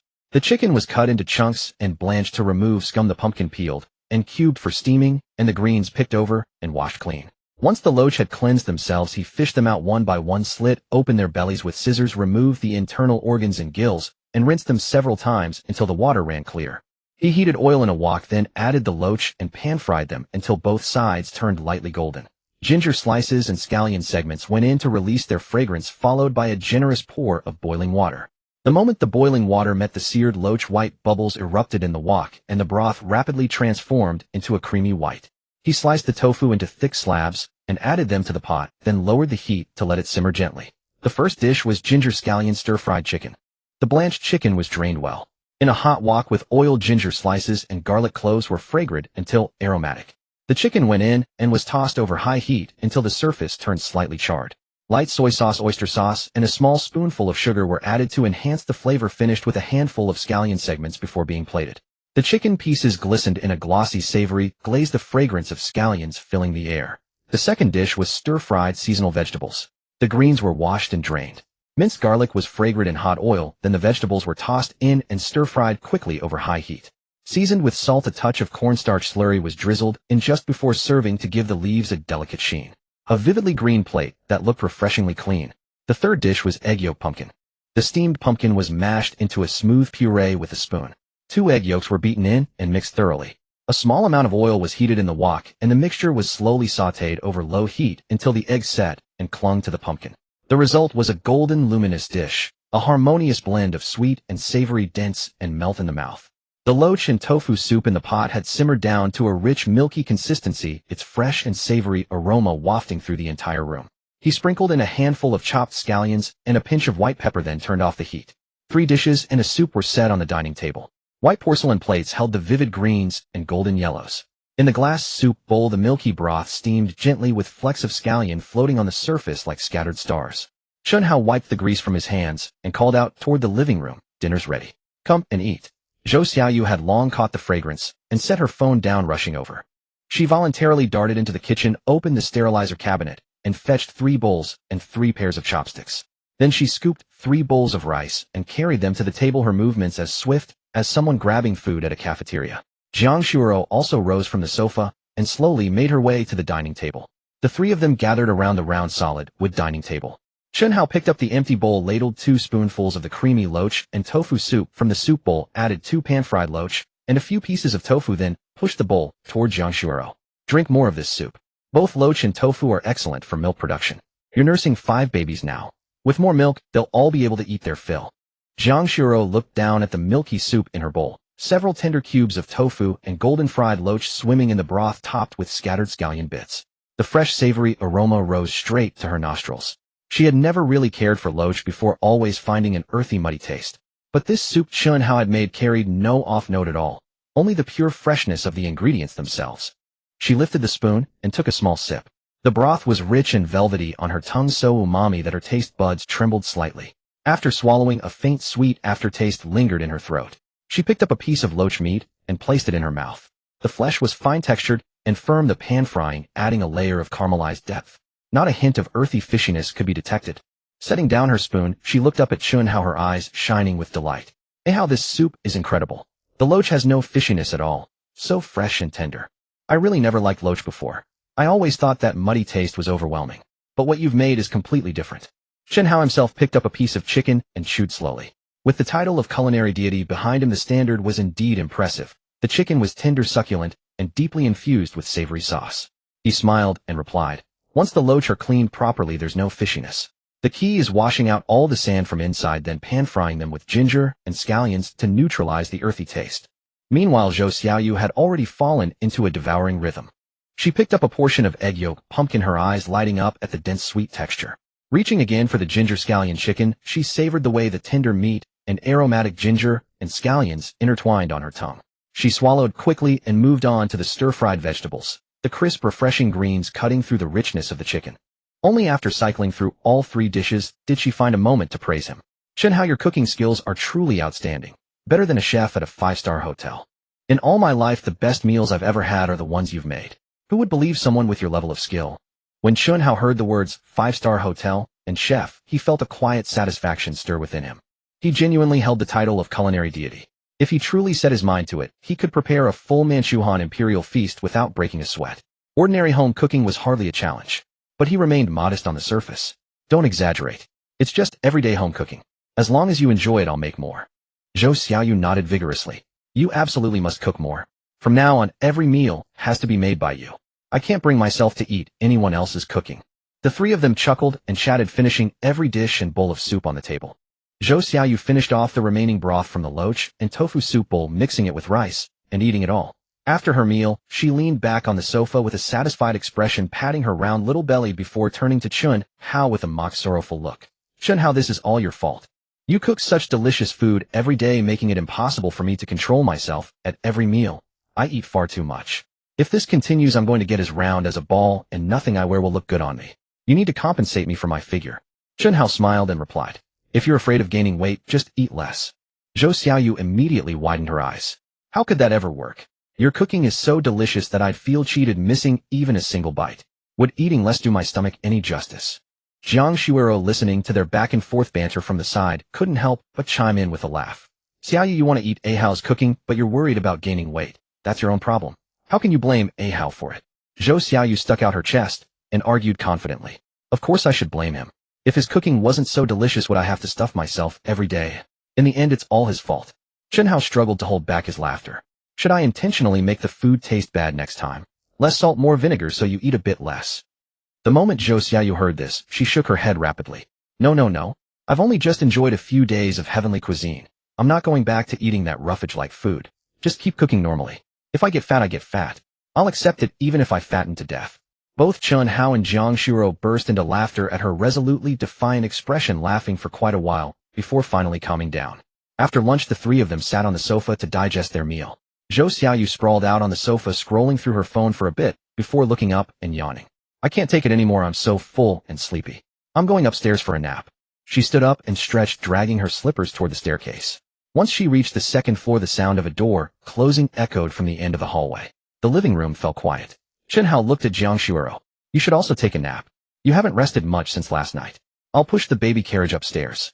Jiang Shuoro nodded. Chen Hao pushed the baby carriage to the elevator with Jiang Shuoro walking beside him. They entered the elevator, went up to the second floor, and pushed the carriage into the master bedroom. The curtains in the master bedroom were half drawn, with afternoon light filtering through the gaps and casting a warm yellow stripe across the dark wooden floor. The baby carriage was placed against the right side of the large bed. Their 5 daughters were sleeping in various positions, their small faces flushed pink from the afternoon sunshine.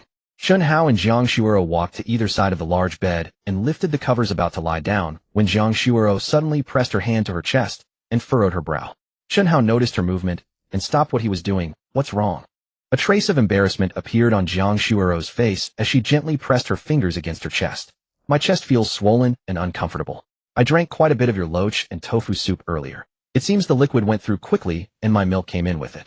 Chen Hao glanced at the 5 little ones sleeping soundly in the nearby baby carriage, their tiny chests rising and falling rhythmically, their breathing even and deep, showing no sign of waking at all. He turned to Jiang Shuoro, a teasing smile tugging at the corner of his mouth. All 5 milk-supplying soldiers are asleep. Jiang Shuoro paused for a moment before realizing what he meant. Her pretty face flushed crimson, and she shot him a shy, exasperated glance. What nonsense are you talking about? What milk-supplying soldiers? Chen Hao restrained his amusement and adopted a more serious tone. They're all asleep now, and it's no good waking them.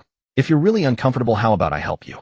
He let his words trail off, his gaze drifting toward her chest, the meaning clear, without words. Jiang Shuoro's face grew even redder, her ears burning, and she playfully spat at him.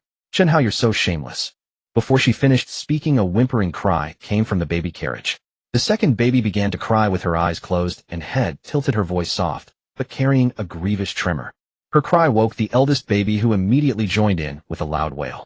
Then, as if triggered by some invisible switch, the third, fourth, and fifth babies followed one after another, joining the chorus. 5 tiny voices rose and fell in succession, and the baby carriage erupted into commotion like a nest of baby sparrows that had been disturbed.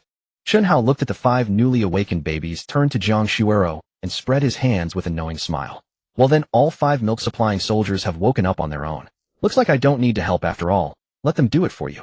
Jiang Shuoro's face was as red as a boiled shrimp, but she said nothing more. She walked directly to the baby carriage, picked up the sobbing second baby, and returned to the bed, skillfully unbuttoning her clothes to begin breastfeeding. Chen Hao turned and walked to the small table to start preparing formula. After so many days of working together, their movements were already seamless and effortless. Jiang Shuoro took turns breastfeeding, while Chen Hao handled the formula feeding and diaper changes. One by one, all 5 babies, first, second, third, fourth, and fifth, went through the routine. After being well fed and having their diapers changed, each one fell back in a satisfied slumber. As Chen Hao put away the last empty bottle, 10 notification chimes rang out in his mind, each one marked with 10,000 yuan. The 10 sounds added up to another 100,000. He quietly calculated that the system's cash rewards from today alone were quite considerable. Combined with the morning batch, he had already earned over 200,000 yuan in cash today. His expression remained unchanged as he secured the baby carriage railing. Time passed quickly after the nap. In the afternoon, the 3 of them chatted a bit longer and played with the 5 babies. Before they knew it, evening had arrived. Chen Hao went to the kitchen and made dinner, another meal so delicious it kept everyone reaching for more. Around 9 o'clock in the evening, Chen Hao and Jiang Shuoro took turns showering. Jiang Shuoro changed into a loose cotton nightgown, her damp hair draped over her shoulders. As she stepped out of the bathroom, her face still carried a faint pink flush from the steam. Chen Hao sat on the edge of the bed drying his hair. Seeing her come out, he patted the bed's surface. Shuoro, lie down. Let me reapply the ointment. Jiang Shuoro nodded, walked to the bedside, and slowly lay down, lifting the hem of her nightgown to expose her entire abdomen and sides. Her gaze swept across her belly under the warm yellow glow of the night light. Then she glanced at Chen Hao before her eyes. Chen Hao sat by the bedside drying his hair. When he saw Jiang Shuoro emerge, he patted the mattress and said, Shuoro, lie down. Let me apply the ointment for you once more. Jiang Shuoro nodded, walked to the bedside, and slowly lay down. She lifted the hem of her nightgown, revealing her entire abdomen and waist. Under the warm glow of the nightlight, her gaze swept across her own belly, then glanced at Chen Hao before she closed her eyes. Chen Hao retrieved the open jar of divine skin-boosting ointment from his system backpack, pulled out the wooden stopper, and scooped out a small amount of the pale green balm with his fingertip. He first rubbed it in his palm to warm it. Then he leaned over and pressed his palm against her soft abdomen, starting from below the navel and slowly pushing upward along the lines of the stretch marks. His technique, honed through repeated practice over the past few days, had become flawless. The pressure of his fingertips, the frequency of the massage, the range of the circular motions, all were precise and accurate. The pale green ointment melted under the warmth of his hand and was gradually absorbed into her skin. A wave of warm, numbing comfort spread from the areas he pressed. Jiang Shuoro kept her eyes closed, a serene enjoyment gradually appearing on her face. Her lips curved slightly, and her entire body relaxed, as if soaking in a hot spring. Chen Hao's hand slid from her abdomen to her waist, carefully massaging along the now fading stretch marks. With each press, he could feel the skin beneath his hand smoother than the day before, the texture of those lines growing shallower and flatter with each passing day. After about 10 minutes, he had applied the ointment to all the stretch marks on her abdomen and waist. Finally, he gently pressed twice on the faint pink scar from the surgery. He straightened up and looked at the scene before him. The surgical incision from the cesarean section was almost completely invisible, leaving only an extremely thin, white line slightly lighter than the surrounding skin, barely discernible unless one looked very closely. The stretch marks on her abdomen and waist had faded significantly compared to before her evening bath. The dark purple and deep red lines had now turned into a pale pink, close to her natural skin tone. Only a few of the deepest ones still showed a faint trace, and the texture felt smooth and supple to the touch, completely devoid of any rough unevenness. The effect of this divine skin-boosting ointment was truly astonishing with each passing day. Chen Hao couldn't help but marvel inwardly. The products from the system were indeed extraordinary. After 1 or 2 more applications, Jiang Shuoro's abdomen should be restored to about 70 or 80% of its pre-pregnancy state. He patted Jiang Shuoro's arm and said, "Shuoro, your surgical scar is almost invisible now, and the stretch marks on your belly and waist have faded a lot. Take a look yourself." Jiang Shuoro opened her eyes, propped herself up on her arms, and sat up on the bed, lowering her head to examine her abdomen. The warm yellow nightlight illuminated her smooth skin. The cesarean scar was indeed nothing more than a very faint white line, imperceptible unless one looked carefully. The stretch marks across her entire abdomen had almost entirely faded. She reached out and touched it. The sensation under her fingertips was smooth and tender, completely different from the rough, uneven texture before. She looked at it over and over again, growing more delighted with each glance, and her eyes suddenly welled up with tears. She abruptly turned and threw herself into Chen Hao's arms, wrapping her arms tightly around his waist, pressing her entire body against his chest. Her cheek buried in his chest, her voice trembling with excitement and sobs. "Ah, Hao, your ointment is truly miraculous. I thought those stretch marks would be with me for life, and the scar on my belly would always be there. I never imagined you could remove them all. Thank you, really thank you." Chen Hao almost staggered backward from her sudden embrace, but after steadying himself, he wrapped his arms around her and held her close. He lowered his head to smell the faint floral scent of her freshly washed hair, gently patted her back, and said with a smile, "You're welcome." His arms still encircled her waist. Her cheek pressed against his chest, and neither spoke. The bedroom was silent except for the soft, even snores of the 5 babies in the crib. The warm yellow glow of the nightlight bathed the entire room in a soft, cozy warmth. Jiang Shuoro lay in his arms for a long while, her heartbeat gradually calming. The initial excitement and joy slowly settled into a deeper, fuller emotion. She lingered in his embrace a little longer, then slowly lifted her face from his chest and looked at him. Her eyes flickered and she bit her lips twice before releasing them, as if struggling with some inner decision. The nightlight reflected in her eyes, bright, yet tinged with hesitation and unease. Chen Hao looked down at her, noticed her hesitant expression, and asked softly, "What's wrong?" Jiang Shuoro's fingers traced lightly on his chest, and finally, as if she had made up her mind, she lowered her gaze and spoke in a small, soft voice, "Ah, Hao. Actually, there are some other places on my body that still have stretch marks. I never told you about them. Could you apply the ointment to those places too?" Chen Hao's heart skipped a beat. This was exactly what he had been waiting for. In fact, from the very first day he applied the ointment to her abdomen, he knew there must be stretch marks elsewhere on her body too, but she was too shy to say it. He hadn't urged her or called out her lie that there are no other places, instead waiting patiently for the moment she would be willing to speak up. Now she had finally said it. He was delighted inside, but he kept his expression perfectly controlled, revealing little. He simply asked in a calm tone, "Where else? Tell me." Jiang Shuoro lowered her head, even further, her voice half a degree softer than before, as if squeezing the words from her throat. "My inner thighs. And my buttocks. And my chest. There are some there." Her voice dropped with each body part she mentioned, and by the time she said chest, it was almost inaudible even to herself. Chen Hao heard every word clearly, but a playful impulse arose in his heart. He wanted to tease her. He deliberately tilted his head slightly, leaning his ear toward her, as if he hadn't heard clearly what. Say it again. I didn't catch that. Jiang Shuiro's face had turned crimson. She bit her lip and repeated herself, inner thighs, buttocks, chest. I said those places have stretch marks. Her voice was a little louder than before, but the ending still trailed off in her throat. Chen Hao kept a straight face, leaning his ear even closer to her, but the corners of his mouth had already started to curl up involuntarily. Still didn't hear you. Say it louder. When Jiang Shuiro looked up, she caught the smile he couldn't suppress, and the last thread of her composure snapped. She instantly realized he was deliberately teasing her. Furious, she raised her hand and punched him on the chest, but the force was as light as a tickle. Her lips pouted slightly, and she glared at him with a mix of embarrassment and annoyance. Jiang Shuiro raised her head just in time to catch the barely restrained smile tugging at the corner of Chen Hao's lips, and the taut string in her mind snapped instantly. She immediately realized he was teasing her on purpose. Annoyed, she raised her hand and lightly punched his chest, the force so gentle it was barely more than a tickle. Her lips pouted slightly as she glared at him, flustered and exasperated. If you didn't hear it, fine. I don't need you to apply it anymore. How can you be so mean, deliberately mocking me? Chen Hao quickly stifled his laughter and reached out to hold the hand that had just struck him. His tone suddenly turned serious. I heard it. I heard everything. My ears weren't working properly. My fault. I'll apply it for you right now, covering every spot, making sure I do it thoroughly. Jiang Shuiro's face was still flushed, but his yielding tone and the warmth of his hand holding hers made the anger in her heart dissipate instantly, leaving only a faint smile lingering at the corners of her mouth. Lowering her eyes and brows, she asked again, then, where should we start applying it first?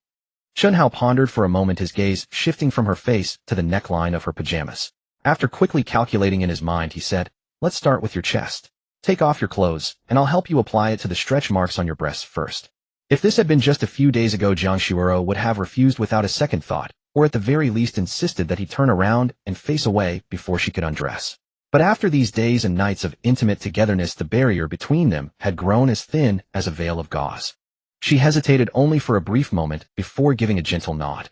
Then she reached out, grasped the hem of her pajamas, and pulled the loose cotton garment upward, removing it entirely to reveal the pale pink bra beneath. She reached behind her back to unfasten the bra clasp, letting the two straps slide off her shoulders. She removed the bra, folded it neatly, and placed it beside the pillow. Then she lay back down on the bed, eyes closed, hands resting gently at her sides, her entire body slightly tense, the tips of her ears glowing a vivid crimson. Chen Hao's gaze fell upon her chest. This was the second time he had seen her breasts while fully awake. The first time had been on the day of her C-section, when he had manually expressed milk. Back then he had been utterly tense, his hands busy with the procedure, his gaze fixed solely on the task at hand, daring not to look any further. But the present moment was entirely different. The bedroom was quiet, the night light casting a soft glow, and she lay flat before him, completely exposed. Having breastfed her 5 daughters day after day for consecutive days, her breasts had indeed become somewhat droopy, the lower curve of their fullness sagging naturally. Yet even with the slight droop, their shape remained flawlessly perfect. Round and full, the skin fair and delicate, shimmering with a pearl-like luster under the warm yellow light. The only flaw was the network of pale purple stretch marks that spread from the outer edges of her breasts toward the areolas, finely woven across her snow-white skin like a delicate mesh. Chen Hao's gaze lingered for 2 more seconds, his atoms apple bobbing gently.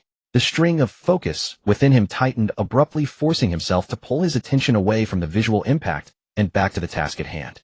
He took a deep breath, picked up the open bottle of Divine skincare balm from beside the pillow, removed the wooden stopper, and used his fingertip to scoop out a small amount of the pale green ointment, rubbing it between his palms. He felt Jiang Shuiro's eyelashes tremble slightly, but she remained still. Closing her eyes, she waited for a moment, and noticing Chen Hao had not yet moved, she could not help but ask softly, "Hey Hao, why haven't you started yet?" Coming back to his senses, Chen Hao found the ointment on his fingers had already melted from the warmth of his palms. "I'm starting now." He placed his palm over her chest, his fingertips descending from the starting point of the stretch marks at the outer edge of her areola, his touch as gentle as if handling a petal. The moment the cool ointment touched her warm skin, Jiang Shuiro's body tensed slightly, but she quickly relaxed. His fingers moved gently along the texture of the stretch marks, circling from the outer edge inward, layer upon layer, each circle drawing slightly closer to the center. Under the warmth of his palm, the Divine skincare balm rapidly melted into a thin liquid, absorbed bit by bit into her skin. With her eyes closed, Jiang Shuiro felt a cool, soothing sensation spreading across her chest. Accompanied by his gentle, rhythmic fingertip pressure, it was as if a slender, warm current seeped into her torso, gradually relaxing her entire body from its tense state. While massaging, Chen Hao spoke to help distract her. Shuiro, because you've been breastfeeding every day recently, your milk ducts have been repeatedly filling and emptying. Plus, with all 5 little ones sucking frequently each day, it's completely normal for your breasts to sag slightly. They'll gradually recover after your nursing period ends. However, since I'm applying the balm for you now, I can also use massage techniques to help lift them. Jiang Shuiro opened her eyes and looked at him with surprise. You even know how to do this? Can massage actually restore firmness to the breasts? Chen Hao's hands never stopped moving as he calmly wove his explanation. When I was young, I studied medicine with my grandfather, and he taught me some meridian and acupoint massage techniques. In traditional Chinese medicine, breast sagging is caused by insufficient qi and blood and blocked meridians. Through targeted acupoint massage and the external application of specially formulated balm, we can promote qi and blood circulation and gradually lift the breasts. I haven't tried this before, so I'm not sure of the results, but there's no harm in trying. Hearing this, Jiang Shuiro's lips curled slightly, a hint of playfulness in her tone. If you really have such skills, you could open a massage shop in the future specializing in postpartum recovery for mothers who have given birth. It would definitely be a booming business. Chen Hao followed up with her words, that's not a bad suggestion. I could consider it. Jiang Shuiro's eyes snapped open almost instantly, her playful smile vanishing into a serious glare. No way. You can't open a massage shop. Chen Hao's hands never stopped, but his lips curled into a smile. Why not? Didn't you say the business would definitely be booming? Jiang Shuiro's face flushed red again, and she averted her gaze, her voice muffled. If you opened a massage shop, wouldn't you be massaging other women? Absolutely not. I won't allow it. Chen Hao smiled deepened. Shuiro, are you jealous? Jiang Shuiro immediately turned her gaze back to glare at him, her tone carrying the forced defiance of someone whose feelings had been exposed. Jealous? Don't flatter yourself. I just think your massage skills are SOSO. If you open a shop, you'll definitely lose money. I just don't want you wasting your time. But while her lips claimed her skills were merely average, the blush on her face and her evasive eyes had long betrayed her true feelings. Jealous? Don't flatter yourself. I just think your massage skills are mediocre at best. If you opened a shop, you'd definitely lose money. I don't want you to waste your time. Jiang Shuiro said the words mediocre skills, but the blush on her face and her evasive eyes had long betrayed her. Chen Hao didn't call her out on it. He just smiled and continued focusing on his hands. His fingers finished the final circle of pressure, gently pressing and rubbing the last patch of stretch marks on the outer edge of the areola, ensuring the ointment was fully absorbed. Then he straightened up to check the result. Those originally light purple stretch marks had visibly lightened under the ointment's effect, fading from pale purple to a faint flesh pink. The edges had almost merged with the surrounding fair, smooth skin. Chen Hao patted her arm. Shuiro, look, the stretch marks on your chest have faded a lot. Jiang Shuiro opened her eyes, sat up, and looked down. She gently cupped her chest, her gaze sweeping over those pale purple lines that had once troubled her most. Indeed, the color had faded by more than half, leaving only the faintest pink barely noticeable to the naked eye. What surprised her even more was that when she gently pushed up her chest with her fingers, it felt slightly firmer than before. Though the change was not dramatic, it was definitely different from how she usually looked in the mirror when she got up in the morning. She looked up at Chen Hao, unable to hide the surprise on her face. They've really faded a lot, and I feel like my chest is a bit perkier too. How does your massage really work?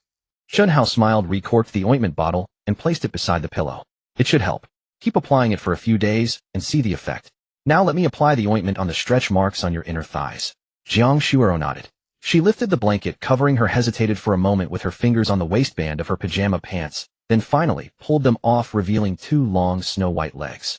When the skin of her inner thighs was exposed, she slightly closed her legs, too embarrassed to let Chen Hao see too much. Chen Hao's gaze fell on the area. The stretch marks there were far more severe than on her chest. Dense purple-red lines spread from the inside of her thighs outward, the deepest ones tinged with a dark purple, clearly marks left when the skin had been stretched to its limit. His heart ached for a moment. He said nothing, just uncorked the bottle again, scooped out some ointment, rubbed it in his palm, and leaned down. When his palm touched the skin of her inner thigh, Jiang Shuiro's body tensed up sharply. That area was too close to her private parts, almost right at the edge of her underwear. The moment the warmth of his hand made contact, a numbing electric current shot from her inner thigh, spreading through her entire body. The delicate nerve endings beneath her skin seemed to ignite, tingling and itching indescribably. Instinctively, she clamped her thighs together, every muscle in her body taut as a bowstring. Chen Hao felt her tension and softened his touch, his voice gentle. Shuiro, relax. If you're too tense, the ointment won't absorb well. Take a deep breath, part your legs a little so my fingers can glide smoothly. Jiang Shuiro closed her eyes, took a few deep breaths, and forced herself to relax. The muscles in her inner thighs gradually loosened, allowing Chen Hao's hands to press and massage smoothly. His fingertips traced the lines of stretch marks from the inside outward, gently sliding, expanding the coverage in circular motions. The cool, refreshing ointment mixed with the warmth of his palm as it repeatedly kneaded the most delicate skin of her inner thighs. Jiang Shuiro's sensations became complex. The icy coolness was followed by a tingling, numbing itch as if countless tiny feathers were brushing lightly over the skin of her inner thighs, both itchy and tingly, making her want to shy away, yet reluctant to do so. She wanted to curl up her legs and shrink away, but the remnants of reason told her that Chen Hao was applying the ointment for her, so she had to endure. That contradictory feeling of wanting to resist, yet being addicted, left her in a strange torment, her breathing becoming uneven. Finally, Chen Hao's fingers moved away from the last stretch mark on her inner thigh. He withdrew his hand. The remaining ointment on his fingertips had been fully absorbed by the skin. He looked at the lines. They had noticeably lightened. He looked up. Shuiro, I finished the inner thighs. Now it's time for the buttocks. Take off your underwear. Jiang Shuiro's entire face burned again. Taking off her underwear meant she would be completely exposed to him, and in a position viewed from behind. When she lay face down on the bed, buttocks up, the most intimate parts of her body would be fully revealed before his eyes.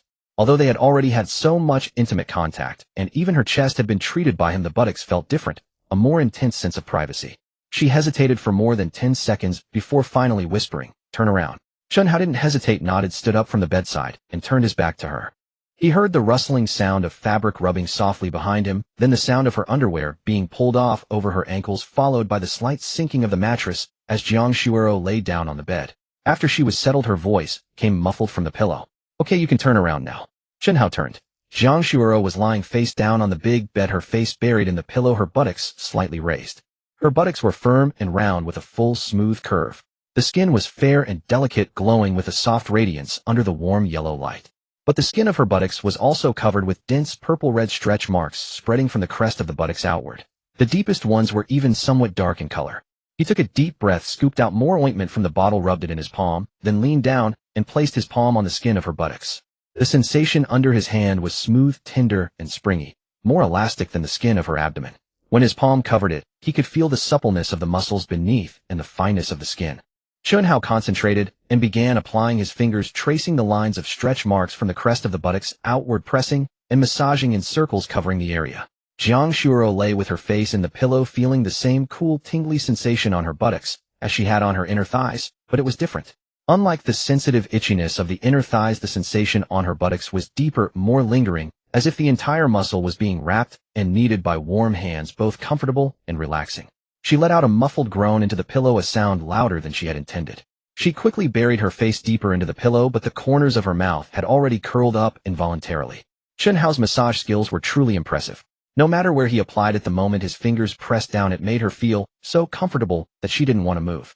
Lying on the bed, feeling the rhythm of his palms repeatedly pressing and kneading her buttocks, she felt as if she were soaking in a warm bath, soft and languid, not wanting to go anywhere.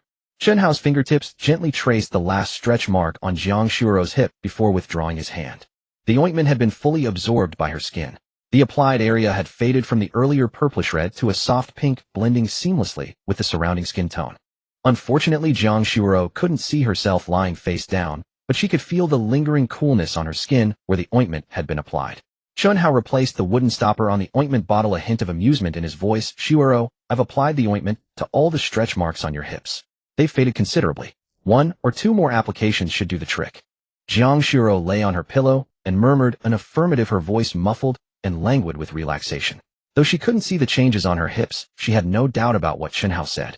Wherever he had applied the ointment, the inner thighs, waist, abdomen, and chest, the marks had visibly lightened.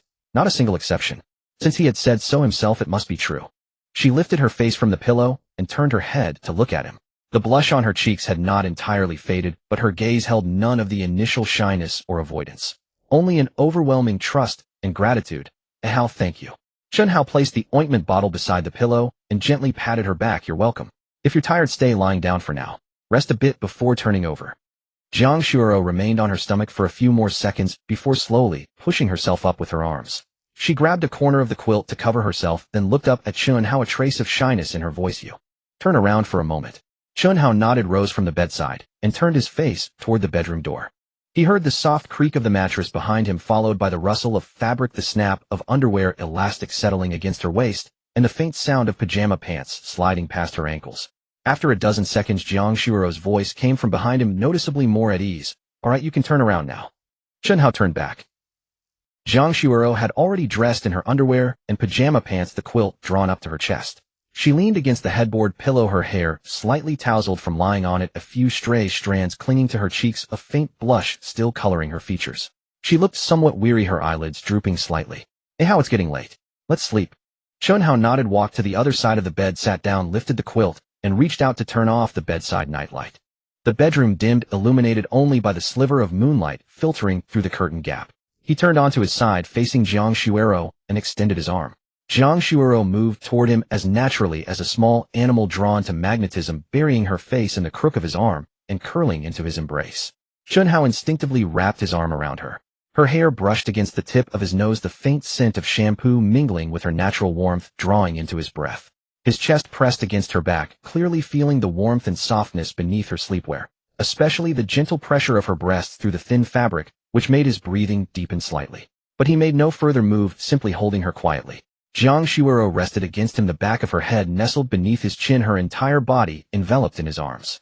She could feel his heartbeat through his chest, steady and strong, resonating against her back. The feeling of being completely enveloped relaxed every nerve in her body.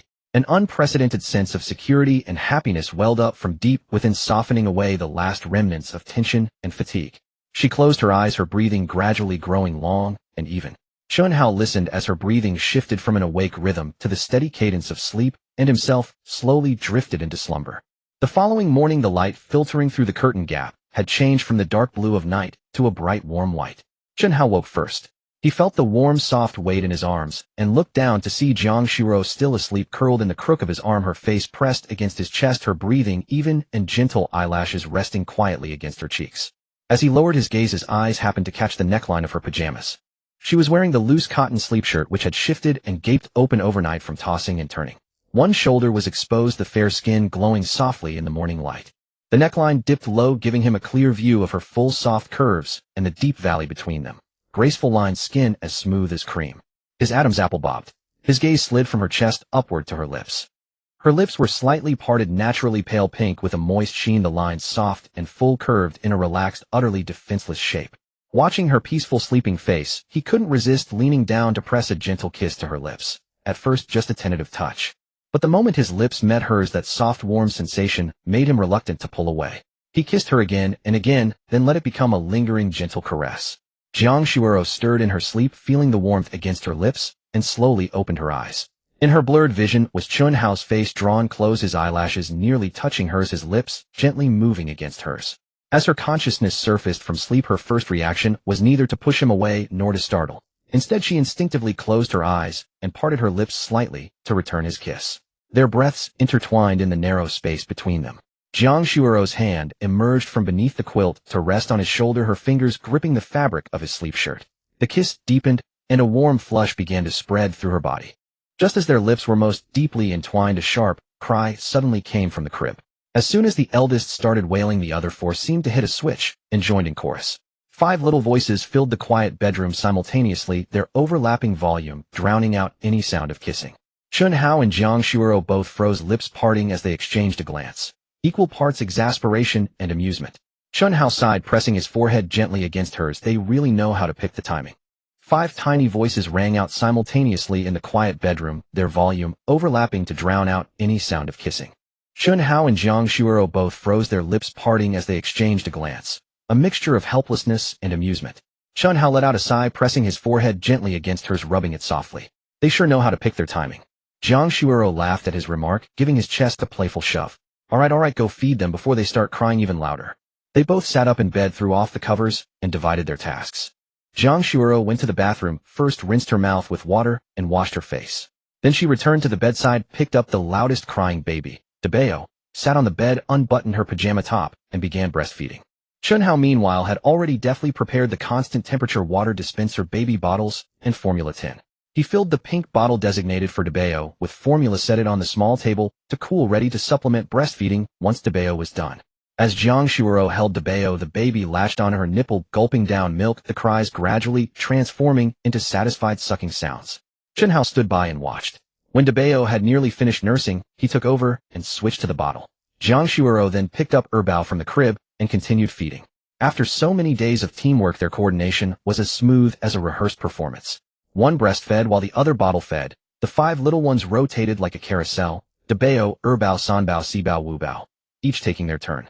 Every time Chen Hao placed a bottle-fed baby back into the crib, a chime echoed in his mind, each followed by the words 10,000 yuan.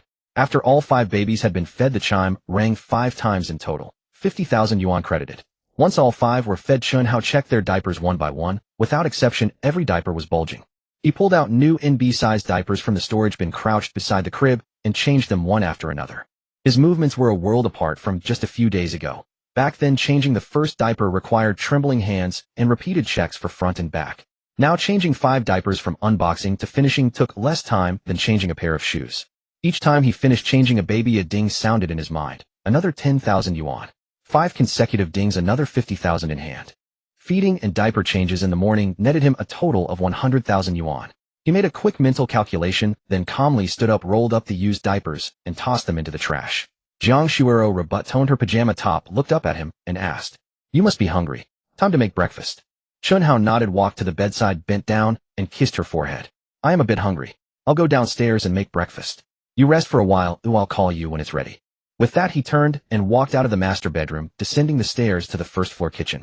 He took out preserved eggs, lean pork rice, and ginger shreds from the fridge, preparing to make preserved egg and lean pork congee. He peeled the preserved eggs and chopped them finely, sliced the lean pork and marinated it with cooking wine and ginger shreds to remove any gamey smell. Rinsed the rice, put it in a clay pot with enough water, brought it to a boil over high heat, then turned to a low simmer. Once the rice grains had bloomed, he added the marinated pork slices and chopped preserved egg, gently stirring with a wooden spoon to break them apart. He then added a pinch of white pepper and a few drops of sesame oil for fragrance. The entire kitchen was filled with the rich, savory aroma of preserved egg and lean pork congee, which drifted up the stairs to the second floor. Just as he lifted the clay pot from the stove and placed it on the dining table, the elevator door opened. Jiang Shuoro pushed the baby crib, with Zhou Xiaoyu walking beside her as they stepped out of the elevator. Jiang Shuoro had changed into a light blue thin knit sweater, her hair neatly combed, and pulled back, her complexion looking even better than yesterday. Zhou Xiaoyu, on the other hand, wore a loose sportswear set, her hair tied in a high ponytail, looking energetic and radiant. Chen Hao lined up 3 white porcelain bowls on the dining table, picked up the large ladle, scooped the congee from the clay pot, and filled each bowl. He looked up at the 2 women with a smile. "You're just in time. Breakfast is ready. Preserved egg and lean pork congee. Have you brushed your teeth and washed up?" "We've already washed up," Jiang Shuoro said. She walked over and sat down at the table, while Zhou Xiaoyu hurried over and leaned in to look at the bowl of thick, glossy congee. The surface was dotted with fine pieces of preserved egg and tender white pork shreds, with green scallion rings scattered on top, a sheen of sesame oil glistening, and the aroma wafting irresistibly into her nose. Zhou Xiaoyu took a deep breath of the fragrance, eagerly picked up her spoon, scooped up a mouthful, and brought it to her lips. The congee was at the perfect temperature, neither too hot nor too cold. The rice grains had completely melted into a velvety smoothness. The rich, mellow taste of preserved egg and the tender freshness of lean pork unfolded on her tongue, while the slight kick of white pepper and the lingering sweetness of sesame oil floated up as an aftertaste, creating layers of flavor far beyond an ordinary bowl of congee. She chewed twice and swallowed, her eyes lighting up. "Chen Hao, this preserved egg and lean pork congee is ridiculously good. It's way better than any congee I've ever had from a shop. What secret recipe did you use?" Jiang Shuoro also took a spoonful and tasted it. The warm, savory congee slid down her throat, instantly awakening her still sleepy stomach. She nodded. "It's truly delicious. The congee is cooked perfectly. The rice has completely dissolved, giving it an incredibly smooth and thick texture." Chen Hao sat down across from them at the table and picked up his own bowl of congee. "No secret recipe, just preserved egg, lean pork, and white rice with a little white pepper and sesame oil for fragrance at the end. As long as you like it, I can make it often." Zhou Xiaoyu immediately nodded like a pecking chicken. "You definitely have to make it often. I could eat it every day and never get tired of it." The 3 of them sipped their congee, and the clay pot was soon emptied down to the bottom. Zhou Xiaoyu even scraped the last piece of preserved egg from the bottom of her bowl with her spoon, sighed contentedly, and leaned back in her chair, letting out a long breath. Chen Hao stacked the empty bowls, wiped his mouth, and suddenly remembered something. He said to Jiang Shuoro, "Shuoro, we're almost out of groceries. The vegetables and meat in the fridge are nearly gone. I'll go out to buy some supplies later. Do you need anything? I'll bring it back for you." Jiang Shuoro immediately replied, "I'll go with you. I'd like to get some fresh air. I've been cooped up inside for 2 days." Chen Hao shook his head. You're still in your postpartum confinement period. Even though your wound has mostly healed, your body hasn't fully recovered. Going out and catching a chill wouldn't be good. I'll go alone. The supermarket isn't far, I'll drive there and back quickly. Zhou Xiaoyu chimed in. Then I'll go with you. I can help carry the bags. 2 people can shop faster. Chen Hao shook his head again. No need, Xiaoyu. Stay here with Shuero. If the 5 little ones suddenly wake up and start crying, she won't be able to handle them alone. With both of you at home, you can take turns holding and soothing them, which is much easier than one person doing it. I'll be quick with the grocery shopping. I don't need help carrying. Chen Hao shook his head anyway. No need, Xiaoyu. You stay here with Shuero. If the 5 little ones suddenly wake up and start crying, she won't be able to handle it alone. Having 2 people take turns carrying and soothing them at home is far easier than doing it by yourself. I'll go buy groceries quickly. I don't need anyone helping me carry things. All right, then go ahead. We'll take care of things at home. Zhou Xiaoyu didn't press further after hearing him say that, and simply nodded. Chen Hao got up and rinsed the bowls and chopsticks in the kitchen sink, then went upstairs to change into a fresh set of clothes.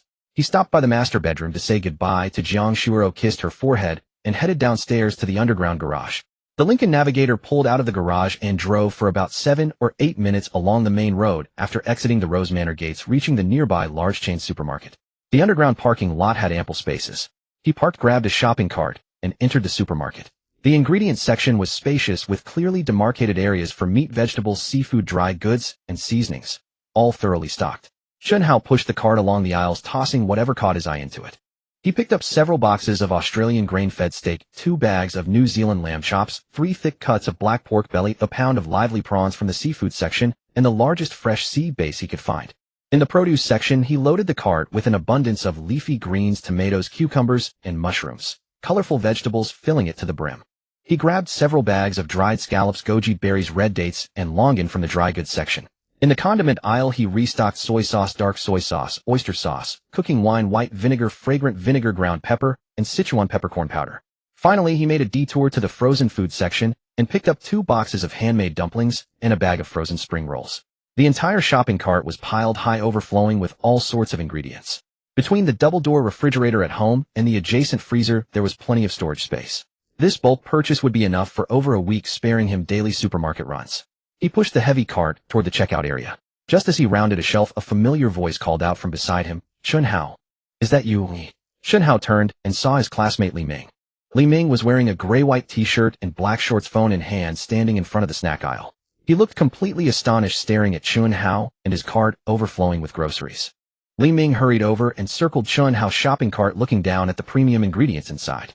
Australian grain-fed steak, New Zealand lamb chops, black pork, fresh sea bass, and large prawns.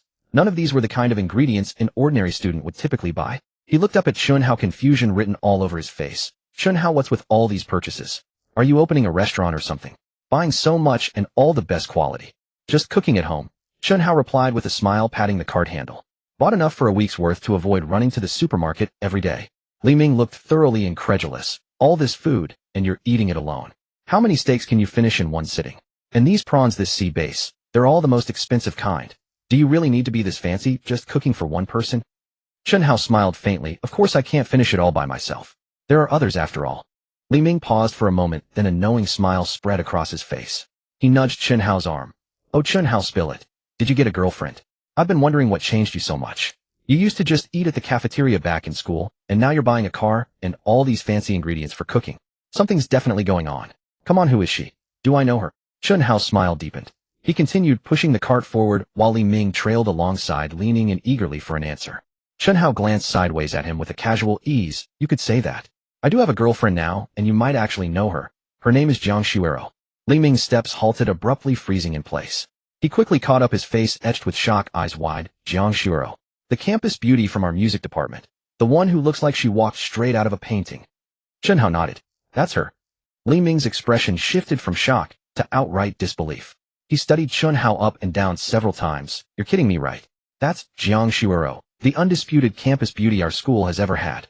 People lining up to pursue her stretch from the gate all the way to the library. How could she possibly be your girlfriend? Plus, I heard she took a leave of absence over half a year ago. No one's seen her since, and the school forum's been speculating about what happened. She just became your girlfriend without a sound. Chen Hao brought the cart to a stop at the checkout, glancing back at Li Ming with the same smile. Do you know why she suddenly took that extended leave of absence? How would I know? Some say she fell ill suddenly, others claim her family had a major crisis, and a few speculate she went abroad. There are all sorts of rumors floating around, none of them reliable. Those are all baseless rumors, Chen Hao said, shaking his head. The reason Zhang Shuero took a leave of absence is because she's pregnant. She's resting at home to take care of the baby. He paused, looking at Li Ming calmly, his tone just as natural as before, and she's carrying my child. Li Ming stood frozen in the aisle beside the checkout counter, his mouth hanging open. He stared at Chen Hao for several seconds, then blinked rapidly, as if trying to apply some kind of filter to make sense of what he was seeing. After a long pause, he finally managed to force out a sentence. How, what did you just say? The beautiful campus Queen Jiang is pregnant with your child. Chen Hao pushed the cart forward 2 steps, shifting behind the queue of waiting customers, and nodded without looking back. That's correct. Li Ming caught up and gave his shoulder a push, wearing an expression that said, "You're definitely messing with me. What are you talking about?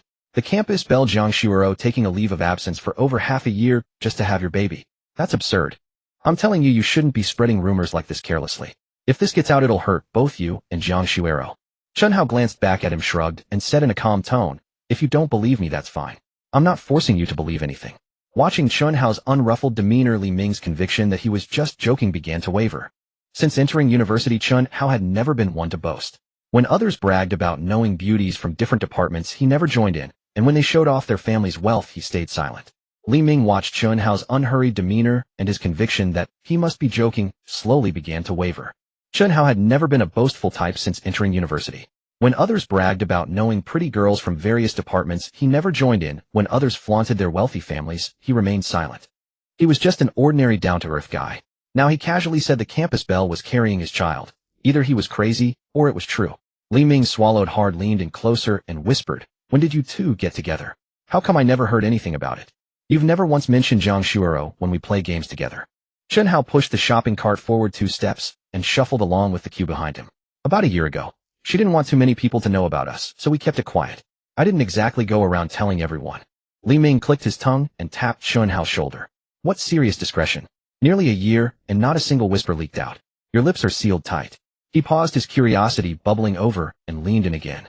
"So, did your beautiful campus belle give you a son or a daughter?" Chen Hao's mouth curled slightly, a trace of undeniable pride in his expression. 5 daughters. Li Ming was genuinely stunned this time. Something snapped inside his head. He dug at his ears to confirm he wasn't hallucinating. "What? 5 daughters? What do you mean? Quintuplets?" Chen Hao nodded, his tone as calm as if he were commenting on the fine weather. "Yeah, quintuplets. 5 daughters." Li Ming leaned backward as though someone had shoved him squarely in the chest. He took a deep breath and exhaled, repeating it 2 or 3 times before he could find his voice again.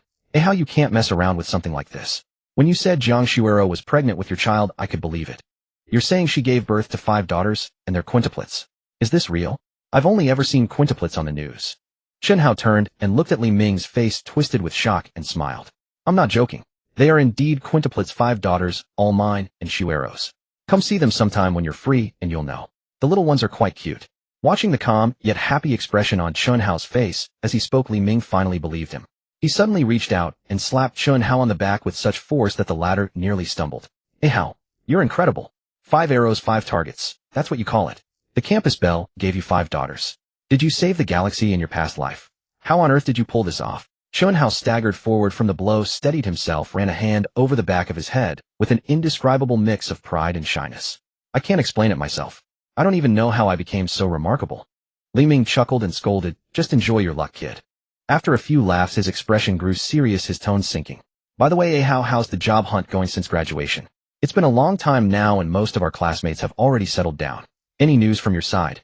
Chen Hao shook his head. "Where would I find the time to look for a job? Shuero just gave birth and is still in confinement. The 5 daughters need feeding, diaper changes, and putting to sleep every day. I wish I could split myself into 8.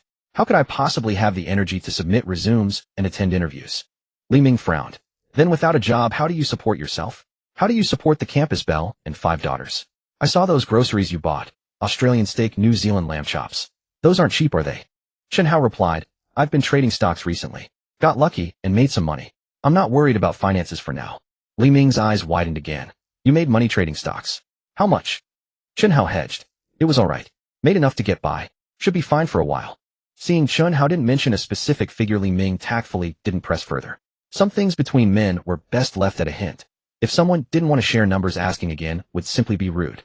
He nodded and was about to say something else when his phone in his pocket suddenly vibrated. He pulled out his phone, glanced at the screen, his brow shifting slightly, then gestured to Chen Hao before walking a few meters away into an empty aisle to take the call. His voice was kept low, making it impossible to catch the specifics, but Chen Hao noticed his expression growing serious. Li Ming nodded as he listened, said a few words, hung up, and walked back. Li Ming tucked his phone back into his pocket and patted Chen Hao's arm. Hey Hao, I've got something urgent and need to head out. Let's chat another time. When's a good time for me to see those quintuplets? I'm really curious. Chen Hao nodded. Sure. Come over sometime, and I'll let you see them. Li Ming waved goodbye, turned and hurried toward the supermarket exit, disappearing quickly among the shelves. Chen Hao continued waiting in line to check out. There was so much stuff in the shopping cart that the cashier took nearly 10 minutes to scan everything. He packed the groceries into several large plastic bags, hanging two in each hand and draping one over his arm. The weight nearly bent him double. After leaving the supermarket, he walked to the underground parking garage, loaded everything into the trunk, closed it, and got into the car. Driving out of the garage, he followed the same route back to Rose Manor. The barrier at the residential compound automatically recognized his license plate, and the arm lifted to let him through. He turned into his own courtyard. The roller door rose. He reversed the car into the garage, parked, and shut off the engine. He carried all the plastic bags out of the trunk, both arms heavily laden, walked to the elevator, and pressed the button with his toe. The elevator doors opened, and he brought everything inside, pressing the button for the first floor. As the elevator ascended, he could see through the gaps in the plastic bags. Boxes of Australian steak, bags of sea bass, and leafy vegetables poking out from open sacks. The entire shopping cart's worth of groceries squeezed into the small elevator space was quite a sight. When the elevator doors opened, Zhang Shuoro was sitting on the sofa flipping through a parenting magazine, and Zhou Xiaoyu was beside her scrolling through videos on her phone. Both of them heard the elevator ding and looked up at the same time. They saw Chen Hao walking out of the elevator, both arms laden with bulging plastic bags nearly buried from head to toe beneath them. The elevator doors opened. In the living room, Zhang Shuoro was sitting on the sofa flipping through a parenting magazine, while Zhou Xiaoyu was next to her scrolling through videos on her phone. Hearing the sound of the elevator doors, both of them looked up simultaneously and saw Chen Hao stepping out, his hands laden with bulging plastic bags that nearly engulfed him from head to toe. Zhang Shuoro set down the magazine and stood up, while Zhou Xiaoyu turned off her phone screen. The two of them walked toward the elevator entrance, exclaiming in surprise. Zhou Xiaoyu was the first to speak. Chen Hao, did you go to the supermarket for a wholesale haul or something? How did you buy so much? Chen Hao placed several plastic bags on the kitchen island, catching his breath. I bought extra so we don't have to go to the supermarket every day.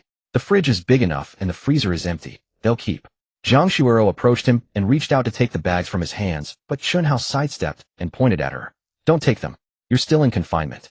Even if the wound has healed, it doesn't mean you're fully recovered. Carrying heavy things might strain the tissues inside that haven't fully healed yet. Zhang Shuoro's hand froze in midair. Before she could say anything, Zhou Xiaoyu had already snatched the heaviest bags from Chen Hao, carrying them into the kitchen, while turning back to say to Zhang Shuoro, Chen Hao is right. Don't lift a finger, we'll handle it. A woman in confinement shouldn't carry heavy things. Even I know that. You're in confinement, you can't carry heavy things. I know that much. Zhang Shuoro watched as Chen Hao and Zhou Xiaoyu carried all the heavy plastic bags into the kitchen one after another. She stood there frozen for a few seconds, and a warm feeling surged up inside her again. Both of them treated her like fragile porcelain, not even letting her touch a single bag. She didn't insist, and walked back to the sofa to sit down, her gaze following the busy figures of Chen Hao and Zhou Xiaoyu in the kitchen. Chen Hao and Zhou Xiaoyu were busy in the kitchen for quite a while. Chen Hao opened the upper refrigerator compartment of the double-door fridge and organized the items that needed refrigeration: steak and lamb chops on the bottom shelf, vegetables in the middle transparent drawer, and eggs on the door's egg tray. The frozen sea bass prawns and the frozen dumplings and spring rolls were placed into the nearby upright freezer. Zhou Xiaoyu handed him items efficiently, and the two of them worked together to store all the groceries from the shopping cart. The fridge and freezer were both about half full. After tidying up, the two returned to the living room. Chen Hao plopped down onto the empty spot on the sofa, next to Zhang Shuoro, sinking into the backrest and letting out a long sigh. Zhou Xiaoyu sat down on the chaise lounge at the other end of the sofa, crossed her legs, and picked up her phone to continue scrolling. After exhaling, Chen Hao remembered the Hong Kong stock he had bought yesterday, reached into his pocket, pulled out his phone, and opened the securities app. The trading hours for Hong Kong stocks are different from A-shares. He calculated that the time was about right, opened his portfolio, and checked the real-time stock price of Yinchuang Jillian. The number on the screen had risen nearly 7% from his purchase price yesterday, very close to his predicted 6.5% increase. He didn't rush to sell. First, he switched to check the market trend and related industry news, confirming there were no sudden negatives that would affect the stock's movement. Then he switched back to the trading interface and placed a market sell order. The moment his finger tapped confirmed, the position cleared and the funds returned to his account balance. He opened the transaction history to check the details. After deducting stamp duty, transaction levy, commission, and other fees, the net profit was clearly displayed on the screen, over 89,000 yuan. He couldn't help but curl his lips into a smile. Jiang Shuero, sitting beside him, noticed his suddenly smug expression and curiously leaned over to look at his phone screen. Aha, what's got you so happy? Chen Hao turned the phone screen toward her, pointing at the profit figure. That Hong Kong stock I bought yesterday. I just sold it and made 89,000. Jiang Shuero's pupils dilated slightly. Bought yesterday and made 89,000 today. Seriously. Zhou Xiaoyu, sitting at the other end of the sofa, perked up her ears like radar at the words 89,000. She put down her phone, jumped off the chaise lounge, took 2 steps to Chen Hao, and leaned in to stare at the phone screen. Chen Hao angled the phone so both could see clearly. See for yourself. This is the buy record, this is the sell record. The difference after deducting fees is the net profit. Jiang Shuero and Zhou Xiaoyu pressed their heads together in front of the phone screen, looking at it from top to bottom several times. The screen clearly displayed the purchase amount, sale amount, tax details, and the precise final profit. Over 89,000 yuan, not a cent less. Jiang Shuero looked up at Chen Hao, a mix of surprise and admiration in her eyes. How you're amazing at stock trading. Earning nearly 90,000 in one day. An ordinary office worker barely makes over 10,000 a month after hard work. That's like someone's income for over half a year. Zhou Xiaoyu nodded vigorously beside her, her eyes sparkling. She glanced at Chen Hao, then at the profit record on the screen, pursing her lips as if making a decision. After hesitating for over 10 seconds, she finally spoke, her tone cautious and tentative. Chen Hao, could you trade stocks for me? I'll give you the money, you handle it, and we split the profits 50-50. If there's a loss, it's on me. Chen Hao tilted his head to look at her. Aren't you afraid I'll lose all your money? Stock trading is risky. Zhou Xiaoyu shook her head. No, I'm not afraid. You can make so much money trading stocks. You must have real skill. I trust you. Jiang Shuero, overhearing their conversation, couldn't help but interject. Xiaoyu, think it through. What if Chen Hao really loses money? If your money goes down the drain, don't regret it. Zhou Xiaoyu turned to Jiang Shuero and poked her arm. Ouch, Shuero, you haven't even married Chen Hao yet, and you're already taking his side. I provide the capital, he does the work, we split profits 50-50, and losses are mine. What's there to worry about? You're turning your back on me way too fast. Jiang Shuero's pretty face flushed at her words, and she raised her hand to slap her arm. I'm not. I'm just looking out for you, just reminding you. The two started playfully wrestling on the sofa. Zhou Xiaoyu grabbed Jiang Shuero's wrist to stop her from slapping, and Jiang Shuero laughed and tried to break free twice, but couldn't. They ended up in a tussle. The two of them began to frolic on the sofa. Zhou Xiaoyu grabbed Jiang Shuero's wrist to stop her from taking photos, while Jiang Shuero laughed and struggled a couple of times, but couldn't break free. They tumbled together in a playful scuffle. The 5 little ones in the crib turned their heads toward the sound, watching them with 5 pairs of round, curious eyes following the 2 adults' movements as they played, making babbling noises. After a long while of frolicking, they finally stopped to catch their breath. Zhou Xiaoyu straightened her collar, which had been pulled askew by Jiang Shuero, and turned back to Chen Hao. I'm serious, Chen Hao, let me invest in stocks with you. I have some money sitting in the bank earning pitiful interest. A year's fixed deposit is less than what you make in a day. Chen Hao nodded. Sure, if you trust me, I can handle it for you. How much do you want to put in? Zhou Xiaoyu thought for a moment and raised a hand showing 5 fingers. 500,000. Chen Hao looked at her with some surprise. You're just like me, a fresh graduate. How can you have saved 500,000? That's no small amount. Did you earn it yourself? Zhou Xiaoyu waved her hand. I don't have that ability. My parents run a small business. Our family is moderately well off. They never took away my New Year's red envelopes from childhood. I kept all of them myself.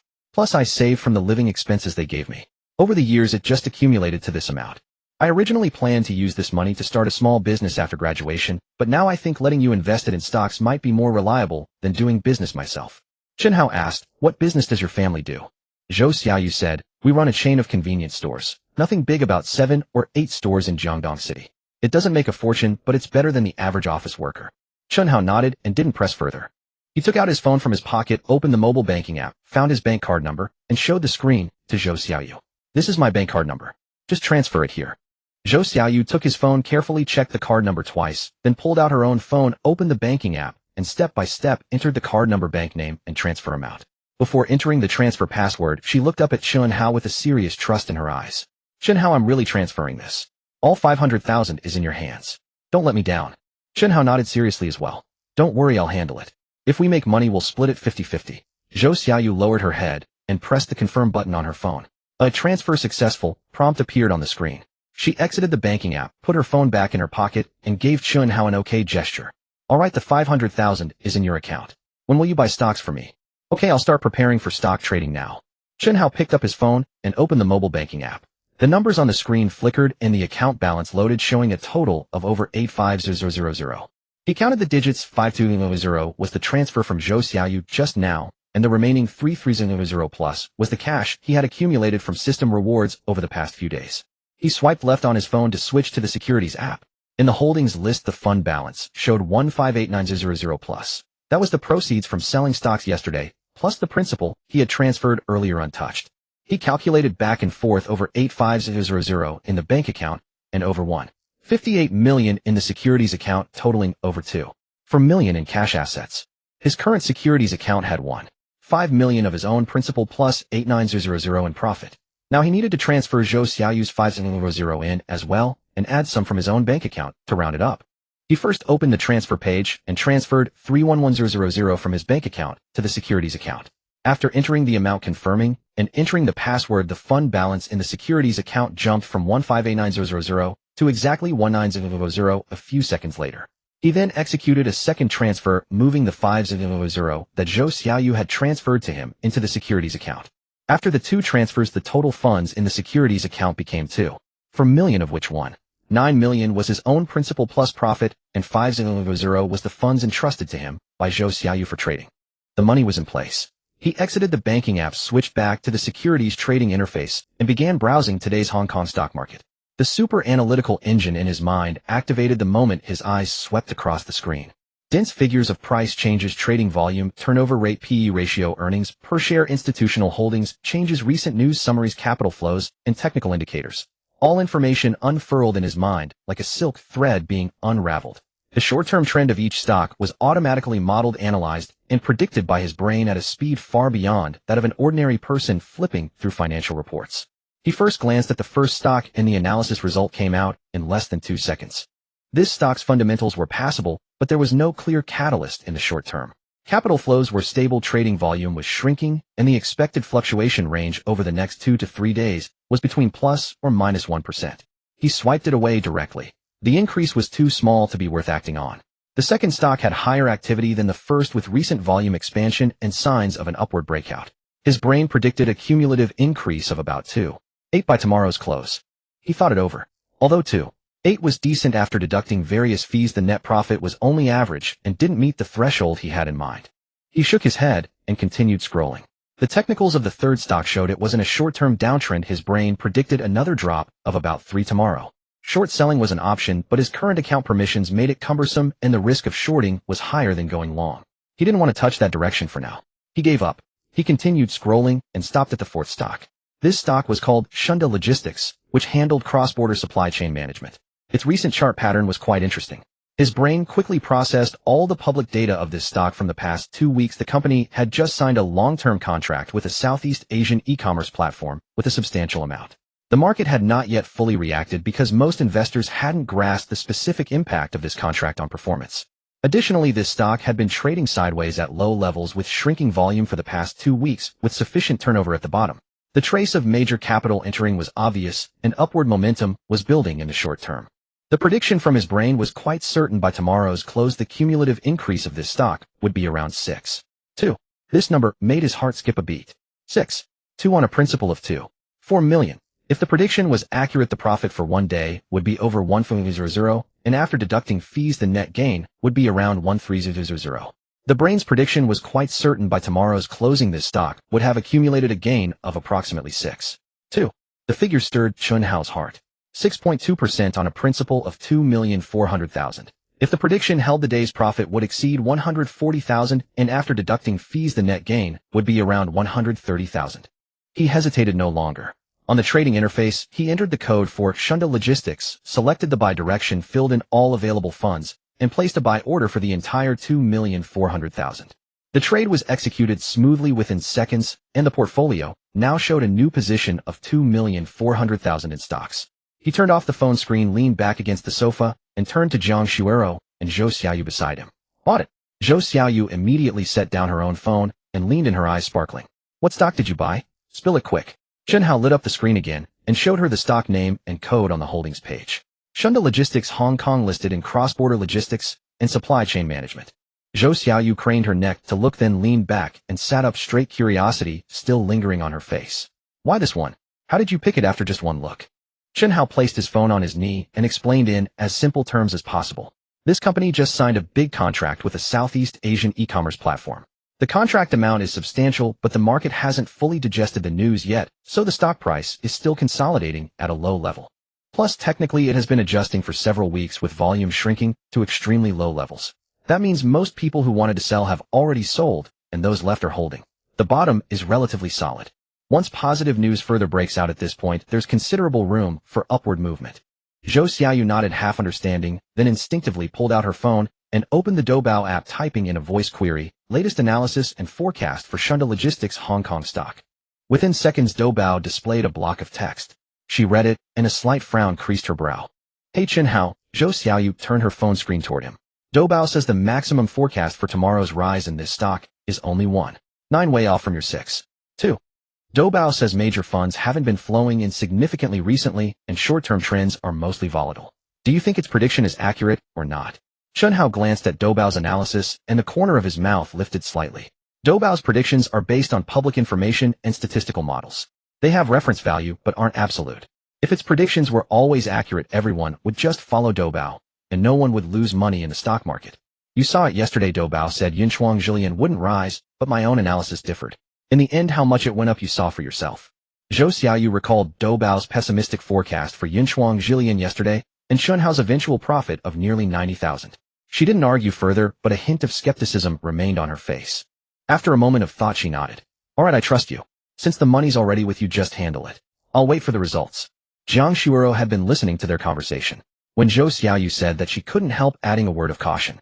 Xiaoyu, since you've given the money to a Hao, don't regret it later. If it makes money, everyone's happy. But if it loses, don't blame him for not being capable. Zhou Xiaoyu turned to Jiang Shuoro with a grin, crossing her arms in a teasing pose. Oh my Shuoro, you're starting to sound more and more like Chen Hao's wife.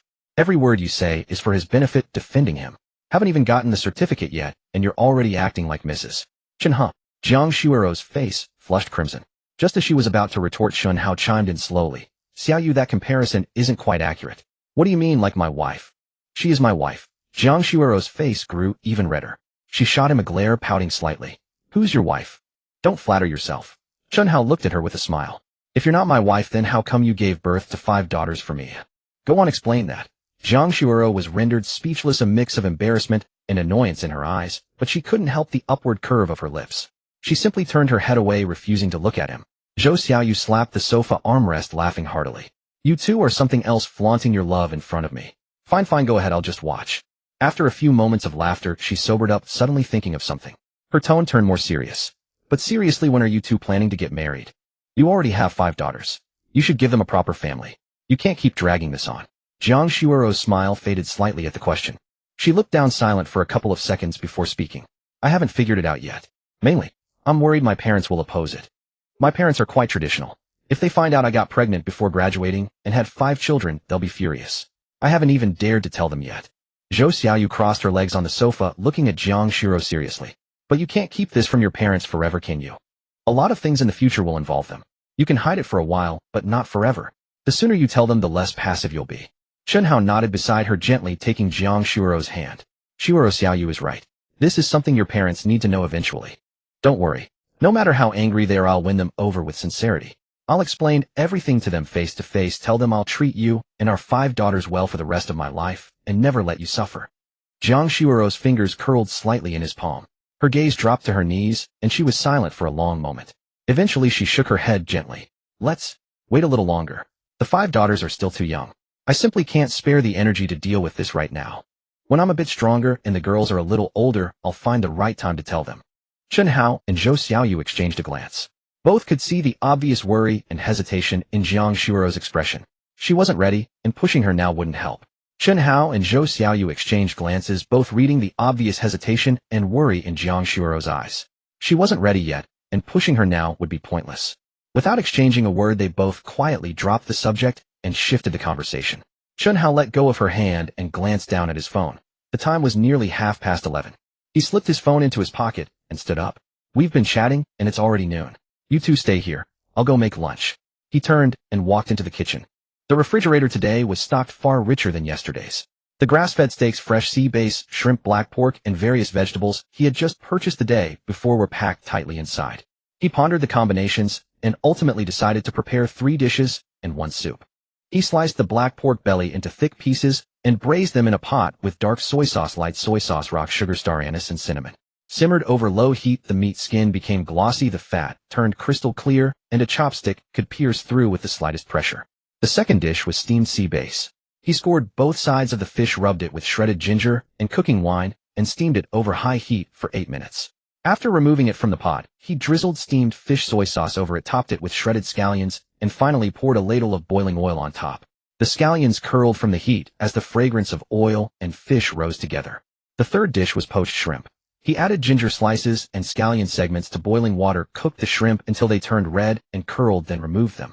Served with a ginger vinegar dipping sauce, the dish preserved the natural sweetness and freshness of the seafood. After finishing the 3 dishes, he began making soup. Papaya and pork rib soup was the signature soup of the day. Papaya is rich in papain and various vitamins, while pork ribs provide high-quality protein and calcium. Combined in soup, this pairing offers excellent supportive benefits for promoting milk production during postpartum breastfeeding. He blanched the ribs to remove the scum, peeled and seeded the papaya, and cut it into large chunks. Together with the ribs, he placed them in a clay pot with plenty of water and a few ginger slices. After bringing it to a boil over high heat, he reduced it to low heat and simmered for nearly 40 minutes. The soup turned a pale milky white, the papaya became soft and translucent, and the savory aroma of pork and the sweet freshness of papaya had fully melded into the broth. The 3 dishes and soup were brought to the dining table. The braised pork glistened with a rich reddish hue, the steamed sea bass was tender and white, the poached shrimp were arranged in bright red coils on the plate, and the papaya rib soup steamed gently in the white porcelain bowl. Chen Hao called out toward the living room, "Lunch is ready. Come and eat." Jiang Shuero and Zhou Xiaoyu rose and walked over. Zhou Xiaoyu plopped down into her seat and immediately picked up her chopsticks, grabbing a piece of braised pork and shoving it into her mouth. The pork belly with its perfect balance of fat and lean melted on her tongue. Rich soy fragrance mingled with the faint sweetness of rock sugar. She closed her eyes, chewed twice, and swallowed with a long, satisfied sigh. "Chen Hao, your braised pork is absolutely incredible. Fatty yet not greasy, melting in your mouth. More authentic than my mom's." Jiang Shuero picked up a portion of steamed sea bass with her chopsticks. The fish flesh was tender and silky, the soy sauce having seeped into every fiber of the meat. The aroma released by the scallions and hot oil blossomed across her taste buds. She nodded in approval. "The fish is steamed to perfection, not overcooked at all." Chen Hao, complimented by both of them, in turn modestly brushed it off, saying he had merely thrown something together. Meanwhile, he had already picked up the soup bowl and ladled a portion of papaya rib soup in front of Jiang Shuero. "Shuero, drink more of this soup. The papaya and rib broth helps with milk production. You're nursing 5 babies right now. Having an ample supply means they'll be fuller and you'll feel more comfortable. And don't forget to eat the ribs too. Drinking only soup isn't nutritious enough." Jiang Shuero looked down at the milky white soup in her bowl, the soft papaya chunks and tender pork pieces within. A warmth spread through her heart. She lifted the bowl and took a sip. The soup entered her mouth, clear, sweet, and soothing. The fruity aroma of papaya and the savory richness of pork had merged completely, with no extra seasonings masking the most natural flavors of the ingredients themselves. She set down her bowl and looked at Chen Hao, a smile playing on her lips. "It's especially delicious." Zhou Xiaoyu, watching this exchange from the side with a piece of braised pork still in her mouth, her eyes darting between the two, suddenly blurted out with a teasing lilt, "Hey Chen Hao, you make lactation-promoting soup for Shuero every single day, making her drink all these things day after day. Spill it. Are you harboring ulterior motives?" Chen Hao was in the middle of serving himself rice. Hearing this, he looked up at her with an expression of utter innocence. "I make the lactation soup so our 5 daughters can get more breast milk. It's good for their health and helps Shuero recover. What ulterior motive could there possibly be?" Zhou Xiaoyu, her mischievous grin deepening. "Who knows? Maybe you want to taste Shuero's milk yourself, which is why you keep making her drink these things. Confess." Jiang Shuero was mid-sip of her soup when she heard this. She nearly choked, her face flushing crimson in an instant. She set down her bowl, spun around, and reached out to pinch Zhou Xiaoyu's mouth. "Zhou Xiaoyu, what nonsense are you spouting? Say one more word, and I'll tear your mouth apart." Zhou Xiaoyu shrank backward, grinning shamelessly as she dodged. "I'm not talking nonsense. Look at your reaction. Your face gives it away." Chen Hao went up to it. "Have you or haven't you tasted Shuero's milk? Admit it while you still have the chance." Jiang Shuero chased Zhou Xiaoyu around the dining table, pushing and dodging each other in a burst of laughter. Chen Hao sat where he was buried in his meal, pretending not to hear anything. He picked up pieces of braised pork with his chopsticks, one bite at a time, his gaze fixed firmly on the rice in his bowl, neither responding nor looking up, fully playing the part of an invisible man. They continued their playful scuffle for over a minute before finally stopping, both breathless as they returned to their chairs. Jiang Shuero, still blushing, smoothed her disheveled hair and lifted her soup bowl for another sip. Zhou Xiaoyu also picked up her chopsticks and resumed eating, the grin still lingering on her face. After the commotion settled and quiet returned, Jiang Shuero suddenly set down her soup bowl, her expression turning serious. By the way, Hao, when are you planning to register the 5 girls' household registration? Their birth certificates are already processed, but their hukou hasn't been registered yet. Without it, we won't be able to move forward with medical insurance or kindergarten enrollment later on. Chen Hao swallowed his food and thought for a moment. Then let's do it tomorrow. I'll go to the police station and ask what documents we need and get their hukou sorted. The birth certificates are with me, plus both our ID cards and marriage certificates. He paused mid-sentence. Marriage certificates. The two of them did not yet have one. Jiang Shuero also realized the issue. Her expression shifted slightly, but she quickly said, household registration usually only requires the parents' ID cards and the children's birth certificates, right? A marriage certificate isn't necessarily mandatory. Go ask at the police station first, and if it's required, we'll figure something out. Chen Hao nodded. Alright, I'll go ask and find out for certain. Chen Hao nodded. Alright, I'll go ask first. Before his voice had faded, a commotion came from the direction of the crib. Wu Bao was the first to wake, his tiny mouth curled downward, and then he let out a wail. Next, Sibao woke up, followed by Erbao, Sanbao, and Debao. The 5 little ones began crying in unison, their voices harmonizing with one another. The previously silent living room was instantly filled with the cacophony of 5 small throats. Chen Hao put down the bowl and chopsticks and stood up. Jiang Shuero also rose. The two had reached a point where they no longer needed to coordinate through words. Jiang Shuero walked to the crib, picked up Debao, who was closest to her, sat back on the sofa, unbuckled her clothing, and began breastfeeding. Chen Hao turned and walked into the kitchen to wash his hands, then retrieved 5 baby bottles and a constant temperature kettle from the small table in the master bedroom, and began preparing formula. Working in tandem, Jiang Shuero breastfed each child in succession, and after finishing one, Chen Hao would take over to feed the bottle. After feeding Debao, they moved on to Erbao, after Erbao Sanbao, after Sanbao Sibao, and after Sibao Wu Bao. The 5 little ones were rotated through like scenes in a revolving lantern. Each time Chen Hao finished feeding a baby, a chime would sound in his mind, and the rewards were varied. Sometimes cash, sometimes formula, sometimes diapers. After the 5 chimes, he had accumulated a diverse assortment of items. Next came changing diapers. After all 5 babies had been fed their fill, Chen Hao crouched beside the crib and inspected each one's diaper. Without exception, they were all full. He pulled out a stack of new diapers and changed them one by one. His movements were swift and efficient, taking only a minute or two from opening the package to fastening the new diaper. When he finished changing the last one, the chime in his mind rang out 5 more times in succession. Diapers, formula, and cash alternated as rewards, adding substantially to his collection. He stood up, rolled the soiled diapers, and tossed them into the trash, patting the dust from his hands. The 5 little ones, having eaten their fill, drunk their milk, and changed into clean diapers, lay one after another on the dark blue mattress. Their rosy cheeks were flushed, their mouths slightly open, and they had already begun to yawn. On the other side of town, after leaving the supermarket, Li Ming rode his electric scooter back to his rented apartment. Parking the bike, he climbed the stairs, pushed open the door, and collapsed into a chair, his mind still replaying the scene of encountering Chen Hao at the supermarket. Chen Hao's oversized shopping cart was piled high with grain-fed steak, New Zealand lamb chops, fresh sea bass, and large prawns. Expensive ingredients being tossed in bag after bag, as if they were free. And then there were his words, Jiang Shuero, campus beauty, girlfriend, quintuplet daughters. The more Li Ming thought about it, the more absurd it seemed, yet he kept recalling Chen Hao's expression when he spoke those words. Calm, natural, without a trace of guilt or hesitation. He took out his phone, unlocked the screen, and opened his class group chat. This was the group for their computer science department senior year, where apart from notices from the academic advisor, hardly anyone ever spoke.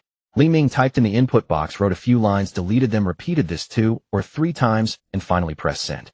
Brothers, I ran into Chen Hao at the supermarket today. He said he's dating Jiang Shuero from the music department, and that she's given birth to quintuplet daughters. After the message was sent, the group chat fell silent for about 10 seconds. Then, like a stone thrown into a still pond, the entire group erupted. The first to respond was Zhao Lei, who shared a dorm room with Chen Hao. What the hell? Jiang Shuero. That campus beauty Jiang Shuero from the music department. Chen Hao's girlfriend. Followed closely by the class sports commissioner Wang Chong. Zhao Lei, are you still asleep? Chen Hao and Jiang Shuero. These two have nothing in common, okay? Chen Hao is just an ordinary guy from our computer science department, while Jiang Shuero is the music department's campus beauty. People line up to her doorstep to chase her. What makes Chen Hao think he has a chance? Then came Lu Yong, known for his fast tongue. Li Ming, you're not joking, are you? Chen Hao and Jiang Shuero dating. And he had quintuplets. Do you know what quintuplets mean? There's hardly a single case of quintuplets born nationwide in a year. Does Chen Hao really have that kind of capability?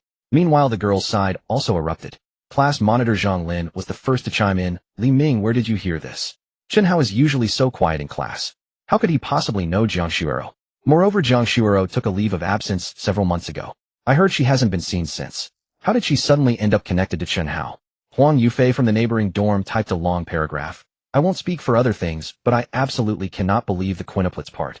My sister is a nurse in obstetrics and gynecology. She told me how rare multiple births are. Quintuplets are basically a 1 in hundreds of thousands probability. Chen Hao and Jiang Shuero having quintuplets. Use your heads, it's impossible. Zhang Yi, who rarely spoke in the group, also appeared. Actually, I'm curious. During the period before Jiang Shuero took her leave, some people did notice that her belly seemed a bit enlarged. But at that time no one thought along those lines. We assumed it might be due to clothing. Now that Li Ming mentions it, I suddenly feel something is off. Messages scrolled up in the group chat, like a waterfall, each one peppered with exclamation marks and question marks. The questioning voices accounted for the vast majority. Some sent shrugging emoji stickers, others sent voice messages saying, I'm dead from laughter, and someone even directly ed Chen Hao asking, Chen Hao, come out and say something. Li Ming, being ed by numerous people asking for the source of his information, could only type another line. I met Chen Hao at the supermarket buying groceries today. He told me himself that Jiang Shuero is his girlfriend and that he bought a cart full of fine ingredients to cook for her. From his demeanor, he didn't seem to be joking. Zhao Lei sent a shocked expression. Chen Hao buying groceries and cooking for Jiang Shuero. When did he learn to cook? In the dorm he could only make instant noodles. Wang Chong joined in the mockery. Exactly. Chen Hao can't even prepare instant noodles properly. He wants to cook. The best he could do is set the kitchen on fire. Lu Yang sent a long voice message which when played was filled with laughter. I'm truly impressed. Chen Hao's bragging has reached new heights. Jiang Shuero is a campus beauty. There are countless second-generation rich and second-generation officials chasing her. Why would she take a shine to Chen Hao? Chen Hao has no money, no good looks, no background. He's a complete nobody. Jiang Shuero must have water in her head to be with him. And quintuplets. I could laugh all night and not sleep a wink. Huang Yufei added, Li Ming, are you sure you weren't played by him? Didn't Chen Hao just joke with you at the supermarket? And you actually believed it?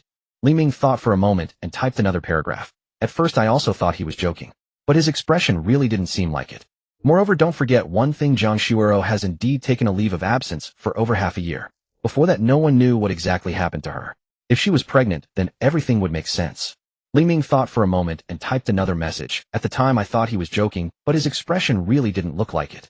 And don't forget one thing, Jiang Shuero has indeed been on leave for nearly half a year, and no one knew what was wrong with her before she left. If it was pregnancy, then everything makes sense. The group chat fell silent for a few seconds, then surged with over a dozen new messages. Zhang Lin said, if Jiang Shuero really took leave because of pregnancy, then she did an amazing job keeping it secret. Even her classmates hardly knew. Wang Chong said, even if she took leave because of pregnancy, that doesn't necessarily mean the child is Chen Hao's. It could be someone else's. You just believe whatever Chen Hao says. Lu Yang said, I think the most absurd thing is the quintuplets.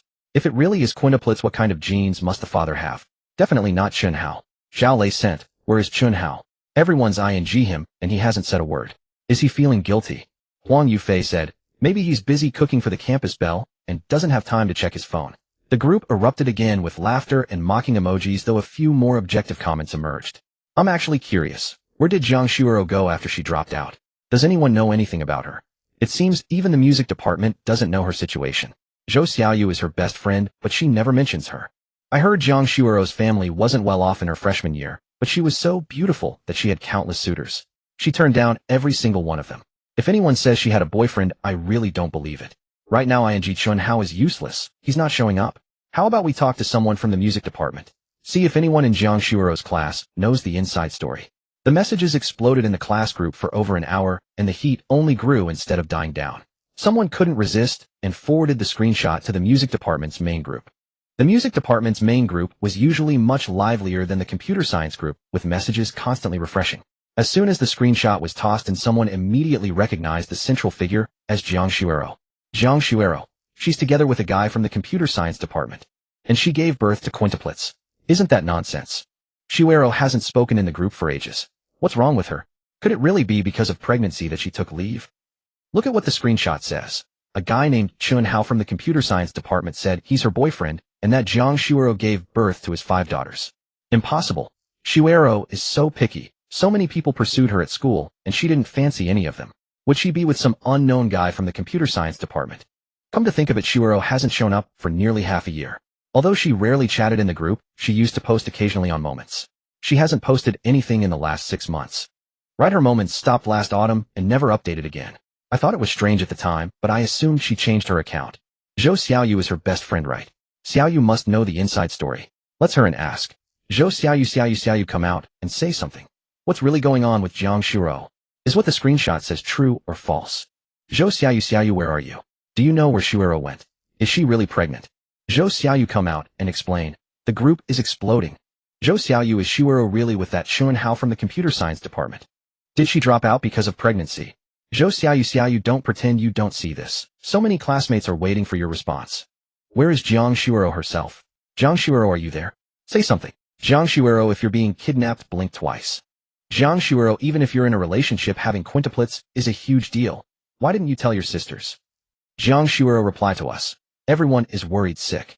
The messages in the music department's main group scrolled even faster than in the computer science group, one after another, never stopping. Jiang Shuuro and Zhou Xiaoyu were each dozens of times the little red dots beside their avatars, climbing rapidly. In the living room of the Rose Manor Villa, Chen Hao was busy in the kitchen cooking dinner. The clay pot on the stove bubbled away, the aroma of peanut and pig trotter soup wafting through the gaps in the lid, mingling with the scent of scallions and ginger, slowly spreading throughout the open kitchen. He had specially bought 2 fresh pig trotters at the supermarket that afternoon, asking the butcher to chop them into small pieces.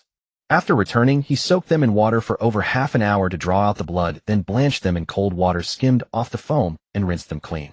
The peanuts had been soaked for 3 hours in advance, now plump and full. He started a fresh pot of water, added the blanched trotters and soaked peanuts along with a few slices of old ginger and a small bundle of scallions, brought it to a boil over high heat, then turned to low heat to simmer slowly. Pig trotters are rich in collagen and high-quality fats, while peanuts are packed with protein and trace elements. The soup made from these 2 ingredients together is thick, white, and mellow, excellent for promoting lactation during the postpartum period. Moreover, he handled it meticulously. The fishy smell of the trotters was completely removed by the ginger and blanching, and he skimmed off the floating oil with a spoon repeatedly until the soup turned milky white and clear, then covered the lid and let it simmer slowly. Besides the soup, he also made 3 dishes. The first was garlic broccoli cut into small florets, blanched, then quickly stir-fried, with minced garlic seasoned with salt, and served, vibrant green and refreshing. The second was braised chicken wings. The wings were pan-fried until golden on both sides, then cooked with light soy sauce, dark soy sauce, oyster sauce, rock sugar, and a small bowl of water, simmered over medium-low heat until the sauce thickened and the wings glistened with a rich, glossy glaze, tender and juicy with every bite. The third was a cold cucumber and wood ear mushroom salad, black wood ear mushrooms soaked and blanched, then cooled in ice water, cucumbers smashed and cut into pieces, mixed with minced garlic, light soy sauce, aged vinegar, sesame oil, and a touch of chili oil, sweet and sour, appetizing. He placed all 3 dishes and the soup on the dining table, the bright green broccoli in a white porcelain plate, the dark red chicken wings, the black and white cold mushroom salad, and in the center a large bowl of milky white peanut and pig trotter soup. He wiped his hands and called out toward the living room, "Dinner's ready, come eat." Jiang Shuuro and Zhou Xiaoyu looked up at the same time. Each of them held a phone in their hand, the screen lit up, group messages still flooding in endlessly. Jiang Shuuro's expression was somewhat dazed, her brows slightly furrowed as the dense web of chat messages on her phone screen left her momentarily stunned. Zhou Xiaoyu was also staring at her phone's major music department group chat, where the incessant notification chimes of mentions continued to ring. Chen Hao, noticing they hadn't moved, took a few steps closer. "What's wrong? You both look a bit off." Jiang Shuuro turned her phone screen toward him for a glance. How our class group chat has exploded. Everyone is asking about us, saying the news has spread, that I'm with you and gave birth to 5 daughters. Many classmates are ing me, demanding a response. Chen Hao paused for a moment, took her phone, and scrolled through a couple of messages. The music department's major group had already been flooded with hundreds of messages, all discussing this matter. Some were shocked, some skeptical, some stirring up trouble, some curious, some directly Jiang Shuuro to explain, and others Zhou Xiaoyu to dig for information. The intensity was as if the entire department had simultaneously latched onto the same topic. He pulled out his own phone and opened the class group chat. The computer science department's chat was even more exaggerated than the music department's, full of question marks, exclamation marks, emojis, voice messages, all talking about him and Jiang Shuuro. Someone sent a long string of ha. Another posted a sarcastic emoji. Someone else snidely remarked, "Chen Hao, you're awesome, awesome." And yet another taunted, "Does the campus belle Jiang even look your way? You, a toad lusting after swan meat." His thumb scrolled up, and he saw the mocking and skeptical comments from Zhao Lei, Wang Chong, Lu Yang, and others. His brow furrowed slightly. Jiang Shuero sat on the sofa, and sighed, her voice laced with obvious irritation. Now even my classmates know. The news will spread faster and faster. What I'm most worried about is that my parents will see it soon. They don't browse class group chats, but what if someone screenshots it and posts on Moments, and someone they know sees it? Then it gets back to my parents. What do we do? They'll be furious for sure. Chen Hao put his phone back in his pocket, walked over to Jiang Shuero, and crouched in front of her, taking her hands that rested on her knees. Her hands were cool, her fingers slightly curled, carrying a palpable unease and tension. He looked into her anxious eyes, his tone soft and steady. Shuero, this matter was bound to come out eventually. We can't hide it forever. If classmates know, they know. Let them gossip as they pleased, it won't really affect us. Jiang Shuero's fingers shifted in his palm. But what about my parents? And the school? If the school finds out I took a leave because of pregnancy, what if they don't let me resume my studies? What if they force me to drop out? I've studied for over 3 years, just 1 year left to graduate. I don't want it all to be ruined.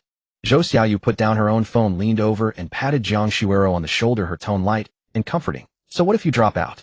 What's the big deal? Look at Chen Hao's villa, his car, and his stock trading skills. He makes 90,000 a day. Do you think he'll let you worry about money? Even if you do drop out, he can support you and the 5 babies without any problem. She paused, then added, and as for your parents, you can't hide it from them forever either. Let them know sooner so they can start processing it. Dragging it out only makes things worse. Chen Hao nodded and tightened his grip on Jiang Shuero's hand. Xiaoyu is right. I'll face your parents with you. If they're angry, I'll go and explain to them in person, apologize, and promise to take good care of you and our 5 daughters. No matter how they scold or hit me, I'll take it. I'm not the kind of man who shirks responsibility. Jiang Shuero looked into his earnest and determined eyes, and the panic in her heart gradually subsided. She took a deep breath, then slowly exhaled, finally nodding gently. Then, let's just let it be. Chen Hao stood up, pulling her to her feet from the sofa. All right, don't dwell on it for now. Come eat. I made peanut and trotter soup today, specially stewed for you. It won't taste as good when it's cold. Jiang Shuero was led by him to the dining table and sat down. Zhou Xiaoyu followed and took her usual seat. On the table were 3 dishes and a soup steaming hot. The garlic broccoli in a white porcelain plate was a vibrant green. The braised chicken wings glistened with an oily sheen. The cold mixed wood ear mushrooms were neatly arranged in black and white. And in the center, a bowl of milky white peanut and trotter soup was garnished with a few goji berries and green scallions. Chen Hao picked up the empty bowl in front of Jiang Shuero, ladled a full bowl of peanut and trotter soup, placed it beside her, and then added a piece of trotter meat that had been stewed until tender and falling off the bone. Drink plenty of this soup. Peanuts and trotters are good for lactation. And eat the meat too. Just drinking the soup isn't enough for nutrition. Jiang Shuero looked down at the milky white soup in the bowl and the piece of trotter meat that was almost translucent from the stewing. A warmth spread through her heart. She picked up the spoon, took a sip, and brought it to her lips. The soup was rich and savory, the collagen from the trotters fully dissolved, leaving a faint smooth stickiness on her lips, yet without any greasiness. The sweetness of the peanuts and the umami of the pork blended perfectly with a lingering hint of ginger warmth. She took one sip, then another, and when she set down the spoon, a smile had already curved at the corners of her mouth. How this soup is really delicious, not greasy at all, and the peanuts are tender and soft. Zhou Xiaoyu had already finished one braised chicken wing and was grabbing another, mumbling between bites. Chen Hao, your cooking is absolutely amazing. Every meal is different, and every dish is delicious. I'm really afraid I won't be able to eat when I go back to my own place. That would be just awful. Chen Hao, flattered by their compliments, picked up his own bowl and took a mouthful of rice. After chewing and swallowing, something occurred to him.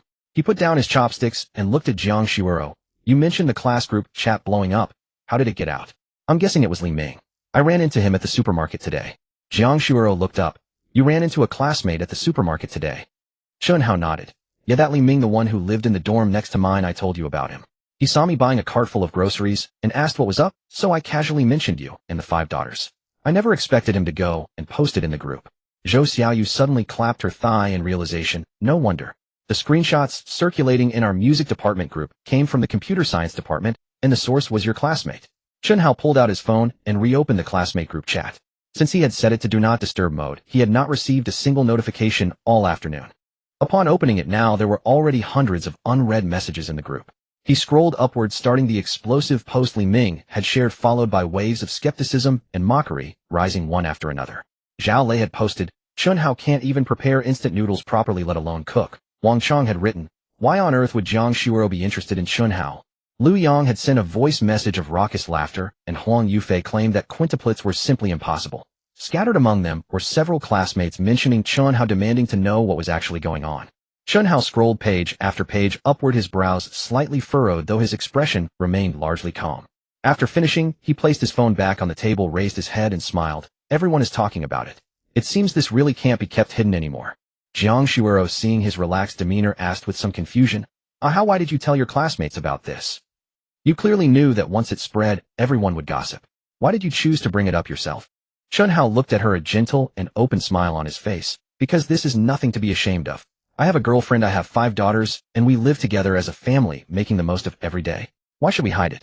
What others say is their business. We will simply live our own lives. Jiang Shuero fell silent upon hearing his words. She gazed into Chen Hao's calm eyes, which held neither panic nor guilt, but rather a steady, composed warmth, as if silently telling her there was truly nothing to fear. The tension that had weighed on her since the afternoon finally began to loosen.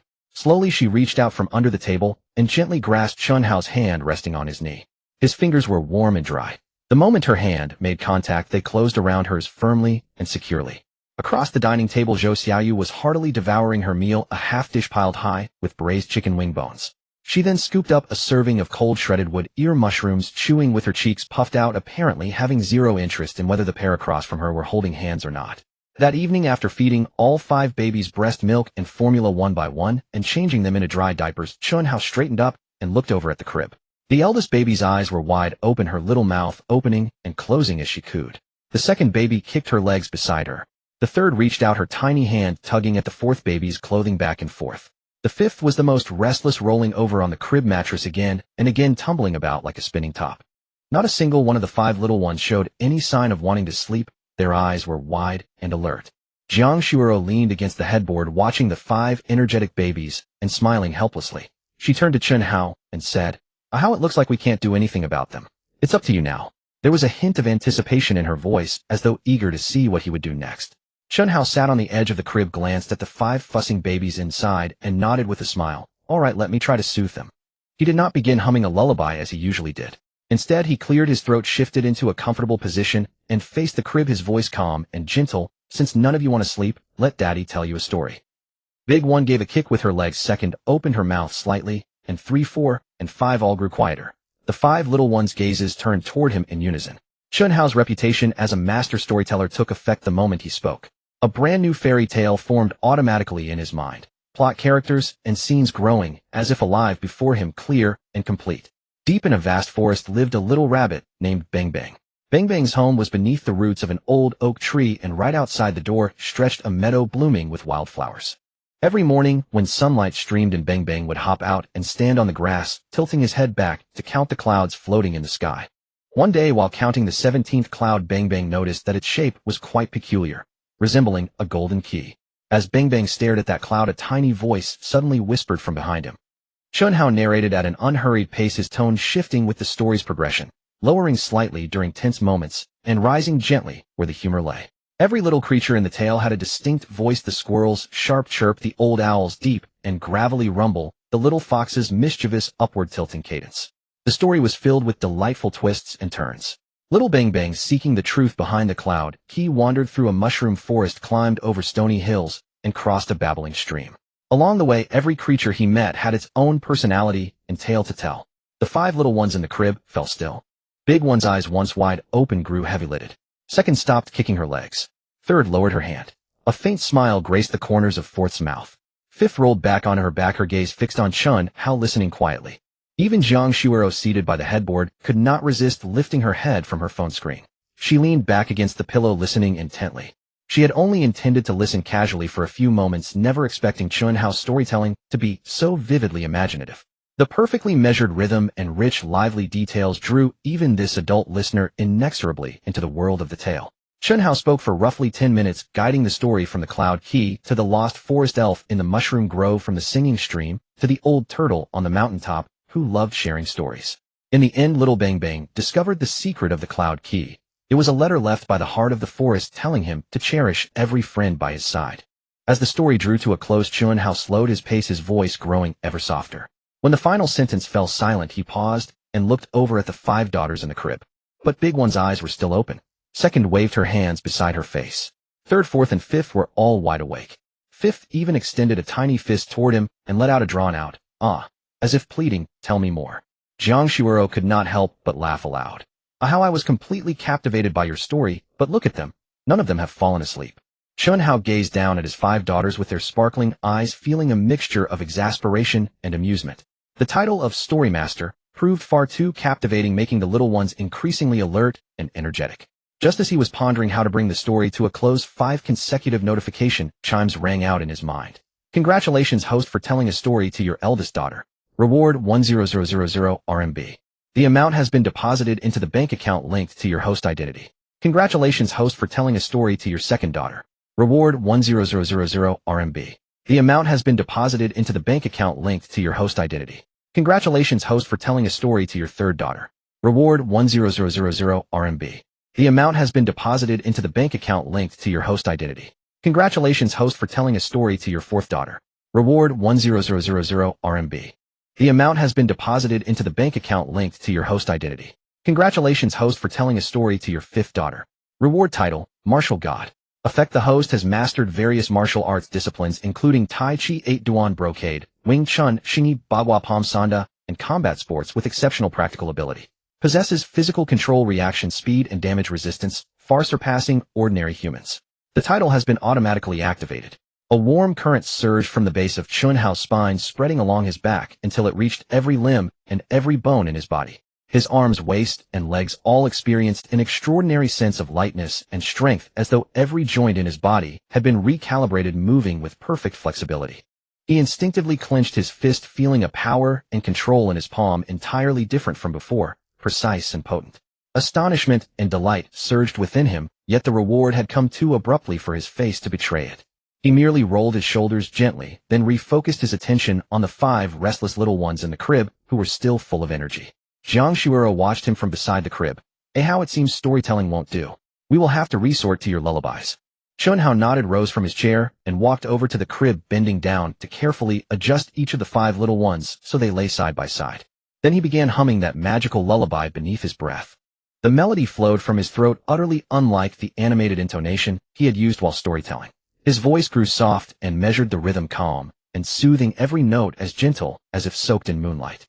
Dabeo blinked her long eyelashes, descending once, then rising again, descending a second time, and once more, and on the third descent they stayed lowered.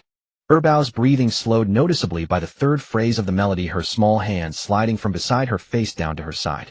Sanbao, Sibao, and Wabeo closed their eyes one after another, their tiny mouths slightly parted, their chests rising and falling with increasingly steady rhythm. Within 2 minutes, all 5 little ones had drifted into slumber. Jiang Shuero sat by the bedside watching the scene and could not help but give a thumbs up. How your lullabies are truly remarkable. Not even stories or toys could lull them to sleep, yet one hum from you sends them all crashing into dreams. Your singing works better than any sleeping potion. Chen Hao gently locked the crib rail, straightened up, and walked back to the bedside, sitting down beside Jiang Shuero. All right, they are settled. Time for us to wash and sleep too. He paused, glancing sideways at Jiang Shuero with a slightly mischievous smile. Shuero, shall we bathe together? Save water and time. Jiang Shuero's face flushed crimson instantly. In the past, she would have spat at him and refused without a second thought. But through the intimacy of the past few days, their relationship had shifted from unfamiliar to familiar, from shy to natural, the distance between the two of them having been gradually closed inch by inch. She looked down at her fingers resting on her knees, her heartbeat quickening faster than usual as memories of their previous kisses and nights spent curled together surfaced in her mind, her face burning with heat. She hesitated for a long moment, but ultimately gave a slight nod. All right. That single word came out so softly, it was barely above a whisper, yet Chen Hao caught every syllable clearly. Joy surged within him, though he kept his reaction composed, and simply rose to walk over to the wardrobe, retrieving changing clothes for both of them. His own set was a dark gray cotton pajama suit, while Jiang Shuero's was a pale pink lightweight loungewear, set the fabric soft against the skin. He folded both sets and draped them over his arm, then extended his hand toward Jiang Shuero. Let's go. She placed her hand in his palm, and together they rose and walked into the bathroom. The bathroom light came on, the warm amber glow bathing the entire space in softness. The bathroom was spacious, featuring a floor-to-ceiling mirror spanning an entire wall, a shower area separated by transparent glass, and a rainfall showerhead, paired with a handheld sprayer, the fixtures gleaming with a silvery metallic luster under the light. 2 built-in wall niches held bottles of shampoo, body wash, and body lotion. Jiang Shuero stood just outside the shower, her gaze flickering between the mirror and her own reflection twice before turning her back to Chen Hao and reaching behind her for the buttons of her sleepwear. The moment her fingers touched the first button, Chen Hao's voice came from behind her. "Let me help you out of this." She turned her head to look at him, her lips pressing together, her blush deepening further, yet her gaze did not waver. She simply nodded gently. Chen Hao stepped behind her and reached out to touch the top button of her sleepwear. His fingers were close enough to feel the warmth radiating from her back. They paused briefly as they touched the button, then proceeded to unfasten each one in turn. From her neckline to her waist, 5 buttons were loosened in succession, the fabric of her sleepwear sliding from both sides of her shoulders to reveal her rounded collarbones and smooth bare back. He peeled the sleepwear from her arms and set it on the nearby shelf, then turned his attention to the drawstring of her sleep pants. His fingers pinched the thin, soft cotton cord and gave it a gentle pull. The tie came undone and the waistband loosened. He bent down and drew the pants down her legs with light, steady movements, his fingertips careful not to brush her skin. Jiang Shuoro stood before him in nothing but her bra and panties. She instinctively crossed her arms over her chest, and from the mirror, she could see her face was flushed beyond all reason. Chen Hao's gaze fell upon her back, tracing the elegant line of her spine downward. Her back was flawless and porcelain white, her skin as delicate as if washed clean by moonlight. His fingers reached behind her and pressed lightly against the clasp of her bra, which popped open with a soft click. The shoulder straps slipped from her shoulders, and she released her crossed arms, letting the garment fall away. Then he bent forward to help her shed the final thin layer, and she lifted one ankle slightly to cooperate with him. The straps slipped from Jiang Shuoro's shoulders as she released her hands from her chest, letting the undergarment fall down her body. Then Chen Hao leaned down to help her remove the last thin layer of fabric, and she lifted her ankle slightly to accommodate him. Jiang Shuoro stood there completely unclothed. She folded her hands in front of her head, slightly bowed, her gaze fixed on her own toes. From behind, Chen Hao could see that her ears were red, but he didn't let her feel awkward for long. He quickly stripped off his own clothes as well. He turned on the shower head, adjusted the water temperature, and warm water cascaded evenly from the overhead spray, filling the bathroom with a gentle steam. He picked up the handheld shower head first, sprayed it on his own arm to test the temperature, then turned sideways toward Jiang Shuoro. "The water temperature is just right, come in." Jiang Shuoro slowly stepped into the shower area. The warm water streamed down from above, hitting her skin and enveloping her in a cozy mist of moisture. Chen Hao used the shower head to rinse her back, first the warm water flowing down her spine. He gathered her wet hair to one side, then rinsed her front. After wetting her, he squeezed some body wash into his palm and rubbed it, creating a rich white foam that overflowed between his fingers. When he placed his hand on her shoulder, her body trembled slightly, but she didn't pull away. His palm, covered in foam, spread evenly across her shoulders, slid over her collarbone down along her arm to her fingertips, then switched to the other arm. He washed her meticulously, lathering and rinsing even the often overlooked areas like her armpits and elbows, his movements gentle yet unhurried, with no hint of taking liberties. At first, Jiang Shuoro was still a bit reserved, her hands held close to her chest, her body slightly turned and her toes together. But as the warmth of his palm penetrated through the foam to her skin, the delicate and tender touch gradually relaxed her. By the time Chen Hao finished washing her back and his fingers slid along her waistline to her sides, she even let out a soft, contented sigh. "How, let me wash you." She turned to face him, reaching for the bottle of body wash on the shelf. Chen Hao handed her the shower head. She mimicked his earlier actions, squeezing some foam into her palm and rubbing it, then placed her hand on his chest. His chest was firmer than she had imagined, the muscles clearly defined and well-proportioned under the warm water and foam. The palm against it could feel the subtle rise and fall of his breath. Her fingers were even lighter than his, as if afraid of hurting him, as she slowly coated his shoulders, chest, and abdomen with foam. When her fingertips traced his waist, she felt his breath noticeably quicken. She looked up at him, and their gazes met in the mist, and they both laughed. Jiang Shuoro cupped a handful of water and splashed it on his face. Chen Hao, not to be outdone, took the shower head and sprayed a stream of warm water at her shoulder. They playfully splashed each other in the shower, the bathroom filled with a symphony of water sounds and laughter. After a good while of playing, they finally finished washing. Chen Hao turned off the water first, grabbed a large bath towel, and dried Jiang Shuoro's body. Her skin was slightly flushed from the steam, and she looked as smooth and radiant as a piece of porcelain washed by water. After drying her hair, he wrapped her in a dry towel, while he simply wiped off the water droplets and put on his underwear and pajamas. Jiang Shuoro, wrapped in the towel, followed him out of the bathroom. Chen Hao patted the center of the big bed. "Shuoro, come lie down, I'll apply the ointment for you." Jiang Shuoro walked to the bed, hesitated for a moment, then reached up to untie the towel wrapped around her. The white fabric slipped from her shoulders and pooled at the foot of the bed. Naked, she lay down naturally on the bed, her limbs spread out, the rise and fall of her chest creating a soft sheen on her skin. She placed her arms by her sides, closed her eyes, the blush on her cheeks still carrying the lingering warmth of the bath. Chen Hao picked up the bottle of divine-grade beauty cream, already more than half used, from beside the pillow. He pulled out the cork, scooped some ointment with his fingertip, and rubbed it in his palm. He sat down on the edge of the bed first, then placed his palm over her chest. After days of continuous application and massage, the stretch marks on her breasts had faded significantly, and the skin felt firmer than before. His fingers traced circles around the outer edge of her areolas, each circle applying just the right amount of upward pressure, promoting absorption of the ointment while repairing the relaxed breast tissue and skin fibers. As he massaged, he could feel subtle changes in the skin beneath his fingers. The faint purple lines gradually merged with the surrounding skin tone under his pressing and kneading, and the skin's elasticity was slowly returning. After finishing with her chest, he brought the ointment down, sliding along her ribs to her abdomen. The stretch marks on her abdomen were almost invisible, now only a few extremely fine light pink traces remained, as if drawn with the thinnest of brushes.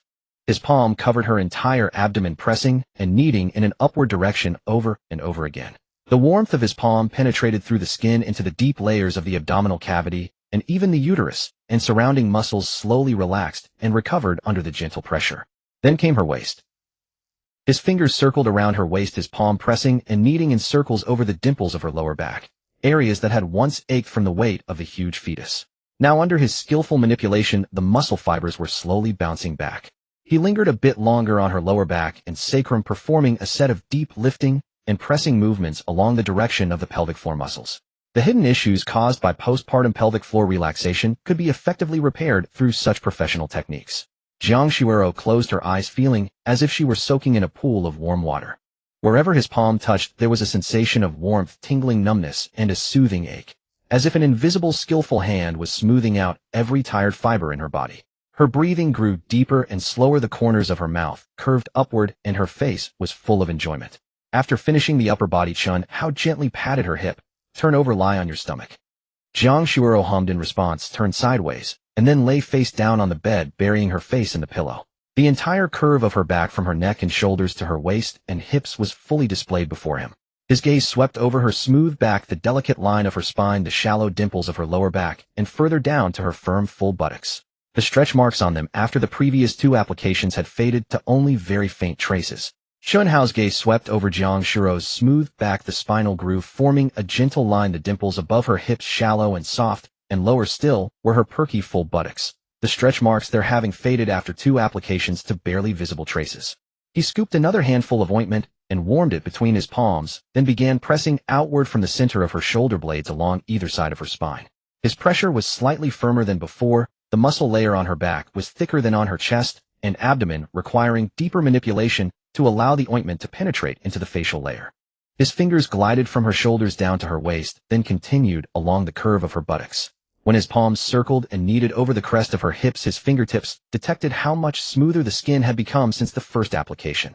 Those purplish-red marks had nearly faded into fine lines matching her natural complexion. After finishing the entire back, waist, and hip area, he gave her hip a final gentle pat. All done. Jiang Shuero lay on her pillow for a long, while slowly pushing herself up on her arms before rolling over to sit. She glanced down at her abdomen. The C-section scar was completely gone. Only she knew that once there had been a long incision, but now there was only smooth, even skin. She ran her hands over her entire abdomen and waist, the skin supple and fine, smoother than before pregnancy. Those stretch marks that had once made her too distressed to look in the mirror had nearly vanished entirely. She touched her chest and clearly felt it had become firmer and more uplifted than just days ago. Weighing this in her mind, she looked up at Chen Hao with delight. Hao, you're truly incredible.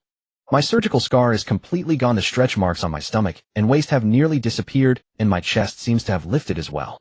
Between your ointment and your massage skills, it works even better than a beauty salon. Chen Hao smiled as he corked the ointment bottle. Apply it 2 or 3 more times, and it'll be completely gone. You won't find a single mark left. Jiang Shuero sat on the bed looking down at her smooth, flat abdomen, unable to resist touching the spot where the incision had been. Her fingertips met only perfectly smooth skin, no bump or ridge whatsoever. She looked up at Chen Hao, her eyes filled with gratitude, joy, and an indescribable weighty tenderness. I never thought that after giving birth to quintuplets my stretch marks could be completely erased. I'd read countless sources before, all saying stretch marks are extremely difficult to eliminate entirely, especially after multiples. If not for your ointment, I would have carried these marks for the rest of my life. Chen Hao reached over to the bedside table, picked up her neatly folded light pink loungewear, and handed it to her. Put your clothes on first, don't catch a cold. Jiang Shuero suddenly realized she was still sitting on the bed completely naked. Although they had already seen each other bare in the bathroom, his reminder made her blush deeply. She took the clothes and quickly turned around to dress in her underwear and pajamas. Her fingers trembled as she fastened her belt, heart pounding against her ribs. Chen Hao had already lain down on the other side of the bed, lifting the covers and patting the space beside him. It's getting late, time to sleep. After getting dressed, Jiang Shuoro turned off the main light, leaving only a warm yellow bedside lamp glowing, then climbed into bed and settled under the covers. She tossed and turned twice, finally rolling onto her side facing Chen Hao, closing her eyes. But sleep would not come. The image of them bathing together, the sensation of his fingers gliding over every inch of her skin as he applied the ointment, the tingling when his thumbs pressed on sensitive spots, and the memory of his perfectly measured massage, all surged forward and replayed endlessly in her mind, refusing to stop, each repetition making her more alert.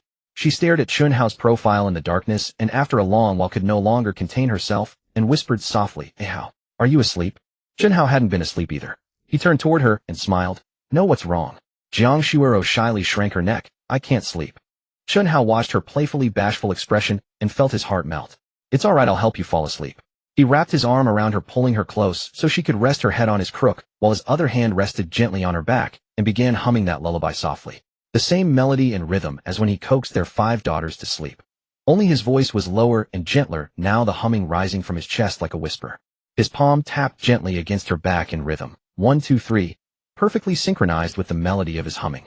Jiang Shuoro nestled against him, her nose filled with the clean scent of his body wash and the warm aroma of his skin. Where her ear pressed against his chest, she could clearly hear his heartbeat merging with the beat of the lullaby. Her eyelids grew heavier and heavier, her breathing steadying. Chen Hao sensed the person in his arms had stilled. He glanced down and saw Jiang Shuoro was fast asleep, her lashes resting peacefully against her cheeks, her lips curved into a faint gentle arc. His humming gradually faded and his hand came to rest after a final gentle pat on her back. He leaned down and pressed a tender kiss to her forehead, then closed his own eyes, sinking quickly into sleep to the sound of her even breathing. The next day, in a luxury apartment complex in southern Jiangdong City, the floor-to-ceiling windows on the 18th floor stood wide open. The morning breeze poured in, billowing the pale gray curtains and letting them fall again. Du Mingzhi sat on the dark brown leather sofa in the living room, gripping his phone. The screen's glow reflected on his glasses, illuminating his furrowed brow and the tight line of his jaw. On the phone screen was a cross-grade group chat from their school. He wasn't sure when the group had been created, nor did he know all the members, but at this moment the messages were scrolling upward one after another, every single one centered on the same topic. Jiang Shuoro, Chen Hao, Quintuplets. He scrolled through several pages, reading every screenshot, forwarded message, voice note, and emoji reaction. He leaned back against the sofa, phone resting on his knees, his gaze fixed on the crystal chandelier above as he turned over everything he had just read. Jiang Shuoro was now with a computer science student named Chen Hao. She had taken a leave of absence because she was pregnant, and she had given birth to quintuplet girls. Du Mingzhi leaned back against the sofa, placing his phone on his knee, his gaze fixed on the crystal chandelier on the ceiling, his mind churning over and over with the information he had just seen. Jiang Shuoro got together with a computer science student named Chen Hao. She dropped out of school because she was pregnant, and she gave birth to quintuplet daughters. He read every word several times to confirm he hadn't misread. He recalled the first time he saw Jiang Shuoro during their freshman year. At the school's welcome party, she walked onto the stage in a white dress and sang an English song, standing in the center of the stage like a single beam of light. At that moment, the entire audience was so quiet that even breathing could be heard. After she finished singing, the applause lasted a full half-minute. As the student council president, he went up to present souvenirs to the performers. When he reached her, she looked up at him and smiled slightly. He still remembered that smile to this day. From then on, he began to pursue her, helping her move dormitories, saving her a seat in the library, bringing her warm lemonade during her rehearsals, sending messages asking if she had eaten breakfast, and waiting for 2 hours at the school gate on the winter solstice to give her a bowl of hot tang yuan. He did everything he could think of for nearly 2 years without a single day's break. But Jiang Shuoro never agreed to be with him. Every time he confessed, she politely refused, thanking him for his kindness, but saying she didn't have those feelings for him. He said it was okay, he was willing to wait, but she explicitly told him not to. He couldn't understand why at that time.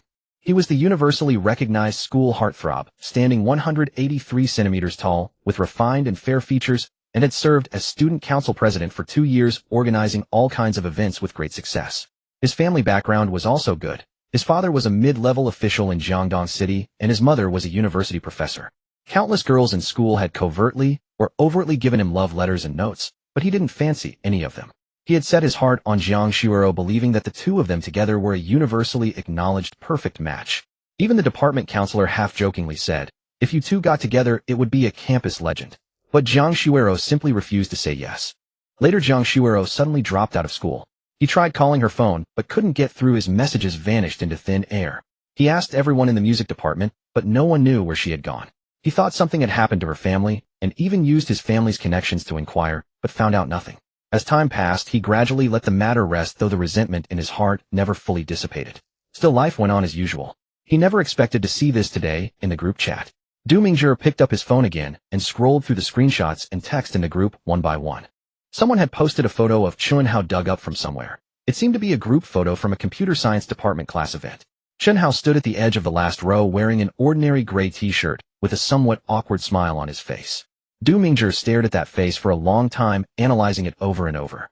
His features were plain with nothing outstanding. Placed in a crowd, he was just an unremarkable, ordinary person.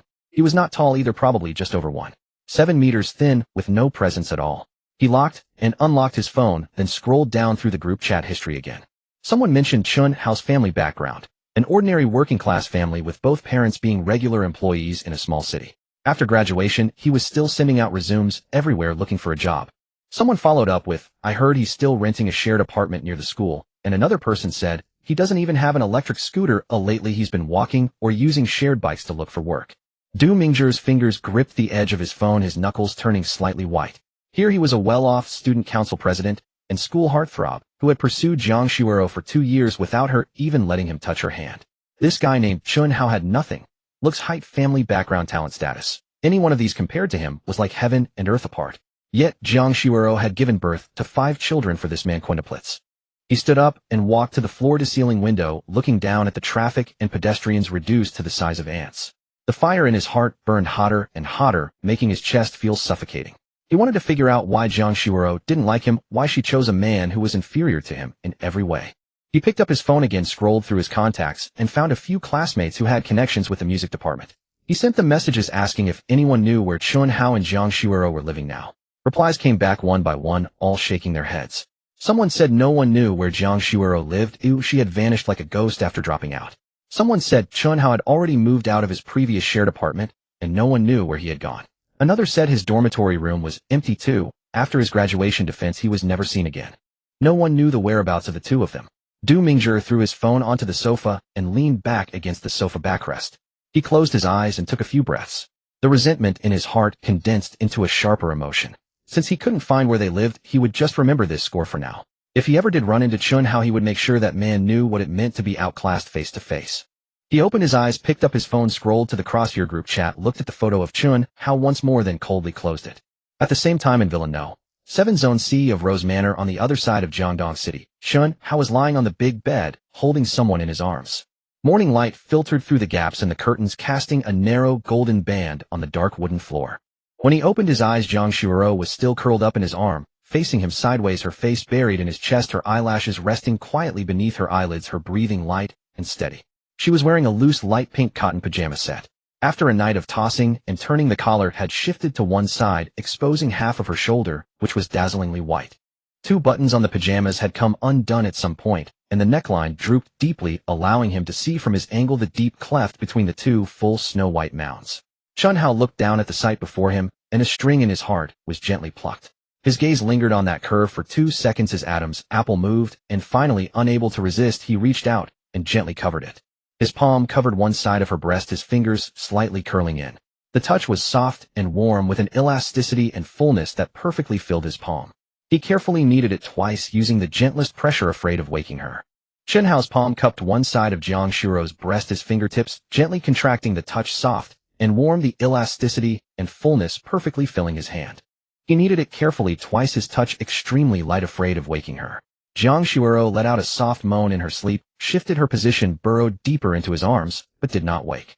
After indulging his hands to his heart's content, Chen Hao slowly released his grip, helped her straighten the skewed collar, rebut-toned the buttons, then gently withdrew his arm from beneath her neck, moving with the delicate care of one dismantling a fragile egg. He turned over and got out of bed, his bare feet pressing against the floor. He bent down to plant a kiss on her forehead, then tiptoed out of the master bedroom. The light in the hallway was a bit brighter than in the bedroom. The morning breeze drifted in through the window at the end of the corridor, carrying a hint of grassy moisture.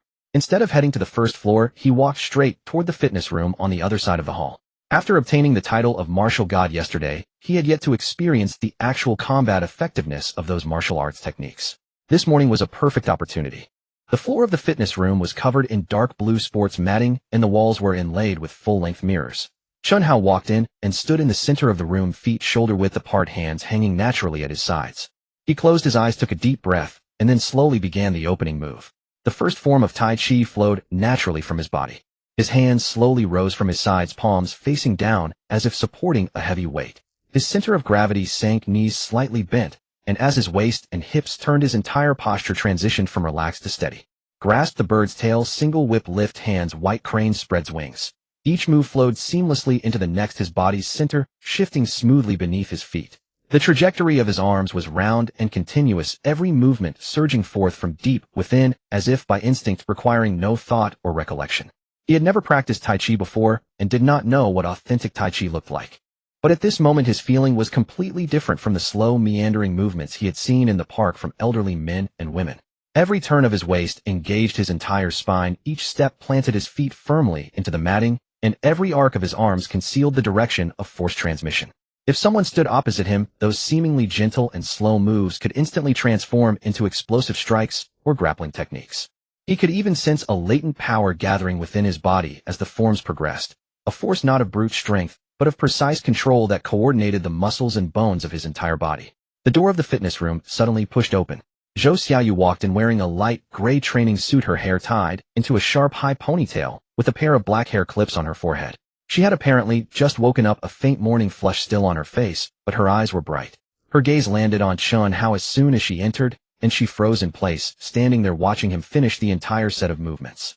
Chen Hao was in the middle of the single whip transition, his left hand pushing outward while his right palm pressed downward, his center of gravity shifting smoothly from the back foot to the front foot. He heard the sound of the door opening, but did not stop, continuing to complete the remaining moves before finally lowering his hands slowly to his sides, closing the form. Zhou Xiaoyu leaned against the doorframe, arms crossed over her chest, an indescribable wonder in her eyes. Chen Hao, you can also do Tai Chi. I've known you for so long, and never heard you mention it. Chen Hao turned around to face her, his breathing steady, not even a trace of sweat on his forehead. In a calm tone he said, just a little. I practiced on my own in my spare time. Zhou Xiaoyu straightened up from the doorframe, walked and circled around him, and looked him up and down. She had been standing at the door watching for a while. The Tai Chi Chen Hao performed was completely different from the park health exercises she remembered. She had seen her grandfather practicing Tai Chi with a group of elderly people in the community garden. Arms limp, steps unsteady, clearly just for loosening joints. But Chen Hao's movements, though also slow on the surface, carried a sense of precise control in every transition. When his arms turned, the muscle lines beneath his clothes could be faintly seen changing. When his feet landed, the force of his entire leg was as stable as if nailed to the floor. She stood in front of him, tilting her head to look at him for a moment. Chen Hao, your Tai Chi seems different from the kind I see the elderly doing in the park. It doesn't feel like a showy move, it looks like something that could actually hit someone. Chen Hao paused for a moment, looked down at his hands, then moved his shoulders, earnestly recalling the sensation from earlier. He had never practiced martial arts before. All his knowledge of Tai Chi came from what he had seen on TV and in the park. Now with Zhou Xiaoyu's remark, he realized that the Tai Chi granted by the title of martial god might indeed not be the fitness version, but the traditional martial art with genuine combat capability. While he was lost in thought, Zhou Xiaoyu had already stepped back 2 paces to create distance, assuming a standard taekwondo-ready stance in front of her. Left toe lightly touching the ground, weight on the back leg. Chen Hao, how about we spar a bit? Chen Hao saw her already in position and couldn't help but smile. Better not. I practice Tai Chi just for fitness, never thought about fighting anyone. Zhou Xiaoyu pouted, her tone clearly provocative. Are you scared? Afraid you can't beat me? Your Tai Chi just now looked pretty impressive. When it comes to actual fighting, it wouldn't be as soft as those park grandpas, would it? Chen Hao looked at her challenging expression, knowing she was deliberately provoking him. He pondered for a moment. Using a sparring match to verify the actual combat effectiveness of his Tai Chi was a good opportunity. Besides, Zhou Xiaoyu was a Taekwondo black belt 6th dan. Sparring with her would not result in a complete mismatch, and a controlled match would be safe. He nodded. All right, let's have a simple spar. But remember, it's a light touch. No real injuries. Zhou Xiaoyu's eyes lit up, stepped back 2 paces to create distance, and resumed her Taekwondo stance. Chen Hao also settled into position, feet staggered, hands naturally raised into an opening pose. The two faced each other on the dark blue matting of the fitness room, about 2 meters apart. The door of the fitness room opened once more. Jiang Shuro stood in the doorway wearing a long white robe, her hair loosely draped over her shoulders, still drowsy-eyed. The two stood facing each other on the dark blue gym floor about 2 meters apart. The gym door was pushed open once more. Jiang Shuoro, wearing a long white robe, her hair loosely draped over her shoulders, stood at the doorway with sleepy eyes. Seeing the scene before her, she instantly became wide awake, her expression shifting from drowsiness to tension. "What are you doing? Fighting in the gym this early in the morning?" Zhou Xiaoyu turned her head and winked at her. "Shuoro, don't be nervous. Chen Hao and I are just sparring. I discovered he actually knows Tai Chi Chuan, and it looks quite impressive. I want to test how authentic his skills are." Jiang Shuoro quickly walked in and stood by the side, her worried expression not fading at all. She looked at Chen Hao, then at Zhou Xiaoyu, her voice filled with tension. "Xiaoyu, you're a 6th degree black belt in Taekwondo. Chen Hao's Tai Chi is just for exercise. How could he possibly beat you?" Zhou Xiaoyu winked at Jiang Shuoro. "Shuoro, you're being too biased. You haven't even married him yet, and you're already taking his side. Don't worry, we've agreed to stop at the point of contact. No real harm will be done." Chen Hao also turned to Jiang Shuoro and nodded. "Shuoro, don't worry. It's just a friendly spar to see how it goes. I know what I'm doing." Jiang Shuoro opened her mouth as if to say something else, but seeing that the two had already assumed their stances, she could only retreat to the wall, leaning against the mirror. She clutched the belt of her robe, staring intently at the center of the gym. Zhou Xiaoyu made the first move. Her right foot stepped forward, shifting her weight forward, and her left leg instantly lifted to chest height, then whipped toward Chen Hao's left shoulder. The speed was astonishing. The leg cut through the air with a whooshing sound. If that kick had landed solidly on an ordinary person, it would have at least knocked them to the ground. Chen Hao's body moved before his mind could register it. His left foot retreated half a step diagonally, lowering his center of gravity, while his right arm traced an arc from inside outward. The arc met Zhou Xiaoyu's sweeping shin perfectly. His palm pressed gently against the outside of her calf, using her own momentum to redirect her leg to the side. Zhou Xiaoyu felt her leg being guided off course by a supple force. Her foot landed on the ground beside Chen Hao, and her entire body wobbled slightly as her attacking direction was disrupted. After stabilizing her center of gravity, she immediately launched a second move. As her right leg touched down, her left fist shot out straight toward Chen Hao's face. Chen Hao leaned his upper body slightly backward to evade the fist, while his left hand rose from below to catch her wrist. His right hand then pressed down on her elbow, the entire sequence flowing as smoothly as water. Zhou Xiaoyu felt her arm locked in an angle that prevented her from exerting force. Her strength seemed to vanish as if she had struck a ball of cotton that then entangled her.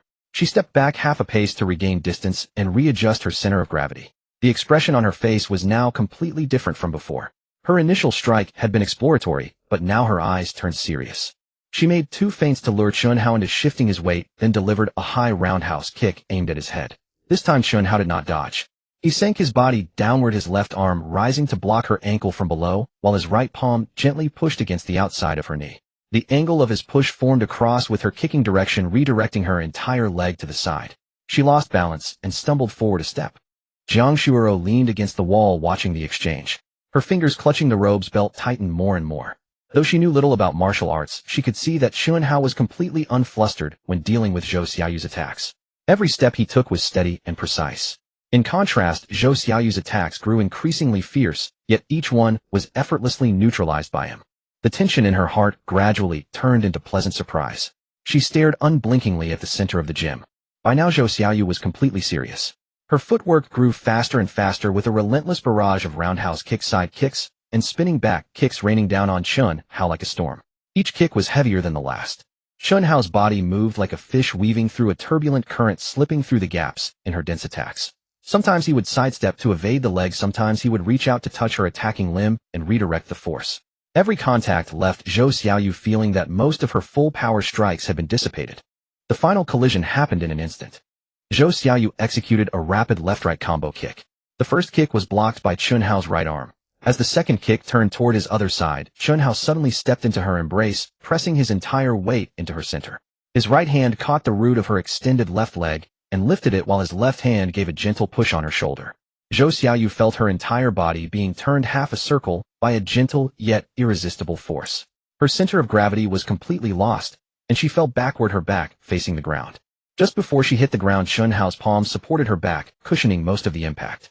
When she finally lay on the mat, she felt almost no pain. Chen Hao released his hand, bent down, and extended a hand to her. Zhou Xiaoyu lay on her back, looking up at him, her chest heaving slightly as she took a few deep breaths. Then she reached out, grasped his hand, and was pulled to her feet. She stood up, patted the dust off her back, and her expression was a mixture of shock, admiration, and complex disbelief. "Chen Hao, your Tai Chi Chuan is the real deal. Every kick I threw felt like I was kicking into water. All my strength was drained away, and I couldn't even pull it back. With your level of skill, you'd probably be more than enough for competitions outside. By now, Jiang Shuero had completely relaxed. She quickly walked over to Chen Hao, looked him up and down to confirm he had no injuries, then turned to Zhou Xiaoyu. Xiaoyu, are you okay? Did that fall hurt?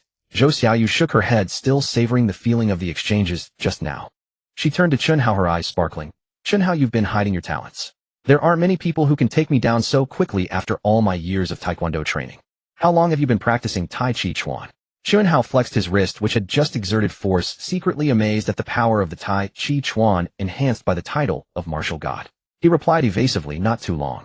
I just practiced it in my spare time for fun. He glanced at Zhou Xiaoyu, then at Jiang Shuero and smiled. But those exchanges just now surprised me too. Jiang Shuero stood beside him, looking up at his face. The morning light streamed through the gym window, illuminating her features. Her gaze held a sparkling joy and pride. How you're really amazing. I was worried you might get hurt by Xiaoyu, but I never expected you to take her down so easily. When the cries of the 5 little ones drifted over from the master bedroom, all 3 people in the gym almost simultaneously lifted their heads. Chen Hao was gripping a dumbbell, performing his final set of curls, while Jiang Shuero strolled at a leisurely pace on the treadmill, and Zhou Xiaoyu lay on her yoga mat stretching her legs. 5 voices overlapped one after another, drilling into their ears enough to make one's temples throb with the sheer cacophony.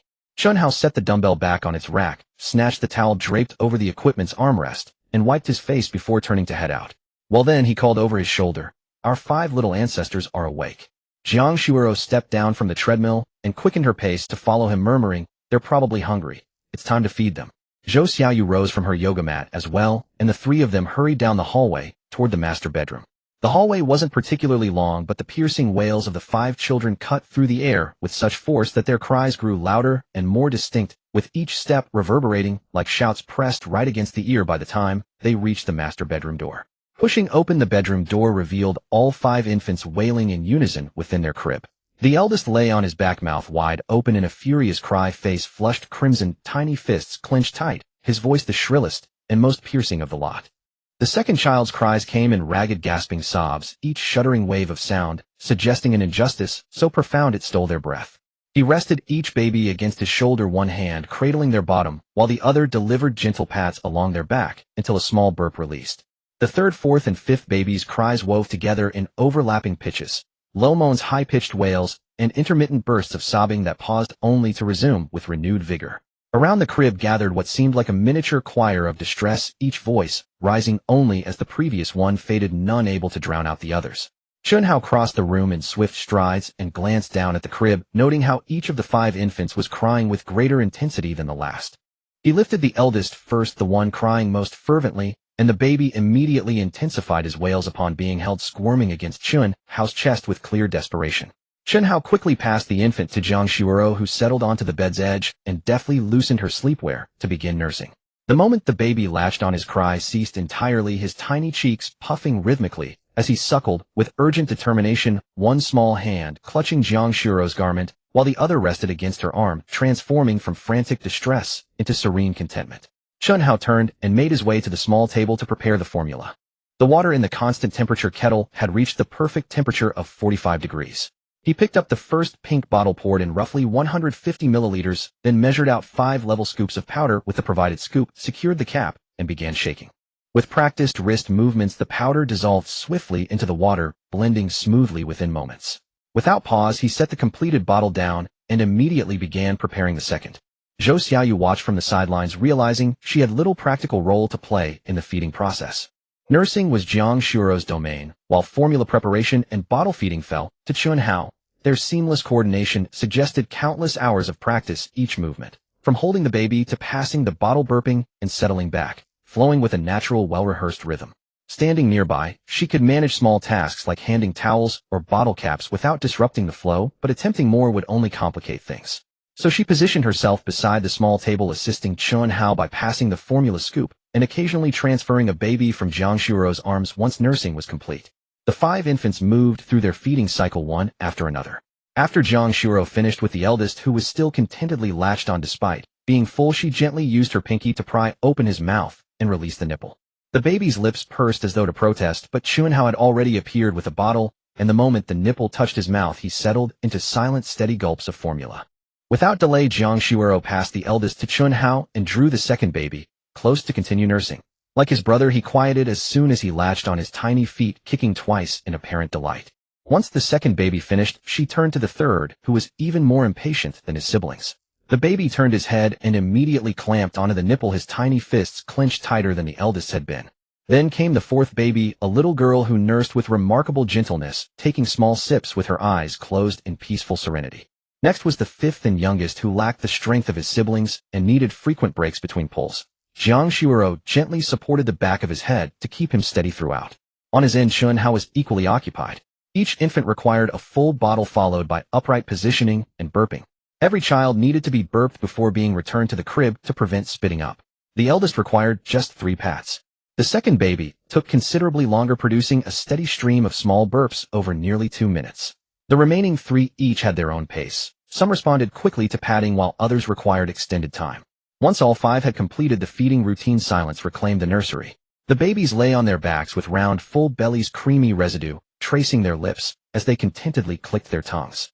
Arranged in a neat row within the crib, the eldest rested on the left with the second beside him, followed by the third, fourth, and fifth. 5 tiny forms lined up like small beans. Chen Hao set the final empty bottle on the table as a series of 5 chimes echoed in his mind, each representing 10,000 yuan, totaling 50,000. Maintaining his composure, he retrieved fresh diapers and pulled a stack of infant wipes from the drawer. This time Zhou Xiaoyu could actually assist. She crouched on the opposite side of the crib, prying open the adhesive tabs of the soiled diapers before passing wipes to Chen Hao. Using his left hand to lift each baby's legs and expose their bottom, Chen Hao cleaned them thoroughly with a wipe, positioned a fresh diaper beneath, and secured the tabs, all within 3 seconds per child. Zhou Xiaoyu folded the used diapers, neatly wrapped them in the packaging from the new ones, and disposed of them in the trash, her movements efficient and practiced. Upon completing the 5th diaper change, another 5,000 yuan reward materialized in Chen Hao's consciousness. He finished disposing of the last soiled diaper, then rose from his crouch position with a stiff back, steadying himself against the table for a moment before recovering. Running the numbers silently, the morning's feeding and diaper changes had netted him 100,000 yuan, a remarkably auspicious start to the day. Chen Hao stretched his back and asked Jiang Shuero what she'd prefer for breakfast. Something light is fine, she replied. I'm not particularly hungry. Zhou Xiaoyu immediately raised her hand, her voice louder than all 5 children combined. I want something substantial. Something fragrant and satisfying. Porridge or soup won't do. I need actual food. Noodles or pancakes would both work. Understood. Chen Hao smiled and descended the stairs. I want something that will actually fill my stomach. Preferably something fragrant and delicious. Porridge or soup won't do. I need real food. Noodles or pancakes are fine. All right. Chen Hao smiled and turned to head downstairs. The kitchen on the first floor was spacious and bright. As soon as he entered, he went straight to the refrigerator. He opened the refrigerator and took out a few eggs, a pack of ham slices, a bag of flour, a bottle of fresh milk, and dug out a small packet of dried shrimp from the deepest part of the crisper drawer. The dried shrimp were something he had specifically bought a couple of days ago, knowing they were good for nursing mothers. He lined everything up on the counter and started by washing rice to cook porridge. He rinsed the rice twice, poured it into a clay pot with water until it reached about 2/3 of the pot, covered it, and turned the heat to high. Once it came to a boil, he reduced the flame, cracked the lid slightly to let the steam escape, and watched the pot bubble gently, the rice grains tumbling slowly inside. He soaked the dried shrimp in warm water. Not too hot, just pleasantly warm, or else their freshness would be scalded away. After about 5 minutes, once the shrimp had softened, he drained the water and set the shrimp aside in a small bowl. After about 20 minutes, the rice grains had bloomed open, the broth turning from clear to milky white as a layer of rice essence rose to the surface. He poured in the soaked dried shrimp, added a few thin shreds of ginger, and sprinkled in a small pinch of white pepper. Not too much white pepper, it would be too spicy. A little was enough to enhance the flavor. Finally, he drizzled in a few drops of sesame oil. As soon as it hit the pot, a fragrant aroma surged upward, mingling with the savoriness of the shrimp and drifting through the crack in the lid to fill the entire kitchen. He left the shrimp porridge simmering on low heat and turned his attention to preparing the pancakes. He poured flour into a large bowl, roughly half to 2/3 full, and began adding water to make a batter. He didn't pour all the water in at once. Stirring with chopsticks as he went, he adjusted the batter until it reached the right consistency, flowing but not too thin, coating the chopsticks in a thin layer when lifted. He cracked 2 eggs into the batter, still chilly from the refrigerator. He tapped each shell against the rim of the bowl, pried them open with his hands, and let the eggs slip into the batter, the yolks rolling in whole and unbroken. He added a small pinch of salt and a handful of scallion greens chopped the day before and stored in a container. The vibrant green flecks floated on the surface of the batter. He placed a non-stick pan on the stove over medium heat, added a thin layer of oil, and spread it around with a spatula until the entire bottom glistened. He ladled a spoonful of batter into the pan, tilted it slightly to let the batter flow outward, and gave the pan a quick shake. The batter spread into a neat round paper-thin pancake. Once the bottom set and developed a light golden brown sear with the edges curling up slightly, Chen Hao slid the spatula underneath and deftly flipped the entire pancake. The flipped side was still paler. He immediately laid 4 thin slices of ham across the surface, each slice overlapping the next. Then he cracked another egg directly onto the ham. The egg whites spread slowly across the pancake, and the yolk remained intact in the center. Once the egg reached a half-set state, the white turning opaque while the yolk formed a thin film on top, it was time to roll. Chen Hao used the spatula to begin rolling from the edge, inward pressing as he went. Halfway through, he paused, pressed down with the spatula to ensure the egg and ham adhered firmly to the pancake, then continued rolling to the end. After rolling, he placed it seam side down on the pan and fried for a moment longer until the outer layer turned golden. Pressing down with the spatula produced a satisfying sizzle. He made 3 pancakes, each rolled tightly and neatly. He sliced each one diagonally through the middle. The cross-section revealed layers of golden egg and tender pink ham stacked within. The charred golden exterior contrasted beautifully with the pale tender interior, an appetizing sight. As he cut, the crust emitted a faint crispy sound, and steam rose from the warm egg inside. He served the shrimp porridge into a white porcelain bowl of modest size, filling it to 80%. A thin sheen of oil floated on the surface with flecks of shrimp and green onion scattered across the top like stars. He arranged the pancake pieces on a large plate. 3 pancakes cut into over a dozen segments, neatly organized in 2 rows. He then poured 3 glasses of fresh milk from the refrigerator, condensation clinging to the rims. He carried the porridge, pancakes, and milk to the dining table one by one, set out the utensils, and placed the chopsticks in position. Just then he looked up to see the elevator doors sliding open. Jiang Shuoro pushed the baby stroller out of the elevator, with Zhou Xiaoyu walking beside her. All 5 little ones were already awake, lying on the dark blue mattress with their eyes wide, curiously gazing at the ceiling. Their small heads turned back and forth, their eyes following the chandelier above. They were all quiet, none crying. Having just been fed, and with clean diapers, they were in their most comfortable state. Chen Hao waved at them. "Breakfast is ready. Come eat." Jiang Shuoro and Zhou Xiaoyu walked to the dining table and sat down. The moment Zhou Xiaoyu sat, her eyes fell on the plate of egg and ham pancakes in front of her. The golden surface bore faint sear marks, and the pink of the ham peeked through the cuts, accompanied by a glass of warm milk. She swallowed her saliva and reached out to pick up a piece, taking a large bite. The pancake was crispy on the outside and tender within. The first bite delivered a crunchy texture, followed by the soft egg and savory ham. All 3 flavors melded together, producing a faint crisp sound with each chew. Zhou Xiaoyu's eyes lit up after just 2 chews. Swallowing quickly, she immediately took another bite and mumbled between chews, "Chen Hao, you're amazing. These pancakes are far better than anything I've ever bought at a breakfast shop. The crust is fragrant yet soft, the egg is incredibly tender, and the ham has just the right amount of saltiness." Jiang Shuoro glanced down at her bowl of shrimp porridge. The surface was rich and glossy, the rice grains nearly dissolved, blending seamlessly with the broth. Tiny bits of shrimp and emerald green scallions dotted the surface, while wisps of fragrant steam rose from the bowl. She lifted a spoonful and brought it to her lips. The porridge slid smoothly into her mouth, the umami of the shrimp spreading across her tongue. The warmth of the ginger and white pepper traveled down her throat, and a gentle warmth spread through her entire body from her stomach outward. Chen Hao sat opposite her and gestured toward the bowl. "This porridge is yours." Shrimp porridge is highly nutritious, rich in protein, calcium, phosphorus, and iron. It's especially suitable for your nursing stage and can help promote milk production. Zhou Xiaoyu still had a mouthful of pancake and hadn't finished swallowing. Hearing Chen Hao's words, she couldn't help but open her mouth again. Chen Hao sat down across from Jiang Shuoro and gestured toward the bowl of porridge. "This is yours. Shrimp congee is highly nutritious. It's rich in protein, calcium, phosphorus, and iron. It's particularly suitable for your nursing period and helps promote milk production." Zhou Xiaoyu still had a mouthful of wrap unfinished when she heard Chen Hao's words and couldn't help but speak again. Cheeks puffed out, she chewed twice and managed to mumble before swallowing. "Chen Hao, you're making lactation-promoting food for Shuoro again. Tell me, do you have some other scheme this time?" Jiang Shuoro's face flushed crimson all the way to her ears. She set down her soup spoon and turned to glare at Zhou Xiaoyu.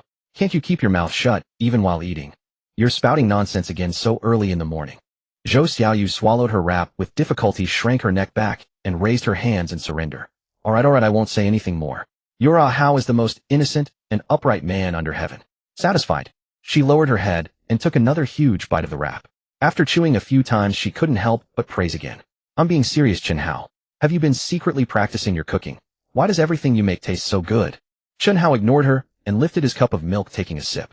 The milk was cool, and it refreshed him somewhat as it went down.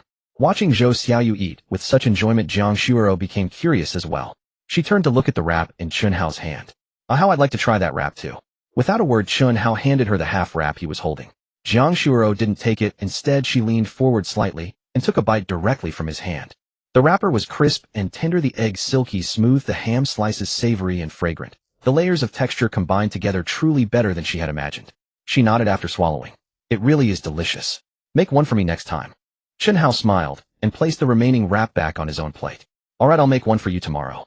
Zhou Xiaoyu sat beside them, raising her eyebrows and exchanging knowing glances, her expressions fully intact despite still chewing. Jiang Shuoro shot her a sharp look, and Zhou Xiaoyu immediately settled down, bowing her head to sip her milk. The three finished their breakfast completely. With her plate empty and milk finished, Zhou Xiaoyu sat in her chair, patting her stomach with a satisfied expression, then let out a small burp. She quickly covered her mouth with her hand and smiled awkwardly. Jiang Shuoro had also finished her shrimp congee. Her complexion was noticeably rosier than when she had woken up that morning, color returning to her lips, and she looked far more energetic. Chen Hao gathered the bowls and dishes and rinsed them in the kitchen sink, then wiped down the dining table with a cloth. He returned to the living room, opened the wardrobe, and changed into a clean light blue shirt. The shirt had been washed just 2 days ago, the collar and cuffs ironed neatly. Once he put it on, he looked considerably sharper. He took a document folder from the drawer and placed his ID card, property ownership certificate, and the 5 birth medical certificates for his daughters inside one by one, checking each carefully. The ID card was there. The property certificate was there. All 5 birth certificates were accounted for, each bearing the tiny handprints and footprints of the babies. He counted them twice carefully to confirm nothing was missing, then tied the drawstring closed. As he stood at the entrance, changing his shoes, Jiang Shuoro walked over from the living room. She leaned against him, reached up, and adjusted the collar of his shirt, pressing down on a small folded edge until it lay flat. As she pressed, she said, "Drive safely on the road.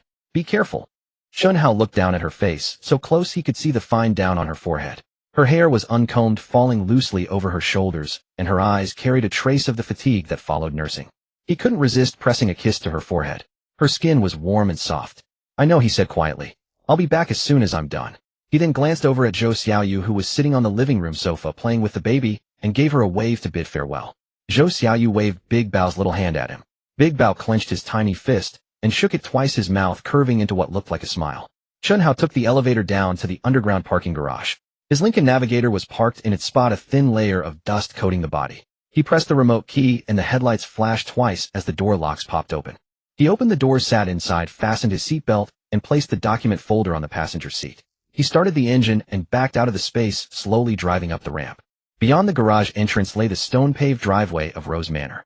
Neatly trimmed hedges lined both sides, and the stone path was immaculate. He slowed as he passed through the wrought iron gate. The security guard at the entrance booth nodded at him, and Chen Hao nodded in return. The road was relatively clear, and he drove at a moderate pace. The police station was not far from the villa, about a 10-minute drive, and served as the designated household registration office for this jurisdiction. Following the navigation directions, he found a light gray 3-story office building on a quiet street. A white sign with black characters hung at the entrance of the police station, displaying the name of the district. The large iron gates were open, and a handful of cars, both police vehicles and private cars, were parked in the courtyard. He parked the car, locked the doors, and walked toward the service hall, carrying the document folder. There weren't many people on the street in the morning. A few elderly men sat on the edge of the flower bed on the steps in front of the station, sunning themselves and chatting. Next to them rested small shopping carts. As Chen Hao stepped onto the stairs, a dark gray sedan passing on the opposite side of the street slowed down. The window was partially rolled down, and the person inside glanced at him a few extra times. Chen Hao paid it no mind. He continued walking up the steps without pausing. Gripping the drawstring of the document folder in his hand, he thought through the procedure ahead. Should he get a number first, and then fill out the forms, or fill out the forms first, and then get a number? He was unsure and decided to ask at the information desk upon entering. Du Mingzhi had only been passing through this area by chance on his way to a relative's house in the southern district to pick something up. As he drove past the police station, his gaze caught a figure in his peripheral vision, walking at a leisurely pace toward the entrance of the service hall. The man's build and gait struck him as vaguely familiar. Slim, with his shoulders slightly hunched forward, taking small but quick steps. He couldn't place exactly where he had seen him before, but something about him felt unsettling. He eased off the accelerator and studied him a moment longer through the rearview mirror. The profile of that face rotated briefly in his mind, then suddenly merged with a photograph he had scrolled through in the group chat the day before. In the photo, Chen Hao posed alongside several classmates. His nose not particularly straight, his jawline a bit soft. It matched the man in front of him exactly. Du Mingzhi slammed on the brakes. The car jolted violently and came to a sudden stop by the roadside. Du Mingzhi slammed on the brakes, the car jerking to an abrupt halt at the roadside. He rolled down the window, completely leaning out as far as he could, craning his neck to fix his gaze on the figure on the steps of the police station. Confirming his eyes weren't deceiving him, the person climbing the police station steps was none other than Chen Hao, whom he had seen in the group chat yesterday. Chen Hao from the computer science department, Jiang Xiuero's boyfriend, the father of quintuplet daughters. He looked exactly like the photo, thin, wearing a light blue shirt, utterly unremarkable in a crowd. Yet this was the man who had taken Jiang Xiuero away. Du Mingzhi turned off the engine, pushed open the car door, and stepped out. He slammed the door shut with force, the loud bang echoing through the quiet street. He hurried across the road with quick long strides, nearly getting clipped by an electric scooter. The rider cursed, but he didn't even turn his head. He strode toward the steps of the police station, calling out, "Chen Hao." Chen Hao halted mid-step. 1 foot already on the first step, he heard someone calling his name from behind, and turned around. At the bottom of the steps stood a young man in a dark gray casual suit, a head taller than him, with handsome refined features and a pair of thin-rimmed glasses. In the morning light, he looked quite distinguished. But Chen Hao noticed the man's face was taut, his lips pressed into a thin line, his eyes staring straight at him. Chen Hao recognized him. It was Du Mingzhi, the student council president from college. Many people on campus knew him, and he was involved in organizing all kinds of major events. He gave speeches at the freshman welcome party, stood on the podium at the sports meet to give commands, and sat behind the center table during club recruitment. Though Chen Hao didn't really know him, he could count on one hand the number of times they had spoken. He had seen this person many times in various campus settings. The face was familiar, but he found it strange. He and Du Mingzhi had never crossed paths, not in the same class or department, and they never even greeted each other. Logically, Du Mingzhi shouldn't even know his name. In 4 years of college, he didn't even have Du Mingzhi's phone number, and there was no way Du Mingzhi knew his. Yet just now Du Mingzhi had clearly called out, "Chen Hao." Standing on the steps, he looked down at the man below, his brow furrowing slightly. "Du Mingzhi, how do you know me?" Du Mingzhi didn't answer. He quickly climbed the steps, his leather shoes clacking loudly on the cement, and stopped 2 paces away from Chen Hao. He was much taller than Chen Hao, looking down at his face with a gaze that was hard and cold, as if trying to see through him completely. He spoke, his voice low, but each word distinct. "Are you with Jiang Xiuero? And you had 5 daughters with her?" Hearing the question, Chen Hao had a rough idea. The news in the school group chats had spread to every class, freshman groups, alumni groups, hometown groups. The quintuplet story had been forwarded everywhere. Du Mingzhi had pursued Jiang Xiuero back in college. Many people knew that. It wasn't surprising he found out from those groups. Chen Hao nodded. "Yes, I'm with Xiuero, and the 5 daughters are ours." Du Mingzhi stood there, hearing Chen Hao's calm and unabashed confirmation, and the fingers on his hands slowly clenched, the knuckles turning white. Last night he had tossed and turned at home, the phone screen lighting up and dimming again and again as he scrolled through the group messages over and over. He kept telling himself the news might be false. Maybe someone was spreading rumors, maybe Jiang Xiuero wasn't with Chen Hao, and there were no quintuplets. Even if there were quintuplets, perhaps it was another person with the same name. But now Chen Hao had admitted it himself. The feeling of the truth landing hard made his chest clench, as if someone had punched him in the heart, leaving him breathless for a long moment. His mind raced with thoughts. How could Jiang Xiuero fall for someone like this? Back in college, she had so many suitors, the student council president, the basketball team captain, the scholarship winner. Any of them was better than this Chen Hao. Why did she choose him? He took a deep breath, the cool morning air filling his nostrils. He took another half step forward, leaving less than a step between them, his voice dropping even lower with a sense of oppression. "I don't care what tricks you used to fool Xiuero. Take your 5 children and break up with her immediately." Chen Hao was taken aback. He hadn't expected Du Mingzhi to say something like that right off the bat. He and Du Mingzhi were unrelated, barely even acquaintances. What right did he have to meddle in who he was with? But looking at Du Mingzhi's face tight with emotion, he slowly understood. This guy was after Jiang Xiuero. He had liked her before and still hadn't let go. Chen Hao spoke with a matter-of-fact exasperation. "What gives you the right to tell me to break up with Xiuero? We love each other, and she won't leave me." Du Mingzhi's mouth twitched as if he had heard something absurd. He let out a short, sharp, cold laugh. "How could she possibly like you? You're a nobody. Someone as outstanding as her. Why would she like you? You must have used some despicable method, gotten her pregnant, and she had no choice but to be with you. She definitely wasn't willing." Chen Hao found this nonsensical tirade both infuriating and amusing. He looked at Du Mingzhi's face, slightly twisted with jealousy. In college, this man had seemed decent and composed, but now standing on the police station steps red-faced and shouting such absurdities, he was like a different person. Chen Hao didn't want to get entangled. His tone was calm, but every word clear. "Xiuero and I truly love each other. It's not your place to interfere." With that, he turned around, no longer looking at Du Mingzhi's face, and stepped onto the police station steps. Du Mingzhi stood still, not following, but he couldn't bear to let him go so easily. His voice came from behind, louder now, with a gnashing teeth ferocity. "Chen Hao, I'm telling you, if you don't break up with Jiang Shuoro, I will make you pay a painful price. You'd better remember what I said today." Chen Hao didn't even turn his head. He reached out and pushed open the heavy glass door of the service hall, feeling the resistance of the spring as he pushed. He sidled through the gap, and the glass door closed automatically behind him. The ceiling strip along the frame fit tightly, separating his back and Du Mingzhi's gaze into two different spaces. Inside the hall, it was cool. The air conditioning was on full blast, about 5 or 6 degrees cooler than the morning air outside. Chen Hao paused at the entrance to let his eyes adjust to the light. He looked up and saw a uniformed staff member sitting behind the information desk, looking down at a computer. He clutched the document folder in his hand and walked toward the information desk. Chen Hao pushed open the glass door of the police station and stepped inside. The door closed slowly behind him. He stood at the entrance for a moment to adjust to the lighting in the hall, which was considerably brighter than outside, the ceiling lamps casting a cold white glow over the entire space. The floor was tiled with light gray anti-slip ceramic tiles firm beneath his feet. Several rows of plastic chairs were lined up against the wall, some occupied, others empty. An electronic display screen hung on the wall, red numbers scrolling slowly across it. Beside it, a loudspeaker emitted a brief tone at intervals to announce the next number. Chen Hao looked around and noticed a ticket machine in the far right corner of the hall. Its white casing bore an instruction sticker. He walked over and pressed the household registration button on the screen.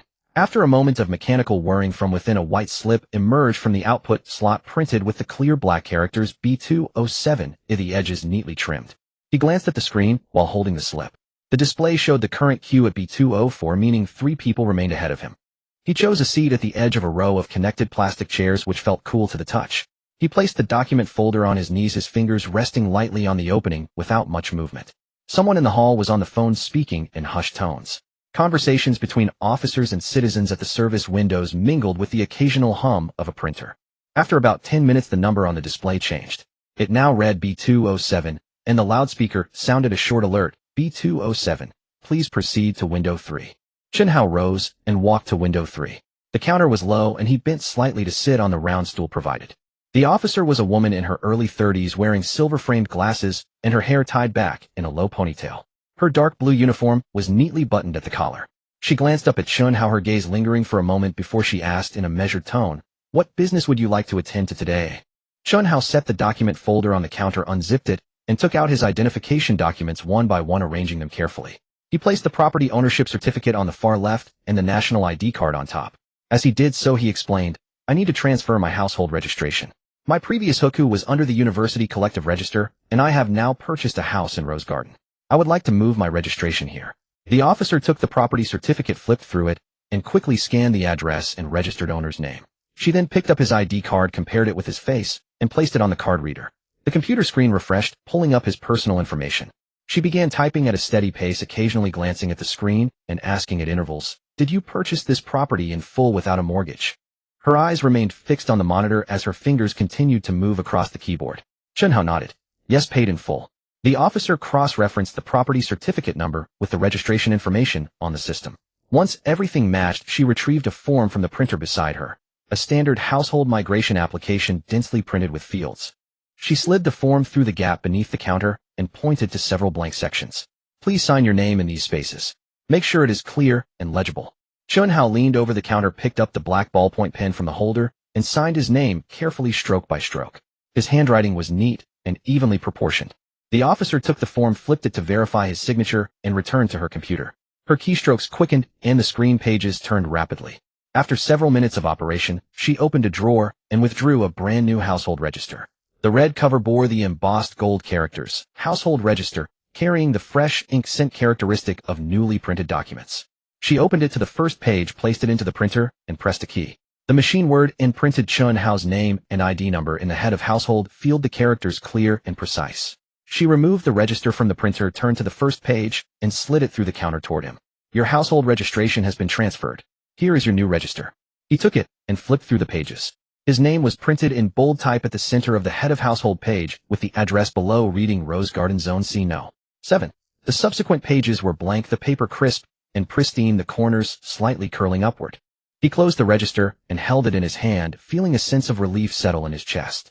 The officer noticed him putting it away and asked, Would you also like to apply for a new ID card at the same time?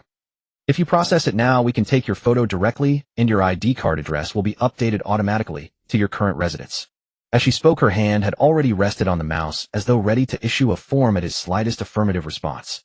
Chen Hao paused, then placed the household register back on the counter without putting it away. I'll hold off on the ID card for now, he said. I still need to register my 5 daughters. I'll come back once that is all completed.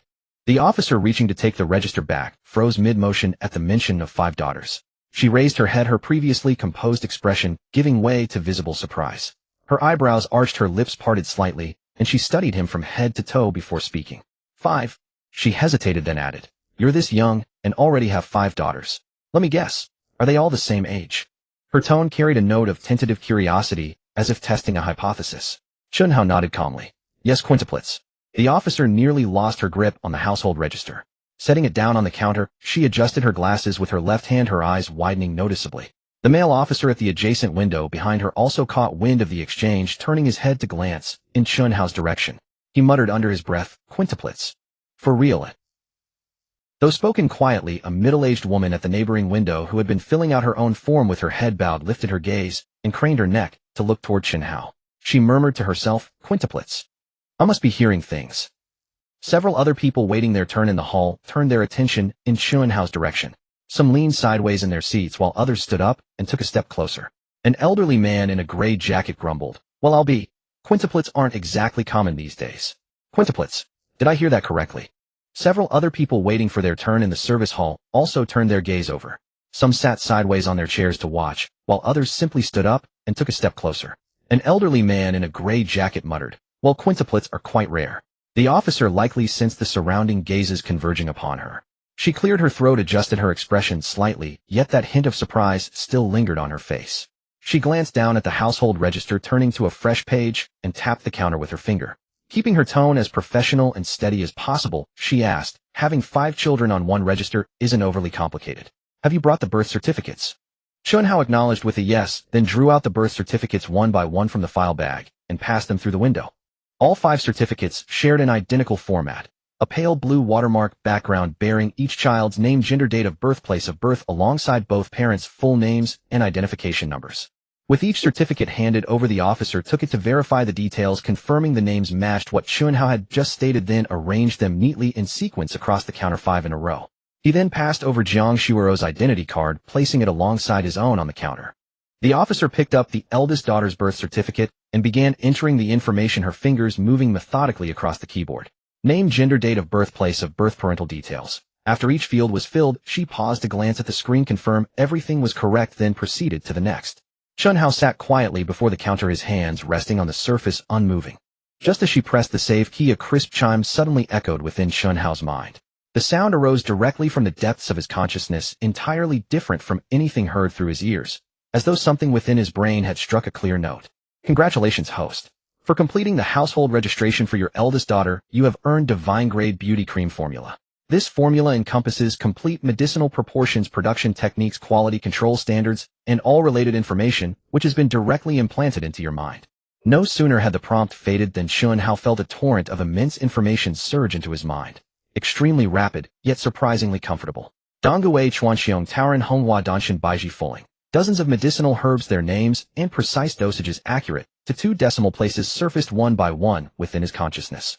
The origin requirements, harvesting seasons, and processing methods for every single herb were crystal clear, as though someone had opened an extraordinarily detailed craft manual inside his mind.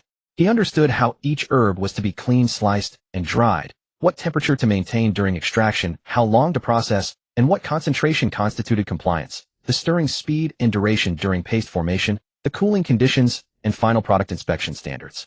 Every datum was as precise as an industrial standard operating procedure.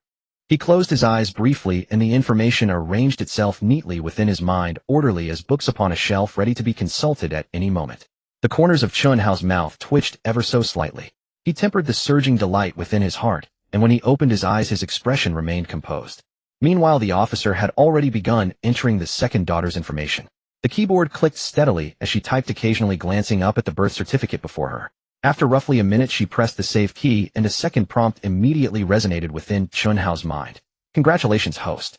For completing the household registration for your second daughter, you have earned 200 RMB. Deposited into your linked bank account. 200,000. The surge of joy within Chen Hao climbed another notch. He silently calculated in his head, such a considerable sum arriving so swiftly merely for registering the children at the station.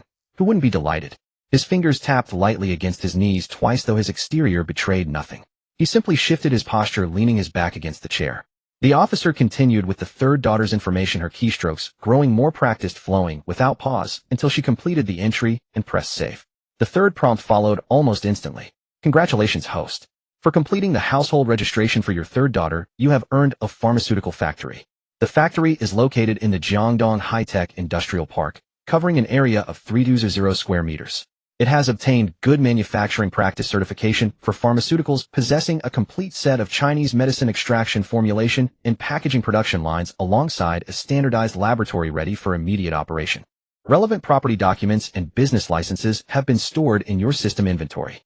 At the words "a pharmaceutical factory," Chen Hao nearly lost his composure. He instinctively pressed his lips together, his atoms, apple bobbing, forcing back the impulse to laugh aloud. A pharmaceutical plant spanning over 3,000 square meters, fully equipped and ready for immediate production. Paired with the divine-grade beauty cream formula he had just received, the match was practically destined. His mind was already racing. With the formula, he could produce the cream. With the factory, he could establish production lines for mass manufacturing. As long as the product proved effective, the market would embrace it, and profits would flow continuously, like a cow that yielded milk without effort. He took a deep breath, suppressing the wave of excitement, and waited for the officer to continue. After finishing the third daughter's entry, the officer did not pause. She picked up the fourth birth certificate, placed it before her, and began entering the fourth daughter's information. She typed several lines, paused briefly to verify a figure, then continued until completion and pressed save. The fourth prompt immediately echoed within Chen Hao's mind. Congratulations, host. For completing the household registration for your fourth daughter, you have earned 200 RMB. Deposited into your linked bank account. Another 200,000. Chen Hao's mental tally climbed once more. In total, within nearly 40 or 50 minutes seated at the police station, he had accrued 400 RMB in cash, a pharmaceutical factory, and a complete divine-grade beauty cream formula. A return on investment so absurdly high it bordered on the ridiculous. Accustomed to counting every penny throughout his life, the sudden windfall sent his mind instinctively calculating what it could purchase, how many endeavors it could fund. The more he thought about it, the more convinced he became that this errand had been exceedingly worthwhile. Finally, the officer picked up the fifth and last birth certificate, that of the youngest daughter, Chen Ruoxua. Her fingers flew across the keyboard, completing all entries rapidly. After carefully reviewing every field one final time to ensure accuracy, she pressed the save key. The printer hummed twice, beginning to produce the interior pages of the household register. Paper fed into the machine, and emerged characters printing themselves line by line. At that very moment, the fifth and final prompt rang out within Chen Hao's mind. The printer hummed twice and began printing the inner pages of the household registration booklet. Paper was fed into the machine and spat back out characters emerging line by line. At the same moment, a final chime resonated within Chen Hao's mind. Congratulations, host. For completing household registration procedures for your fifth daughter, you have been awarded the title Music Sage. Effect: the host attains mastery of music theory, including harmony, counterpoint, musical form, and orchestration, proficiency in all major instruments, and expertise in composition, lyric writing, and arrangement. Title has been automatically activated. Unlike the previous times, what flooded in this round was not textual information, but something far more complex, a visceral sensation. Chen Hao felt as though a new chamber of his brain had been unlocked and a vast surge of musical knowledge poured in like a wide river.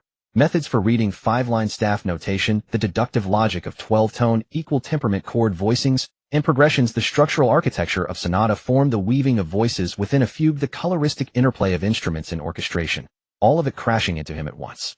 He could clearly see the note name and frequency corresponding to every key on a piano keyboard, feel the intervallic relationships across every fret on a guitar neck, and even imagine the tactile difference between his fingers plucking harmonics and pressing down on Guqin strings, as well as the subtle wrist pressure shifts required for violin vibrato and position changes. These knowledge seemed carved into his muscle memory and auditory nerves. He felt that he could pick up any instrument at random and play it immediately, even one he had never touched before. He hummed a melody looping in his mind, and almost instantly harmony and orchestration emerged alongside it. The bass line, middle voice, and treble line, each finding their own path, as if by instinct. The officer at the counter removed the printed household registration pages from the printer, turned to the blank section, and registered the 5 daughters' names one by one. Chen Ruojin, Chen Ruoshi, Chen Ruodong, Chen Rulin, and Chen Ruoshiwa. 5 names listed neatly from top to bottom, each followed by a date of birth and an identification number perfectly aligned. She closed the booklet and slid it through the service window. All done. Please check whether the information is correct. Chen Hao took the booklet and flipped it open. On the cover page was his own name and the address field Red Rose Manor District C No. 7. Flipping one page further, all 5 daughters' names appeared together in a single immaculate document. All his children. His fingertips traced lightly over the paper, and he could feel the fresh ink still slightly raised beneath his touch, the characters not entirely dry. A profound sense of groundedness welled up within him, as though a matter hanging in the air for far too long had finally been settled. The officer rose from her desk at that moment, pushed open a side door, and stepped out, gesturing for him to follow. Chen Hao placed the household registration booklet and his credentials into a file envelope, stood up, and followed her through the service hall to the entrance of a small side room. The room was modest in size, its walls painted pure white. An entire wall was draped with a photography backdrop, and a foot position marker was drawn on the floor indicating where to stand.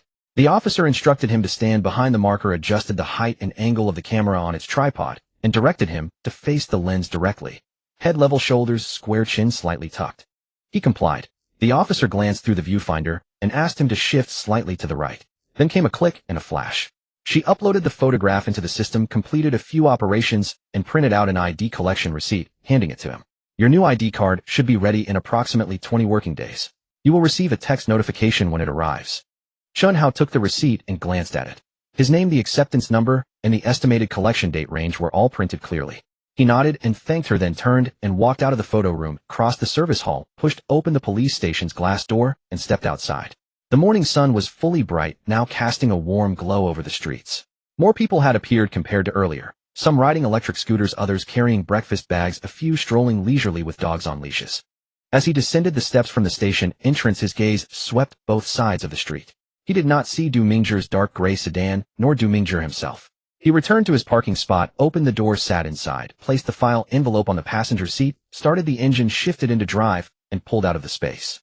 The Lincoln Navigator made its way back along the route they had come. He had traversed this road several times already and knew it well. From the street where the station was located, he turned onto a two-way 4-lane main road lined with trees, their shadows sweeping across the roof in rhythmic stripes. He habitually glanced at the rearview mirror while driving. At first there was little to note. Traffic flowing normally, a few cars following behind, perfectly ordinary. But after passing 2 intersections, he noticed a black SUV maintaining a steady distance of roughly 40 to 50 meters behind him, neither speeding up nor falling behind. Whenever he changed lanes, the SUV mirrored the move. Whenever he slowed, it slowed in sync. The rhythm locked in tight, as though tethered to his bumper by an invisible rope. He tested it with a subtle maneuver, drifting slightly, right before returning to the center of the lane. The black SUV replicated the exact movement, matching both the timing and the amplitude.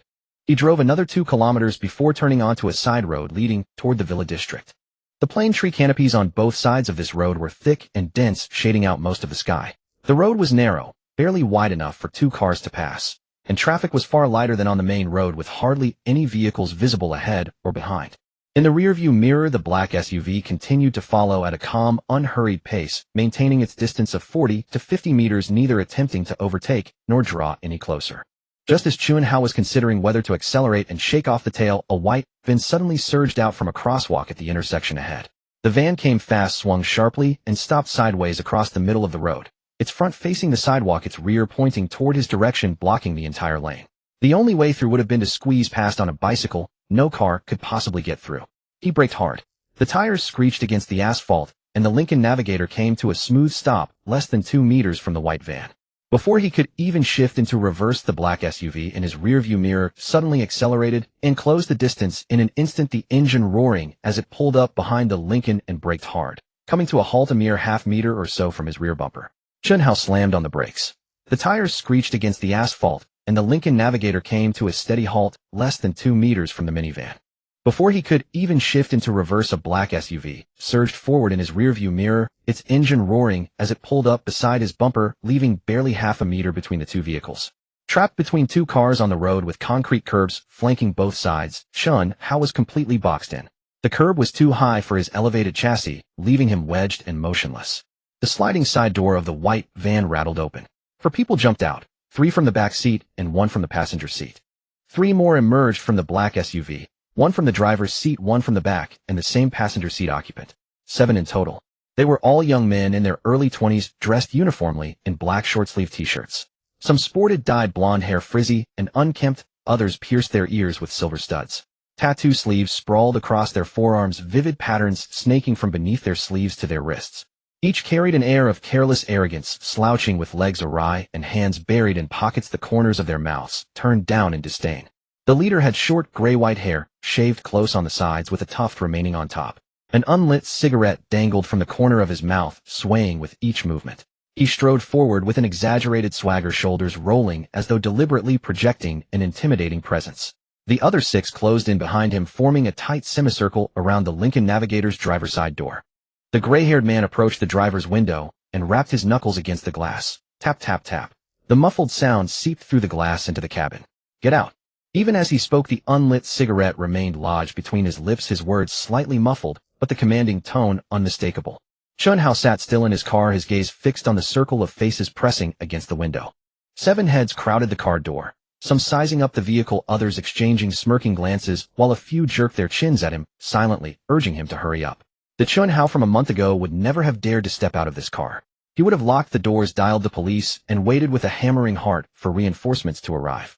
But now, seated behind the wheel, his fingers slowly relaxed their grip on the steering wheel. A quiet composure born of the martial god title rose from deep within him. He glanced down at his palm, flexed his fingers once, then unbuckled his seatbelt and pulled the key from the ignition. He pushed the door open unhurriedly and stepped out. As the door swung wide, the gray-haired man retreated half a pace to make room. Chen Hao stood outside the vehicle and shut the door behind him with a firm click. The morning breeze tugged at the hem of his shirt, and he smoothed it down with one hand before raising his gaze to the 7 men surrounding him. His expression was strangely calm, a faint serene smile lingering at the corners of his lips, the quiet satisfaction of someone who has just completed a task with ease. His eyes swept across those faces and he asked, Du Mingzhi sent you, didn't he? He had suspected from the start that Du Mingzhi was the mastermind, for aside from Du Mingzhi, he had not crossed anyone lately. Chen Hao's instinct proved correct. Far away, Du Mingzhi watched from inside another car, eager to see Chen Hao subdued and forced to end things with Jiang Shuero. The gray-haired man flicked the unlit cigarette from his mouth. It struck the ground, bounced once, and rolled toward the curb. He licked his lower lip, tilted his head, and gave a nod of approval, wearing an expression that plainly read, "Not bad, kid, you're sharp. Since you've already guessed, let's skip the pleasantries." He advanced half a step, closing the distance to less than a meter. Tilting his chin upward, he loomed over Chen Hao with a condescending stare. Our boss gave you 2 choices. First, if you're smart, you break up with Jiang Shuero right now and cut all contact. We pretend we never saw you today. Second, if you refuse, we'll break a leg, and you'll need crutches for the rest of your life. Your call. As he finished those words, he yanked his hands from his pockets and planted them on his hips. The 6 men behind him tightened their formation, closing the encirclement further. Chen Hao's smile widened, the mockery in it bare and unguarded, radiating a poised calm beneath the sunlight. He replied at an even measured pace, his voice neither raised nor hushed. Then I choose option 3. Let's see if you can break my leg. The gray-haired man's expression hardened. He dropped his hands from his hips, stepped back half a pace, and swept his arm sharply behind him. Get him. At his command, all 7 men moved simultaneously. 2 or 3 lunged from the flanks, reaching for Chen Hao's arms and shoulders. Their movements were swift and precise, hands extended straight, targeting vital points, as though their roles had been rehearsed. Others converged from the front, blocking his escape routes, some directly ahead, others circling to his rear flank.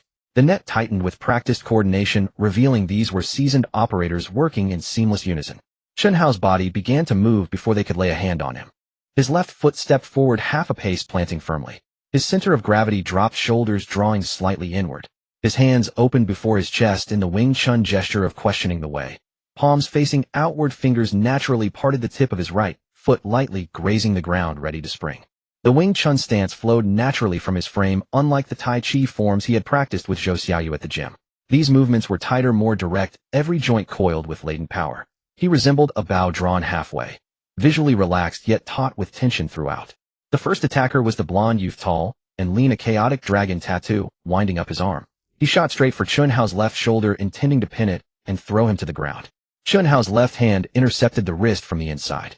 The touch seemed feather-light, yet the redirecting force was rock-steady. The blonde's grip was deflected off course, his balance broken as his body stumbled sideways. The first attacker to rush forward was a lanky young man with a jagged dragon tattoo coiled around his arm. His hand shot straight toward Chen Hao's left shoulder, aiming to pin it down before dragging him to the ground. Chen Hao's left hand reached in from the inside and lightly made contact with the man's wrist. The touch was feather-soft, yet the force applied along the skin was steady and unyielding. The yellow-haired man's arm was redirected by the pull, his body losing balance and tilting sharply to the side. Immediately afterward, Chen Hao's right palm slid smoothly along the man's upper arm, gliding from the bicep all the way to the armpit, where the heel of his palm delivered a gentle but exquisitely angled push. The force was modest, yet the angle was devastating. The yellow-haired man staggered several steps to the side before regaining his footing, his wrist still numb, shaking it repeatedly in a futile attempt to restore feeling. The second attacker came charging in from the right. He was considerably bulkier than the first, with broad shoulders and fists clenched tight. A straight punch rocketed toward Chen Hao's face, the wind of it whistling through the air. Chen Hao did not dodge. His right arm rose from below the outer edge of his forearm, meeting the attacker's knuckles and deflecting the force. In the same motion, his body twisted, and his left elbow drove forward, the point of it striking squarely at the center of the man's chest. The blow was not particularly heavy, but it landed precisely on the most vulnerable spot. The man let out a muffled grunt and stumbled 2 steps backward, clutching his chest and bending over. He gasped for several breaths before straightening up. The remaining attackers, seeing that the first 2 hadn't landed a single touch, exchanged glances and abandoned their turn-based assault. Instead, they surged forward together, fists and hands converging on Chen Hao from all directions at once. Chen Hao's footwork danced across the narrow space, his feet shifting rapidly in every direction, forward, backward, left, right. His body remained perpetually at the edge of their striking range, gaining every possible inch. His hands moved in alternating patterns, executing the 3 fundamental techniques of tan pang and fuck. Each contact lasted no more than half a second. Touch and withdraw, and touch again. Sometimes he used the opponent's own force to redirect them off balance. Other times he exploited an opening and delivered a sharp palm strike to a joint or rib. His control over range was impeccable. Every palm and every elbow found its mark. A palm heel to the shoulder could shove a man clean off his feet. An elbow tip beneath the ribs could steal a breath entirely. A finger twisting the wrist could force someone to double over in agony. One man crept up from behind, attempting to wrap his arms around Chen Hao's waist. Chen Hao moved as though he had eyes at the back of his head. The moment those arms began to close, he dropped his center of gravity and sprang upright, driving his back into the man's chest. The attacker was thrown off balance, stumbling backward 2 steps before landing hard on his rear. Another attacker, a scar-faced man, launched a kick from the side. Chen Hao raised his knee to block his shin, colliding with the man's leg in a dull thud. Before the impact faded, his palm struck the side of the man's knee. The leg buckled, and the man sank to one knee on the ground. A third reached out to grab Chen Hao's collar. Chen Hao's right hand swept up from underneath, wrapping around the man's wrist and flipping it outward. The boy's arm twisted nearly halfway around his body, contorting in pain as he collapsed to one side, gasping, "Let go, let go." The gray-haired man had stood aside throughout, watching. His expression had shifted from initial arrogance to a growing unease. His fists clenched and relaxed repeatedly, as though he were torn about whether to join the fight himself. As he watched his 6 men fall one by one at Chen Hao's hands, his face darkened progressively. Finally, unable to bear standing idle any longer, he bellowed and kicked at Chen Hao from the side. The sole of his shoe aimed straight for his opponent's flank. Chen Hao sidestepped the kick, the wind of it brushing past the side of his shirt. In the same instant, his left arm wrapped around the man's ankle, his fingers locking just above the ankle bone before twisting outward. The gray-haired man lost all support and fell flat on his back. The back of his head struck the asphalt with a dull impact. He lay there stunned, blinking rapidly, as if unable to comprehend how he had ended up on the ground. From the first exchange to the final blow, no more than 2 minutes had passed. 7 young men in black short sleeves lay scattered across the road in various states of disarray. Some curled on their sides, clutching bruised elbows. The others clutched their stomachs in fetal positions. One sat on the ground, massaging a kicked knee. Another remained face down, unable to turn over after so long. The gray-haired man lay on his back on the pavement, gazing up at the dappled sunlight filtering through the tree canopy above.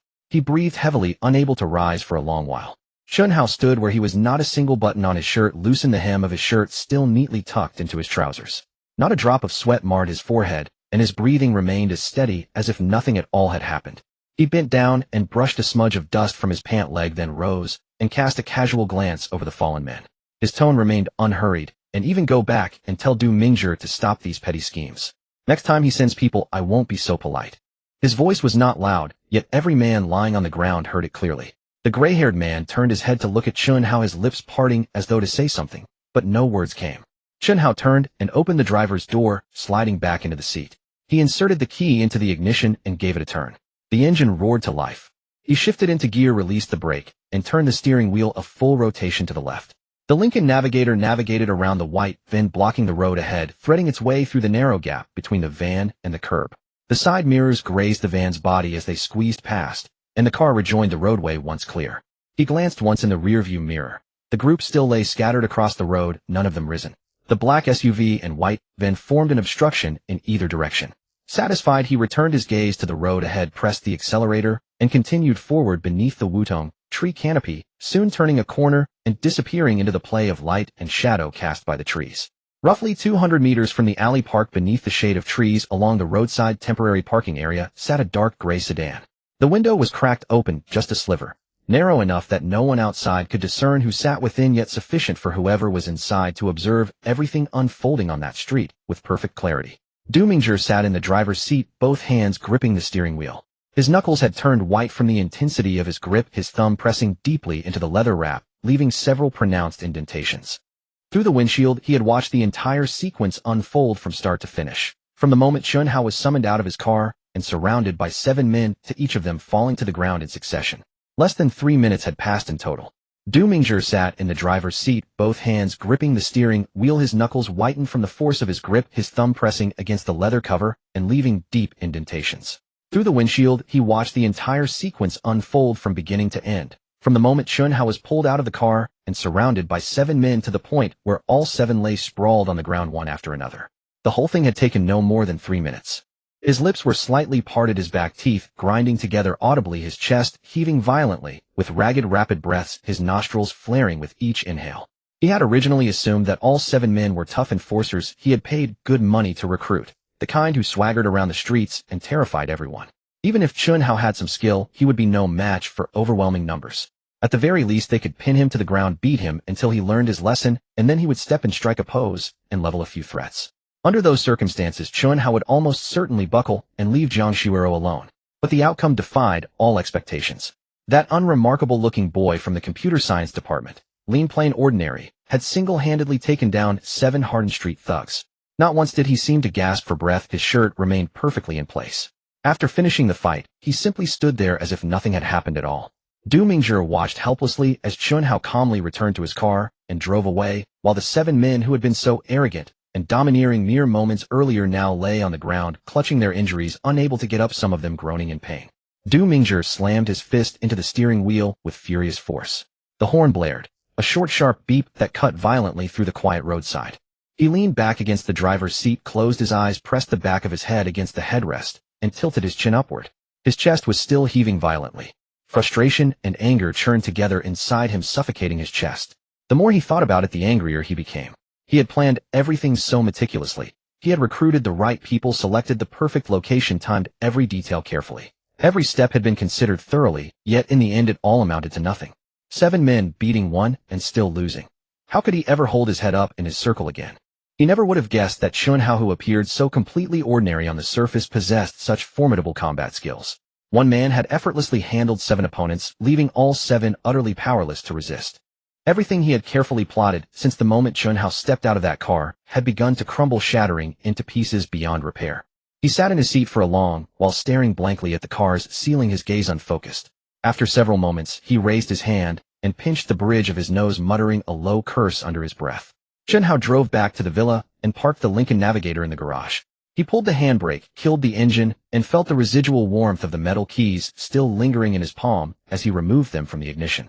He pushed open the car door. The air in the underground garage was cool and dry, carrying the faint scent of concrete mixed with traces of gasoline. After locking the car and hearing the keys clink softly in his pocket, he walked to the elevator and pressed the floor button. When the elevator doors opened, sunlight streamed in through the floor-to-ceiling windows, stretching long bands of warm golden light across the floor. The light stretched from the base of the windows all the way to the edge of the sofa, bathing the entire living room in brightness. Jiang Xiuero and Zhou Xiaoyu were both crouched beside the crib. The 5 little ones lay awake in their beds, reaching up with tiny hands toward the colorful origami cranes and stars hanging above, making various babbling sounds, as if chatting with their paper companions. Zhou Xiaoyu heard the elevator doors open first. She straightened up and glanced over her shoulder, then bent down toward the crib and said in a deliberately drawn-out, soothing tone, "Rijin Rashi Rodong Rulin Rashua. Your dad is back." Her voice carried a playful baby talk, lilt slow and gentle. The 5 little ones seemed to understand, turning their heads in unison toward the direction of the elevator. The eldest baby's lips curved into a faint, uncertain smile, his little mouth tilting to one side. The second baby reached out with both hands, his fingers spreading and curling, repeatedly grasping at nothing, yet wearing an expression of utter seriousness. The third, fourth, and fifth babies all twisted their small bodies on the crib mattress to look in the same direction, 5 pairs of bright dark eyes fixed steadily on the elevator entrance. Jiang Shuoro stood up and turned to watch him walking toward them from the elevator in a light blue shirt, sleeves rolled up to his forearms, the top button of his collar undone, looking fresh and clean. Her eyes curved into a soft smile, and her voice gentled as she asked, "How you're back? Have the 5 babies' household registrations been completed?" Chen Hao walked over to the sofa and placed the manila envelope on the coffee table. The brown paper bag slid slightly across the glass surface. He unzipped the bag. The sound of the zipper teeth interlocking was especially crisp in the quiet living room, and pulled out a brand new dark red household register to hand to her. "It's done. Everything is sorted. Take a look." Jiang Shuoro took the register with both hands. Its deep red cover caught a subtle sheen in the sunlight, and the gold-stamped national emblem and characters felt slightly raised beneath her fingertips. She opened the cover. On the first page was the household head information. Chen Hao's name was printed neatly in the center, and the address read Rose Manor District, C No. 7. The printed characters were as clear and sharp as if freshly issued. On the second page, the eldest daughter Chen Rejing's name and date of birth appeared beneath the parents' information. Chen Hao's name and her own stood side by side. Jiang Shuoro's 3 characters rested quietly on the thin sheet of paper. Page 3 held the second daughter Chen Ruoxi page, for the third daughter Chen Ruodong page 5 the fourth daughter Chen Rulin, and page 6 the fifth daughter Chen Ruoxua. All 5 daughters' names were arranged in neat order within the same register from Regine to Ruoxua, each new name appearing with every page turned like the 5 petals of a single flower, unfolding one by one between the pages.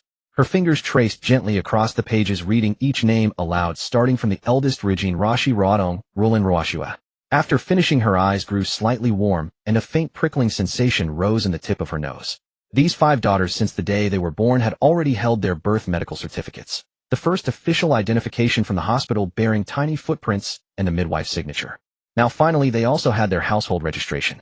They were officially recognized in this world, no longer just nameless children floating without legal anchor. She closed the register and walked over to the crib, crouching down. As her knees bent, the hem of her pajamas brushed lightly against the edge of the crib.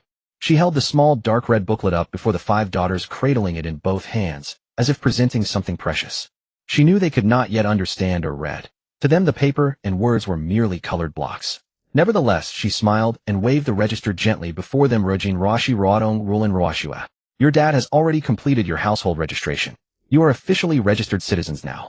No one can say you are undocumented anymore. Jiang Shuoro knew that the 5 babies could neither read nor understand the paper and characters, merely blocks of differing colors to them, yet she still smiled and waved the household registration booklet in their direction. Ruojin Ruoxi Ruodong, Rulin Ruoxua, your father has already taken care of your household registration. Now you have official status. No one can call you unregistered anymore.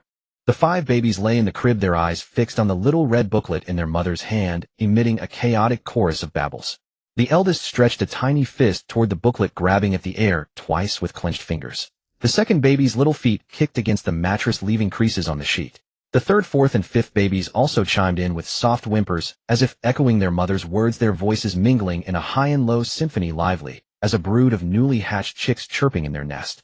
Chen Hao stood nearby, watching the scene, a warmth spreading through his chest, not from the outside, but seeping slowly from within, filling his entire being. He glanced at the time. The clock on the living room wall showed the hour hand creeping toward noon. He wiped the smile from his face and walked toward the kitchen.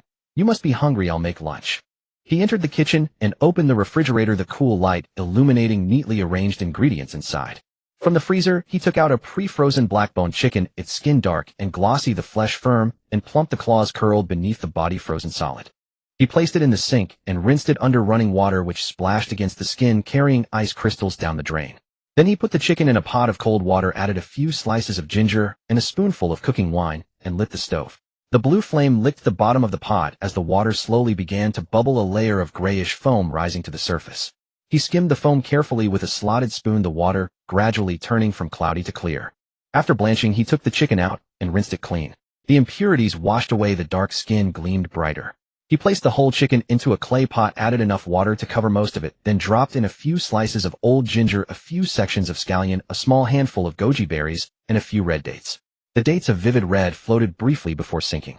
He brought the water to a boil over high heat, then covered the pot and turned down to a low simmer. The flame reduced, the pot began to emit a soft bubbling sound, as if the pot itself were speaking. While the soup simmered, he prepared 3 more dishes. The first was sweet and sour lotus root slices. He retrieved a lotus root from under the sink, scrubbed off the mud, peeled it, and sliced it thinly. The knife made a crisp sound as it cut through the slices, falling into a bowl of water to prevent discoloration. He boiled water and blanched the lotus root slices for a few tens of seconds, then drained them, keeping them crunchy. In a pan, he heated a little oil, added sugar, vinegar, light soy sauce, and a splash of water to make a sweet and sour sauce. As it bubbled, he stirred it with a spatula, then tossed in the lotus root slices, stir-frying over high heat until each slice was coated in a glossy glaze. Before serving, he sprinkled sesame seeds and chopped scallions. The slices were crisp, tangy, and sweet with a translucent sheen. White lotus root, red chili flakes, green scallions, a feast for the eyes that made one's mouth water. The second dish was garlic white cut pork. He placed pork belly in cold water, added cooking wine, ginger slices, and Sichuan peppercorns, brought to a boil, then simmered over medium heat for about 20 minutes until a chopstick easily pierced the skin. He removed it and let it cool. Once slightly cooled, he sliced it thinly, arranging the pieces neatly on a plate. The layers of fat and lean formed a pattern like overlapping seashells. He poured a sauce made of minced garlic, light soy sauce, black vinegar, chili oil, and sugar over the slices. The chili oil trickled down the meat, spreading a dark red halo on the white porcelain plate, with garlic granules clinging to the edges, the aroma pungent and sharp. The third dish was stir-fried lettuce. He separated the leaves, washed them twice, and drained them. He heated oil in a wok, sautéed minced garlic and dried chilies until fragrant, the chilies releasing their aroma instantly. He added the lettuce and stir-fried over high heat, turning a few times until the leaves wilted. He seasoned with salt and oyster sauce, finishing the dish in under 20 seconds from start to finish. The vibrant green leaves steamed on the plate. The black-bone chicken soup had simmered for nearly an hour, with white steam rising from the lid's gap, carrying the rich aroma of meat and the sweetness of red dates blending together and filling the kitchen. He turned off the heat and lifted the lid. The broth had turned from clear to a pale milky white, with a thin layer of oil shimmering on the surface under the light. The chicken meat had become so tender that it nearly fell off the bone. A gentle touch with chopsticks made the drumstick wobble. He added a small handful of washed goji berries and a pinch of salt, then covered the pot and let it sit for 2 more minutes, allowing the salt and the sweetness of the berries to meld into the soup. All 3 dishes and the soup were brought to the table. The sweet and sour lotus root slices glistened in the sunlight, the vinegar and sugar mingling in the sauce clinging to the slices. The red oil of the garlic white cut pork spread a dark red halo on the white plate, the translucent meat revealing its texture. The stir-fried lettuce was a vibrant green, so fresh it seemed to weep moisture, with a hint of oil at the edges of the leaves. In the center, the bowl of black-bone chicken soup emitted a gentle warmth, with a few plump goji berries and a sprinkle of chopped scallions floating on the surface, the steam rising softly. Chen Hao called out toward the living room. "Lunch is ready, come and eat." Jiang Shuero and Zhou Xiaoyu got up and walked over. Zhou Xiaoyu pulled out a chair and sat down, immediately picking up her chopsticks to take a slice of garlic white cut pork. The thin slice coated in the red chili oil sauce entered her mouth, the fat and lean parts melting together on her tongue. Smooth fat, firm, lean, the garlic and vinegar cutting through the richness. She chewed twice, nodded in satisfaction, then reached for a slice of sweet and sour lotus root. The crunch and the tangy sweet sauce created a crisp sound in her mouth, a satisfying crunch. Chen Hao picked up a ladle and scooped a bowl of the clear black-bone chicken soup, placing it in front of Jiang Shuero. The bowl made a soft clink as it touched the table. The soup was milky and clear, with a thin layer of oil swirling at the rim. The chicken meat was so tender it nearly fell off the bone. A touch of the chopsticks separated flesh from bone effortlessly. He said gently to Jiang Shuero, "Shuero, you should drink more of this soup. Black-bone chicken soup nourishes the blood and promotes lactation. With 5 babies to feed, you can't afford to lack nutrition. Your complexion has been a bit pale lately. You need to eat well to replenish yourself." Chen Hao spoke to Jiang Shuero in a gentle voice. "Shuero, drink more of this soup. Black-bone chicken soup nourishes qi and blood and promotes lactation. You have 5 babies to feed. Your nutrition must keep up. Look at how pale your face has become lately. You need to eat better to replenish your body." Jiang Shuero lowered her head and gazed at the milky white soup in her bowl, the steam warming her face. She scooped a spoonful and brought it to her lips. The warm liquid first touched her lips before flowing over her tongue. The broth burst with a rich, savory depth. The fragrance of black-bone chicken and the sweetness of red dates and goji berries had melded seamlessly. No extra seasonings were needed, just the purest natural flavors of the ingredients themselves. Even the salt had been used sparingly, letting the chicken's own sweetness shine through. She took 2 more sips, set down her spoon, and looked up at Chen Hao. "It's truly delicious, better than the chicken soup my mother used to make for me. My mother always piled a mountain of herbs into her soup, making it taste too medicinal." Yours is light and refreshing. That's exactly what I prefer. The three of them sat around the dining table eating and chatting idly. Zhou Xiaoyu devoured her food, while praising Chen Hao's cooking, saying his skills had only improved. She mentioned the braised pork last time had been excellent, and today's garlic pork was even more authentic, not inferior to what restaurants made. Chen Hao smiled without elaborating, saying he just cooked casually and had simply grown skilled through practice. He occasionally refilled Jiang Shuiro's bowl with soup, tapping the ladle lightly against the rim to prevent drips. By the time the meal was finished, the soup bowls were nearly empty, with only 2 goji berries clinging to the porcelain bottom. All 3 dishes had been cleared. The dressing on the greens was licked clean, and only a few scattered fragments of lotus root remained. Chen Hao was about to rise and clear the table when the leg of his chair had barely shifted backward. A commotion came from the direction of the crib. The eldest baby first let out 2 soft whimpers, quiet but thin with a cry, and then the second baby joined in, as if answering the eldest's distress. The third, fourth, and fifth babies seemed caught in a contagion, each opening their mouths one after another to cry. All 5 little ones stirred at once, turning the crib into a lively little choir with cries rising and falling in pitch. The eldest had the loudest voice, the second cried with hiccups, the third and fourth's wails tangled together indistinguishably, and the fifth's was the softest but the most persistent. Chen Hao was about to turn and fetch the children when Zhou Xiaoyu quickly waved him off, water droplets still on her hands. You go with Shuiro to feed the babies. I'll wash the dishes. Chen Hao glanced at her and nodded. All right, thank you for your help. He turned and walked to the crib, lifting the eldest baby who was crying the loudest. When picked up, the baby's crying paused for a moment, her little legs kicked twice, and then stilled. Her face was flushed red, tears hanging at the corners of her eyes. He handed her to Jiang Shuiro, who was already seated and had unfastened her clothes. Jiang Shuiro brought the baby to her breast, and the moment the baby's small mouth touched her nipple, she latched on immediately.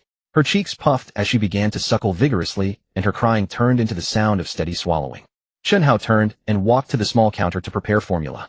5 colorful bottles, pink, blue, yellow, green, and orange, stood neatly lined up on the counter. The water from the thermos was at just the right temperature. He picked up the first bottle and filled it to the measurement line, his eyes glancing at it to instantly judge whether the amount was sufficient. Then he scooped the formula powder, leveled it with the spoon, and poured it into the water. He screwed on the cap and shook it. His movements were so deft that he barely needed to look. After about a dozen shakes, the powder had completely dissolved. The 2 of them worked in tandem, feeding the 5 little ones round after round. Jiang Shuiro switched to the next baby as soon as she finished one. After the eldest had eaten her fill, she released the nipple and let out a small burp. Jiang Shuiro held her upright and patted her back, and the baby leaned against her shoulder for a moment before drifting off. When it was the second baby's turn, she was more impatient than the eldest, her little head poking around searching for the right spot. Once she found the nipple, she latched on tightly and wouldn't let go. Chen Hao prepared the next bottle as soon as each one was finished, and when he handed them over, the bottles were still slightly warm. The third and fourth babies were twins, nursing at roughly the same pace. The fifth baby ate the slowest, her little mouth moving delicately with careful, deliberate suction. Once all 5 little ones had completed their feeding, they each lay there full and content, eyes closed, small mouths opening and closing as they yawned. As Chen Hao placed the last empty bottle on the counter, 5 notification chimes rang out in his mind in quick succession, each representing 10,000 yuan, adding another 50,000 to his balance. He had grown accustomed to this sound over nearly half a month, going from being startled at first to now treating it as completely normal. He set down the bottle and turned to fetch new diapers. Pulling open the drawer revealed a neat stack of fresh ones. He took out 5 and crouched beside the crib, changing each baby one by one. 5 days ago, when he had changed the first diaper, his fingers had trembled slightly, afraid of hurting the baby and worried about leaks if he didn't fasten it properly. Back then, even opening the packaging had taken several seconds. Now his movements were as practiced as if he had been doing this for years. He tore open the packaging with a single flick of his fingers. Supporting the baby's waist with one hand, he slid out the used diaper with the other. Positioning the new one was effortless, a quick thrust, and it sat perfectly. Flip, fasten, adjust. The entire process was precise and swift. After changing all 5 diapers, 5 more chimes echoed in his mind. Another 50,000 yuan in total. He stood up and stretched his shoulders. His knees had gone numb from crouching too long. He straightened his legs and stomped his feet twice to restore circulation. By then, Zhou Xiaoyu had finished washing the dishes and emerged from the kitchen. Drying her hands, she walked over to the crib and looked down at the 5 little ones who had drifted back to sleep. Their rosy little faces were pressed together, and the blankets had been kicked into a messy tangle. She watched for a while, then looked up at Chen Hao and Jiang Shuiro with a mischievous smile. You two are becoming more and more in sync. Truly, you're more like a married couple than some couples I know. I say you should just go ahead and get your marriage certificate. You already have 5 children together. What's there to delay? Jiang Shuirou's face flushed crimson all at once from her earlobes to her cheeks. She lowered her head and pretended to adjust the buttons on her pajamas, her fingers flicking back and forth over them. Who says we're a couple? I haven't even decided yet. Zhou Xiaoyu walked over and sat beside Jiang Shuirou, nudging her shoulder with her own. What haven't you decided? Haven't you always liked Chen Hao? Now you have 5 daughters and he treats you so well. He's capable, knows how to cook and dotes on you. What are you hesitating for? Look at him just now, wearing an apron, busy in the kitchen. You just sit there and wait to eat. What a wonderful life that would be. Jiang Shuirou's fingers twisted in the hem of her clothes, her knuckles turning white.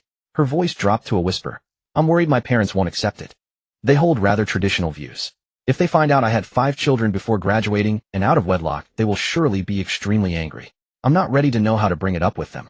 My father is stubborn and my mother cares deeply about face. I can't even imagine what their reaction would be when they find out. Jiang Shuirou said anxiously. I'm worried I won't be able to get past my parents. They're quite traditional in their thinking. If they find out I had 5 children out of wedlock before even graduating, they'll surely be furious. I haven't figured out how to bring it up with them yet. My dad is stubborn and my mom cares so much about face. I can't even imagine their reaction when they find out. Zhou Xiaoyu patted the back of her hand. Whether your parents approve or not isn't what matters at all. What matters is that you and Chen Hao truly love each other. Your parents may be angry now, but it's only temporary. Once they see how good Chen Hao treats you and how devoted he is to the 5 girls, once they see how well you're living, sooner or later they'll come around. You can't just put off getting married because of this, can you? The 5 girls are growing up day by day. They need a complete family. You can't let their household registration show only a father and no mother. Jiang Shuirou fell silent for a moment, her head bowed, saying nothing, her lips pressed into a thin line. Chen Hao walked back and sat down beside her, the sofa cushion sinking slightly under his weight. He didn't urge her or keep persuading her. He simply reached out and gently covered the back of her hand, which rested on her knee. Her fingers curled slightly in his palm, as if hesitating whether to pull away, but in the end she didn't. She simply stayed there quietly beneath his hand. Seeing neither of them speaking, Zhou Xiaoyu yawned widely, her mouth opening huge. All right. You 2 lovebirds can chat at your leisure. I'm heading upstairs for a nap. She stood up and walked toward the staircase, her slippers clapping against the wooden floor. Halfway there, she turned back and waved at the 2 of them, then climbed the stairs. Her footsteps grew fainter and fainter until the sound of the bedroom door, closing upstairs, echoed through the house. The living room fell quiet. The 5 little ones slept soundly in their cribs, their tiny breaths rising and falling in a soft chorus. The eldest snores were the loudest, like a kitten purring in its sleep. The sunlight through the floor-to-ceiling window was softer than at noon, stretching a warm band of light diagonally across the floor. The golden strip crept slowly eastward. Chen Hao turned his head to look at Jiang Shuirou's profile. Her eyelashes cast tiny shadows beneath her eyes and her lips were slightly pressed together as if lost in thought. He murmured softly, "You should go up and rest too. Your eyes look a bit red." Jiang Shuirou nodded, stood up, and swayed slightly, clearly weary. Chen Hao pushed the crib toward the elevator, the small wheels at its base rolling with a muffled rumble across the wooden floor. Together they entered the elevator and went up to the 2nd floor. When the doors opened, the hallway was silent. They pushed the crib into the master bedroom and placed it beside the large bed. The 5 little ones lay in various positions, their faces rosy and sweet. The eldest's head rested tilted against the 2nd daughter's shoulder. The 3rd daughter's little feet rested on the 4th's belly, while the youngest curled up alone in the corner, clutching her tiny hands. Their mouths were slightly open, glistening drool pooling at the corners of their lips, dampening a small patch of the fitted sheet. They removed their outerwear and climbed into bed. Jiang Shuirou turned onto her side, facing him, and curled into his embrace. Her body pressed against his chest, and he could feel her breath washing over his skin, steady and warm. Chen Hao pulled the quilt up to their shoulders and tucked the edge neatly beneath the nape of her neck.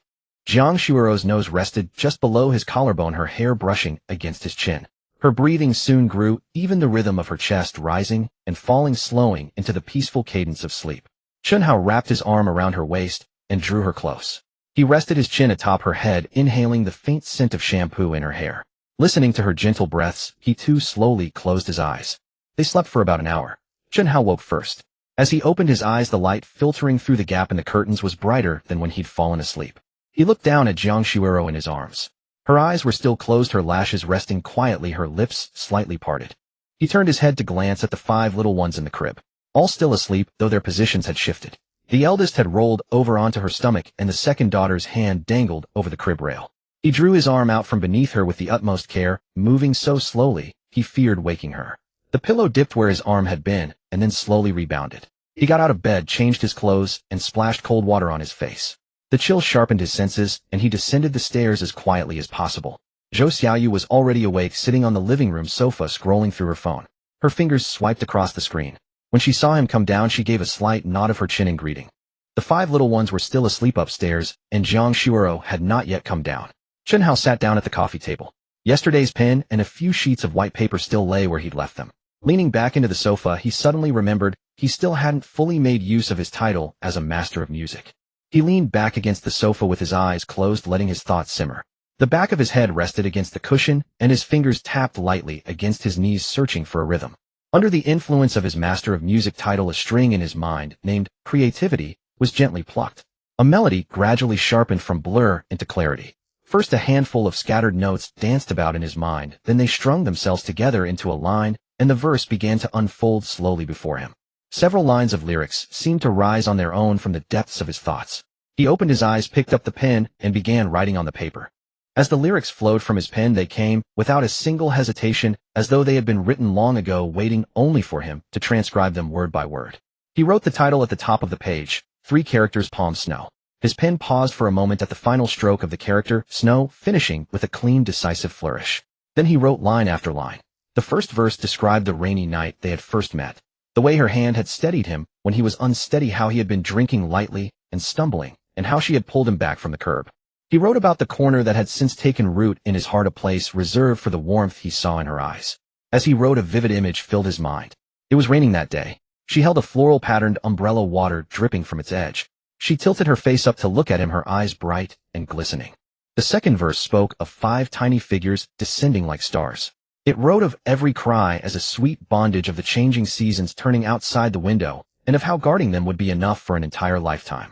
His pen slowed slightly as he reached this part, recalling those first days when the 5 little ones lay lined up in the incubator, tiny and wrinkled, their cries as faint as kittens' mews. In the chorus, he wrote of snow melting in his palms to become the tears in her eyes, gently covering all his panic. No matter how vast the world, nothing compares to a home. Wherever she is, that is his horizon. He wrote swiftly, the pen scratching softly against the paper. Occasionally, he paused to think, his thumb absently rubbing the barrel of the pen before continuing. One line felt awkward, so he crossed it out and rewrote it, leaving a dark strike through on the page. Another line felt too ornate, so he revised it into something more straightforward. After finishing, he hummed it over to himself, satisfied it flowed well, then moved on. The final stroke landed on the line, all I want is to stay by your side, slowly counting these precious moments. He set the pen down and shook his wrist. Having written such a lengthy piece, his arm felt pleasantly sore. After finishing the lyrics, Chen Hao looked down at the page, silently recited them from beginning to end, and revised 2 phrases. He changed sweet burden to sweet shackles, feeling that shackles carried more visual weight, the word itself heavy and resonant on the tongue. He revised another line from, where you are is where my heart finds peace, to, where you are is my faraway horizon, and the rhyme fell into place. Ya and Jia linked perfectly. Then he turned the paper over and began composing the melody on the reverse side. Numbered musical notation flowed smoothly from his pen as 1, 2, 3, 0, 5, 0, and 6 settled into their respective positions across highs and lows, the dot marks for high notes, placed clearly above those for low notes below. The verse melody unfolded gently and calmly, cascading downward as naturally as speech, each note following the next without grand leaps, steady and grounded. The chorus line rose upward and broadened, climbing higher when it reached the words snow in the palm, ascending in one breath before gently descending, much like snowflakes drifting from sky to open hand. The overall rhythm was relaxed and tender. In his mind, he imagined it accompanied by guitar, simple clean chord progressions in G major, 4 chords cycling repeatedly, unadorned, yet pleasing to the ear. As he wrote, he hummed silently to himself, his fingers pressing imaginary chord shapes on the coffee table surface. Reaching a point where the harmony and melody seemed to clash, he paused, considered, and swapped the chord. Everything settled into place. Setting down his pen after writing the final note, he lifted the paper and read it through once more, humming 2 lines of the chorus under his breath. At the junction between the 3rd and 4th lines, he sensed the transition was slightly tight, as though a beat had been missed. He picked up his pen again, inserting a measure in the middle and adding 3 notes to smooth the connection. Humming once more, it flowed perfectly now, like an extra step added to a staircase, eliminating the stumble. Jiang Shuoro had come downstairs unnoticed. Her hair hung loose and uncombed, the ends slightly frizzy. She wore an oversized loungewear top, its neckline slipping lazily to reveal a sliver of collarbone. She had descended barefoot across the floor, making no sound. Quietly, she approached from behind, bending close to look, watching in silence for a long while, without interrupting. Her warm breath ghosted across the back of his head. When Chen Hao lowered the paper, she finally spoke. "Hey Hao, what are you writing?" Chen Hao turned his head and saw her standing just behind the sofa. Light streamed in from the floor-to-ceiling window, falling upon her hair and gilding the stray strands. She tilted her head to peer closer, her eyes still carrying the hazy softness of sleep, her lids slightly puffy, the corners red. Her gaze settled on the paper, reading character by character. He smiled and handed her the paper. "I wrote a song for you." Jiang Shuiro reached out and took the sheet covered in words. The paper still bore the indentations of pen pressure smudges from eraser marks, and a couple of tiny ink blots where the fountain pen had bled through. Her eyes landed on the title at the top. The three characters, Palm Snow, written with considerable force, each stroke clear and precise, horizontals level and verticals straight. Then she read downward line by line, her gaze moving slowly, her lips parting slightly, with each line silently mouthing the words. When she reached the line, 5 small figures descended like starlight, every cry a sweet shackle. A sourness rose in her nose, and she sniffled softly. Her fingers traced the edge of the paper, gently rubbing the corner, wrinkling slightly beneath her grip, a faint nail mark left behind. She continued downward, and when she read, "No matter how vast the world, nothing compares to a home," her eyes stung and blurred. She blinked hard twice to swallow the ache back, a trace of dampness clinging to her lashes. At the final line, she stopped, staring at, "All I want is to stay by your side and slowly count these good moments," for a long time motionless. Those characters had likely been written in a lighter mood, the strokes more spirited than before, the terminal hooks drawn out long. Zhou Xiaoyu, hearing the commotion, drifted over as well. She tossed her phone onto the sofa and came running over barefoot, tilting her head to read aloud from the paper in Jiang Shuiro's hand's palm. "Center. Snow. Chen Hao, you can write songs. You're not just teasing us, are you? These lyrics actually sound pretty good." She reached out for the paper, but Jiang Shuiro instinctively pulled it closer to her chest. Zhou Xiaoyu pursed her lips and withdrew her hand. Chen Hao leaned back into the sofa, his hands folded over his stomach, his thumb circling restlessly. "Just a little. I played guitar and wrote a few messy songs back in school. Now I'm picking it up again." He spoke as though it were something trivial, as casual as jotting down a shopping list. Jiang Shuiro read through the lyrics again, even more slowly this time, mouthing each line silently. When she reached the words, "her tearful glimmer," she paused. Her voice was as faint as a whisper, breath squeezed from her throat. "Did you write this song for me?" She looked up at Chen Hao, her gaze holding both surprise and a softness stirred deep within. The words swirled in her mouth, swallowed and resurfacing, her lips moving finally to form only, "Hey Hao, you're so good to me." Those 3 words were spoken so softly that barely even she could hear them. But her eyes shone brightly as she looked at him, a faint redness gathering at the corners. Chen Hao took the paper back from her, his fingertip lightly tapping the notation section. "The lyrics are nearly set. I'll fine-tune a few measures of the melody, smoothing the transition before the second chorus. It still feels a bit abrupt." He picked up his pen, bowing his head to make light annotations on the sheet music. At the end of the second verse, he added a connecting note. The nib whispered softly against the paper, and with that note in place, the melodic transition flowed much more naturally. He glanced back at the earlier section and added 2 low notes as a prelude, making the guitar fingering feel more comfortable and intuitive. Jiang Shuiro did not move away. She sat beside him on the sofa, turned slightly to watch his profile as he bent his head. His brows were faintly furrowed, his lips pressed together, his chin nudging forward unconsciously when he concentrated. His pen darted across the paper, occasionally pausing as he tapped his temple with the cap, thinking for a few seconds before continuing to write. She watched him for a long while, then rested her head gently against his shoulder, leaning quietly. Her eyes closed. His shoulder blade was firm against her temple, but she did not shift away. She listened to the rhythm of his fingers tapping lightly on his knee, da-da-da-da-da, unhurried and steady, matching nearly the same pace as a heartbeat.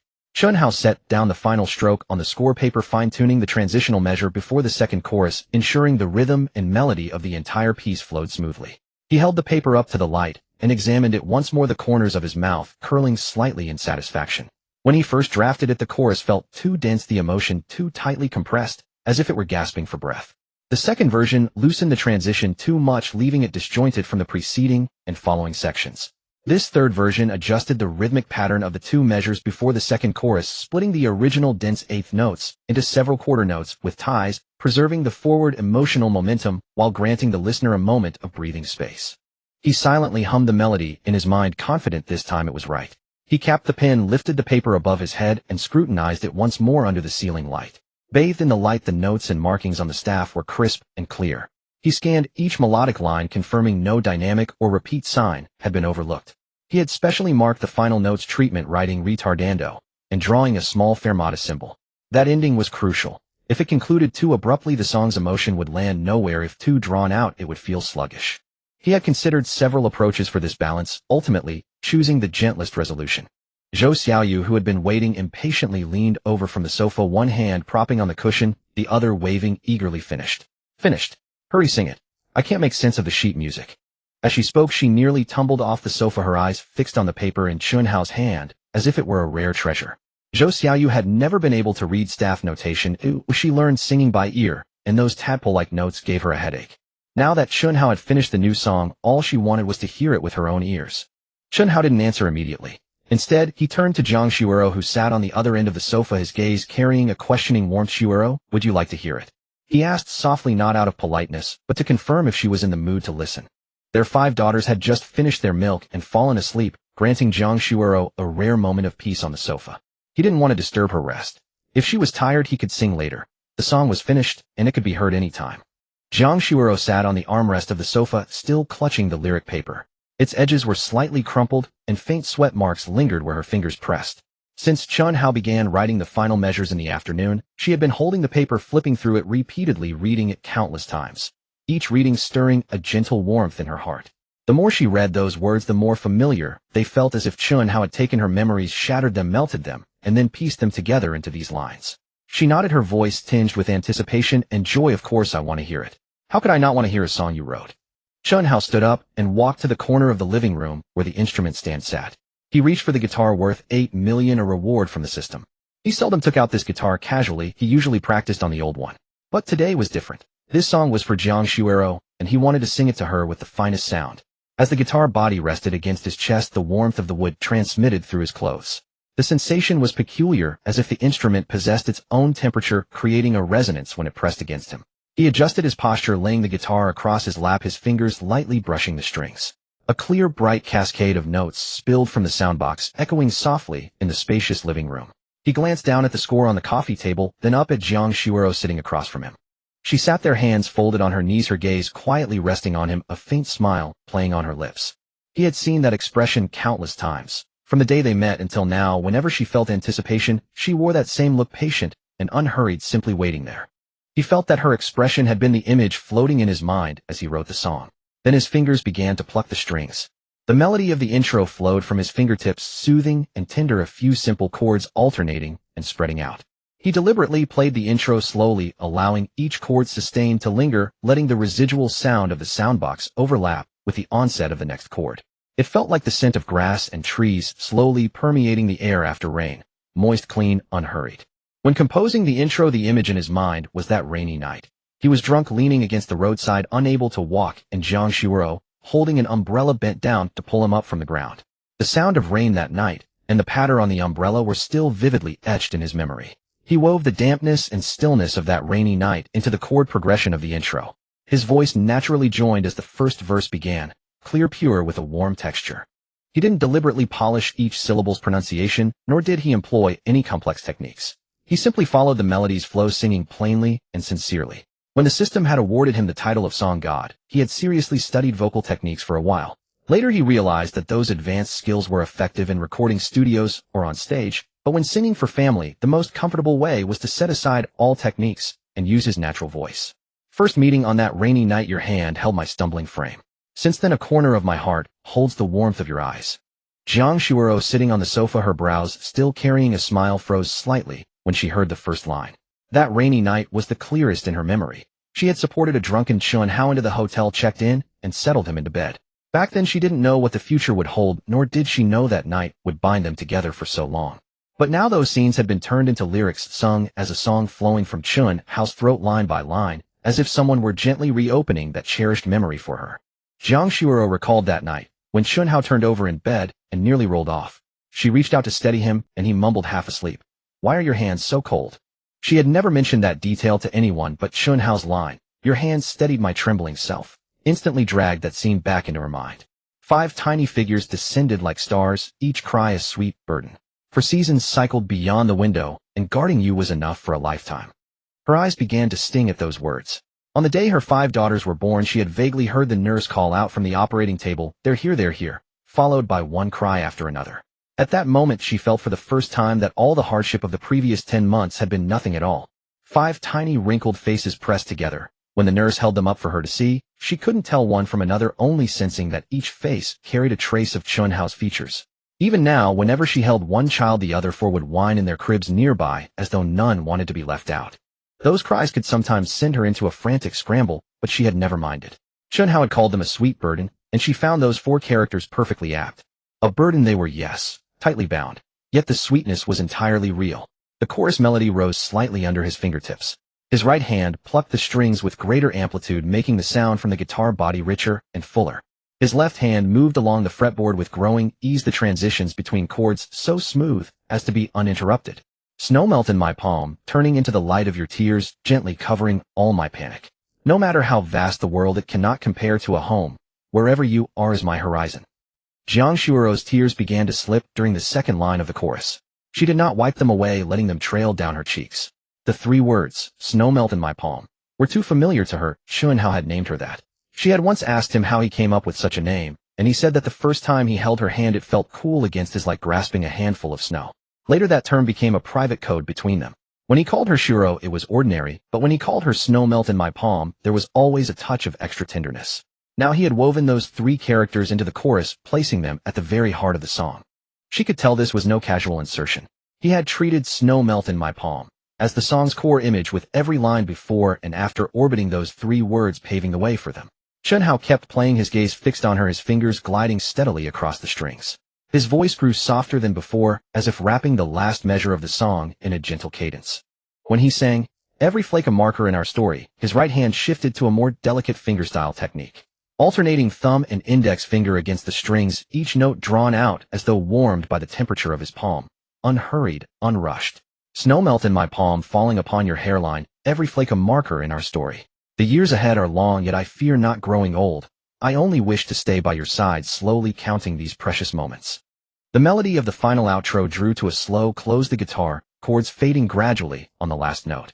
He followed the markings he had written earlier, applying a retardando, letting that final note linger long enough for all the emotion preceding it to land, with weight long enough for Jiang Shuiro's tears to trail down to the tip of her chin. Then he lifted his fingers from the strings, and the resonance within the guitar body continued to tremble for a few more seconds before fully dissipating, leaving the living room still. That stillness was not an empty silence, but the kind that follows after a room has been thoroughly filled with sound. It was as though everything in the house had been soaked through by those few minutes of melody, and even the dust in the air had not yet begun to settle. After a long while, Zhou Xiaoyu sat on the sofa, her hands folded on her knees, her eyes red, but her face wearing an expression overwhelmed by sweetness. She sniffed hard, turned to Jiang Shuiro, and said in a voice caught between a sob and admiration, "Shuiro, this song is beautiful. Chen Hao wrote it about your story, didn't he? Every word feels like it's about the 2 of you." She rubbed her eyes vigorously, forcing back the tears that had nearly spilled over. She knew perfectly well it would be inappropriate for her to cry along. This song was not written for her. Yet the combination of melody and lyrics possessed a piercing power. She knew those events had nothing to do with her, and yet her nose began to tingle the moment she reached the second verse. She had never felt this way listening to someone else's love song. At most she would think it pleasant. But Chen Hao's song was different, because she knew both of them, because she knew every word behind those lines was drawn from truth. The rainy night was real, the 5 daughters were real, and the term snow melt in my palm was something she had heard Chen Hao call Jiang Shuiro with her own ears. All the fabricated elements cannot deceive, it is the genuine things that pierce deepest. Jiang Shuiro raised her hand, and wiped her tears with the back of her wrist, a smile curving her lips as her gaze fell upon Chen Hao, her voice slightly nasal. How this song is truly beautiful. The lyrics are deeply moving and the melody so tender. I really love it. She paused, and I can hear that every word you wrote flowed straight from your heart. As she spoke, an image flashed through her mind. A few nights ago, when she had risen in the middle of the night to feed the babies and passed through the living room to find Chen Hao asleep at the coffee table, several crumpled drafts scattered beside his hand.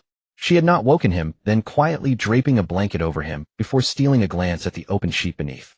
It was the first draft of the lyrics before his revisions. Many of the lines bore no resemblance to what lay on the paper in her hands now. Rewritten again and again, crossed out, and rewritten anew. Chen Hao leaned the guitar against the sofa and walked over to her, squatting down to reach out and gently wiped the tear track still damp on her cheek. I'm glad you like it. This song was written just for you. His thumb lingered against her cheek for a moment before pulling away, leaving a faint trace of moisture on his skin.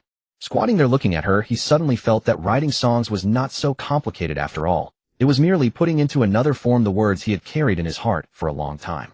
Jiang Shuero sniffled, looked down at the piece of paper with lyrics on the coffee table, then looked up at Chen Hao. How can you teach me how to sing this song? I want to learn to sing it too. She was serious. Since hearing the chorus for the second time, she had been thinking about it. Although she couldn't write songs or play piano like Chen Hao, she was confident in her ability to learn singing. She loved this song so much that she wanted to make it her own, to find a time when only she and Chen Hao were together and quietly sing it to him once. Chen Hao smiled and nodded. Of course, I can teach you whenever you want. He thought teaching her to sing this song was actually not difficult. The melody line was within her vocal range overall, and the slightly higher parts of the chorus she could easily reach with mixed voice. He had already planned the teaching steps in his mind. First, let her get familiar with the verse melody, then match the lyrics line by line, and practice the modulation part of the chorus a few extra times. Zhou Xiaoyu took a while to calm down, finally suppressing the sour feeling. She slapped her knee vigorously and put on an excited expression. Chen Hao, this song is really too good. It's a waste to just sing it to the two of us in the living room. If you record this song and upload it online, it might become a hit. She said this with a tone that suggested, I'm just casually suggesting, but you must seriously consider it. After saying that, she added another string. Look at those singer-songwriters online. Many of them rose to fame with just one song. Your song is way better than theirs. I really think it's a loss not to release it. Kept at home, only the three of us can hear it. Released 10,000 or 100,000 people can hear it.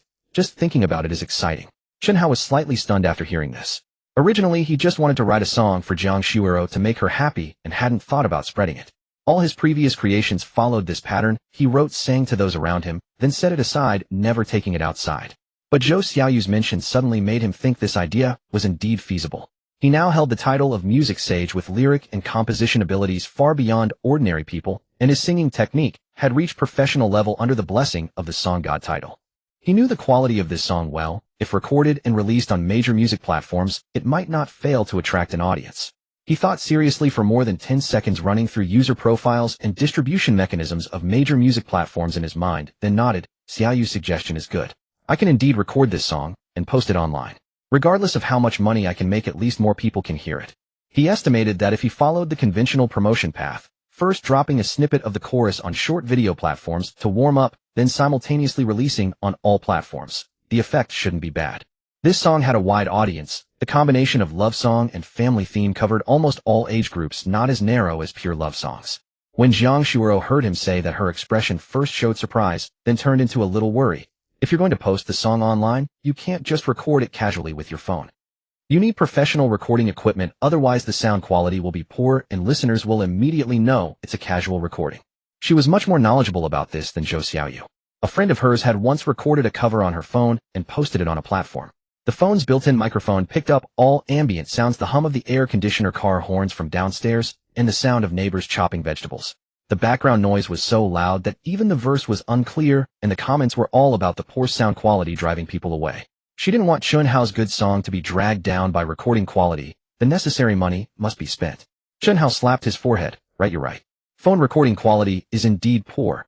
High background noise, narrow dynamic range. The recorded sound is far from professional equipment. I need to go buy a set of recording equipment. He glanced at the instruments in the corner of the living room, thinking that since he was going to record seriously, he should try to achieve the best sound quality within his ability. He himself had standards for sound quality, and a song written for Jiang Shuero couldn't be compromised.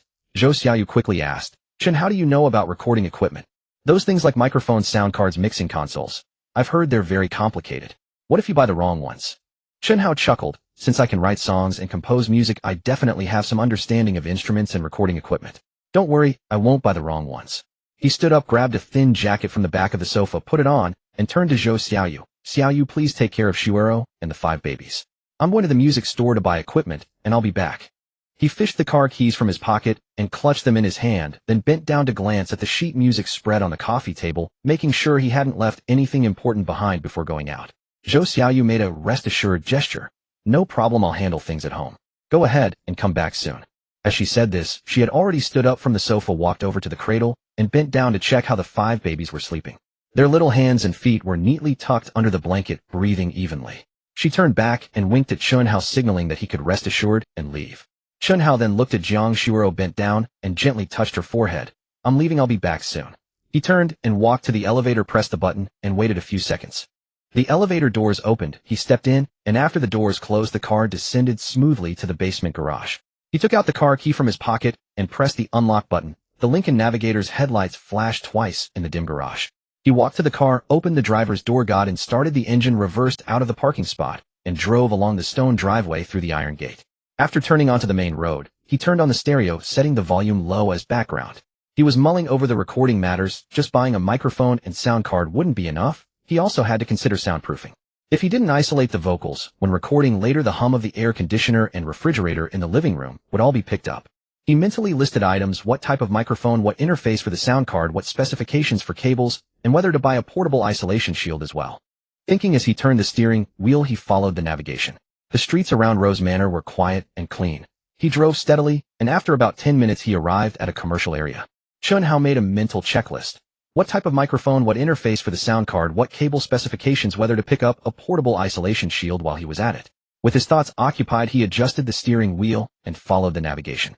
The streets around Rose Manor were quiet and clean. He kept the car steady, driving for about 10 minutes before reaching a commercial district. At the corner stood a spacious music store with a broad storefront.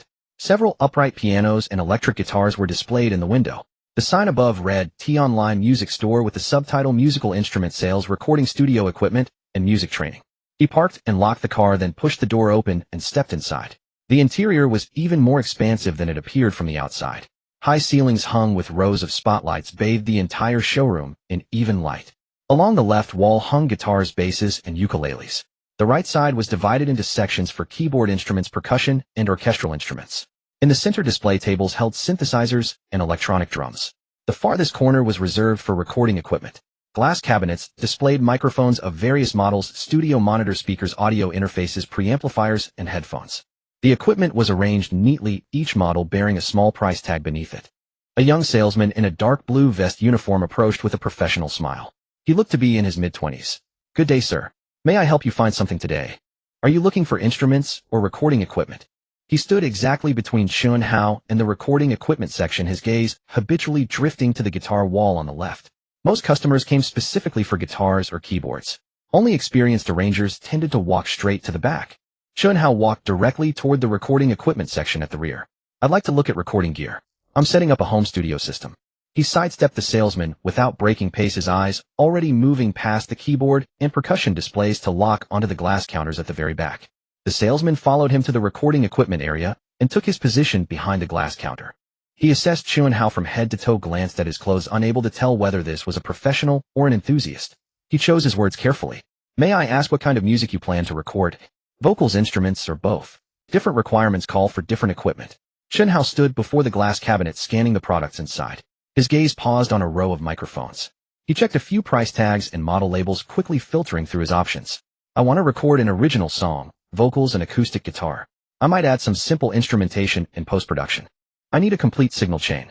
Microphone, audio interface, monitor, speakers, headphones, shock mount, pop filter cables, everything." The salesman was taken aback. He had expected an amateur who would need him to explain and recommend each item one by one. But Chen Hao had recited the entire recording setup off the top of his head, even mentioning details like shock mounts and pop filters. Clearly not a novice. He quickly shed his casual attitude, straightened up, and became more serious. "Then what are your preferences for the microphone? We carry several mainstream condenser microphones, both domestic and imported brands." He pulled a product catalog from beneath the counter and opened it, preparing to walk Chen Hao through the diaphragm sizes and frequency response characteristics of each microphone. Before he'd even reached the first page, Chen Hao bent down and pointed to the third silver gray microphone from the left in the glass cabinet. "Let me see that one." The salesman carefully removed the microphone and placed it on the counter.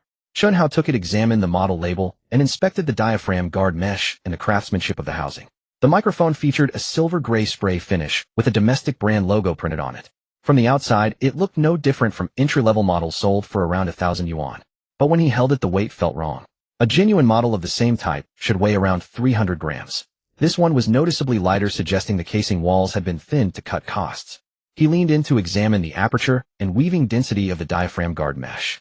The pattern was uneven, with several areas showing inconsistent spacing between the wires. He then weighed the microphone in one hand and looked up at the salesman. "This is a domestic brand. The diaphragm uses materials from a smaller manufacturer. The high frequencies lack clarity and the low end has a touch of muddiness. It'll work for instruments, but for vocals the sibilance won't be clean and fixing it in post will be tedious." The salesman's expression shifted slightly. He had worked at this shop for over 2 years and encountered numerous customers buying microphones. Yet very few could diagnose the diaphragm source and frequency response flaws merely by looking and weighing. He quickly retrieved another microphone, a deep blue one with a matte frosted finish. The tag bore an imported brand name, and this one was priced at more than triple the previous model. How about this one? It's made in Austria, a large diaphragm condenser, one of our premium models. Chen Hao took it and examined the diaphragm guard structure. The inner pop filter cotton was neatly arranged with uniform apertures, unlike the domestic model, whose spacing was irregular. He tapped the housing lightly with his fingernail twice to listen for the resonance. The first tap was near the diaphragm, the second near the bottom connector. The decay speed of both echoes was essentially identical, indicating high consistency in the shell material with no thickness inconsistencies. He leaned in again to inspect the solder joints at the connector port. The solder accumulation was moderate, the surface smooth with no bubbles or cold joints in sight.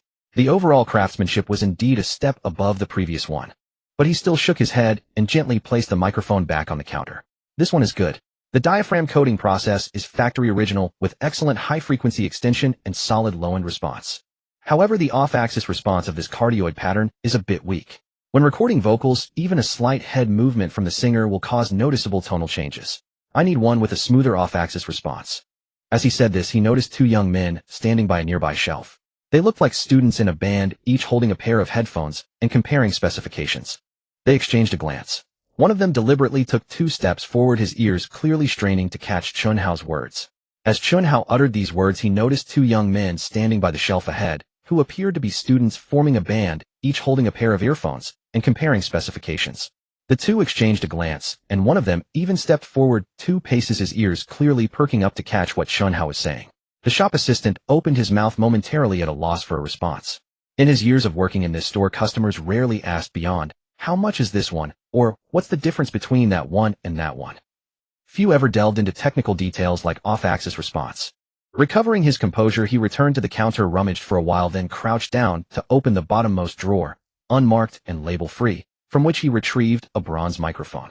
Its casing bore no brand logo, only a string of engraved serial numbers. He handled the microphone with far greater care, cradling it in both hands and placing it gently on the countertop. This is one of our recent custom orders. The manufacturer is an OEM for several top-tier Western brands, so the craftsmanship is far superior to mass-market models. But since it doesn't carry a big name, the price is actually lower than imported ones. Chen Hao took it and examined it intently for a full minute. He leaned in to inspect the intricate texture of the diaphragm, noting the uniform and delicate grain of the coating. The tension of the diaphragm was clearly calibrated, no hint of slackness. He lightly touched the protective mesh with his fingertip, assessing its hardness and resilience. The mesh sprang back immediately under pressure, indicating the stainless steel wire was of adequate strength. He then unplugged the connector cover to examine the solder joints inside. Every joint was smooth and full, the wiring neatly arranged, all conductors secured in dedicated slots, no stray wires in sight. Finally, he tapped the microphone casing twice with his thumb and listened to the resonance. The casing's resonant frequency was high and decayed quickly, meaning it contributed minimal interference to the diaphragm. He smiled. This one's good. The diaphragm tension is precisely tuned. The solder joints are all hand soldered. The wiring is clean. This was done by the factory's best technicians. The frequency response curve should be very flat, and off-axis performance won't be disappointing either. I'll take this one. The shop assistant stood frozen for several seconds before snapping back to reality. He had expected this custom microphone to be dismissed as overpriced or brandless, yet Chen Hao had recognized its quality at a glance. He retrieved a shock mount from under the counter. "Shall I match it with a compatible shock mount model?" Chen Hao glanced at the shock mount, took it, weighed it in his hand, then placed the microphone inside to test the fit. The rubber suspension cords of the shock mount were not tight enough. There was about 1 to 2 millimeters of play, and the microphone didn't lock securely. He gave the microphone a gentle shake. A faint clatter was audible. If a singer moved even slightly while recording, the microphone would wobble in the mount, creating excessive background noise. He shook his head. "It's loose. There's a tolerance mismatch between this mount and the microphone. Give me the one with black rubber suspension cords instead." The shop assistant looked back at the black shock mount on the shelf. It was indeed pricier than the one in his hand, featuring thicker rubber material and a double locking clasp design with a wider compatible microphone diameter range. Without another word, he turned and fetched the new shock mount. Chen Hao fitted the microphone into it and tested it. This time it was a perfect fit. He shook it, and there was no rattling. The stability was just right. Chen Hao placed the microphone and shock mount on the counter and turned toward the shelf displaying audio interfaces. The shop assistant followed beside him, now completely refraining from making recommendations, waiting for Chen Hao to decide on his own. He stood by, hands clasped, and simply fetched whatever Chen Hao pointed at, uttering not a single unnecessary word. Chen Hao's gaze swept across a row of silver and black rectangular boxes. The audio interfaces ranged from budget models costing a few hundred yuan to professional-grade ones worth several thousand. He scanned them without rushing, instead examining the input-output configurations on the back of each unit. Some had only 2 inputs, requiring unplugging the microphone to record a guitar, far too cumbersome. Others had ample inputs, but only stereo RCA outputs incompatible with balanced studio monitors. He continued down the line and finally pointed to a model labeled 4 inches 04 out on its interface panel. "Let me see this one." The shop assistant took it down and placed it on the counter. Chen Hao studied the port configuration on the back and the knob layout on the front, then glanced at the brand nameplate on the side. This model used an ESS decoding chip with a claimed dynamic range of over 110 decibels. Practical performance should be sufficient. However, he noticed that the power supply port had a different specification from the common 5V2A adapters. The connector was half a size larger, meaning if the original power supply broke, replacements would be hard to find on the market. He pointed at the power jack. This one uses an ESS decoding chip, so the dynamic range is adequate. But its power supply connector is non-standard, incompatible with most adapters on the market. If the original goes bad, it'll be tough to replace. Could you check if you have a spare power supply for this model? The shop assistant immediately went to the back storeroom, pulled up the inventory on the computer, and typed away with a rapid clatter of keys. Less than 2 minutes later, he returned holding a packaged power cable. "We do have 2 original spares in stock. Would you like one or both?" "Both," Chen Hao replied, then turned his gaze to the row of studio monitors. In the middle sat a pair of matte black 5-inch speakers with cabinets made of medium-density fiberboard covered in matte veneer. Understated, yet solidly built. "How's the stereo imaging on those? Do you have a demo room where I can listen?" The shop assistant quickly led him to a small adjacent listening room where several pairs of monitors from different brands were set up, with simple acoustic foam panels on the walls. Chen Hao sat in front of the matte black speakers for a few minutes, pulled out his phone, connected it to the audio cable the assistant handed him, and played a lossless test track stored on his device. He had listened to that test track over 100 times. He knew exactly what frequencies each segment contained and what the soundstage should be. He closed his eyes and listened for several dozen seconds, then opened them and switched to another track dominated by vocals. The high-pitched piano overtones were clear, but not piercing. The mid-range vocals had sufficient warmth, and the low-frequency drum hits were deep and solid without excessive bloom. The stereo imaging between the 2 speakers was accurate, with the vocals firmly anchored in the center. He turned off the music and nodded. "These are good, solid mid-range non-fatiguing highs, and the reverb time is just right. I'll take this pair." The clerk hurriedly carried the speakers out of the listening room, wrapped them carefully in foam film, and set them beside the counter. Chen Hao walked around the shelves once more, selecting a pair of closed-back monitoring headphones, 4 balance cables, a dual-layer pop filter, and a desktop microphone stand. For each item, he picked it up to inspect the connectors and materials. For the cables, he chose the braided shielding variant, for the pop filter the dual-layer type, and for the stand, he deliberately twisted the height adjustment knob to test the damping feel. When everything was piled on the counter, it covered nearly half the surface. The clerk took out a calculator and added up the price of each item, silently tallying the total in his head as he pressed the buttons. After calculating the final amount, he hesitated and looked up at Chen Hao. "Sir, this entire set comes to quite a sum. Perhaps you'd like to consider it once more." He was sincerely looking out for the customer. This equipment setup was more expensive than the complete recording systems many independent musicians just starting out managed to save up for. Worried this might be a novice with a limited budget who could regret the purchase and demand a return later, he thought it better to ask once more now. Chen Hao had already taken out his phone, opened the payment code, and placed it on the counter. "No need to reconsider. This is all I want. Please pack it up for me. I'll take it directly." The clerk paused momentarily, then swiftly organized and packed all the equipment into shockproof foam boxes. The microphone and shock mount were individually boxed, the cables bundled together, the speakers fitted with protective covers, and all accessories arranged in order of use into 2 large cartons. He wrapped the sealing tape around 4 or 5 times before feeling satisfied. Meanwhile, the 2 students nearby watched Chen Hao's every move, with their eyes following him all the way until he paid and carried the 2 large boxes out the door.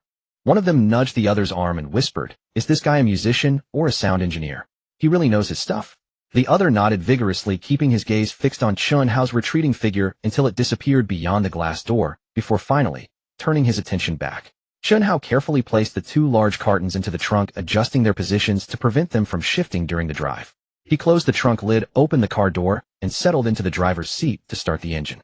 The engine rumbled to life with a deep, steady hum. He shifted into gear, glanced at the instrument shop sign receding in the rearview mirror, then turned the wheel and drove back along the route he'd come heading toward Rose Manor. His mind was already planning the recording setup for when he got home. First unboxing and assembling the equipment to test the signal path, then positioning the monitor speakers, and finally choosing the quietest time of day when the babies were asleep to begin recording. As Chen Hao reversed the Lincoln Navigator into the garage parking spot, his steering was steady and precise. He made it in one smooth motion without any correction. He killed the engine and removed the key. With the headlights off, the garage dimmed, slightly illuminated only by the dim yellow glow of the wall-mounted sensor light. He pushed open the car door and stepped out.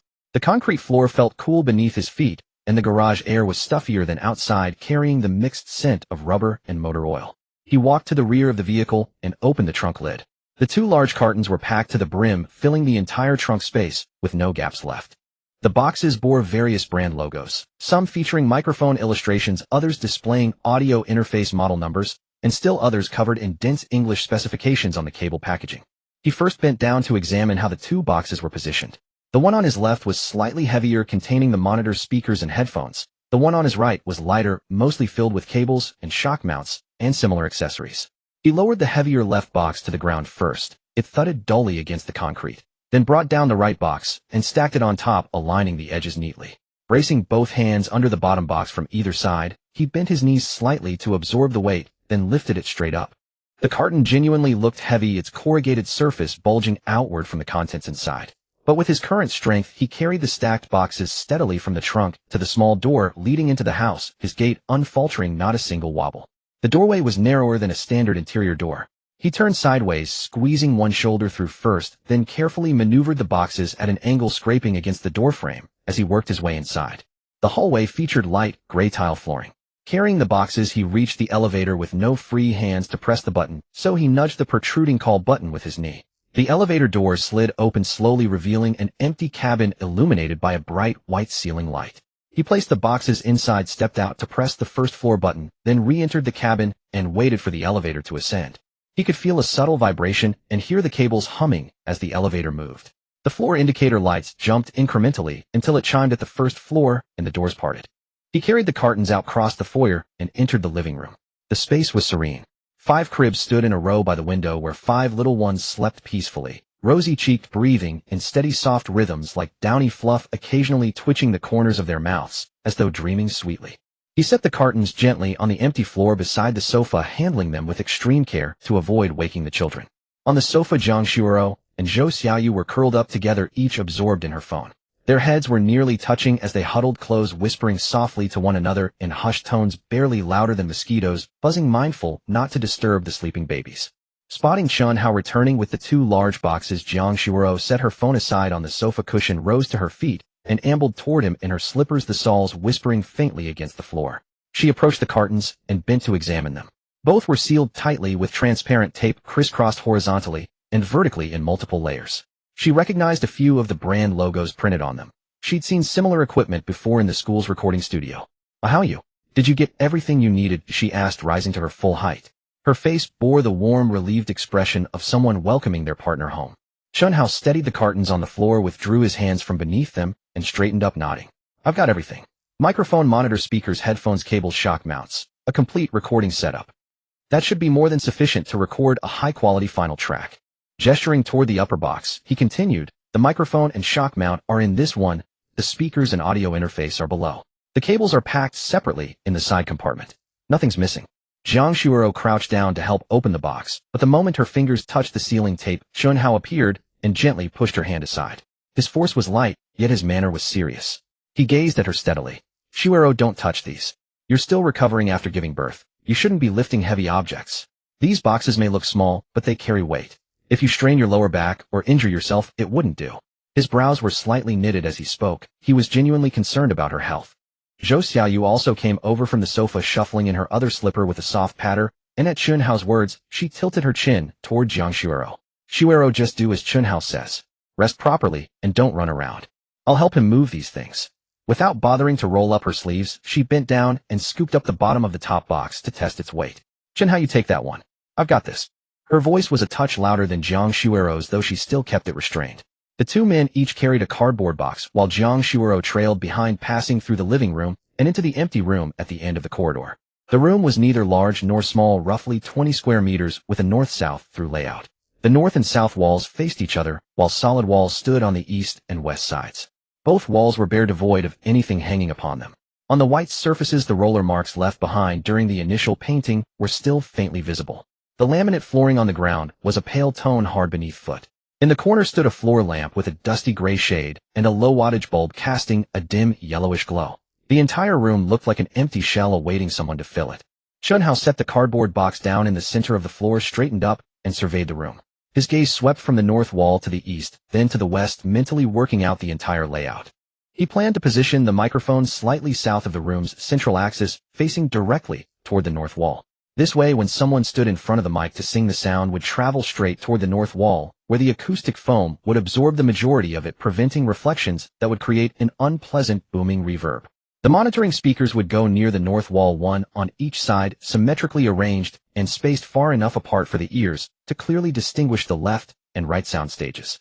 The audio interface and laptop would be placed along the east wall, where he figured a small desk could fit, convenient for operation on the tabletop and unobtrusive for cable routing. He began setting things up. He first took out several pieces of black acoustic foam from the box. The foam was pyramid-shaped, its surface uneven and textured, resembling sponge, yet far denser. Double-sided adhesive was already attached to the back, ready to peel and stick. He held the first piece against the north wall to gauge the height, roughly 1.5 meters from the ground, where human voices would naturally project and be caught by the acoustic foam. He peeled away the protective paper from the adhesive backing, pressed the foam firmly against the wall, and smoothed it from the center outward with his palm, ensuring every edge adhered securely, without any lifting. After the first piece was in place, he set the second beside it, leaving a gap of roughly a finger's width between them, neat and orderly. He covered most of the north wall, then moved to the east and west sides to affix several more pieces at the points where vocal reflections would be most concentrated. Zhou Xiaoyu stood nearby, handing him the acoustic foam. The moment he finished one piece, she extended her hand with the next, placing it within reach.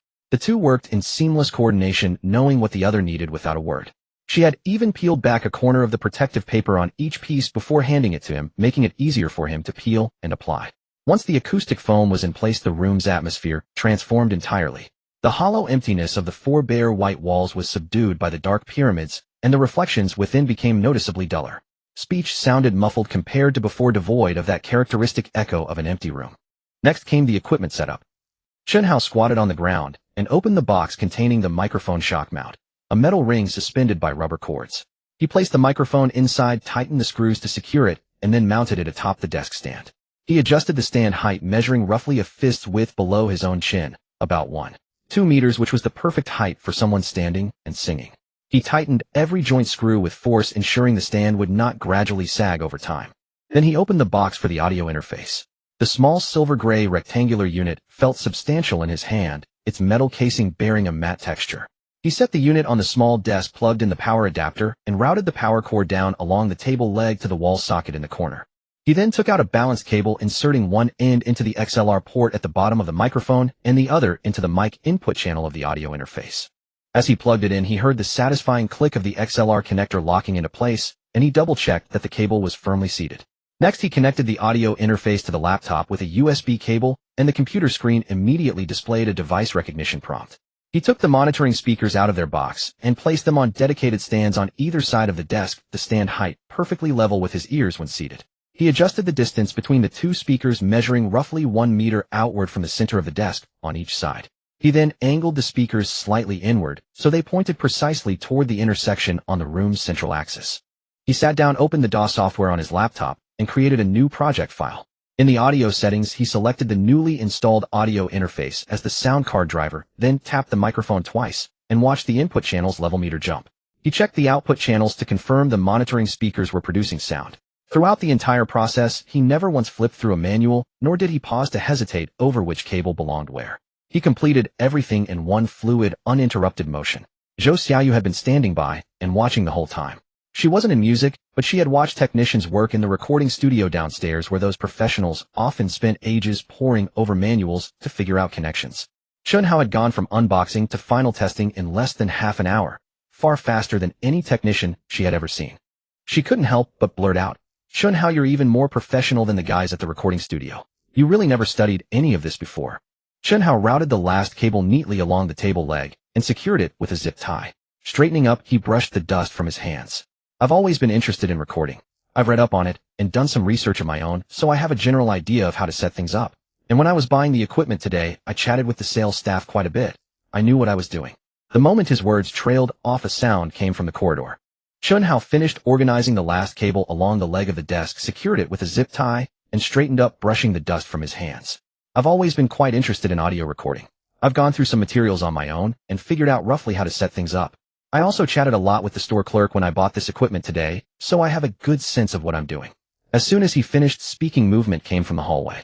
First, the eldest let out a couple of grunts. The sound wasn't loud, but in the quiet living room it carried clearly. Then the second baby started crying too, her voice a pitch higher than the eldest's. Then, as though someone had flipped the switch, the third, fourth, and fifth babies opened their mouths simultaneously. The wails of 5 little ones layered together, pouring straight into their ears from the far end of the hallway through the half-open door. Chen Hao glanced toward the hallway, smiled helplessly, and tossed the zip tie onto the table before walking out. They've woken up. They must be hungry. His strides were long, and within a few steps he reached the doorway. Jiang Shuero turned and followed, and the two of them walked briskly side by side toward the living room. Inside the crib, the 5 little ones were crying their hardest, their tiny faces flushed, red arms and legs flailing about on the bedsheets, kicking the crib rails until they clanged loudly. The eldest was crying the most fiercely, her mouth opened wide in a perfect circle, tears streaming down her cheeks. Chen Hao bent down and lifted her, supporting her head and bottom with his hands, then turned and handed her to Jiang Shuero. Jiang Shuero took the baby, sat on the sofa, and opened her blouse to begin breastfeeding. The moment the eldest latched on, her crying stopped, leaving only the occasional hiccuping sob, her little mouth moving rhythmically as she fed with complete concentration. Chen Hao turned and walked to the small table in the master bedroom. Neatly arranged on its surface were 5 baby bottles in different colors beside an open tin of formula and a thermos flask. He unscrewed the thermos lid and tested the water temperature, then measured the corresponding number of scoops of formula into each bottle according to the ratio on the tin. He screwed the caps on tight and shook them back and forth to dissolve the powder, his movements quick and steady. When he returned to the living room carrying the tray with all 5 bottles, Jiang Shuero had already finished feeding the eldest and was holding her upright to burp her. He handed her a bottle. Jiang Shuero took it past the eldest back to him and picked up the second baby to continue breastfeeding. The 5 little ones went through the routine one after another. The eldest drank from the bottle, the second had breast milk, the third drank from a bottle, the fourth had breast milk, and the fifth drank from a bottle. Every child who was handed a bottle grew restless in Chen Hao's arms, their little heads bobbing forward eagerly, mouths opening to search for the nipple. The instant it touched their lips, they sucked with all their might, the loud swallowing sounds echoing plainly through the quiet living room. When it was finally the 5th baby's turn to finish her bottle, Chen Hao held her upright against his shoulder and gently patted her back. The 5th baby let out a loud burp, a ring of milk residue clinging to the corner of her mouth. In that very instant, the burp escaped. 5 notification sounds rang out consecutively in Chen Hao's mind, each one crisp and decisive, each one representing 10,000 yuan. 50,000 in hand, yet not a flicker of emotion crossed his face. He lowered his head, wiped the milk from the 5th baby's mouth with a tissue, his movements exactly as usual. After collecting the 50,000, he didn't rest either. He turned and fetched a fresh pack of diapers from the cabinet squatted beside the crib and began changing them one by one. The eldest had filled a diaper completely, it's swollen and heavy. He unfastened the side tabs, rolled up the used diaper, and tossed it into the trash bin. With a wet wipe, he cleaned her bottom thoroughly, applied a layer of diaper rash cream, positioned the new diaper, and secured the tabs neatly. He went through the 2nd, 3rd, 4th, and 5th babies in order. Each one had both urine and stool. The used diapers were rolled and discarded one by one into the trash bin, which filled up quickly. Each time he finished changing a baby, a notification sound rang out. 5 diapers changed meant 5 sounds, another 50,000. As he rolled up the last used diaper and threw it into the bin, he stood up and silently tallied the day's total. Adding the noon feeding earnings and the afternoon diaper changes, over 100,000 yuan had come in again that day. Yet not a hint of a smile showed on his face. He simply bent down, tied the trash bag shut, carried it out, and left it by the door. When he returned, he washed and dried his hands. After being fed, drinking their fill, and having their diapers changed, the 5 little ones were somehow not sleepy at all. One by one they lay in their cribs with eyes wide open, black pupils rolling about, little heads swaying left and right as they surveyed their surroundings. Their tiny hands broke free from the blankets and flailed in the air. The eldest even rolled over, propping herself up on her 2 little arms, lifting her head and turning it wobbly in a circle. When she saw Jiang Shuero squatting beside the crib, she bared her pink gums in a smile and beamed at her. That smile was so sweet it melted Jiang Shuero's heart. She bent down and extended her index finger, and the eldest grabbed hold of it, instantly gripping tightly with surprising strength. Zhou Xiaoyu leaned to the other side of the crib and reached out to gently poke the second baby's tiny foot. The baby's toes immediately curled up and retreated, making Zhou Xiaoyu burst into giggles. She poked again, and the second baby curled her toes once more. Clearly finding the game delightful, the little one kept extending and retracting her foot, playfully competing with Zhou Xiaoyu's finger. Chen Hao glanced at the clock on the wall. It was nearly evening, and the sky outside the window was beginning to darken, making the indoor lights appear brighter. He turned to the two women on the sofa. "You must be hungry. Let me make dinner." Jiang Shuero nodded. "A little." She hadn't eaten much at noon, and did feel a hollow emptiness in her stomach. Zhou Xiaoyu agreed. She was hungry too. She had been too busy admiring the babies and the equipment all afternoon, her mouth full of praise the whole time, and only now did her stomach begin to rumble. Chen Hao walked into the kitchen and opened the refrigerator door. The cool white light fell across his face as his eyes scanned the compartments. The shelves were packed with ingredients. A whole squab he had bought a few days ago sat in a storage container, and next to it was a bag of silver ear fungus. He took out the squab to thaw and set the silver ear fungus under the tap to soak. Squab meat is tender and low in fat, making the soup light and nourishing without being greasy. Silver ear fungus nourishes the yin and benefits the lungs while providing collagen. The combination was perfectly suited for a postpartum nursing mother, its lactation-boosting effect far gentler than those heavy pork trotter broths. He got to work preparing dinner. First he cleaned the squab and chopped it into small pieces on the cutting board. His knife moved swiftly and cleanly, the sound of bones breaking crisp and sharp. He placed the chopped pieces into a pot of cold water, brought it to a boil, and when a layer of grayish scum rose to the surface, he skimmed the meat out with a slotted spoon and rinsed it clean. After 20 minutes of soaking, the silver ear fungus had fully expanded. He picked off the yellow hard base and tore it into nail-sized pieces, shredding them fine so the collagen would release more quickly. He washed a clay pot and set it on the stove, added the squab pieces, torn silver ear fungus, and enough water to cover the ingredients. He dropped in 2 slices of ginger and a small handful of red goji berries, brought it to a boil over high heat, then immediately reduced it to a simmer, covered the pot, and let it slow cook. He scrubbed the clay pot clean, set it on the stove, and placed in the pigeon chunks and crushed tremella mushrooms, adding enough water to cover the ingredients. He tossed in 2 slices of ginger and a small handful of red goji berries, brought it to a boil over high heat, then immediately turned the flame to low, covered the pot, and let it simmer slowly. The steam seeping through the gap in the lid carried a faint sweet aroma, subtle yet comforting. While the soup simmered, Chen Hao began stir-frying the dishes. The first dish was lettuce with oyster sauce. He washed the lettuce leaves several times and drained them thoroughly. Once the water in the pot boiled, he blanched the lettuce for less than a minute until the leaves softened and changed color, then removed them and arranged them neatly on a white plate. He emptied the pot, wiped it dry, and poured in oil. After heating the oil, he sautéed minced garlic until fragrant, then added oyster sauce, light soy sauce, and a pinch of sugar. As the sauce bubbled and simmered, he drizzled it over the lettuce, which turned a glossy, vibrant green. The second dish was asparagus with shrimp. He tested the fresh asparagus by snapping off the tough ends, discarding the woody parts, and cutting the tender sections diagonally into inch-long pieces. The shrimp were freshly peeled. Last night he had already deveined them, marinated them in a bowl with cooking wine and cornstarch, and let them sit to absorb the flavors. By now they were perfectly seasoned. Once the oil in the wok was hot, he slid the shrimp in, quickly separating them with chopsticks. The shrimp curled and turned pink, then he scooped them out and set them aside.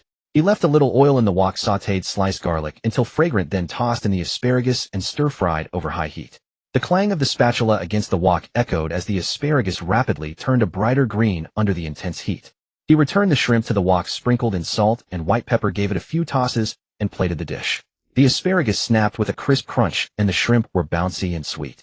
The third dish was wood ear scrambled eggs. He had prepared the dried black wood ear fungus in advance, soaking it until rehydrated, then removed the tough stems, washed it thoroughly, blanched it in boiling water for less than 2 minutes, drained it, and set it aside. He cracked 4 eggs into a bowl, whisked them until smooth, and added a pinch of salt. Once the oil in the wok was hot, he poured in the eggs and scrambled them until they were just set and still a tender yellow, then removed them. He added a little more oil to the wok, stir-fried the wood ear for a few seconds, then returned the eggs to the wok. He seasoned with salt and chopped scallions, gave it 7 or 8 tosses, and the dish was ready. The wood ear crisped, the eggs silky smooth. The pigeon and tremella soup in the clay pot had been simmering for over 40 minutes. The broth, initially clear and bright, had turned a faint milky white. A thin layer of oil shimmered on the surface, and the savory aroma of the pigeon had fully melded with the gelatinous texture of the tremella. He lifted the lid and stirred the soup with a ladle. The broth was noticeably thicker than before. The tremella had become translucent, and the pigeon bones were so tender they fell apart at the slightest touch.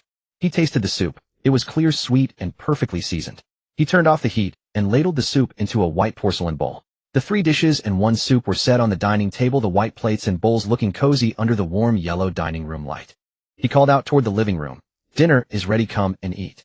Jiang Shuoro pushed the baby crib to the side of the dining table and settled it in place. The 5 little ones lay in the crib staring at the ceiling with bright eyes full of energy and showing no signs of crying for now. The 3 of them sat down around the table and began their meal. Zhou Xiaoyu picked up a piece of asparagus with shrimp and chewed it. The crispness of the asparagus and the tenderness of the shrimp melted together in her mouth. The cooking was spot on. She chewed and gave a thumbs up. "Chen Hao, this asparagus stir-fry is even better than what you'd get at a restaurant. The shrimp isn't overcooked at all." With that, she picked up another bite and popped it into her mouth. Jiang Shuoro lifted the soup bowl and took a sip of the pigeon and tremella soup. As soon as it touched her lips, she knew it was good. Clear and sweet, it slid smoothly down her throat. The savory flavor of the pigeon spread across her tongue, and the gelatinous texture of the tremella gave the broth a silky, smooth consistency. Rich without being greasy, warm without being harsh. She set down the bowl and nodded. "The soup is wonderful too. The pigeon is cooked just right. The meat falls off the bone with a touch, and the tremella has released its gelatin." She picked up a piece of pigeon meat with her chopsticks, and true to her word, the meat separated from the bone with a gentle nudge, tender, not dry. Chen Hao was reaching for another dish when he suddenly heard a commotion from the baby crib beside him. A fair amount of noise with babbling sounds and tiny fists hitting the mattress. He looked down and saw that all 5 little ones had turned their heads toward the dining table, their 5 pairs of bright black eyes fixed on the food in their bowls. Their little mouths opened and closed, drool nearly dripping from the corners. The eldest was especially obvious. She stuck out her tongue, licked her lips, then pulled it back and looking exactly like someone who was eager to eat, but couldn't have any. Jiang Shuoro also noticed her 5 daughters' gaze. She couldn't help but smile, reached out to adjust the crib railing, and leaned down to speak softly to them. "Don't be impatient, little ones. When you're a little older and can eat solid food, Daddy will make delicious things for you." Her voice was gentle, full of the patience of a mother. The 5 little ones, of course, couldn't understand what she said, but they kept staring at the steaming dishes, refusing to look away.